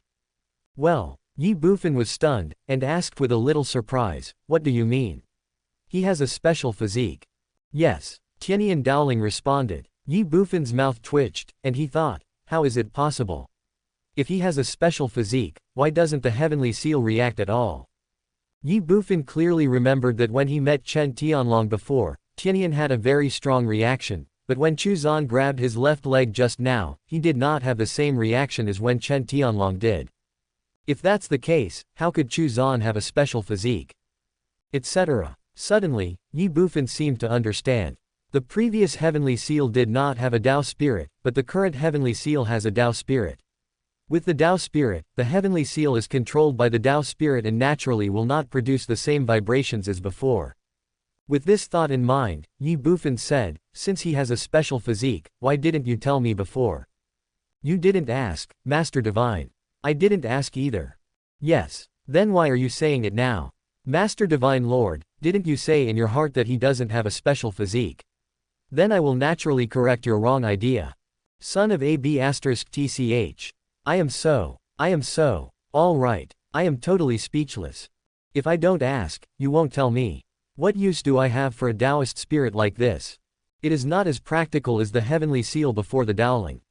At least, the heavenly seal would give a little hint at that time, but your Dowling is so. But what can Ye Bufan do? Kill Dao Ling. Let the Tianyan return to its previous state. Ye Bufan actually thought about it. But how do you kill this spirit? Call. After taking a deep breath and trying to calm his anger, Ye Bufan continued, what special physique does he have? Why can't he live past the age of 30? Reporting to the Lord God, he possesses the body of the 9-5 Supremes. 9-5 Supreme Body. Yes. What is the 9-5 Supreme Body? This. Tianyan Dowling hesitated for a moment and said, Master Divine Lord, do you need someone to instill relevant information about the 9-5 Supreme Body into you? Stop talking nonsense and hurry up. Ye Bufan shouted angrily. Ye Bufan was becoming more and more dissatisfied with this spirit. It was too damn slow. Okay. Tianyan Dowling responded. Boom. The next second, an unfamiliar piece of information was directly instilled into Ye Bufan's mind. Fuck. After receiving the information from the 9-5 Supreme Body, Ye Bufan was shocked. The body of the Supreme Ruler. Born to be an emperor. Or dominate all living beings. Or let it fend for itself. Chapter 2093 One Life for Another. This, 9-5 Supreme Body, is so overbearing that it is a bit outrageous. What is the Supreme? The Supreme One is the Kingly Way. For this reason, the 9-5 Supreme Body is also called the Kingly Body. Everything in the world has its own destiny. People are popular. The earth has its own atmosphere. There is weather. The country has its own national spirit. The national spirit is also known as national destiny. The foundation of the 9-5 Supreme System is the destiny of a country. If the body of the Supreme Being is compared to life, then the destiny of a country is the blood that provides him with power. The more prosperous the country is, the stronger the body of the emperor will be. On the contrary, if the national fortune declines, the body of the emperor will become weaker. Of course, not everyone can control the destiny of a country, nor can everyone bear it. The one who enjoys the fortune of a country must be the ruler of a country. To put it bluntly, only the monarch of a country is worthy of possessing the supreme body. If a person who is not a monarch possesses the body of the supreme being, it would be tantamount to seeking his own death. Just like Chuzan, why didn't he live past 30? It's because of this supreme body. After all, Chuzan is just a prince, not a monarch. If he were not a monarch, his body would not be able to absorb the national fortune of the Star Moon Kingdom. Without the national fortune, his body would be like a body without blood, and naturally he would not be able to survive long in the world. This is only because Chuzan has the status of a prince that he can live to the age of 30. If it were an ordinary person, even with this supreme body, he would probably die at birth. Therefore, it is actually very simple to cure Chuzan's incurable disease. As long as he controls the throne and becomes the ruler of the Star Moon Kingdom, his fate of not living past the age of 30 will naturally be broken. Not only that, once he becomes the lord of the kingdom, then, with the blessing of the kingdom's national fortune, Chuzan's cultivation will inevitably soar directly to the Tiangong realm, or even the Yuanfu realm, or the Wuji realm. In addition, in his own country, Chuzan can rely on the 9-5 Supreme Body and use the national fortune at will to temporarily improve his cultivation and help himself in battle. Invincible in the same level. Fight across levels. These are not difficult tasks at all for Chuzan. This is just the kingdom. What if the Star Moon Kingdom becomes a dynasty or even an empire one day? At that time, Chuzan was truly powerful and truly terrifying. All under heaven belongs to the king. All within the realm of heaven are the king's subjects. With an imperial-level supreme body, how many people in the world dare to fight against him? Even if it is the Holy Spirit, we would still avoid its edge. And in Ye Bufan's view, all this is inevitable. Because he possesses the supreme body, Chuzan has no other choice except to continuously expand his territory. This is his way of cultivation, and this is his martial arts. Just like Ye Bufan. If Ye Bufan wants to be powerful, he must constantly plunder luck, while Chuzan needs to rely on expanding territory and enhancing national luck to improve his martial arts skills. If you don't advance, you will retreat. Either reach the top and dominate all living beings, or they will die halfway and disappear. Of course, if Chuzan is content with mediocrity, that would be another matter. But will he, who possesses the body of an emperor, be content with mediocrity? Ye Bufan didn't think he would. Even if he can, so what? How can I allow others to sleep soundly under my bed? Chuzan, who possesses the body of the supreme emperor, is like a sword hanging over the heads of the kings of other kingdoms, dynasties, and even empires. Will they tolerate someone like Chuzan? Can they allow Chuzan to live forever? They won't. Only when Chuzan dies can they feel at ease. So Chuzan had no choice at all. Or just sit and wait for death. Or conquer the world. All this was destined from the moment he was born. The body of the supreme ruler. Born to be an emperor. Ye Bufan was shocked. Is this trash? This is a fucking hen that lays golden eggs. Just imagine, if I accept Chuzan as my apprentice now, and one day, the Star Moon Kingdom controlled by Chuzan is promoted to an empire, then I will be the emperor's teacher. Qian Duoduo can bring himself a little world power just by being a national teacher. So, how much world power can the imperial teacher above the kingdom and after the dynasty bring him? That's a lot of world power. Of course, Ye Bufan was just thinking about it. After all, Tianyan Daoling had already said that as the lord of the Tianyuan small thousand worlds, he could not rely on himself to obtain the power of the world. But he can't do it, but others can. Isn't it just the master? Isn't it just to help you cure your difficult and complicated diseases? It's no big deal. There are billions of living beings in the Tianyuan small world. If you want a master, I can just give you one. As for the previous rejection, can't I go back on my word? Thinking in his heart, Ye Bufan looked at Chuzan again. At this moment, Chuzan looked decadent and frustrated. He never expected that Ye Bufan would refuse so thoroughly and resolutely. What else can he do now? If soft tactics don't work, try hard tactics.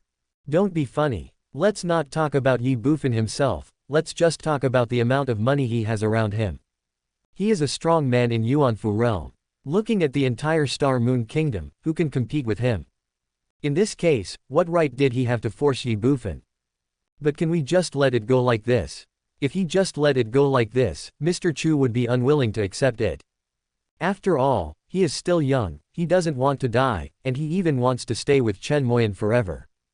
As he thought about it, the decadent and frustrated look on Chuzan's face disappeared, replaced by a look of firmness and determination. But at this moment, before Chuzan could speak, Ye Bufan suddenly looked at Chu Xinghe on the side and said lightly, "Do you want to save him?" Well, Ye Bufan's sudden question stunned Chu Xinghe and the others present. Even Qian Duoduo looked at him with confusion. Ye Bufan ignored it, and looked at Chu Xinghe and asked again, "Do you want to save him?" Think. Chu Xinghe immediately came back to his senses and said in one word. When? The next second, Ye Bufan took out a dagger from his body and threw it in front of Chu Xinghe. Well, everyone was stunned again. Ye Bufan said, "You want me to save him? Fine. One life for another. If you commit suicide, I will save him." What? Hearing this, everyone was shocked. You. Chuzan glared directly at Ye Bufan, with a look of shock and anger on his face. One life for another. Exchange your father's life for your own. This guy named Ye is going too far. But at this moment, Chu Xinghe suddenly looked at Ye Bufan and said, "Young Master Ye, do you keep your word?" "My word is as good as gold." Ye Bufan was calm and said calmly. "Good." After Chu Xinghe finished speaking, he asked, "But please give me some time, Master Ye, so that I can arrange my funeral." "Father, no," Chuzan said in shock, then glared at Ye Bufan and angrily said, "Mr. Ye, I don't need you to save me anymore." After saying that, Chuzan stood up and pulled Chu Xinghe, saying, "Father, let's go." Shuaner. Unexpectedly, Chu Xinghe just called out and had no intention of leaving at all. "Father, you." Chuzan was stunned. Chu Xinghe smiled and said, "Shuaner, in my life, I have fought on the battlefield, killed powerful enemies, enjoyed glory, and tasted wealth. Now I am over 50 years old and have no regrets. But you are different. You are still young and your life has just begun. Now that you have a chance to escape your fate of being 30 years old, why not let your father die?" Hearing this, Chuzan's body trembled. But at this moment, Ye Bufan suddenly said, "All right, are you done yet? I was just joking with you. Is it necessary to go through such a life and death farewell?" Joke. Hearing this, everyone was stunned. Ye Bufan ignored him, just looked at Chuzan and said calmly, "Since your father is willing to die for you, I will help you." After a pause, Ye Bufan continued, "But your situation is a bit special. I can't do anything for you. So, wait a few more days. I will find someone else to treat you." This. Everyone was stunned again. Chu Xinghe was the first to come back to his senses and asked, "Are you serious, Master Yi?" "Believe it or not," Ye Bufan said indifferently. "I believe it, I believe it, I believe it." Chu Xinghe said a few words repeatedly, and said, "Thank you, Mr. Yi. If you want to thank someone, thank your son for finding a good wife." Ye Bufan said lightly. Chu Xinghe was stunned at first, then he immediately understood. What Ye Bufan meant was simply that he was willing to take action only for Chen Tianlong's sake. Before Chu Xinghe could think or say more, Chuzan had already looked at Ye Bufan and said with a wary look, "Are you really willing to save me? Without sacrificing my father's life in exchange for his? I still say that, believe it or not is up to you." Leaving behind a few words, Ye Bufan walked out of the box. But was Ye Bufan's previous statement of exchanging Chu Xinghe's life for another really just a joke? Of course not. Ye Bufan was just testing Chu Xinghe. Why? Because Chuzan's situation is simple, but also complicated. There are only two ways to save Chuzan. First, Chuzan was plotting to usurp the throne. Second, Chu Xinghe took the initiative to pass the throne to Chuzan. As long as Chuzan can take the throne of the Star Moon Kingdom, then his so-called intractable and complicated diseases will naturally be cured without medicine. But Ye Bufan didn't know what Chuzan was thinking, nor did he know whether Chu Xinghe valued his throne, so he used the request of exchanging one life for another to test Chu Xinghe. Now, since Chu Xinghe is willing to sacrifice his own life to save Chuzan, it must not be difficult for him to pass the throne to Chuzan. In this way, the rest of the things will be much simpler. Find a master for Chuzan first. Then let his master confront the father and son. Finally, let Chu Xinghe pass the throne to Chuzan. Chapter 2094, Mutation, the Demon Tribe invades again. Ye Bufan left. Chu Xinghe and the others did not stay any longer. After exchanging some polite words with Qian Duoduo, they left Tianyuan Pavilion with joy and hope. Although Ye Bufan did not agree to become Chuzan's disciple, he had promised to treat him. Just this is enough. After Chu Xinghe and his group left Tianyuan Pavilion, Qian Duoduo immediately approached Ye Bufan and asked in confusion, "What are you doing?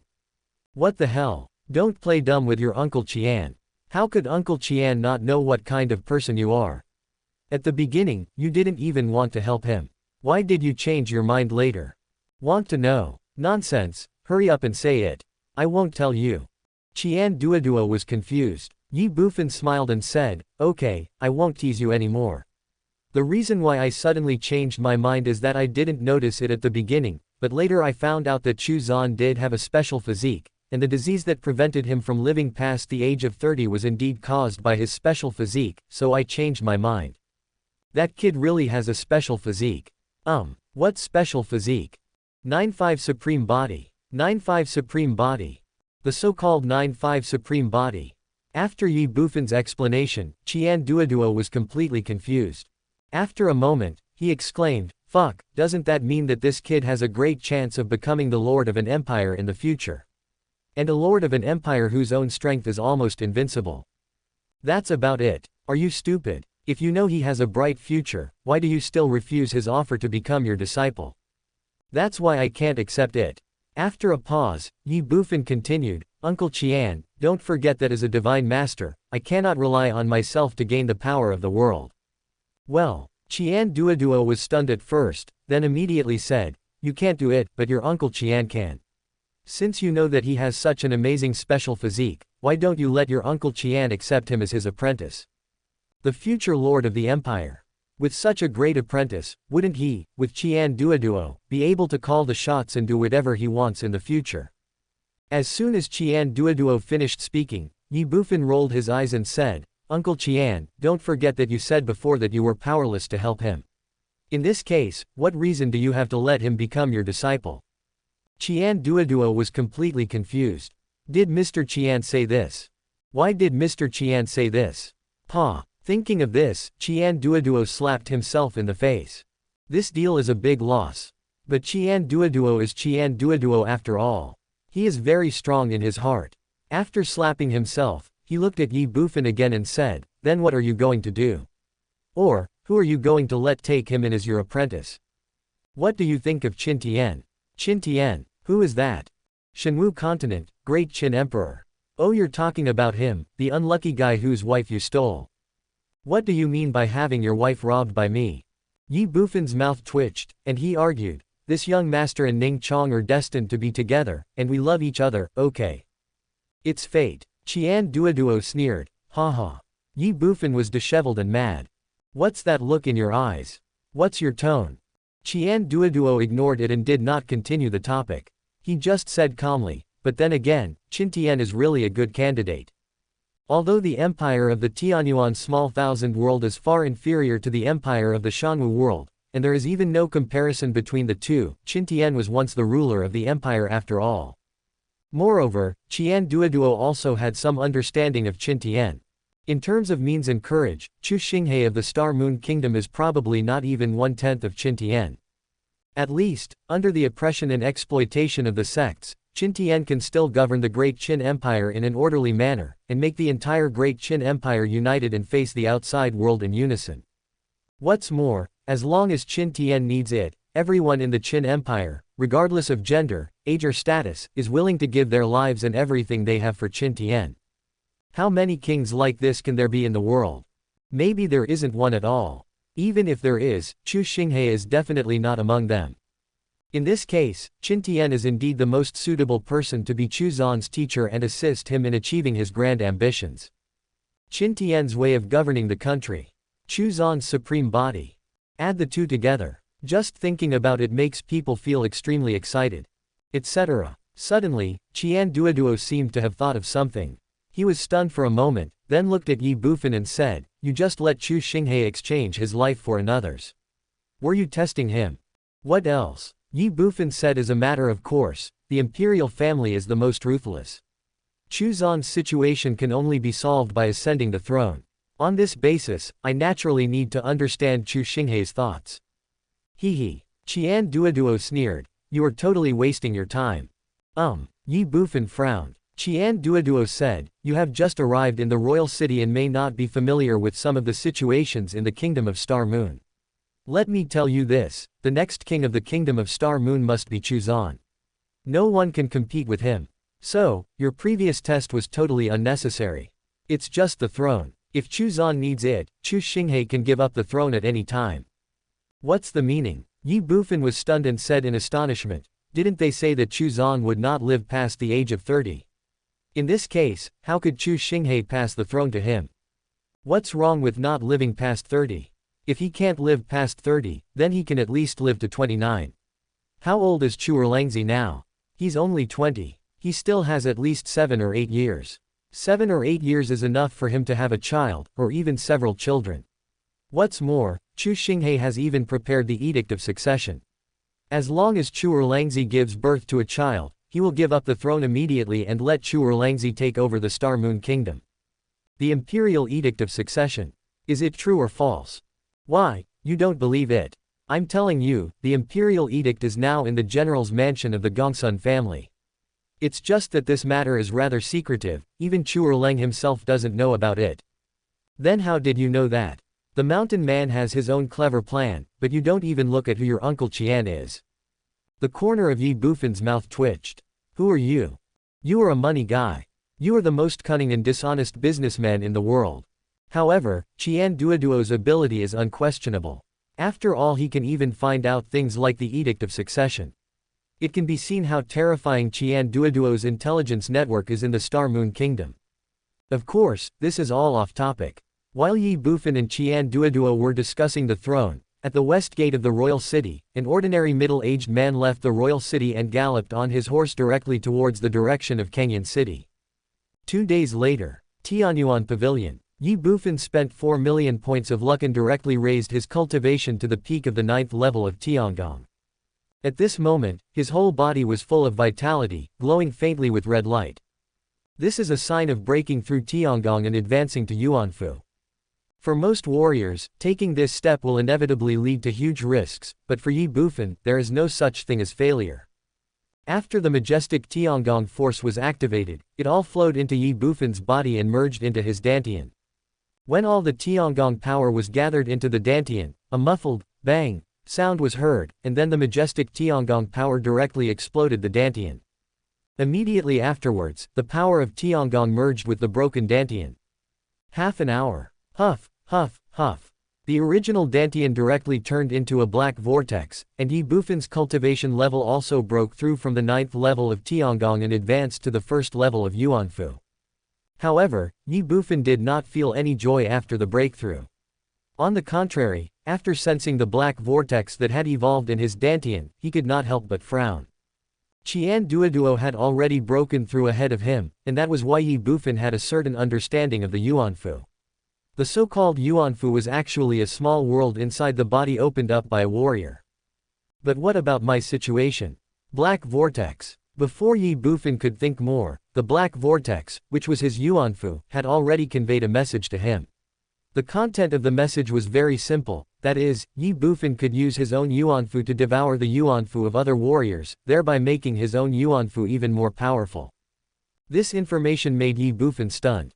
Tianyuan Pavilion. In another box, Xiao Qian, a girl from the Fairy Feather clan, ran in hurriedly from outside and looked at Qian Duoduo breathlessly and said, "President, no, it's not good, something bad has happened." Something big happened. What big thing happened? Qian Duoduo glanced at Xiao Qian, then smiled and said, "Did someone steal Xiao Qian's private money, or did someone come to express their love to Xiao Qian again?" Hearing this, Xiao Qian was stunned at first, then stamped her feet, glared at Qian Duoduo, and said, "President, what are you talking about? It's not that. It's the demon tribe that has started to invade again." After a pause, Xiao Qian continued, "Just now, our people received news from Tianfang City that the 300,000-strong demon army has arrived at the city." Hearing this, Qian Duoduo frowned and his face darkened. The demons are invading again. And 300,000 troops have already arrived at the city of Tianfang. Didn't the demon tribe give the Star Moon Kingdom a month before? What is this now? In just a few days, the demon clan changed their minds. There must be a reason for everything being unusual. Qian Duoduo immediately smelled something unusual. Chapter 2095, The Imperial Master leaves the city, the Wu family is ready to take action. Half an hour later, inside Tianyuan Pavilion, Chu Xinghe, who had just left, came hurriedly again. When he was brought into a private room on the 2nd floor of Tianyuan Pavilion by Xiao Qian, Qian Duoduo and Ye Bufan were already inside the room. Looking at Qian Duoduo, Chu Xinghe said without a second thought, "Master, this is bad. The demon tribe has started to invade again." Looking at Chu Xinghe's anxious look, it was obvious that he had just received the news and he immediately ran to Tianyuan Pavilion. Unfortunately, he didn't know that Qian Duoduo had already known the news before him, even half an hour ago. Of course, Qian Duoduo would not tell Chu Xinghe about this. Not only did he not know how to speak, he also pretended to know nothing beforehand. "What?" As soon as Chu Xinghe finished speaking, Qian Duoduo exclaimed, then stood up and shouted angrily, "This is outrageous. Since this demon tribe is determined to seek death, then Master Qian will fulfill their wish." Well, Qian Duoduo's somewhat extreme reaction stunned Chu Xinghe. After all, Qian Duoduo's attitude towards the invasion of the demon tribe was not like this before. He even said something like, "When will the cycle of revenge end?" But what about now? He got angry and exploded. Why? Is it because the demons went back on their word and invaded again? Chu Xinghe had no idea that Qian Duoduo was not strong enough and lacked confidence, so what he said was pure nonsense and bragging. He was even ready to run away. But it's different now. Purple-eyed, green-scaled python. A great monster from Yuanfu realm. Hee hee. That's bullshit. Qian has already advanced to the third level of Yuanfu, so what does he have to fear from a mere purple-eyed and green-scaled python? To put it bluntly, he is no longer a coward. Since you are no longer a coward, your attitude will naturally have to be tougher. This kind of pressure also needs to be installed. What's more, for Qian Duoduo, the Star Moon Forest of the Demon Clan is like an old hen that lays golden eggs. When he was unable to defeat the purple-eyed green-scaled python, he was still planning to take over the Star Moon Forest, let alone now that he has the strength and confidence. That is why, before Chu Xinghe could think about it, Qian Duoduo spoke again. Your Majesty, don't worry.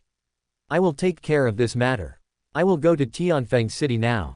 Now, Chu Xinghe was stunned again. What else? Qian Duoduo glanced at Chu Xinghe and said righteously, the demons are invading, and the people of the kingdom are in danger of life and death. If Qian is even a second late, there will be hundreds of casualties. In this case, we must set off immediately. National Master is righteous. I thank you on behalf of the people of the kingdom. Chu Xinghe bowed to Qian Duoduo, and then said, I will mobilize the royal guards and the Kanglang army now and let them go to Tianfeng City with the National Master. No. Qian Duoduo simply waved his hand and refused. No. Chu Xinghe was stunned. Certainly. Qian Duoduo vowed, it takes time to mobilize the army. I can wait, but the people of my kingdom cannot. Moreover, there are only 300,000 monsters. They can't cause any trouble. I alone can suppress them. One person suppresses an army of 300,000 demons. Imperial Master, are you joking? Chu Xinghe was immediately shocked. Qian Duoduo spoke again. It's just that, Your Majesty, the appearance fee we agreed on in advance, you see. Hearing this, Chu Xinghe came back to his senses instantly, but the corner of his mouth twitched again. The appearance fee agreed upon earlier. 1 million a minute. Damn it. What about your concern for the country and the people? Where is your righteousness? You actually asked me for money. All right. Isn't it just 1 million a minute? Isn't it enough for me to give it to you? Chu Xinghe said bitterly, don't worry, Imperial Master. When the Imperial Master returns triumphantly, I will pay him the full amount of his appearance fee. In that case, Qian will start right now. After saying that, Qian Duoduo glanced at Ye Bufan standing aside and said, boy, what are you still standing there for? Let's go. When Qian Duoduo said this, Chu Xinghe's mouth twitched again. Why? Because Chu Xinghe knew very well that this incident was all caused by Ye Bufan. If the purple-eyed green-scaled python had not taken a fancy to Ye Bufan, and Ye Bufan had not run to the Star Moon Kingdom, the purple-eyed green-scaled python would never have led troops to attack the Star Moon Kingdom. To put it bluntly, the Star Moon Kingdom was innocently implicated by Ye Bufan. This is an unexpected disaster. But what is the result? The result was that, although it was Ye Bufan who caused the trouble, they, the Xingyu Kingdom, had to spend money to hire Qian Duoduo, Ye Bufan's father-in-law, to help them solve the problem. What the hell is going on? Chu Xinghe even had some doubts as to whether Ye Bufan had deliberately let the purple-eyed green-scaled python take a fancy to him so that his father-in-law Qian Duoduo could take the opportunity to blackmail the Star Moon Kingdom. However, there is no point in thinking about these things now. The most urgent task is to solve the problem of the Demon Clan and make them withdraw their troops back to the Star Moon Forest as soon as possible. A moment later, Ye Bufan, Qian Duoduo, and Chu Xinghe walked out of Tianyuan Pavilion together. Chu Xinghe personally sent Ye Bufan and Qian Duoduo out of Xingyu Royal City. Prime Minister's Mansion, Wu family. In the hall, Wu Yuanying looked at a middle-aged man in the hall, a little surprised and said, you said that the profiteer has left the royal city. Yes, master. The middle-aged man responded, I personally saw Chu Xinghe send him and a young man out of the royal city, and the direction they were heading was exactly where Tianfeng City is. How is that possible? Wu Yuanying frowned, and said in surprise and astonishment, could it be that the profiteer wants to repel the 300,000-strong demon army led by the purple-eyed green-scaled python, a great demon in the Yuanfu realm, by himself? After a pause, Wu Yuanying said, you should leave first. Yes. The middle-aged man responded and left the hall directly. Qianyan, what do you think? At this time, Wu Yuanying looked at Wu Qianyan on the side and asked. This. Wu Qianyan hesitated for a moment and said, Father, I think that fat guy must have gone to Tianfeng City. Yes, that's what my father thinks too. Wu Yuanying responded and sighed, I originally wanted to use the invasion of the demon tribe to transfer all the guards in the royal city, but I didn't expect that only the profiteer would go. Father, what should we do? Should we still take action? Of course we have to take action. But the Imperial Guards. The first to strike is the strongest, the last to strike will suffer. If we don't act now, we will be the ones to die. Let's do it as planned. Let Ming-Er take action. If the assassination fails, let the Kang Lang army contain the Imperial Guards. Then I will take action for my father and kill Chu Xinghe by force. But isn't this too risky? Wealth and honor are sought in danger. Moreover, now that things have come to this, do we have any other choice? Victory or defeat depends on this one move. Either Chu Xinghe dies, or our Wu family is destroyed. Wu Qianyan was stunned, but didn't say anything more. He just said, yes, I'll arrange it now. Wu Yuanying nodded and said, also, notify the Tianyu sect that they can start now.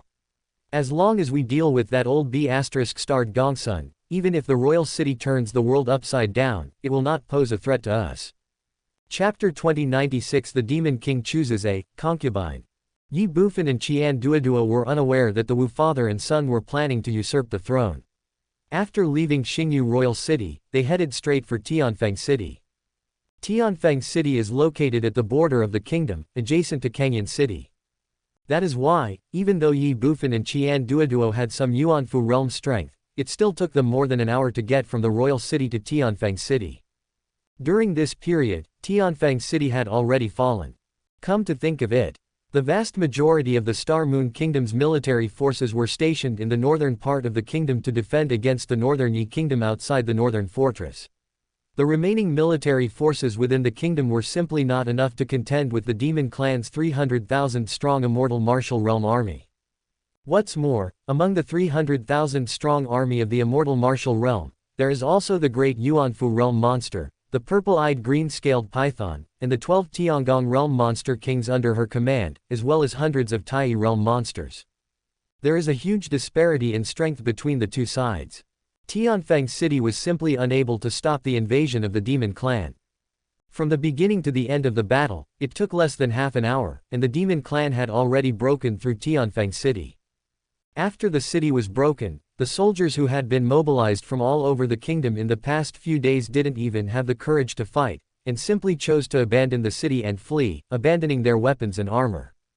At this moment, standing dozens of meters away from Tianfeng City, looking at the desolate and smoke-filled Tianfeng City before their eyes, especially the groups of monsters outside the city that were gnawing on the corpses of humans, Ye Bufan and Qian Duoduo were both silent. People eat monsters. The monster eats people. In this world where the strong prey on the weak, this is a natural thing. However, after actually seeing this scene, Ye Bufan and Qian Duoduo still found it difficult to accept it. What's more, if the situation outside the city is like this, what about inside the city? I'm afraid the city has already turned into a hell on earth. However, this time, both Ye Bufan and Qian Duoduo had obviously guessed wrong. At least at this moment, there were no monsters in Tianfeng City slaughtering and devouring humans wantonly. In front of the city lord's mansion. Giant Square. At this moment, hundreds of thousands of people gathered here. These are all human members who did not have time to escape after the fall of Tianfeng City and were eventually captured by the Demon Clan. Among them, there are men, women, young and old. Hundreds of thousands of Terrans gathered. They squatted on the ground, crowded together, but dared not make the slightest sound. Most of them even shook and shivered uncontrollably. Because there were countless monsters around them, staring at them with eager eyes. That scene, that picture, it makes them tremble and even makes them despair. Of course, there are exceptions to everything. Among the hundreds of thousands of people present, not all of them have despaired. At least a large number of them are still looking at the city lord's mansion in front of them with the last glimmer of hope. And these people, without exception, were all men. Why? Because when the city was broken, the purple-eyed green-scaled python had personally announced to the entire city that among all the captured humans, anyone who could be chosen by her and taken as a pet would be spared from death. To put it bluntly, today, the purple-eyed green-scaled python, the only king in the Star Moon Forest, is going to publicly select a concubine in Tianfeng City. No, it should be said that she is selecting a concubine for herself. Although it is somewhat difficult to accept the idea of serving a monster as a pet, it is better to live a miserable life than to die. As long as people can stay alive, most people obviously won't care too much about these things. What's more, the purple-eyed and green-scaled python is very beautiful. Yes, it's beautiful. She is charming and has many styles. These 8 words are the best interpretation of the purple-eyed, green-scaled python. Some people might say, it's just a giant python, how can it be so charming and charming? Are all the men in Tianfeng City blind? Of course not. Don't forget, the monster Yuanfu is called a monster. Monsters can transform into human form. The purple-eyed, green-scaled python is precisely a great demon in the Yuanfu realm. At this moment, in front of the city lord's mansion, a woman in a light blue gauze dress was lying on a bed that was temporarily placed here. Her curved eyebrows are soft and alluring, and her charming eyes are full of tenderness. The soft skin is flawless and so tender that it seems to be dripping with water. Enchanting and charming. These 4 words are fully demonstrated in the woman. Of course, this is not the point. The focus is on the light blue gauze dress that the woman is wearing. Can that be called clothing? Not at all. Because when a woman puts it on, it looks like she is wearing nothing at all. At least anyone present could clearly see the woman's exquisite body through the thin gauze clothes at a glance. In addition, there were 3 human men on the bed, surrounding the woman. One of them was massaging her legs, one was pounding her shoulders, and the other was lying next to the woman, allowing her to do whatever she wanted. This scene, in front of hundreds of thousands of people, was extremely immoral. But no one present dared to say anything, and no one even dared to breathe. Especially those 3 men. Having a beauty in front of them should be a blessing for all the couples, but they did not feel any joy or excitement. Instead, they were only nervous, uneasy, trembling, and fearful. Because they knew very well that the beautiful woman beside them was not a human, but a great demon in the Yuanfu realm. That's right, it's a big monster. The woman was none other than the purple-eyed, green-scaled python. When Ye Bufan escaped from the Star Moon Forest, the purple-eyed green-scaled python had just advanced to the Yuan mansion not long ago. At that time, she was unable to transform into a human form, but in just a few short days, the purple-eyed green-scaled python had broken free from the constraints of its demon body and could transform into a human form at any time. After mastering the ability to transform, the purple-eyed green-scaled python used the bodies of humans to harm no less than 100 human men in just a few days. And in the end, all these men were swallowed by her. Qian Duodua once said that the purple-eyed green-scaled python absolutely loved Ye Bufan. Otherwise, how could the purple-eyed green-scaled python directly lead its troops to attack the Star Moon Kingdom for Ye Bufan? But now it seems that this is not the case. The purple-eyed, green-scaled python fell in love with Ye Bufan simply because of its nature. Dragon nature should be. The same is true for pythons. Dead silent space. Depressing atmosphere. The purple-eyed, green-scaled python lay on the bed, enjoying the service of 3 human men, while its autumn water-like eyes kept scanning over the hundreds of thousands of people in front of it. Suddenly, the purple-eyed, green-scaled python's pupils fixed on a gray-clothed young man in the crowd. Then, she pointed at the young man in gray and said, "You." Buzz. The sudden change caused the young man's body to tremble. Bang! The next second, the boy fell to his knees. He was trembling with fear and trembling all over. He lowered his head and said tremblingly, "My great king, please, please don't kill me." Waste. Upon seeing this, the purple-eyed, green-scaled python gave a cold rebuke. In the eyes of the purple-eyed green-scaled python, these people were simply useless compared to Ye Bufan. They couldn't even arouse any imagination or possessive desire for them. But what can she do? It is better to have something than nothing. Since I don't know where Ye Bufan is, I can only use these people to comfort my emptiness. But this does not mean that she will let Ye Bufan go. As the saying goes, what you can't get is always the best. Ye Bufan has now become the biggest obsession in the heart of the purple-eyed green-scaled python. She will never give up until she gets him. The next second, the purple-eyed green-scaled python stopped thinking about Ye Bufan and instead stared at the human boy in front of him. He said in a cold voice, "Take off all those dirty clothes on you." "Yes, yes, yes." The young man responded repeatedly, not daring to refuse at all.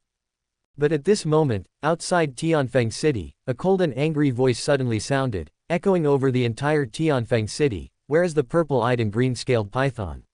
Come out quickly and die. Chapter 2097 A murder caused by 3 words. Chapter 2101. A fat man with a big head and big ears, covered in oil. Where is the purple-eyed, green-scaled python? Come out and die immediately. The cold voice echoed over Tianfeng City, making the originally depressing and dull atmosphere in the giant square in front of the city lord's mansion extremely weird in an instant. Who is the purple-eyed and green-scaled python? He is the only king in the Star Moon Forest, and also a great demon in the Yuanfu realm. Looking at the entire Star Moon Kingdom, she is invincible. But now, someone is openly clamoring and provoking, asking the purple-eyed green-scaled python to leave the city and die. This courage, it's really admirable. Of course, for the hundreds of thousands of human captives present, their greatest reactions were joy, excitement, and great anticipation. Tianfeng City fell. The demon army entered the city. All of them are in a critical situation of life and death.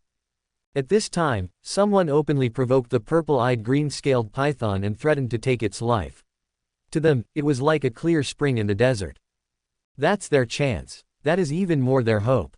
As long as the purple-eyed green-scaled python dies, they will definitely survive.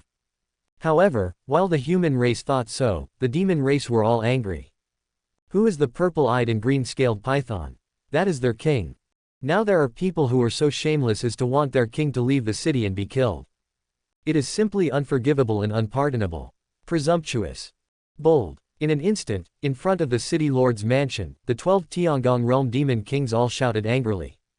Afterwards, one of the demon kings looked directly at the purple-eyed, green-scaled python and said, "My lord, I will go and destroy this human lunatic right now." No need. The purple-eyed, green-scaled python refused and said, "Since the other party specifically asked me to leave the city to die, then I will go out of the city to meet this human race's national teacher." My king, do you mean that the man outside the city is the human race's national teacher that the human race mentioned yesterday? Besides him, do you think there is anyone else in the Star Moon Kingdom who dares to challenge me so brazenly? At least old Ghost Gongsun doesn't have the strength and courage to do so. The demon king was stunned. The purple-eyed, green-scaled python ignored him and looked at the hundreds of thousands of human captives in the square, and said with a smile, "Do you think that if the human race strongmen come, you can survive?" After hearing this, everyone present fell silent. Although they all thought so, they dared not say it out loud.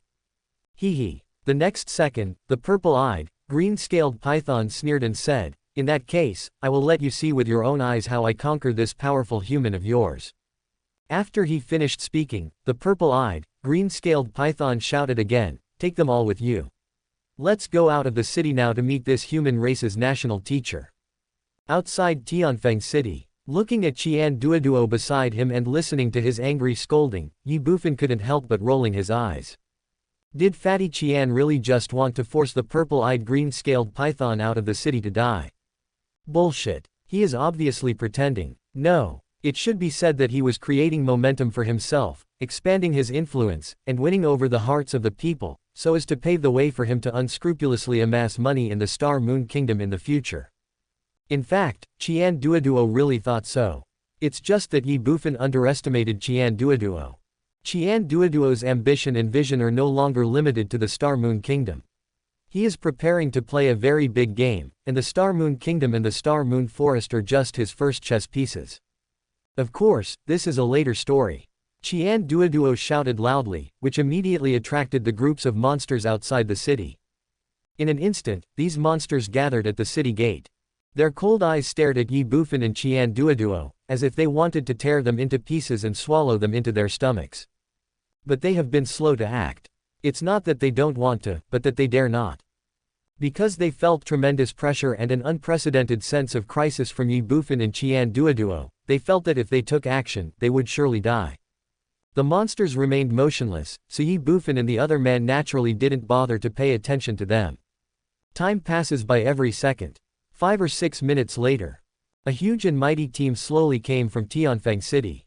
The leader is naturally the purple-eyed and green-scaled python.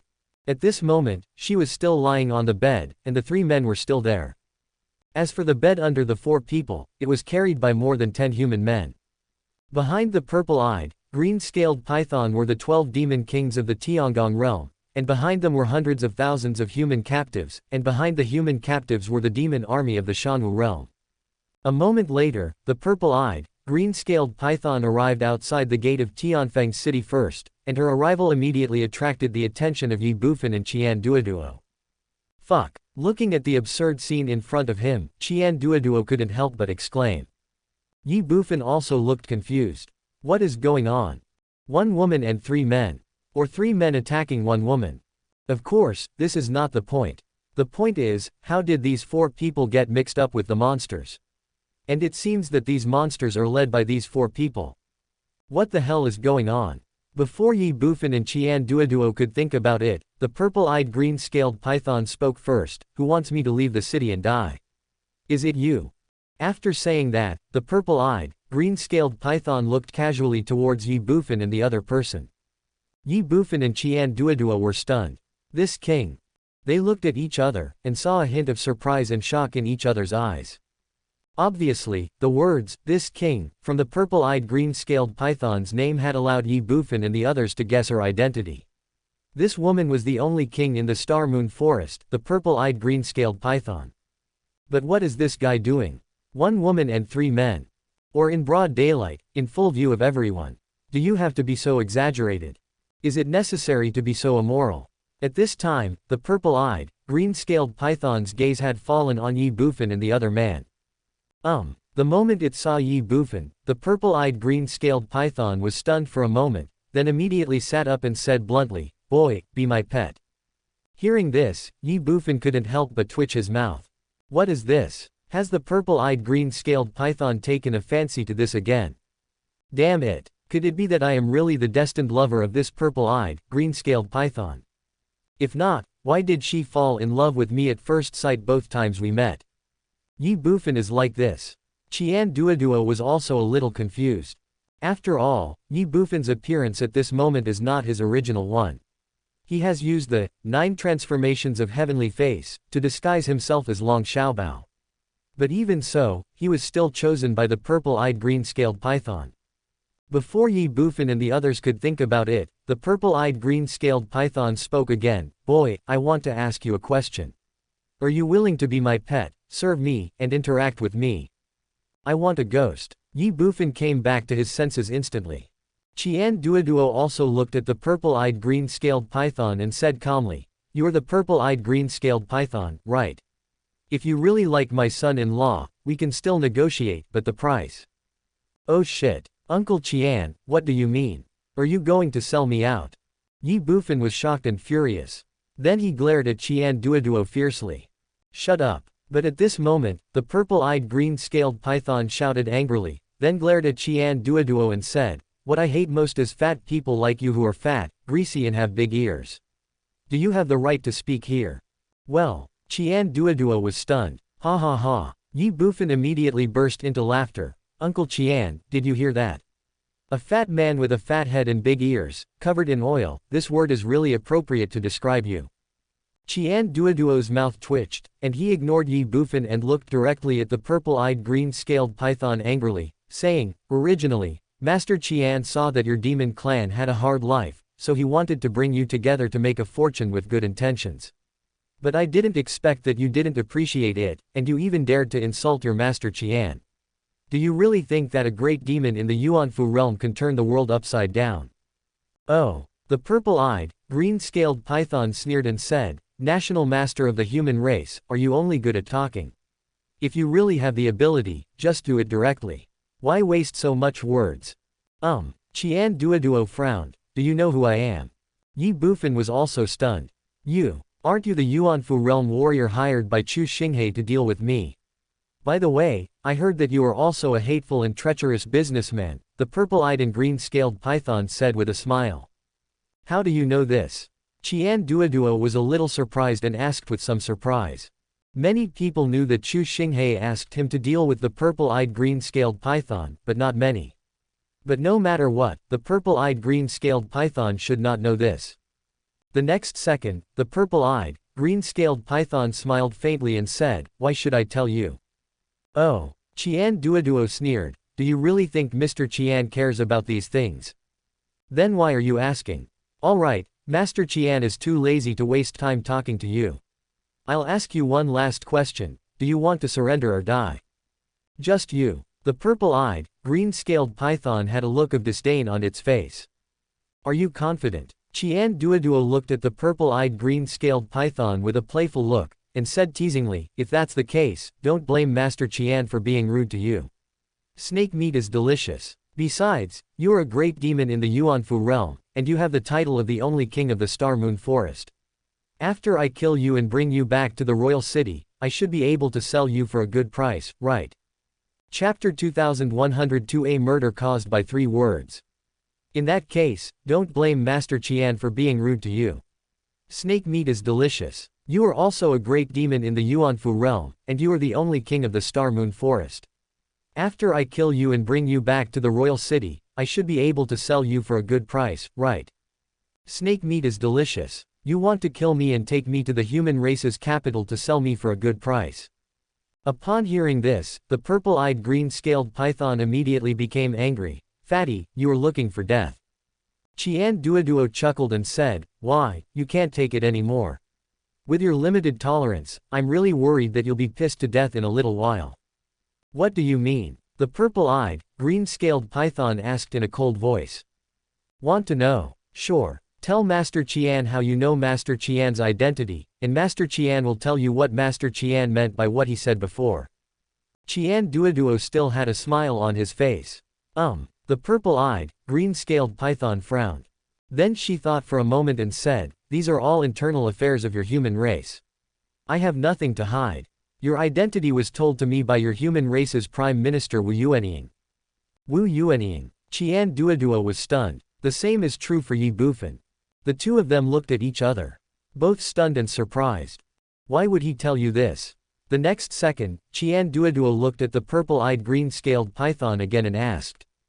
How should I know? You do not know. Do you think it is necessary for me to hide this? However. But what? He told me this under certain conditions. What conditions? Attack the Star Moon Kingdom immediately. Qian Duoduo is a mess. Ye Bufan was also confused. What does Wu Yuanying want to do? It would have been fine if he secretly sent someone to tell the purple-eyed green-scaled python about the existence of Qian Duoduo, a powerful Yuanfu realm expert, but he actually used this as a condition to make the purple-eyed green-scaled python take the initiative to attack the Star Moon Kingdom. I guess this guy got kicked in the head by a donkey. Otherwise, why would he do this? After all, Wu Yuanying is not only the Prime Minister of the kingdom, but also Chu Xinghei's father-in-law. Once the demons break through the Xingyu kingdom, won't he be left with nothing? Before Ye Bufan and the others could think about it, the purple-eyed green-scaled python looked at Qian Duoduo and said again, now you can tell me what you meant by what you said before, right? Hearing this, Qian Duoduo immediately came back to his senses. Then, he looked at the purple-eyed, green-scaled python and said, it's nothing, it's just Master Qian heard that you attacked the human race because of a young man named Ye Bufan. The purple-eyed, green-scaled python frowned. Qian Duoduo continued, do you know who Ye Bufan is? Who is it? To be honest, he is Qian's son-in-law. Your son-in-law. Exactly. So, as long as I catch you, I won't be afraid of not being able to find him. You want to arrest me. You are the bait that came to my door. Do you think I have any reason to let you go? As he spoke, the purple-eyed, green-scaled python had already stood up from the bed, and there was a hint of amusement and mockery in his eyes as he looked at Qian Duoduo. She was worried that she couldn't find Ye Bufan. Unexpectedly, Ye Bufan's father-in-law actually came to the door himself.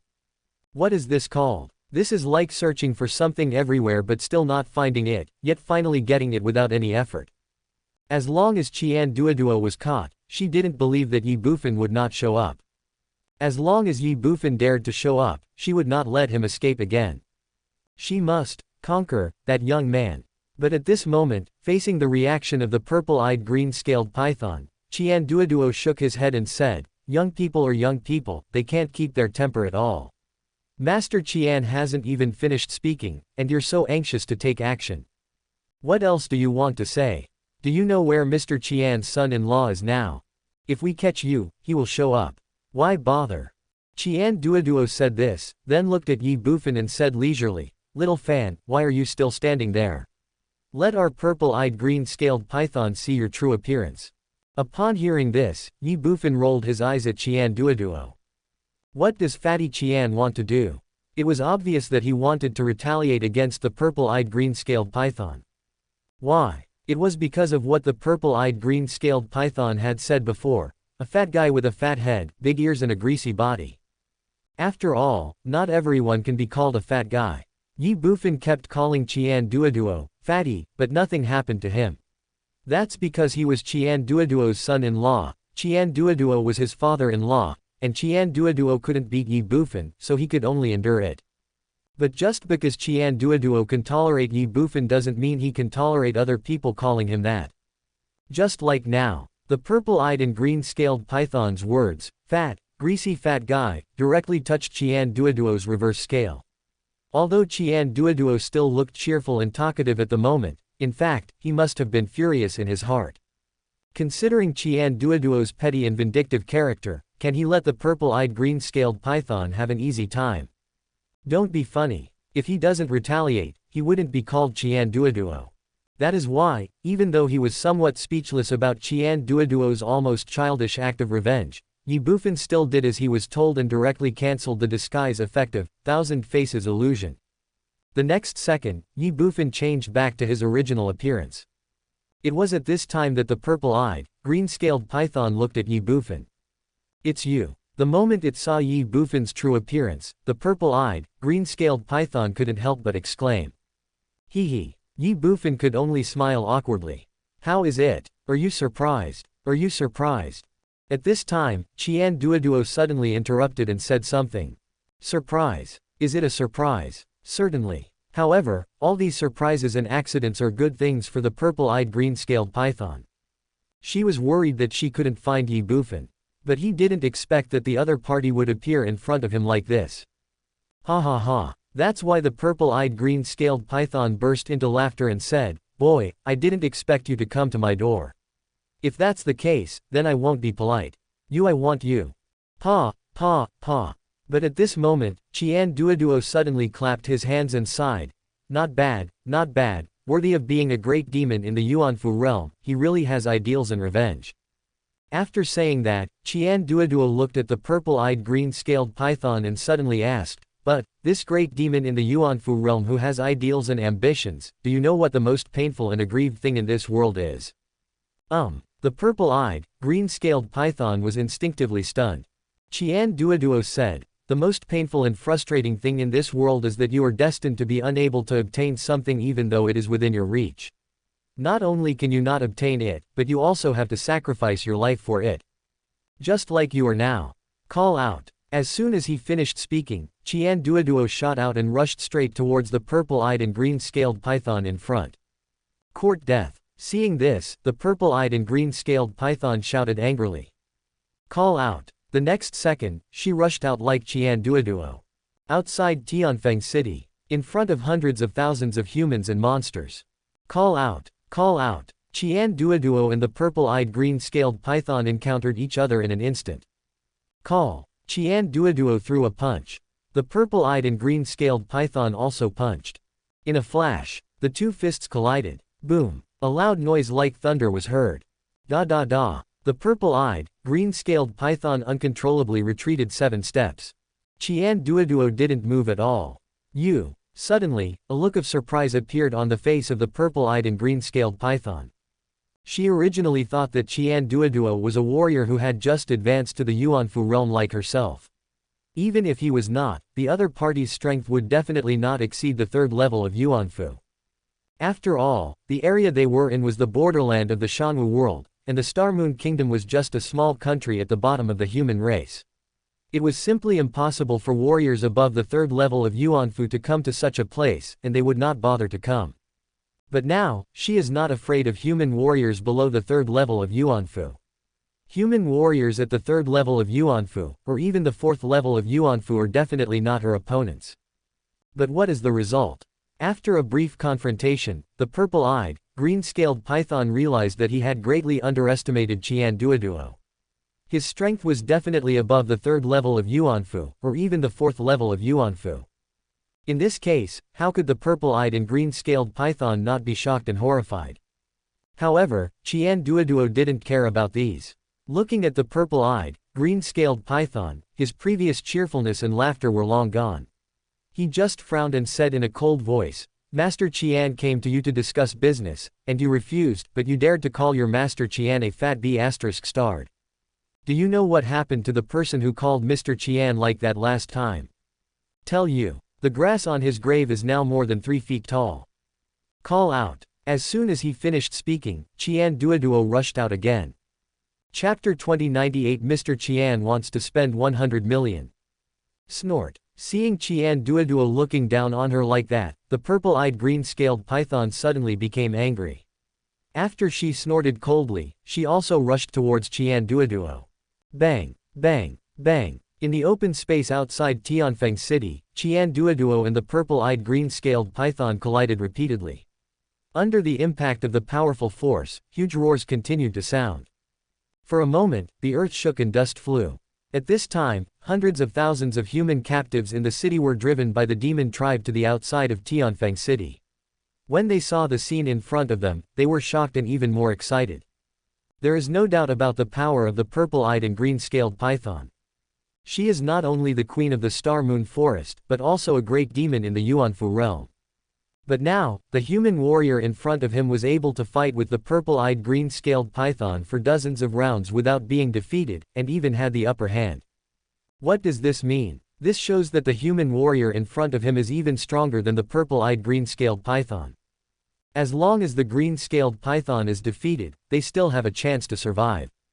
That is why, while being shocked, the vast majority of the human race members present were constantly hoping in their hearts that Qian Duoduo would defeat the purple-eyed green-scaled python, and preferably kill him directly. The human race was in such a state, while the demon race was in an extremely heavy mood. Especially the 12 demon kings in the Tiangong realm. Tiangong and Yuanfu are only one level apart. As demon kings of the Tiangong realm, they knew very well that in the current battle, the purple-eyed green-scaled python was already at a disadvantage, and was even suppressed by Qian Duoduo, so much so that it could only defend itself. This situation is absolutely disadvantageous for them. They really want to take action. They also wanted to lend a helping hand to the purple-eyed green-scaled python. However, they all understood that the battle in Yuanfu realm was not something they could participate in at all. Once they joined the battle, not only would they be unable to help the purple-eyed green-scaled python, but they would also become a burden and encumbrance to it. So they could only watch from the sidelines. So they could only stand by and worry. Time passes by every second. Qian Duoduo and the purple-eyed green-scaled python have fought for no less than 100 rounds. The terrifying power and the extremely fast speed dazzled all the humans and monsters present, and they didn't even dare to breathe. Ye Bufan was the only one in the audience who remained calm and composed. Of course, although Ye Bufan's expression did not change at all, there was still a slight fluctuation in his heart, or a little surprise and unexpectedness. Just because of Qian Duoduo's fighting style. In Ye Bufan's eyes, Qian Duoduo's vulgarity and treachery have always been beyond doubt. After all, Ye Bufan has personally experienced it countless times. But right now, Qian Duoduo, however, displayed a fighting style that was completely different from his usual style of doing things. He was like an erupting volcano. He was like a rampaging beast. Wild and violent. Looking at such a Qian Duoduo, Ye Bufan even had an illusion in his heart. Is this person still the Qian Duoduo he knew, the treacherous and shameless king of wealth of Dakion? Roar. After more than 100 rounds of fighting, the purple-eyed and green-scaled python suddenly let out an angry roar. Bang! Immediately afterwards, after another confrontation with Qian Duoduo, her body exploded and retreated several meters away. Not only that, at the same time, the purple-eyed green-scaled python directly restored her demon body. The more than 10-meter-long purple-eyed, green-scaled python hovered in the eyes of all the humans and monsters present, making everyone feel an inexplicable pressure, especially her endless ferocity, which made the humans and monsters present tremble with fear. Human, you have successfully angered this king. The next second, the purple-eyed, green-scaled python let out an angry roar.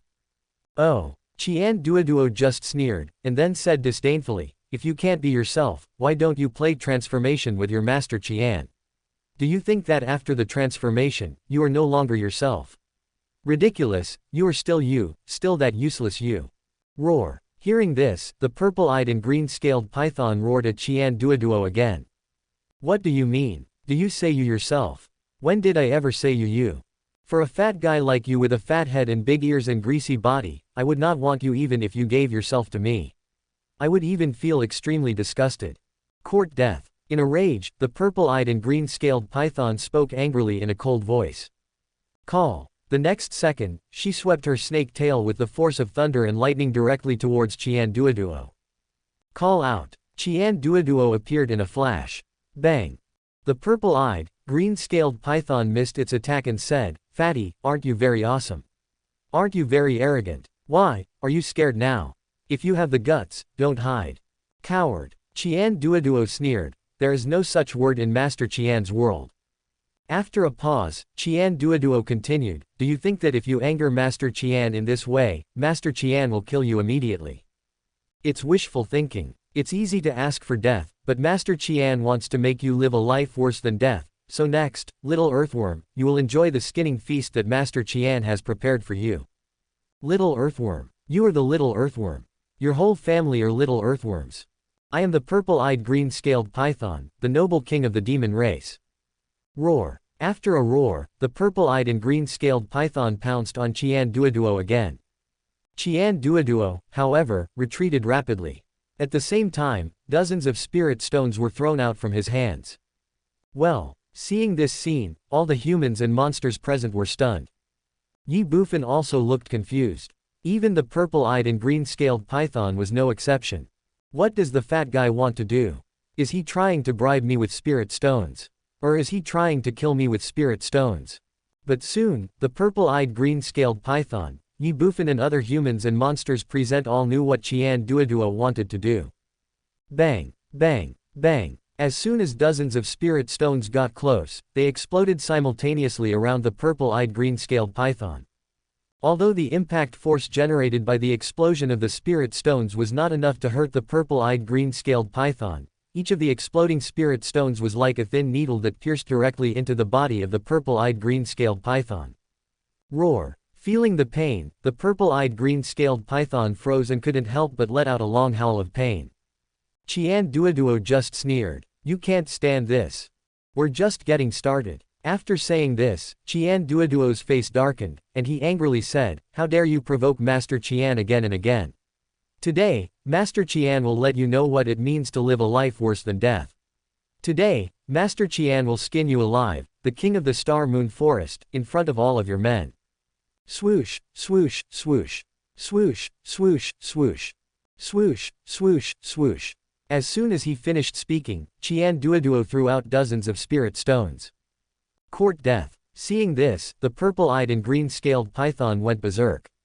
Although she didn't know how Qian Duoduo detonated these spirit stones, and although these spirit stones did cause her considerable pain after detonating, pain was just pain after all, and it was not enough to hurt her.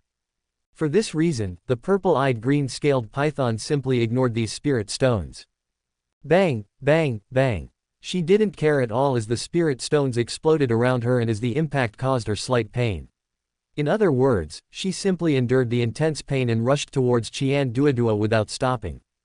However, Qian Duoduo did not feel lost because of this. Good. Looking at the purple-eyed green-scaled python that rushed towards him recklessly, Qian Duoduo shouted, and then said, as expected of the king of the Star Moon Forest, the great demon of the Yuanfu realm, he really has some courage. But this is fun. Today, Mr. Qian is going to spend 100 million on you. Call. As soon as he finished speaking, Qian Duoduo waved his hand. Swoosh, swoosh, swoosh. The next second, spirit stones appeared out of thin air. In just a moment, Qian Duoduo was already in a sea of spirit stones. The densely packed spirit stones were suspended around him, and the number was at least over 1 million. Seeing this scene, the purple-eyed, green-scaled python's pupils shrank and its scalp went numb.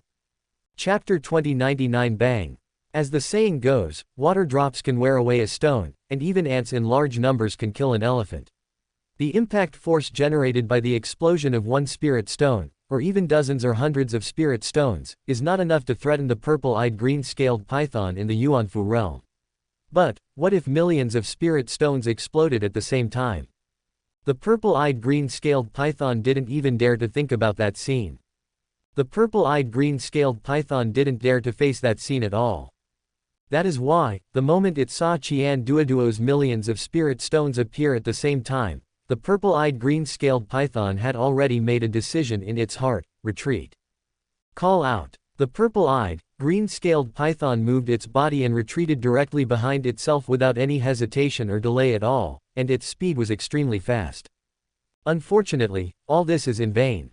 She wanted to retreat, but how could Qian Duoduo let her retreat easily? Or rather, Qian Duoduo took the initiative and it was too late for the purple-eyed green-scaled python to retreat even if she wanted to. Millions of spirit stones poured down on the purple-eyed, green-scaled python like a rainstorm. Bang, bang, bang. Each spirit stone exploded the moment it collided with the body of the purple-eyed, green-scaled python. From point to surface. After the explosion, those spirit stones were like thin needles piercing into the scales of the purple-eyed and green-scaled python, causing him to feel dull pain all over.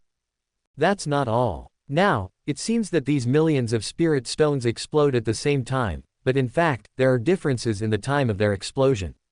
Although this time difference is short enough to be negligible, it does exist. That is why, around the purple-eyed green-scaled python, many places experienced not just the explosion of one spirit stone, but 2, 3, or even more. The continuous explosions of these spirit stones generated impact forces that directly caused secondary, tertiary, or even quadruple or even more damage to a certain area of the purple-eyed green-scaled python's body. The explosion of a spirit stone is not enough to threaten the purple-eyed green-scaled python. But what about 2, 3, 4 or 5 times? Puff, puff, puff. Blood arrows shot out from the purple-eyed and green-scaled python's body.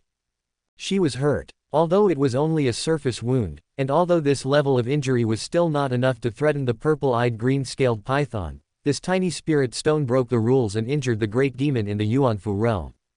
However, this is just the beginning. Millions of spirit stones had just exploded in front of him, and Qian Duoduo waved his hand again. Immediately afterwards, millions of spirit stones appeared again. Buzz. Seeing this scene, the purple-eyed and green-scaled python's pupils shrank and its heart trembled. At this moment, she was shocked and frightened. An unprecedented sense of crisis arose in her heart. Fatty, don't go too far. Instinctively, the purple-eyed and green-scaled python let out an angry shout. What if I bully you? Qian Duoduo just sneered. The next second, millions of spirit stones poured towards the purple-eyed green-scaled python again. The purple-eyed, green-scaled python was confused and mad. While she was cursing MMP in her heart, her body kept retreating backwards.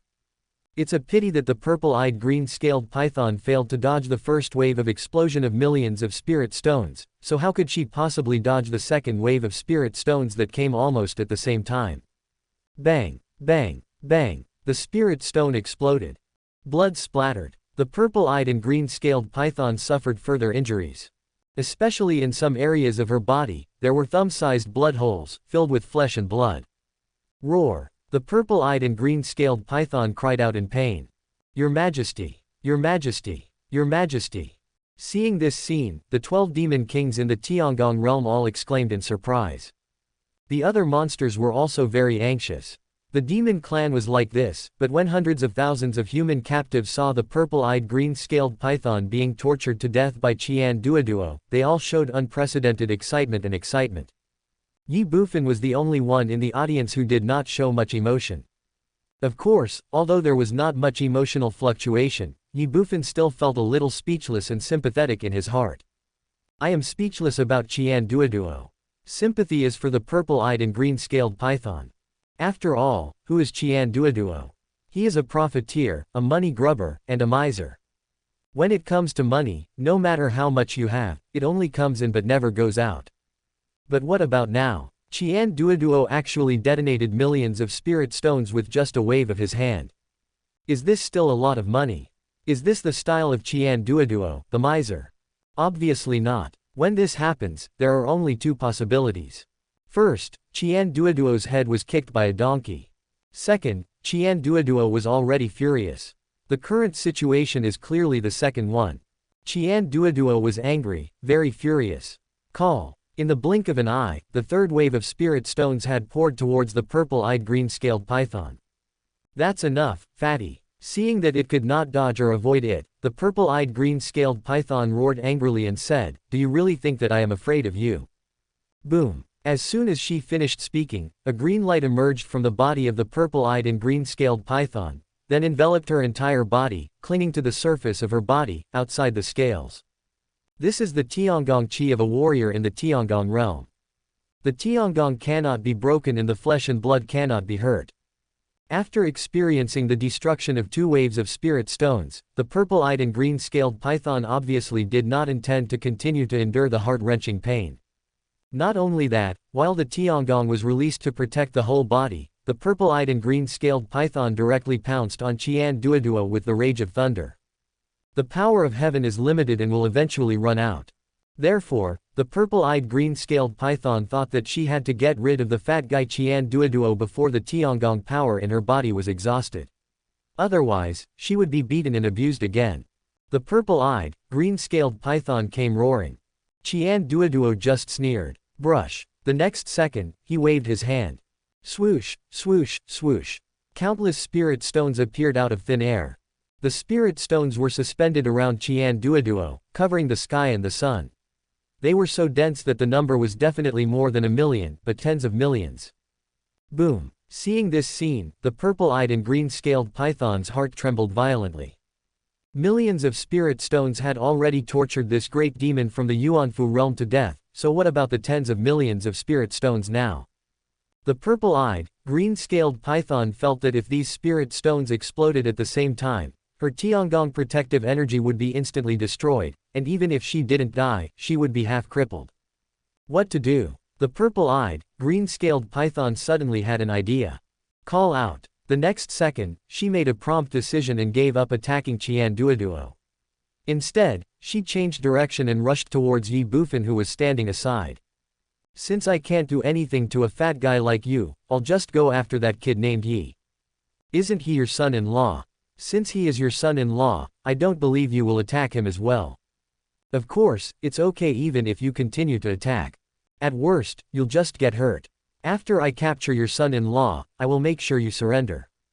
Well, Qian Duoduo was stunned by the sudden action of the purple-eyed and green-scaled python, and his original 4th wave of attacks worth tens of millions of yuan stopped instantly. Seeing this scene, the purple-eyed and green-scaled python laughed and was happy. In her opinion, the reason why Qian Duoduo stopped was because she made the right bet, because Qian Duoduo did not dare and did not want to attack Ye Bufan as well. But that is not the case. The reason why Qian Duoduo was stunned was simply because he was surprised. Why are you surprised? Because Qian Duoduo knew very well that Ye Bufan's current strength was definitely superior to his, but unfortunately, the purple-eyed and green-scaled python actually gave up fighting with him and turned to attack Ye Bufan. What does she want to do? Does she think she has lived too long? Qian Duoduo was surprised. Ye Bufan was also a little confused. I was just watching a show, how did I get dragged into this? Before Ye Bufan could think about it, the purple-eyed, green-scaled python had already arrived in front of him, opened its bloody mouth, and pounced directly at Ye Bufan. Oh shit. Seeing this scene, Ye Bufan was shocked. What do you want to do? You're not going to eat me alive. In a flash, Ye Bufan forgot the fact that he had been promoted to Yuan Mansion.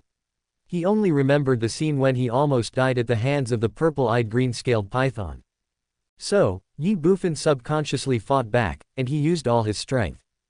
The bearer of the great wilderness heavenly monument. 8-fold palm power, 16 times increase. Call. Ye Bufan struck out with a palm.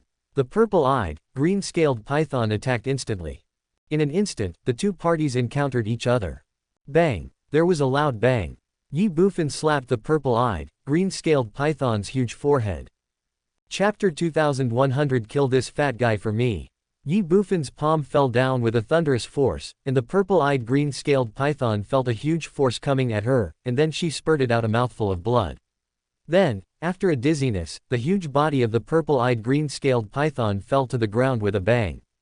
Under the powerful impact, the purple-eyed green-scaled python felt as if her whole body was about to fall apart. At the same time, she couldn't help but spurt out a mouthful of blood from her mouth. Something happened in a flash. For a while, the ground cracked. The dust is flying. The purple-eyed, green-scaled python collapsed on the ground. Although it was not killed by Ye Bufan's blow, at that moment, as the only king of the Star Moon Forest and a great demon in the Yuanfu realm, she was stunned and stupid. She still clearly remembered that a few days ago, Ye Bufan was just an ant at her mercy. If Ye Bufan had not cheated, he would never have escaped from the Star Moon Forest. But what about now? In just a few days, Ye Bufan beat her half to death with one palm strike. What's going on? Is the person in front of me really the young man who cheated and escaped from the Star Moon Forest? No, that's not possible. The purple-eyed green-scaled python was full of doubts about Ye Bufan's strength, or rather, his identity. She didn't even believe that the person in front of her was the young man who escaped from the Star Moon Forest. After all, Ye Bufan's strength is not that strong, and in just a few days, even those geniuses and monsters cannot achieve such a big improvement. The only explanation is that the person in front of him is not Ye Bufan. The purple-eyed green-scaled python was like this, and the 12 Tiangong realm demon kings under her were also confused. After all, like the purple-eyed green-scaled python, they had also fought with Ye Bufan. A few days ago, Ye Bufan was just an ant who cheated and escaped from the Star Moon Forest. A few days later, he single-handedly suppressed the purple-eyed green-scaled python, a great demon in the Yuanfu realm. How the hell is this possible? It must be fake, right? Dead silent space. Weird atmosphere. Hundreds of thousands of humans and demons outside Tianfang City were all bewildered. They had never expected that the purple-eyed green-scaled python would be so vulnerable. But, is it really true that the purple-eyed green-scaled python is too weak? No, it's not that the purple-eyed green-scaled python is too weak, but that the young man in front of it is too strong. Previously, although Qian Duoduo also tortured the purple-eyed green-scaled python to death, in the eyes of everyone, Qian Duoduo and the purple-eyed green-scaled python were only evenly matched. The reason why Qian Duoduo was able to completely defeat the purple-eyed green-scaled python was only because of the advantages brought by his own martial arts. That is why, in the battle between Qian Duoduo and the purple-eyed green-scaled python, even though Qian Duoduo had an absolute advantage, it did not bring much impact to people. But it's different now. The purple-eyed, green-scaled python suddenly launched a sneak attack. Ye Bufan suppressed the Yuanfu realm monster with a backhand palm. What kind of gap is this? What kind of concept is this? Invisible pretense is the most deadly. Ye Bufan shocked all the humans and monsters present with just one palm strike. Who are you? But at this moment, an angry roar from the purple-eyed, green-scaled python sounded. She collapsed to the ground, her cold eyes like copper bells staring at Ye Bufan. She just couldn't believe that the man in front of her was the Ye Bufan who escaped from her hands a few days ago. Who I am? Ye Bufan was stunned, looking at the purple-eyed, green-scaled python in astonishment. He said, I am not me, who else could it be? You knocked stupid by my palm. You are stupid. Your whole family is stupid. The purple-eyed, green-scaled python was furious. She didn't believe at all what Ye Bufan said about being himself. Bang! Before the purple-eyed and green-scaled python could think about it, a huge roar suddenly sounded. In an instant, the purple-eyed and green-scaled python felt the blood surging all over his body, and his internal organs seemed to have shifted. At the same time, he couldn't help but spit out another mouthful of blood. The reason for this is that Qian Duoduo came to the side of the purple-eyed green-scaled python at some point in time, and with a jump, he directly fell on the purple-eyed green-scaled python. At this moment, he was standing upright on the huge body of the purple-eyed and green-scaled python. Faced with this unexpected change, the purple-eyed, green-scaled python flew into a rage. Fatty, you! However, just as the purple-eyed green-scaled python opened his mouth, Qian Duoduo interrupted him coldly. At this point, you still dare to challenge your master Qian. Do you really think that if you don't commit suicide, you won't die? Brush. As soon as he finished speaking, a golden spear appeared out of thin air in Qian Duoduo's hand. This is the weapon Qian Duoduo obtained when he inherited the legacy of the Heavenly Palace God General. It is a divine weapon in the Tianyuan Small Thousand Worlds, and also a divine weapon in the Shanwu world, the purple gold Panlong spear. Buzz. The moment the purple-gold panlong spear appeared, the purple-eyed green-scaled python couldn't help but tremble in her heart.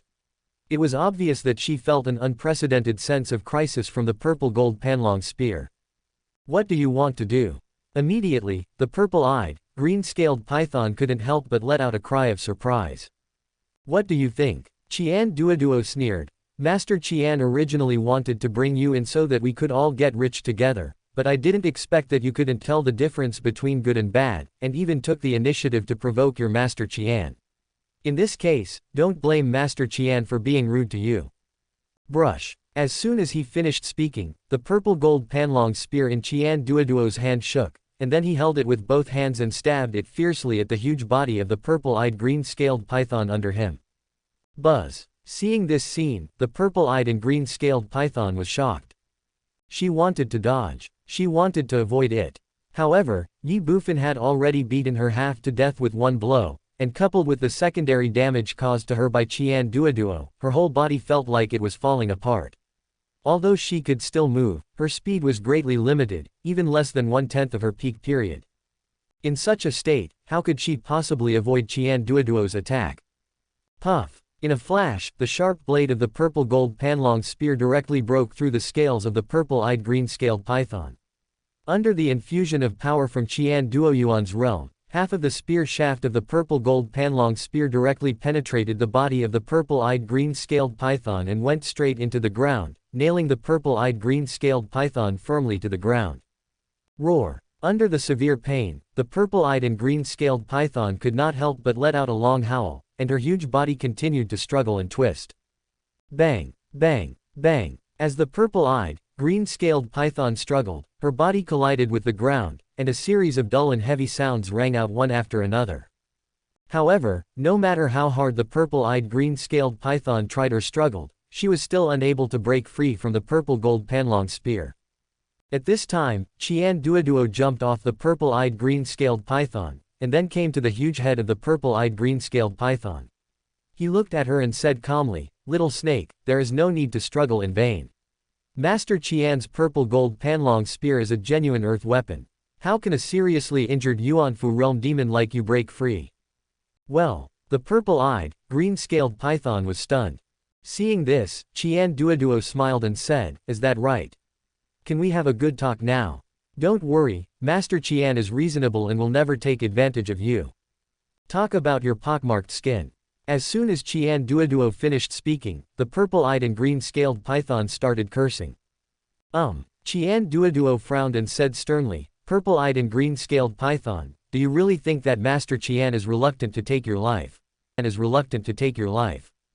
Unexpectedly, the purple-eyed green-scaled python ignored Qian Duoduo's threats and just shouted angrily, "What are you all standing there for? Kill this fat guy for me." Chapter 2101 If I strike you with this palm, you will definitely die. People have their own preferences, and so do monsters. The purple-eyed green-scaled python had zero tolerance for fat people, and she had already lost her patience with Qian Duoduo. "You are the knife and I am the meat. So what? Do you want me to bow my head? Do you want me to compromise? Absolutely impossible. The worst that can happen is death. But even if I die,